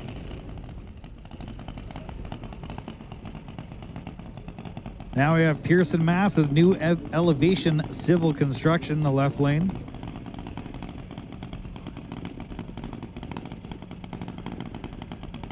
Right lane, we got Danica Harder. Danica today representing Anderson A1 Auto House and Elevation Real Estate.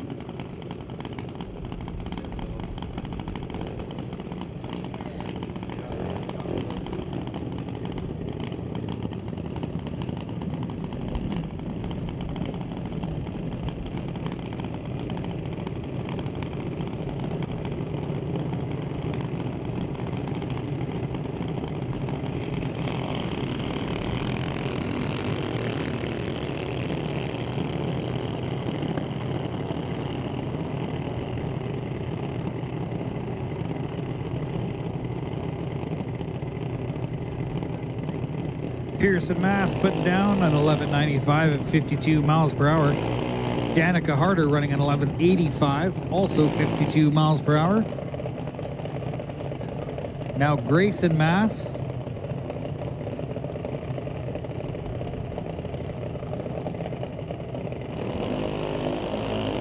Attention in the pits, attention in the pits. Top Sportsman. This is your second call to the lanes. 5 and 6, please. Top Sportsman, come on down to staging lanes number 5 and 6. Grayson Mass out of Maple Ridge in the left lane, driving along with New Elevation Civil Construction, lined up next to Wesley Armstrong. Wesley Armstrong piloting that 2012 Martin Junior Dragster with Armstrong Family Racing and Fountain Tire.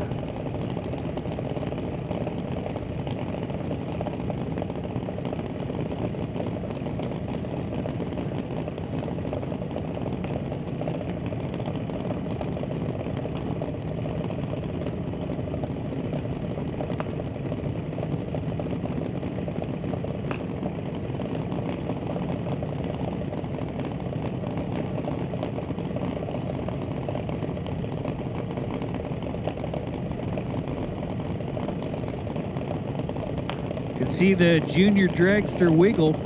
We had the top alcohol cars running, so extra sticky track today, so the Junior Dragsters sometimes need a little bit of help getting fully staged. Grayson Mass putting down an 894 at 71 miles per hour. Wesley Armstrong with an 889 at 70 miles per hour. Now we have Jackson Cowie in the left lane, 2020 Huddleston Junior Dragster, driving along with Mundy's Towing. And in the right lane, Ashton Katnick. From down the street in Maple Ridge, driving along with Lordco and TK Performance.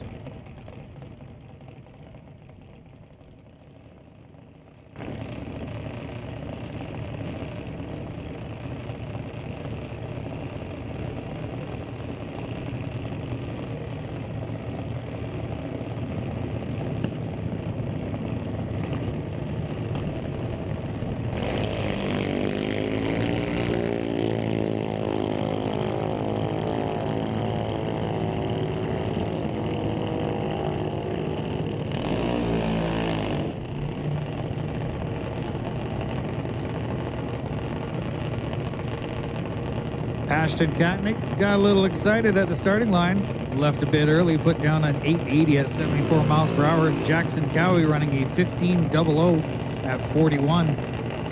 Now we have Koka Kowalski out of Chilliwack, BC, in the left lane with Dachau Ventures. Sure you guys recognize that paint color.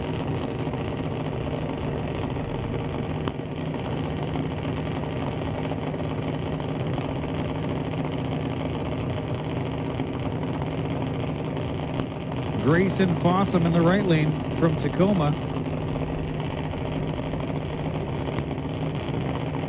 Grayson Fossum driving along with Dave Barcelon Trucktown and Fuel Factory.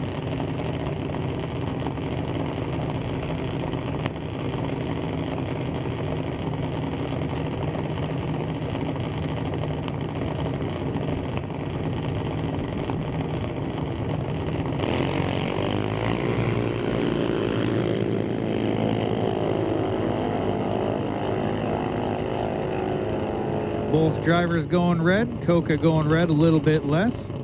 Putting down a 792 at 82 miles an hour. Grayson Fossum with a 793 at 80 miles an hour. Now we got Connor Jackson in the tower lane. Connor Jackson out of Abbotsford, driving a 2014 Mike Boss Chassis Junior Dragster. Bentley Johnson in the right lane. Out of Mission, a 2025 Mike Boss Junior Dragster. Jackson's driving with TKO Hot Rods, Amsoil, Fitness Lab, and Rodrigue Family Racing.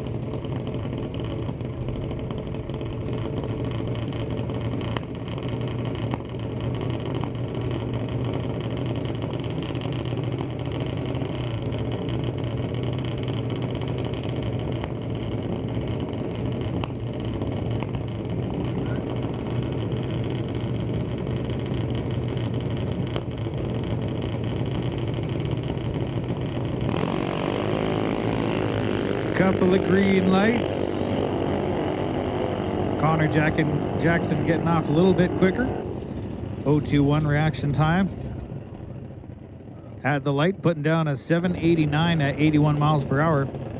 Bentley Johnson, 796, also 81 miles per hour.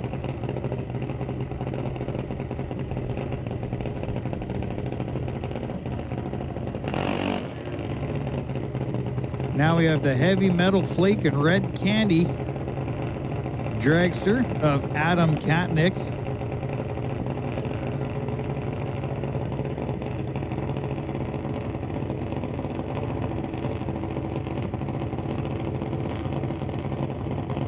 Adam Katnick driving with TK Performance and Lordco.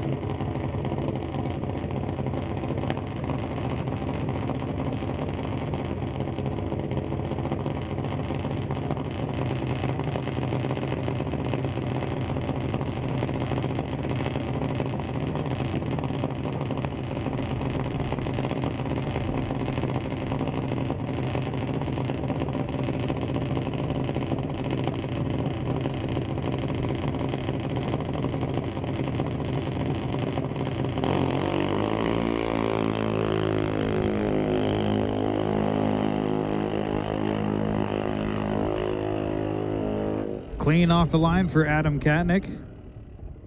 54 up front. 787 at the 8th mile. 81 miles an hour. And that is the last of our juniors for the third round of qualifying.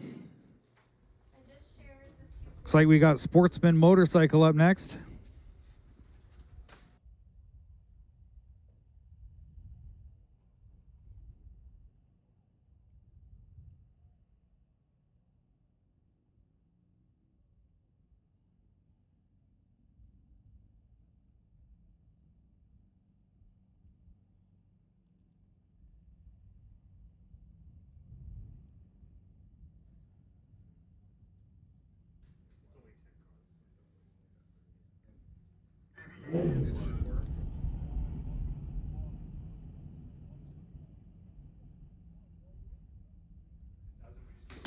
Sportsman Motorcycle coming up for their third run of the day. This is a qualified field. They qualify off of reaction time. After the first qualifying run, Stephen Campbell was the #1 qualifier. He went 000 with a 4, which is nearly impossible to get inside of. Second qualifying run, Zach Toth came up here and went 000 with a 3. So there's still a little bit of room if you want to be the #1 qualifier. Jay Dudley and Cody Compton now. Dudley left-hand side, the 1000cc 2005 Yamaha. Compton on the 08 Suzuki. He won the ET finals in the motorcycle class and had a shot at a world championship. He's 005 right here, and that'll slide him into the #4 spot. Dudley, 002 red. And I believe Dudley has been red all 3 times here today. He's getting closer and closer to perfect, though. So maybe by round 1 tomorrow, he'll go trip zip and turn on the wind light. Steve Miller and Clayton Potter now. Potter's in the right. Pro ET to lanes 1 and 2, please. Pro ET, we will take you to the staging lanes now. Lanes 1 and 2, Pro ET. Potter has an 012 reaction time. Steve Miller's 26. 883 at 152 for Miller, left-hand side. Potter, 906 at 150. So Potter slots in #5. Miller sitting #9. His daughter Lindsay now coming in the right-hand side, the 2009 Kawasaki ZX-14. Amand, the wheelie bar bike, left-hand side. Lindsay is currently sitting in the 6th spot. Alamond in the 11th spot.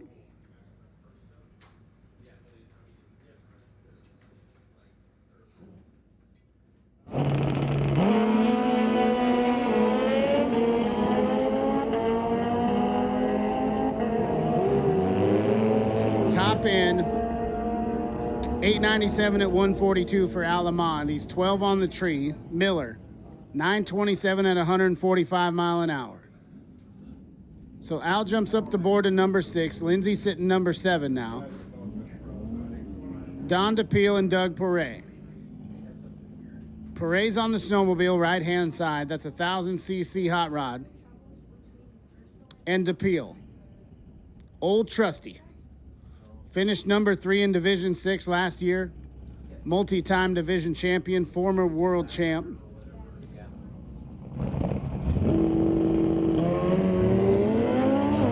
He's pretty good on the tree right there, 0-15. And headed to the stripe. He'll get there first. Scoreboard says 8:63 at 1:48. Doug puts the snowmobile through there, 10-12 at 127. So Don DePeel slides into the 7th spot now, just ahead of Lindsey Miller. Doug puts it in the 14 spot as Miles Hodder and Shannon Frank come to the line. Miles is in the left. Almost 1,600 cc's of Suzuki power inside the frame rails of that bike. Shannon Frank, the turbocharged 1,000 cc Skidoo snowmobile. Thing builds a whole lot of steam at the top end. Miles Hodder, 40 on the tree. Headed to the stripe, 8:27 at 1:54.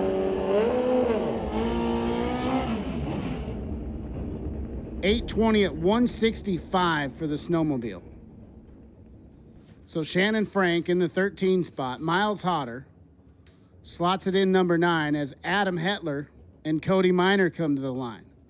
Miner's in the left out of Red Cliff, Alberta, the 86 Suzuki, Stargate Technologies, IMEX RV, and Dave Toth on board, giving him a hand. Hetler, the 07 Suzuki, no wheelie bars, a barely shortened swing arm, or lengthened swing arm. Miner's waylaid on the tree. That's not going to help him in qualifying. 8:96 at 1:46. 9:59 at 1:49 for Hetler.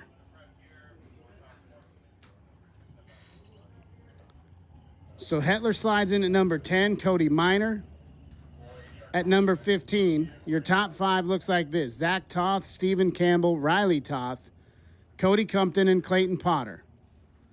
Al Lamont, Donald DePeel, Lindsey Miller, Miles Hodder, and Adam Hetler round out the top 10. So the field is set for eliminations tomorrow in Sportsman Motorcycle. Top sportsman at the ready line and coming your way.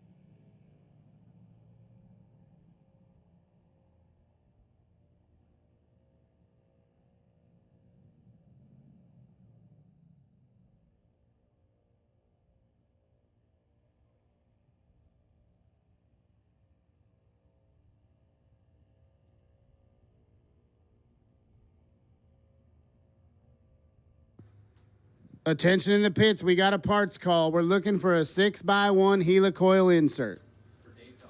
For Dave Toth. 6x1 helicoil insert for Dave Toth. If you have one, he'd be eternally grateful. He'll give you a free race admission to Medicine Hat. Said free race admission for you and the family to Medicine Hat. As big a van as you want to bring. 6x1 helicoil insert.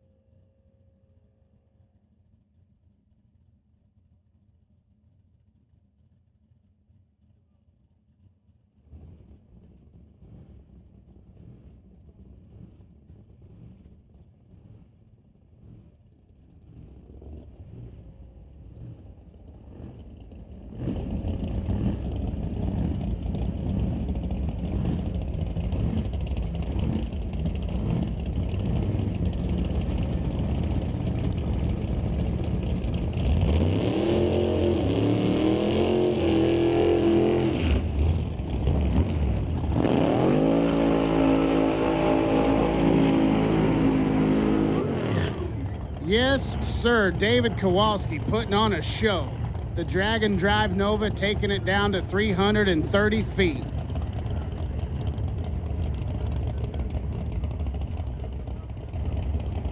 This is Top Sportsman.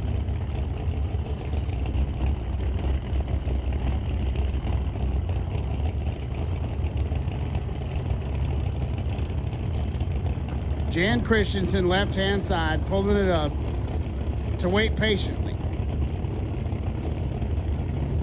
David Kowalski got a lot of ground to cover, and he can't see a thing. Doing a pretty good job backing it up right there. The Dragon Drive Nova.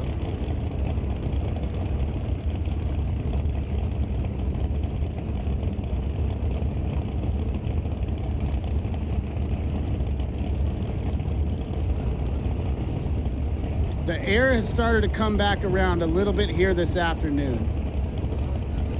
This will be faster than it was second qualifier. Maybe not quite as quick as it was this morning, but pretty good conditions here this evening.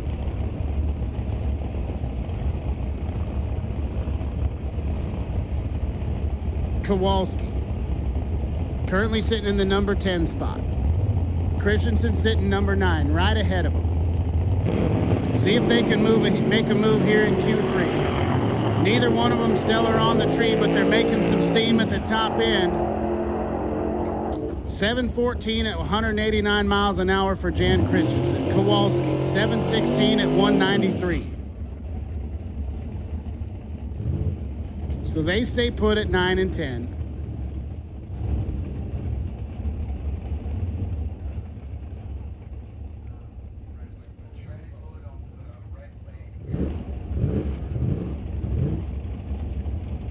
This is Jeremy Waterman and Paul Soares. Soares is in the right. The mildly chopped 55 Chevy Bel Air out of Terrace, British Columbia.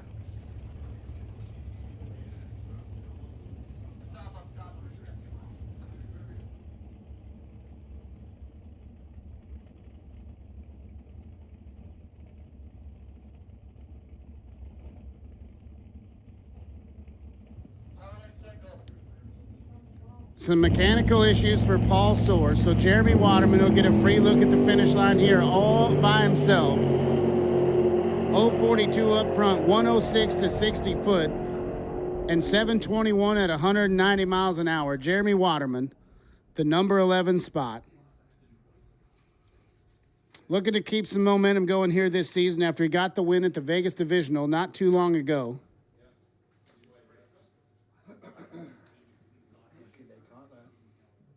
Tough break for Paul Source. A little bit of fluid coming out of that race car. I don't think it's anything too serious, but it's too serious to send him down the track. So they'll push him back, get him to the pits, get it fixed up.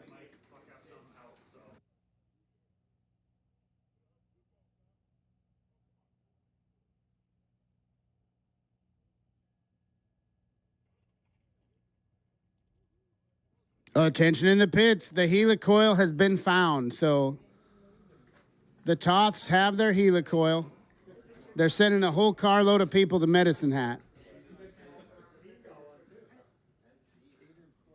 That was a quick one.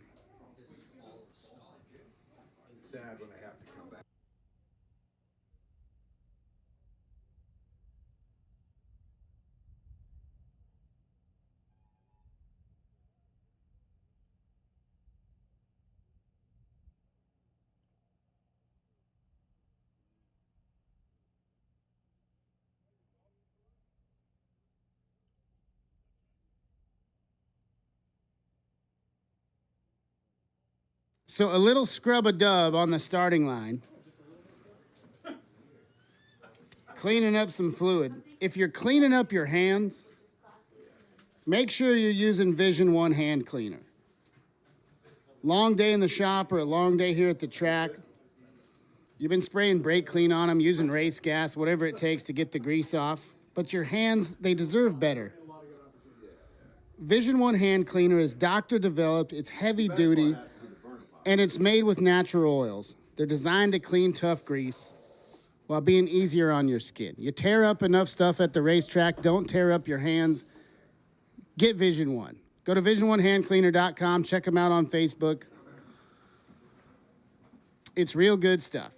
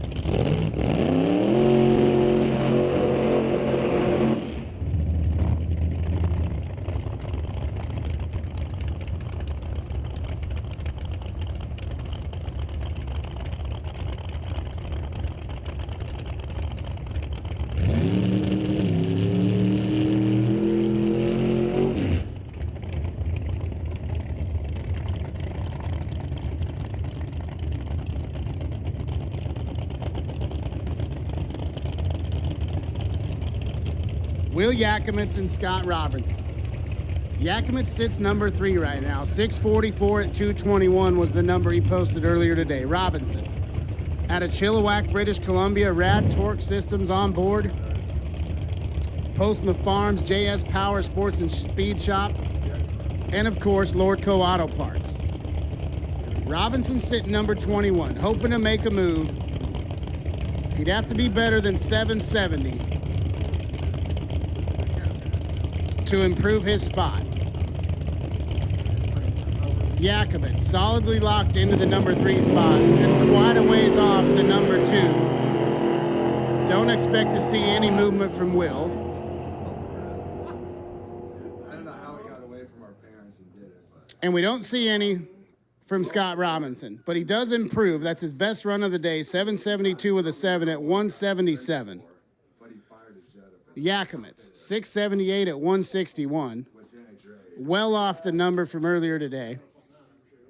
Shuts it down a little bit early. But there was really nowhere for him to go. Locked into that number 3 spot. So they get some incremental numbers that they can work with, put it back in the pits and start tinkering, get it ready for eliminations tomorrow. Attention in the pits, Super Pro, Super Pro. We will take you to lanes 5 and 6, please. Super Pro, we will take you to lanes 5 and 6 right now.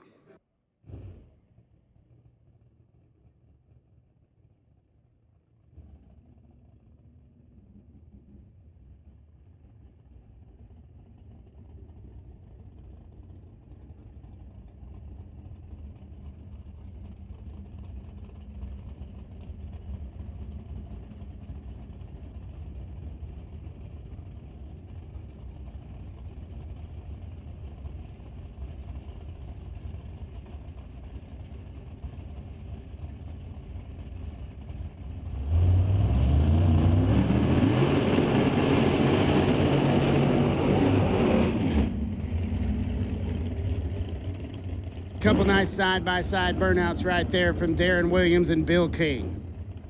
Williams in the left, the 2016 Dodge Dart out of Calgary, Alberta, Canada.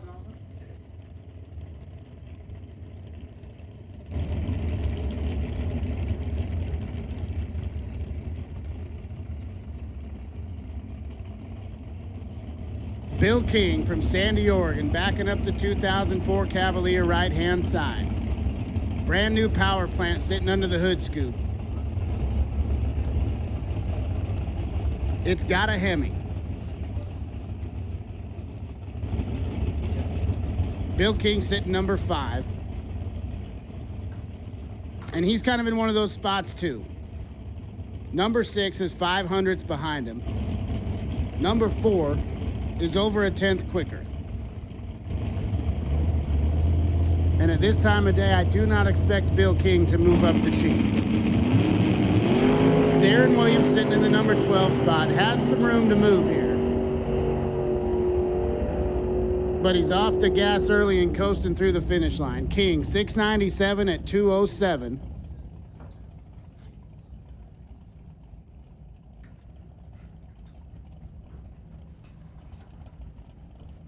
So he's 3 miles an hour faster than he was his last time up.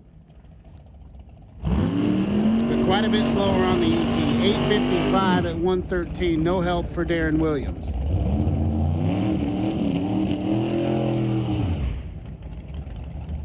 Blake Foster and Dale Phillips now.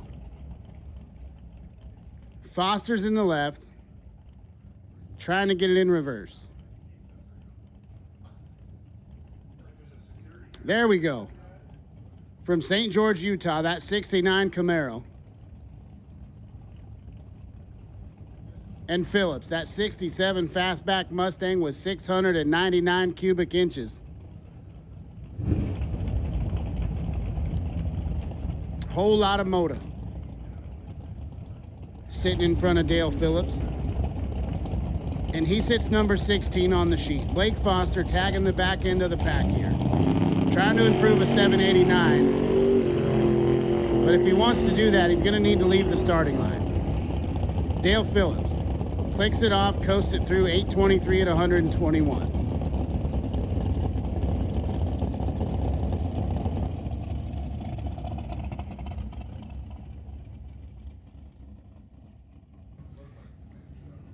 So tough break for Blake Foster. They've been working their butts off. It's not for lack of trying. Really been going through it here this weekend as they try to get that thing figured out.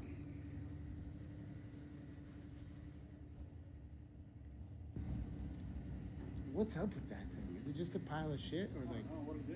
What the, hasn't it just?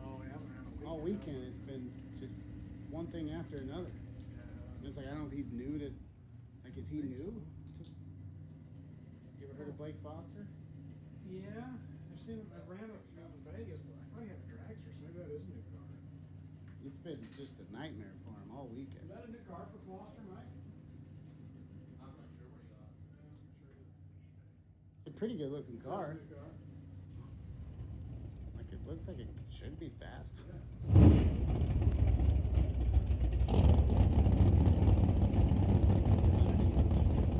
Clapped out X-Pro mod from Louisiana. Flood car. Got it at the auction.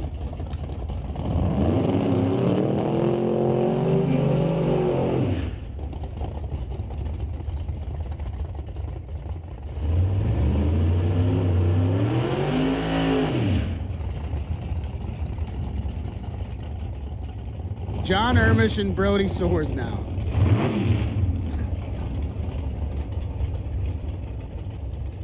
Ermish in the ride out of Renton, Washington. The 2006 Cavalier rode a Miller paint. And Soares to his left out of Terrace, BC in the 2003 Cavalier. Brody Soares sits number 20 on the boards. Ermish sitting comfortably in the number 6 spot. He'd have to beat a 681 with a 9 to put it in front of Bill King. That would be a huge improvement at this point in the day. Not a whole lot of incentive to do so, but these guys like to go fast, so you never know what's going to happen. He puts it in the beams, Soares behind him, tree fires, and we're off and running. John Ermish is 11 on the tree, and he leaves second. Brody Soares was 002. 772 at 179. So Soares will stay in the 20 spot. Ermish, 688 at 201. Still comfortably sitting in that number 6 spot. Within a mile an hour of his best pass of the day. Within 200s. And when you're going 688 at over 200 miles an hour, that's a pretty solid mobile.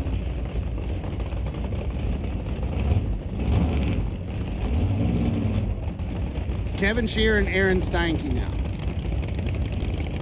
Steinke always throws a dial on it, even in qualifying. And most of the time he hits it. He throws a 616 on the dial board of his car. We'll see how close he can come. Shear's in the left. The 2017 Camaro out of Pasco, Washington, sitting number 4.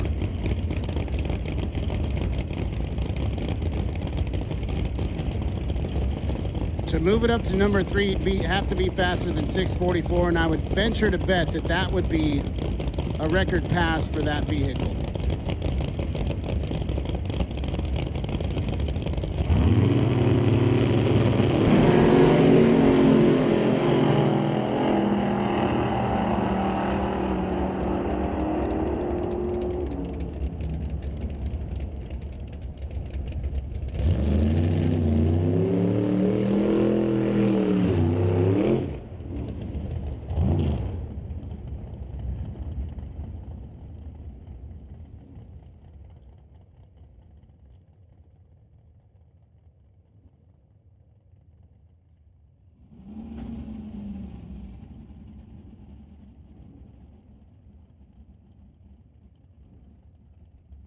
Finals to the lanes.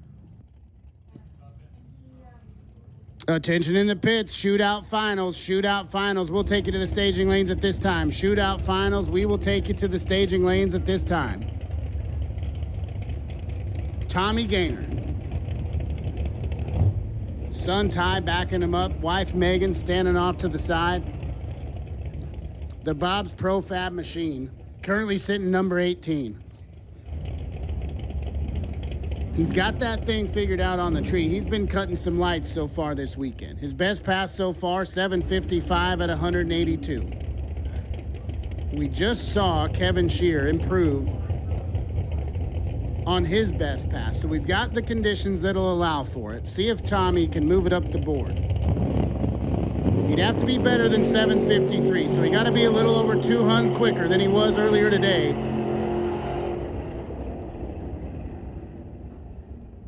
He's out of it early, coasting across the finish line. 797 at 135 miles an hour. So he'll stay in the number 18 spot. And the field and top sportsman is set.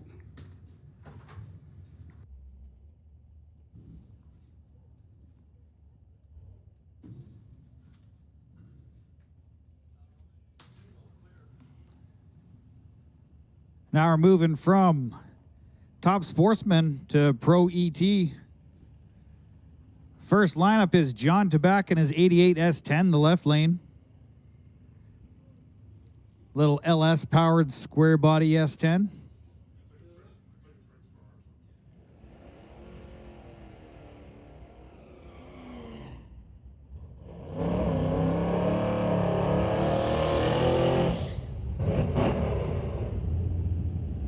Pulling up to the starting line next to Brendan Piskacek, 1990 Mustang GT.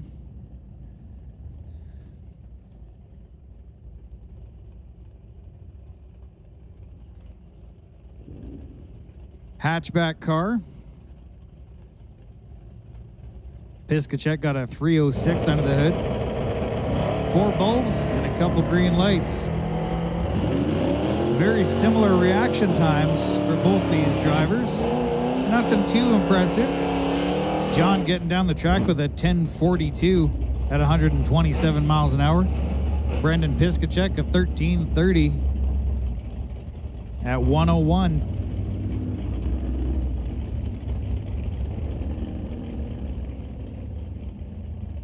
Lance DeSillets, left lane, Tofino, BC, 1981 Malibu.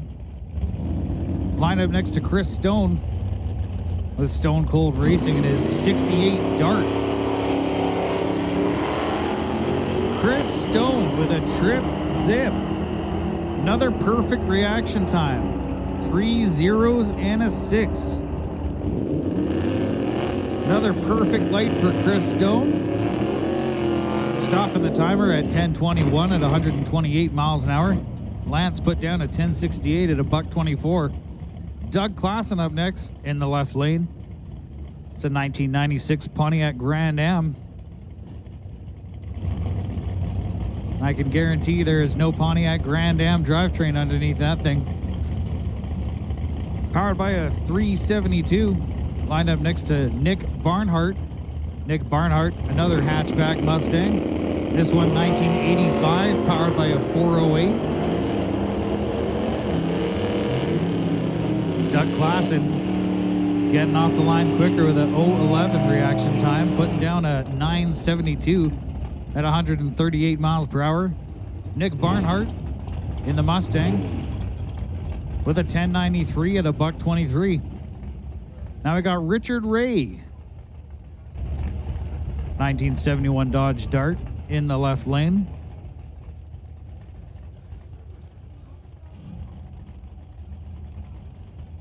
See a lot of darts with the hood painted black. This one has the hood and the deck lid painted black. Lined up next to the extended cab 83 S10 of Ryan Warnke.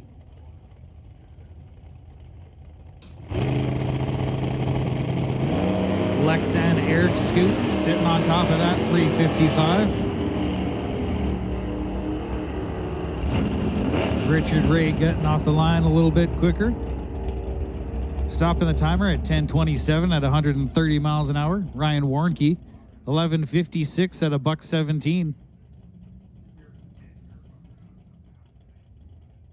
Russ Mitchell in the Malibu, in the left lane with that crazy intake stack sticking out of the hood like a church accordion or like a church organ. Right lane, Jessica Armstrong, 75 Dart 318 powered car.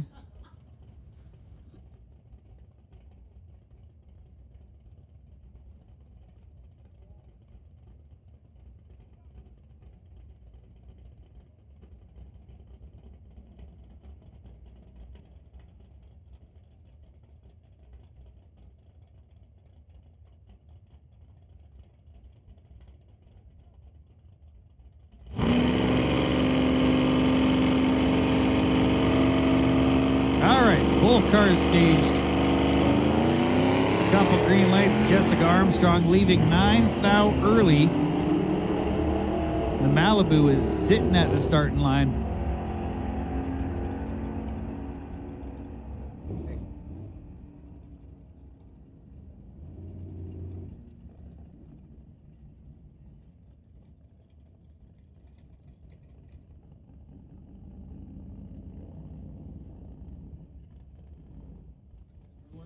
Attention in the pits, attention in the pits. Comp Eliminator ladders, an updated version, is available at the tower. That's Comp Eliminator. If you've picked up your ladder already, there is an updated version at the bottom of the tower here.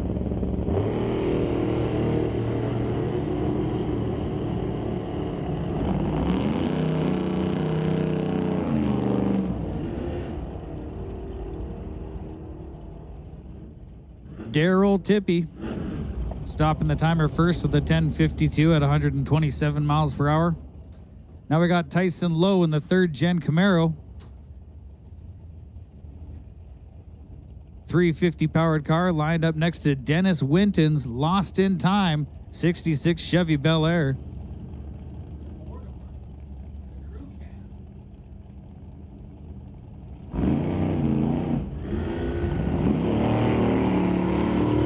Dennis Winton with a little bit of a slip up at the starting line. Hops off the beams. Tyson Lowe with a clean leave. Well, clean-ish. Light was green. Reaction time started with a 1. Put down a 12:42 at 107 miles an hour. Dennis Winton a 12:26 at a $1.26. Ray Bollinger in the right lane, 1963 Parisienne. Big old Pontiac, powered by a 355 Chev. Craig Johnson, left lane. Johnson's custom exhaust in that 79 Malibu wagon.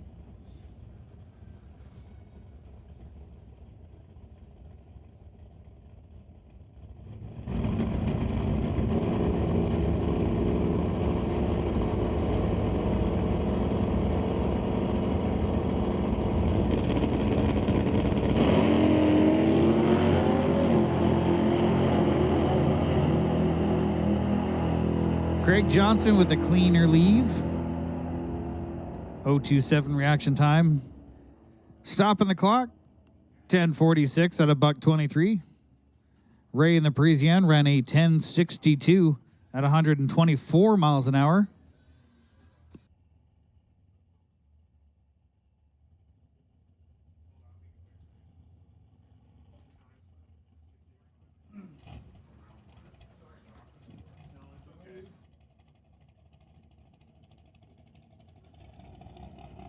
So that's a wrap for the Pro ET. 3rd round of qualifying. We have Super Pro ET for number 3 coming up next.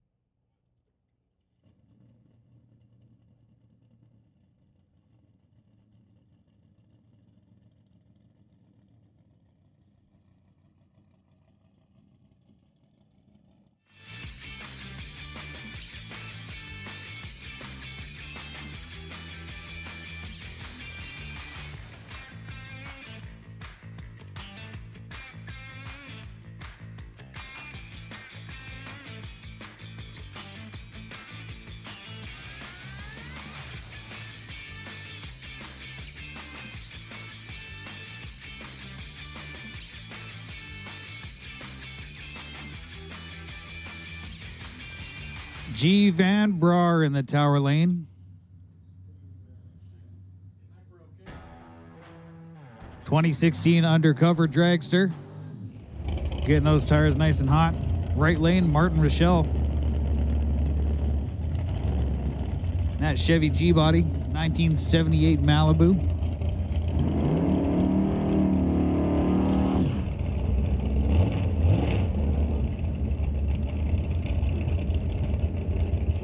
Martin Rochelle with a 468 Chevy. Under that hood scoop, G. Van Brar. He's got a 582 Chevy thumping away behind his back.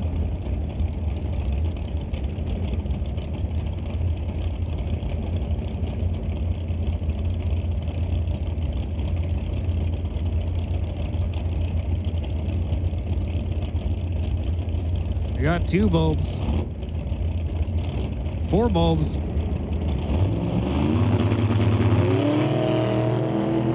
Couple green lights. G. Van Brar was asleep at the starting line there.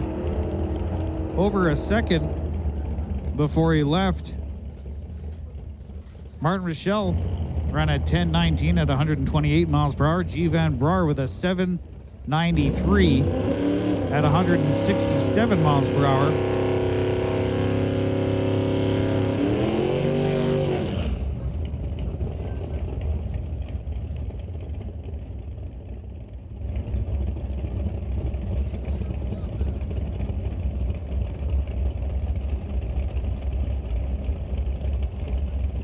We got Ron Fawcett in the tower lane in a slightly altered 1923 Model T.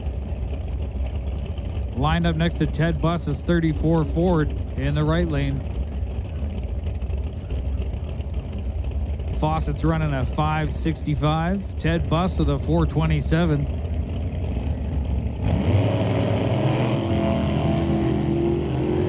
Ron Fawcett going red by 14 thou. Ted Buss clean off the line. 10 thou off the starting line. Puts down a 905 at 143 miles an hour. Ron Fawcett with a 900 at a $165.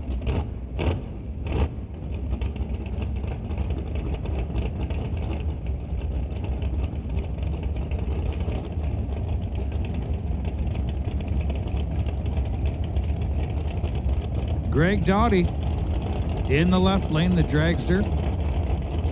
Sweet looking raw carbon fiber dragster lined up next to John Jenkins 88 S10 long box.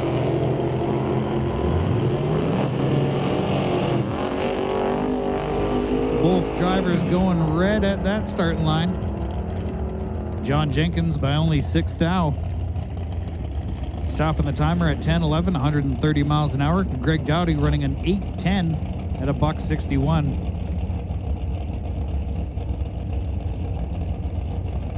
That was another big old burnout by Andy Hatton.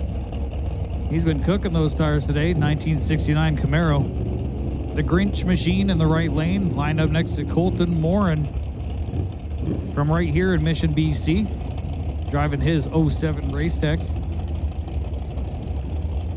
He's got a 615 Chevy thumping away behind him.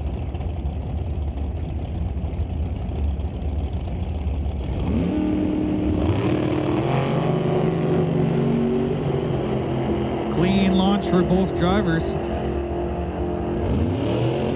Colton Morin putting down a 768 at 174 miles an hour. Andy Hatton with an 826 at a $162.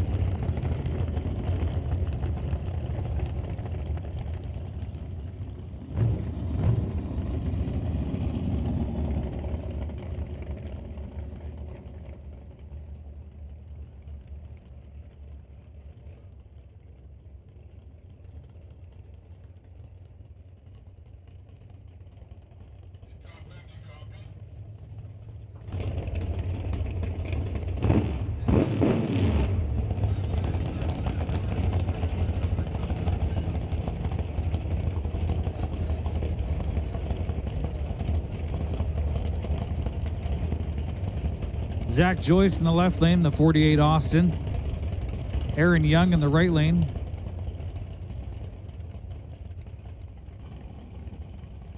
Aaron's here from Chetwynd, BC, in the dragster.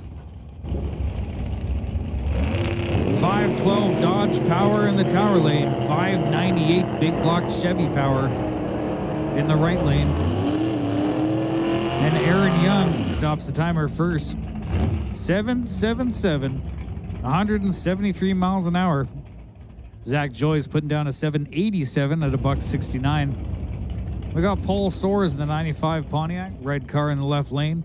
Lined up next to John Tabak in his 1988 S10. John driving with Rad Torque converter, or Rad Torque systems today.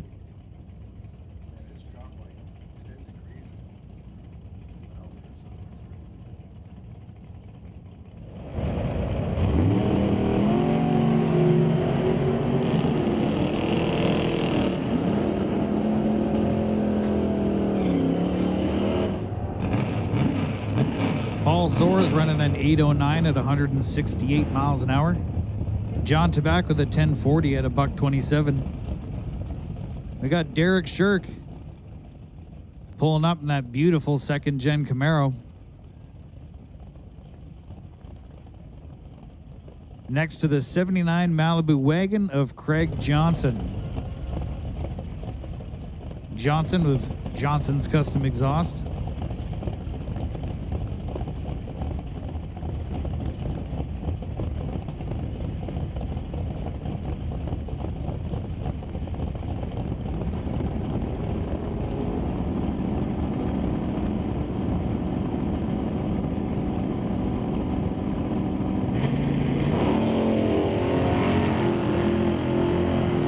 Another big wheels up launch from Craig Johnson. Getting off the line, 027 reaction time. Derek Shirk going red by 5 thou.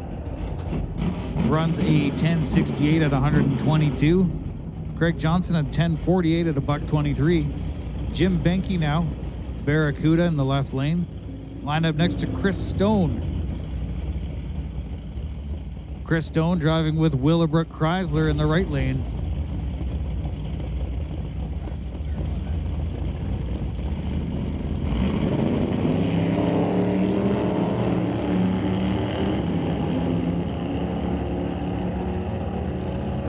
Green launch for Jim Benke.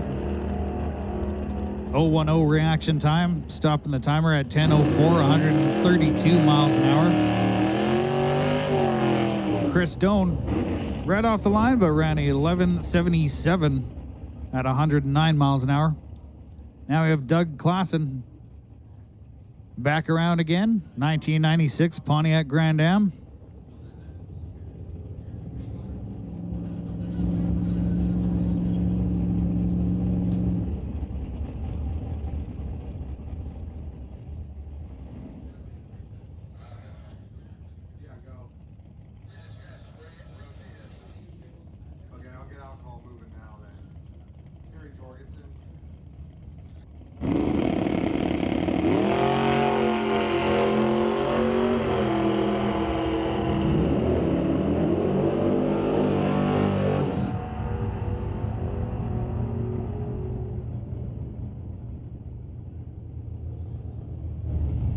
Attention in the pits, attention in the pits. Alcohol cars, top alcohol dragster, top alcohol funny car. This is your call to the staging lanes. That is top alcohol dragster, top alcohol funny car. Come on down to the staging lanes. So these are the shootout.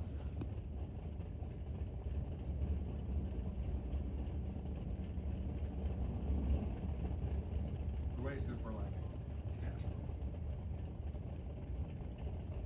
Super Street final right now with a super shootout. Racing for a little cash prize. One of these drivers substantially better off the line. And it pays off for Dustin Ward, getting off the line with a 009 reaction time. Putting down an 11:02 at 120 miles an hour. That was Dustin Ward, Dan Parsons, Adventure Dan, the runner-up in the Super Shootout. Now we got Todd Sims in the probe.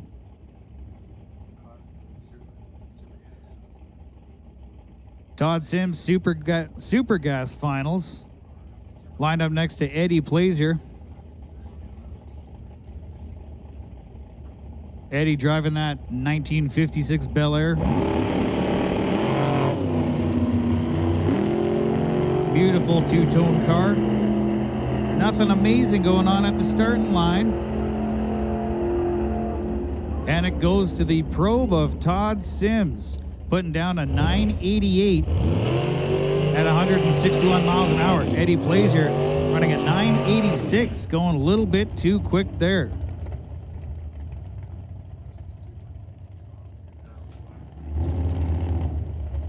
Now we got the Super Comp Shootout Final.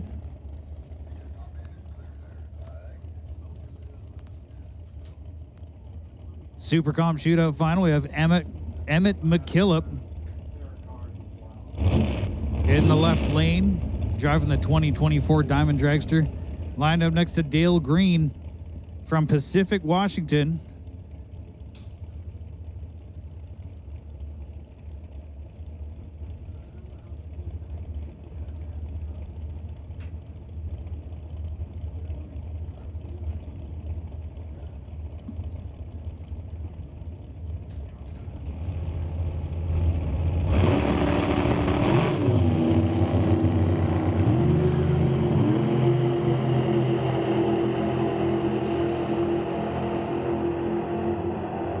Left lane, Emmett McKillop, 890 with a 4 at 176 mile an hour. Emmett McKillop is the winner in the Super Comp Super Shootout.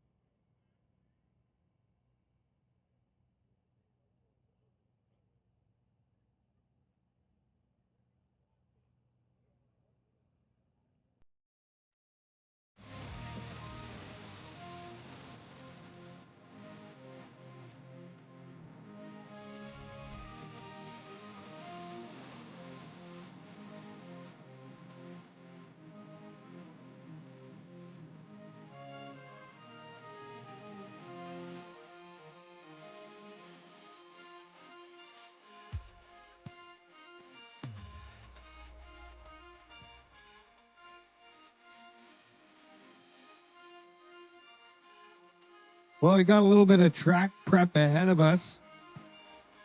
I don't want to see anyone leaving the bleachers quite yet, though, because we got top alcohol dragsters and top alcohol funny cars coming up for the final runs of the night. And then we'll be back tomorrow for a whole day of eliminations.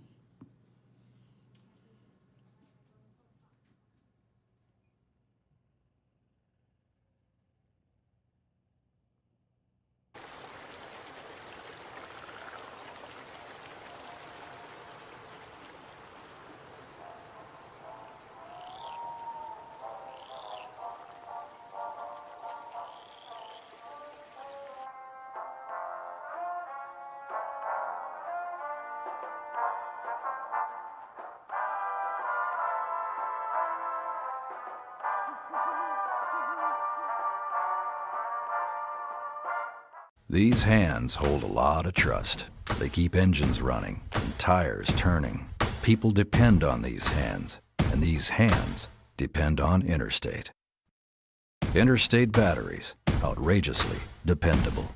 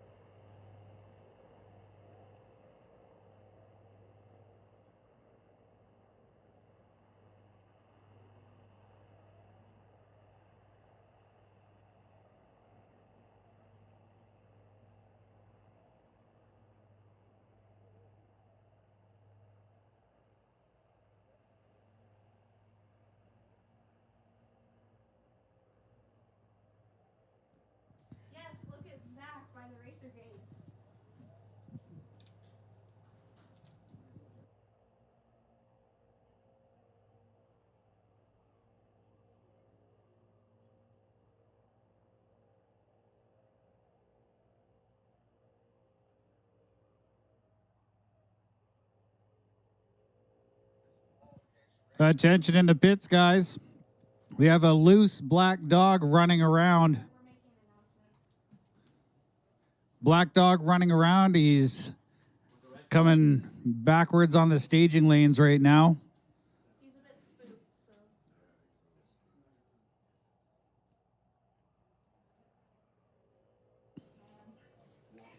Looked like he was making a run to leave the racetrack. Gate staff stopped him, and now he's running back down towards the staging lanes, or in the staging lanes.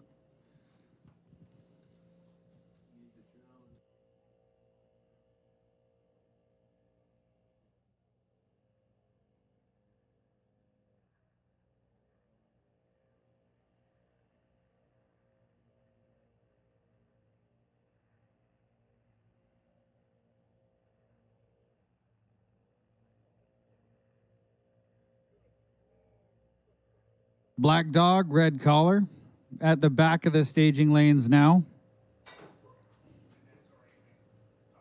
Having a little wander around. If you're missing a dog, that's where he or she is.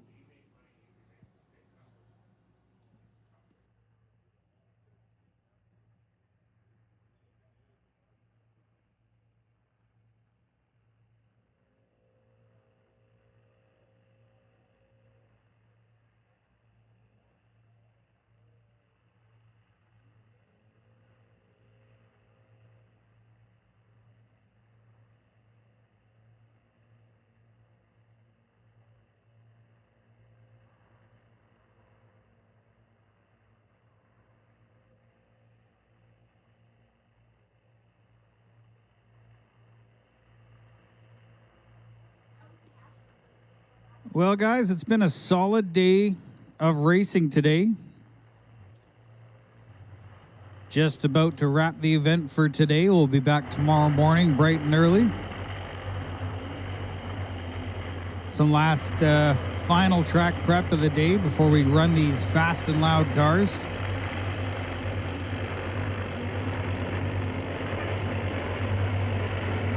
The fastest and the loudest cars we have at the track today.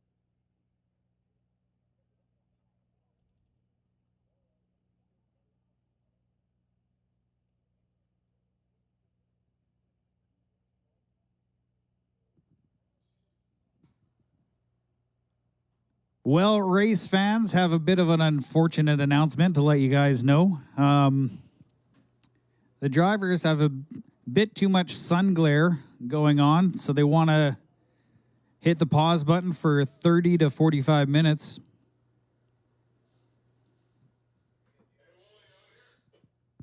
They think they're going to have a hard time seeing where they're driving in these massively quick cars. So we're going to be on a bit of a delay, expected to be around half an hour, 45 minutes. And then the cars are going to come back out here and make their passes for their qualifier round 3.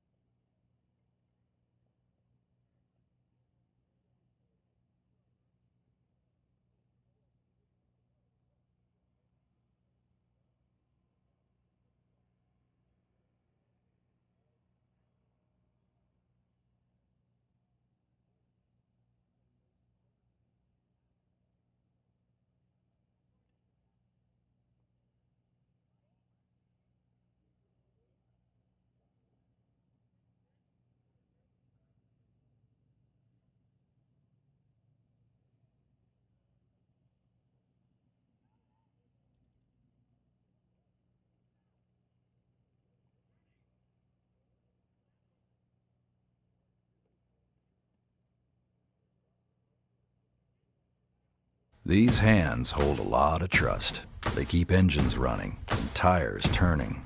People depend on these hands, and these hands depend on Interstate. Interstate batteries, outrageously dependable.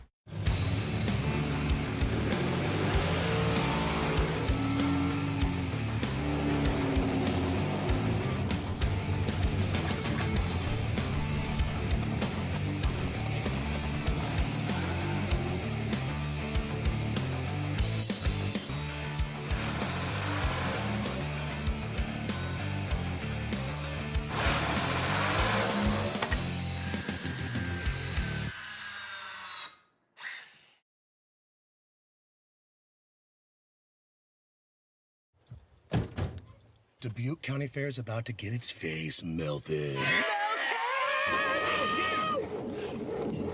One second. I guess their faces are safe. Shut up, Jeff. Yeah, Jeff, shut up. Shut up, Jeff. I don't need your help. This is just like what happened in Pittsburgh. Never mention Pittsburgh! When you need to be there, you need an Interstate. The car battery auto techs prefer. It's not just a job. It's JBS equipment. People work here because they're proud of this equipment. And customers are buying this equipment and they're proud of it. When everybody gets around a piece of JBS equipment, there just becomes that feeling in your gut where you're like, this stuff is really awesome. It's built by good people. That's how we can move mountains, and that's what we do here. Hi, I'm Devin Handel. I'm with Tristan Plumbing. I'm the lead foreman here. You need people that you can trust. We like to promote within our company because we know we can trust the guys that are within it. We do have a good competitive wage program. I was working for another general contractor, and I wasn't really having the best time. I talked to the foreman there. I saw opportunities with the Tristan. I decided to take them, and it's been great. Workers, people in their mid-20s, or even people looking for just a new kind of career, it's been an awesome opportunity to get in right now. At the end of the day, I go home happy. You know, you kind of see what you build here, and you can walk away from it and be proud. If you're ready and eager to build a career that grows with you, look no further than a Tristan Mechanical.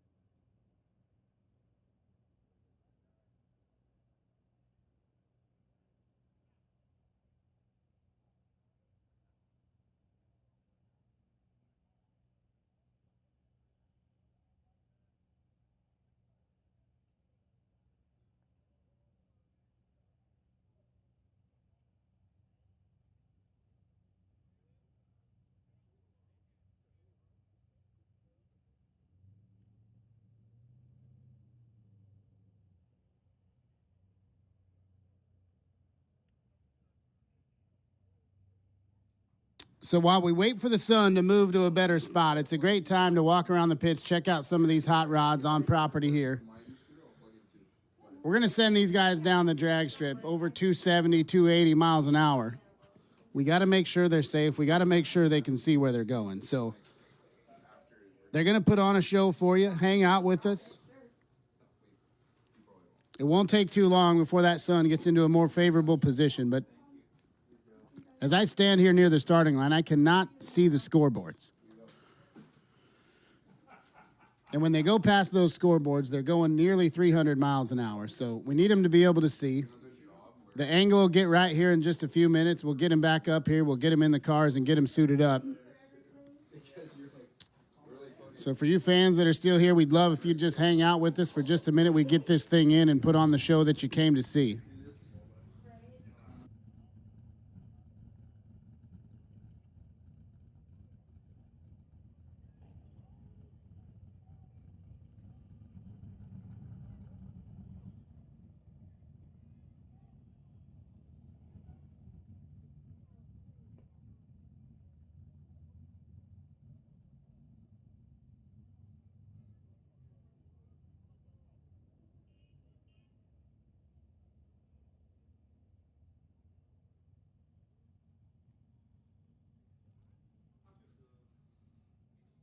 And I've got some checks for folks up here. So if you hear your car number and your name, we've got money for you, second floor of the tower. We'll start out with Super Street, 603P Parsons, 687 Savar, 673 Martin. We'll go to Super Comp, 6684 Emmett McKillop, 6397 Green, 6444 Cowie, and 61 Lee. To Super Gas, 6399 Sims, 6247 Pleasure, 6130 Low, and 66 Meloff. So if you just heard your car number and your name, I was reading those car numbers and names off of envelopes that have money in them. And it's for you.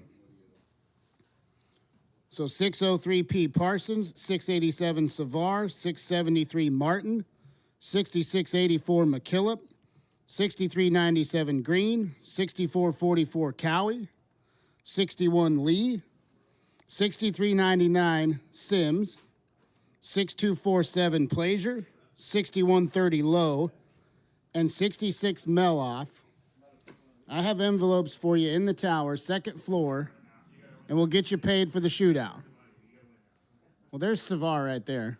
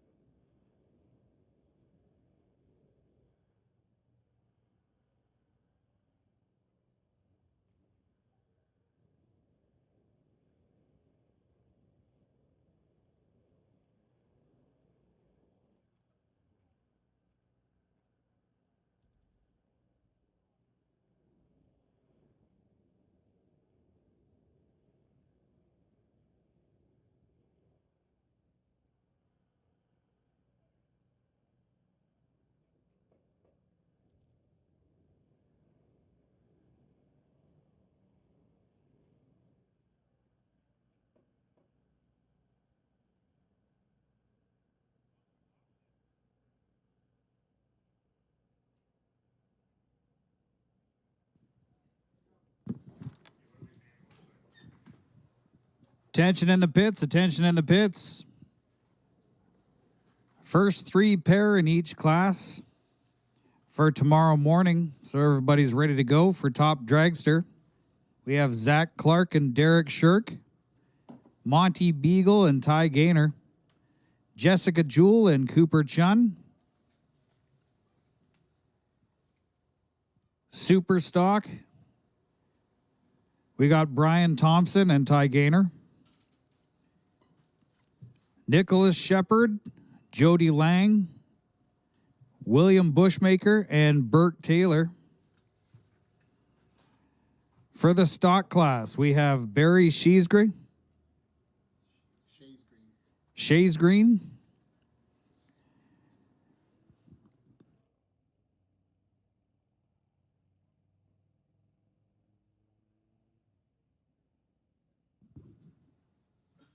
Barry Sheesgreen, Edward Howder, James Mantle and Kyle Larson. And we got Steve Hahn and Gregory Kielman. And finally, for top sportsmen, the pair-ups will be Jeremy Waterman, Blake Foster, David Kowalski with Scott Robinson, and Jan Christensen with Brody Soares.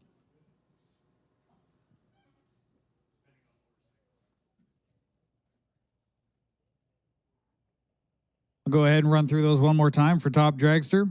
First pair up, Zach Clark and Derek Shirk. Number 2, Monty Beagle and Ty Gaynor. Jessica Jewell and Cooper Chun. Stock class, we have Barry Sheesgreen, Edward Hodder, James Mantle and Kyle Larson, Steve Hahn and Gregory Kielman. Super stock class, we have Ty Gaynor and Brian Thompson, Nicholas Shepard and Jody Lang, William Bushmaker, Burke Taylor. Top sportsmen, we have Jeremy Waterman with Blake Foster, David Kowalski with Scott Robinson, and finally Jan Christensen with Brody Soares.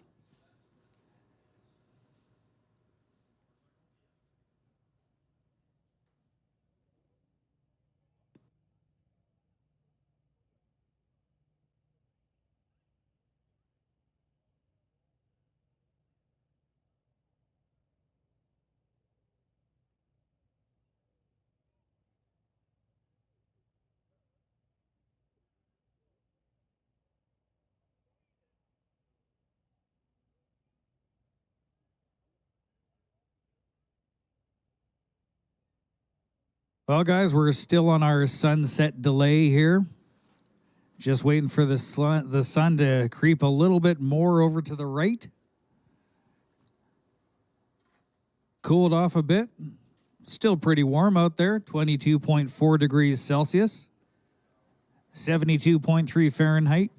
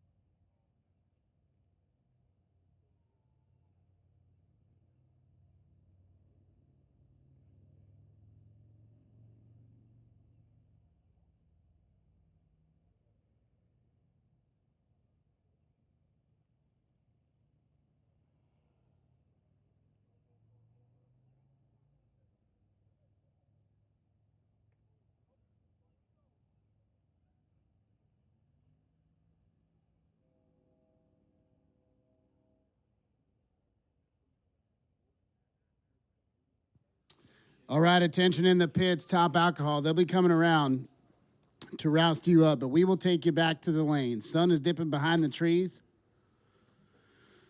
to give you guys the vision that you'll need. So we'll take top alcohol back to the staging lanes at this time.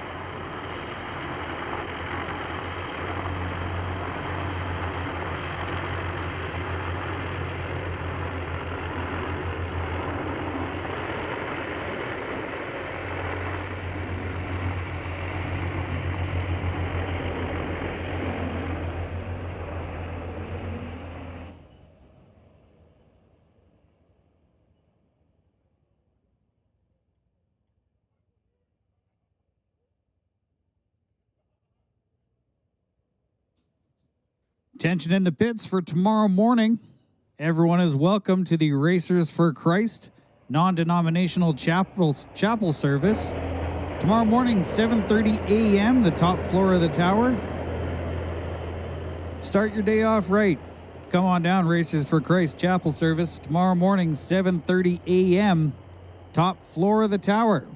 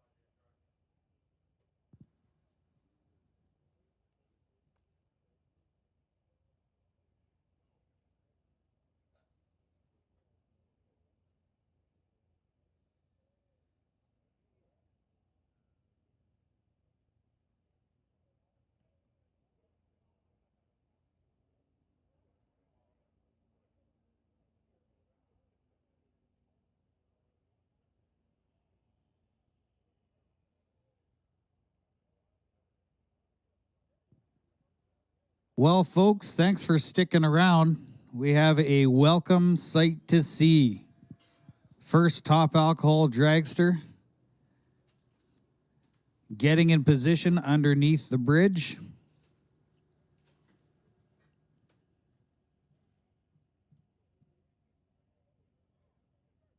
Second car is on the tow strap. We're going to have a race soon here, folks.